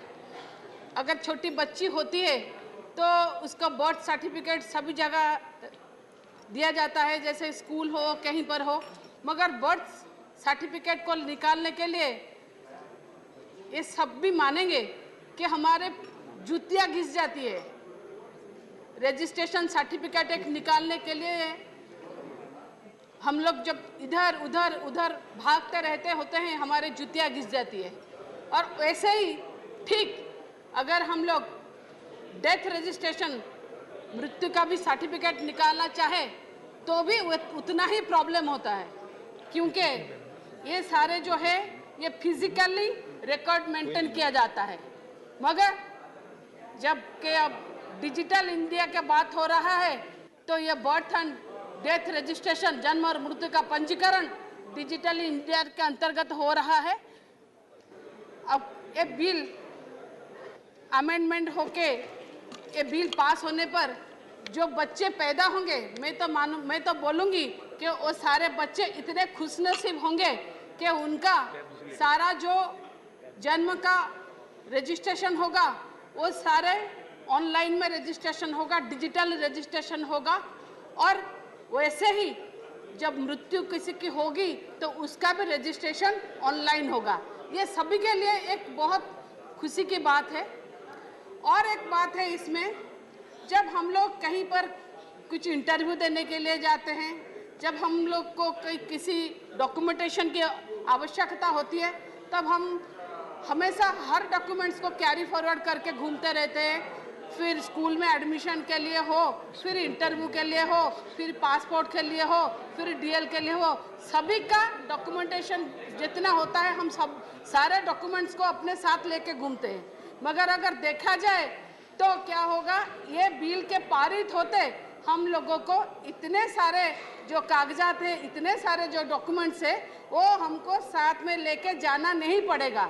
ये हम एक ही बर्थ रजिस्ट्रेशन के सर्टिफिकेट के हिसाब से हम सब कुछ इसमें कर सकते हैं। ये बहुत ही अच्छी बात है। इसीलिए मैं बोल रही हूँ कि ये अब जब भारत बदल रहा है तो ये कानून को भी बदलना चाहिए। और एक बात है, हम सब देखे हैं गांव में हो, चाहे वो पंचायत का वोट हो, म्यूनसिपैलिटी का वोट हो, कोई जनरल इलेक्शन हो, तब क्या होता है ना, जो बच्चे लोगों को 18 साल से ज़्यादा हो गया है वो लोग क्या होते हैं ना, वो वोटर लिस्ट में जुड़ नहीं पाते। जुड़ने के लिए बहुत सारे पैराफॉर्मियाज होते हैं। फिर उसके बाद में क्या होता है, फिर जोड़ तोड़ का भी काम किया जाता है, कोई जोड़ेगा कोई तोड़ेगा, ऐसा भी चला जाता है। तब हम बहुत सारे कंप्लेंट भी रिसीव करते हैं। कहाँ पर ना, जो इलेक्शन कमीशन के ऑफिस में बहुत सारे कंप्लेंट आप देखे होंगे रिसीव करते हैं कि ये हम लोग नाम दिए थे, ये हमारा एज भी हो गया मगर हम लोगों को नहीं डाला गया। और किसी का नाम अगर डाला गया भी हो तो उससे कट भी जाता है। तो क्या हुआ, तो क्या होता है, तो तभी कंप्लेंट भी रिसीव होता है। और ये जो हम लोग जो नागरिकता हमको मिलती है, वोट देने का अधिकार मिलती है, और उससे भी हम लोग वंचित रहते हैं। तो इसमें क्या है कि अच्छा ही होगा, जिस बच्चा का 18 साल से ज़्यादा हो जाएगा वो अपने ही आप इलेक्टोरल ये में जुड़ जाएगा। इसमें क्या होगा ना, उसको वोट देने का अधिकार मिल जाता है। ठीक वैसे ही अगर किसी की डेथ हो जाती है तो अपने आप ही वो जो रजिस्टर है उसमें से कट जाएगा। इससे क्या होगा ना, जो फेक वोटर्स भी होते हैं, जिसको हम लोग गोस्ट वोटर मानते हैं, बोलते हैं कि ये लोग तो हमारे है नहीं, फिर हमारे यहाँ ये इन लोग का डेथ हो गया, इनका वोट कौन दिया, इससे भी हम लोग बच सकते हैं। क्योंकि हम भारत जो दुनिया के सबसे बड़े गणतंत्र राष्ट्र है, इस तरह का होना भी नहीं चाहिए था। अब ये जो आईन आ रहा है, ये जो विधेयक आ रहा है, इससे हम लोगों को भी निजात मिलेगी, सारे पार्टियों को, बस मेरी पार्टी नहीं, सारे पार्टियों को। और एक बात है, जब किसी की डेथ हो जाती है, जैसे किसी का जन्म होता है, घर में खुशियां मनाई जाती है, मगर अगर किसी की डेथ हो जाती है, समय से पहले भी हो जाती है, किसी पेंशन होल्डर की डेथ हो जाती है, तब क्या होता है ना, डेथ होने के बाद में डेथ रजिस्ट्रेशन का सर्टिफिकेट अगर ना मिले, बहुत सारे कॉम्प्लिकेशंस आते हैं। जो लोग सरकारी नौकरी करते हैं उन लोगों के घर में पेंशन कैसे जाएगा, वो नहीं जा पाता इन टाइम में। अगर जो लोग होते हैं, जो लोग वहाँ पर काम करते हैं, जो लोग का कहीं पर अगर लीगल इशूज रहता है, कहीं पर अगर देखा जाए तो फिर क्या होता है ना, जमीन बारिश का इशू रहता है, तभी अगर क्या होता है ना, तो फिर वहाँ उन लोगों को बहुत सारी मुश्किलों का ऐसा सामना करना पड़ता है। कम से कम ऐसे क्या होगा ना, ये बिल जब आएगा इससे कम से कम जो डेथ रजिस्ट्रेशन हो जाएगा तो उन लोगों के लिए ये चीज सहज और सरल हो जाएगी। मेरा और एक बात है कहने के लिए, जो मैं माननीय डिप्टी चेयरमैन से रिक्वेस्ट करूंगी कि कम से कम ये बात भी इसमें थोड़ा देख लीजिए कि बहुत सारे ऐसे सारे भारतवर्ष में बहुत सारे ऐसे एम्प्लॉयज हैं जिन लोगों का रिटायरमेंट एज होने के बाद में फिर क्या होता है ना, वो रिटायर हो जाते हैं, बार बार उनको साल में एक बार जाके अपनी हाजिरी देने पड़ती है कि हम लोग जिंदा है। कम से कम ये जो लोग अभी है उनके लिए ये नियम बना दिए जाए कि क्योंकि हाँ ठीक है कोई चल फिर सकता है, वो जाए तो कोई प्रॉब्लम नहीं होता, मगर ऐसे भी कितने पेंशन होल्डर्स है जिन लोगों की एज देखा जाए तो 90 से भी ज़्यादा हो गए, उन लोगों का चलने फिरने के लिए भी मुश्किल हो जाता है। मगर अगर देखें तो उसके लिए ये प्रावधान करना चाहिए कि कम से कम उस चीज़ पे आज के बाद से ये बिल पास होने के बाद में थोड़ा रोक लगवा दीजिए, क्योंकि जिन लोगों का डेथ होगा अपने आप ही रजिस्टर में चढ़ जाएगा तो उनके घर से जाके प्रेजेंट करने के लिए कोई नहीं होगा। मैं एक ही बात आपसे बोलना चाहूंगी, ये जो आप और एक छोटा सा मुझे कहीं ना कहीं थोड़ा प्रॉब्लम दिख रहा है, ये जो आधार के साथ ये जुड़ा होता है, ये हम सबका रेस्पॉन्सिबिलिटीज है कि जो अगर बच्चा पैदा होता है उसको बाप माँ का नाम भी मिले, उसको नेशनलिटी भी मिले, उसका बर्थ सर्टिफिकेट भी हो। Thank you. तो हम लोग जाके वहाँ पर क्या करते हैं ना, हम लोग सर अभी कंक्लूड कर देती हूँ, एक मिनट सर, एक मिनट। तो ये क्या होता है सर, एक मिनट सर प्लीज सर, तो ये क्या होता है ना, जब वहाँ पर जब लोग रजिस्ट्रेशन होता है हम लोग अपना आधार डिटेल्स देते हैं, इसमें प्रावधान है आधार डिटेल्स देने का। सर ये दो तरह का होता है, क्योंकि आधार डिटेल्स कभी कभी सभी जगह नहीं दिया जाता। सर इसके लिए एक मैकेनिज्म होना चाहिए कि इसके लिए जो आधार में इंफॉर्मेशन है वो कहीं शेयर ना हो। मैं ये फिर भी मैं ये बिल हमारा सबके लिए ठीक है, इसलिए मैं इसको समर्थन करती हूँ। 5 मिनट प्लीज, 5 मिनट। माननीय उपसभापति महोदय, जन्म मृत्यु पंजीकरण अधिनियम 1969 को संशोधित करने का प्रस्ताव जो माननीय गृह मंत्री जी लेकर आए हैं उनका मैं समर्थन करने के लिए खड़ी हूं। महोदय, लगभग 54 वर्षों के बाद पहली बार संशोधन का प्रस्ताव सदन में देशवासियों की सुविधा को लेकर के लाया गया है। महोदय, ये हमारे लिए बड़े गौरव की बात है। जब समय और परिस्थिति के आधार पर बहुत सारी चीज़ें बदलती रहती हैं और महोदय तमाम प्रकार के सामाजिक परिवर्तन आधुनिक विकास के साथ साथ गति बनाने और नागरिकों को सहूलियत दे, यही इस बिल का मुख्य उद्देश्य है। जन्म मृत्यु को रजिस्ट्रीकृत होने का राज्य स्तरीय एवं केंद्र स्तरीय जब डाटा रहेगा तो जनहित में एवं सामाजिक फायदों को पारदर्शी रूप में देखने को मिलेगा। महोदय, इसके फायदे को कहां आसानी से पाया जा सकता है, इसके बारे में मैं आपको कुछ बताना चाहती हूँ। जन्म और मृत्यु रजिस्ट्रीकरण संशोधन विधेयक 2023 के प्रारंभ की तारीख को या उसके पश्चात जन्मे किसी व्यक्ति के जन्म की तारीख और स्थान को साबित करने, किसी शैक्षणिक संस्था में दाखिले, ड्राइविंग लाइसेंस जारी करने, मतदाता सूची तैयार करने, विवाह रजिस्ट्रीकरण, केंद्रीय सरकार या राज्य सरकार या किसी स्थानीय निकाय या केंद्रीय सरकार या राज्य सरकार के अधीन पब्लिक सेक्टर उपक्रम या किसी कानूनी या स्वायत्त निकाय में किसी पद को नियुक्त करने, पासपोर्ट जारी करने, कोई आधार नंबर जारी करने तथा अन्य प्रयोजन के लिए जो केंद्रीय सरकार द्वारा पब्लिक सुविधा में वृद्धि करे और देश में जन्म की तारीख और स्थान को साबित करने के लिए दस्तावेजों को आसान करता है। महोदय, बहुत लंबी प्रक्रिया को छोटा करने के लिए इस प्राविधान को लाया गया है। महोदय, पहले क्या होता है, जब बच्चा जन्म लेता था अथवा जब किसी की मृत्यु होती है तो उसका प्रमाण पत्र लेने के लिए बहुत लंबी प्रक्रिया से गुजरना पड़ता है। महोदय, कल्पना करिए किसी के घर में कोई कड़ी मौत हो जाती है और कड़ी मौत हो जाने के बाद अगर वह जल्दी में व्यस्तता के कारण मृत्यु का प्रमाण पत्र नहीं बनवा सकता अथवा जन्म लेने में देरी हो जाने पर अगर लेट होता था तो उसके लिए तमाम दस्तावेज देना पड़ता था, नोटरी हलफनामा भी देना पड़ता था। लेकिन इस कानून में इस बात को सरल कर दिया गया है कि अगर आपको 30 दिन अथवा 1 वर्ष से ज़्यादा अगर समय हो जाता है और आपने अपना जन्म अथवा मृत्यु प्रमाण पत्र नहीं बनवाया तो आपको स्वैच्छिक आपको खुद से प्रमाण देना पड़ेगा, कहीं आपको लंबी लाइन लगाने की जरूरत नहीं है। मतलब हम ये कह सकते हैं कि ये जो कानून माननीय मंत्री जी लेकर के आए हैं ये सबकी भलाई के लिए कानून है। अभी विपक्ष के लोग चले गए, उनको यहाँ पर रहना चाहिए था। महोदय, ब्रिटिश हुकूमत के बाद देश की आज़ादी के बाद से जनता ने सबसे ज़्यादा सेवा करने का अधिकार कांग्रेस को दिया था। लेकिन महोदय, मुझे बहुत दुख के साथ कहना पड़ रहा है कि जिस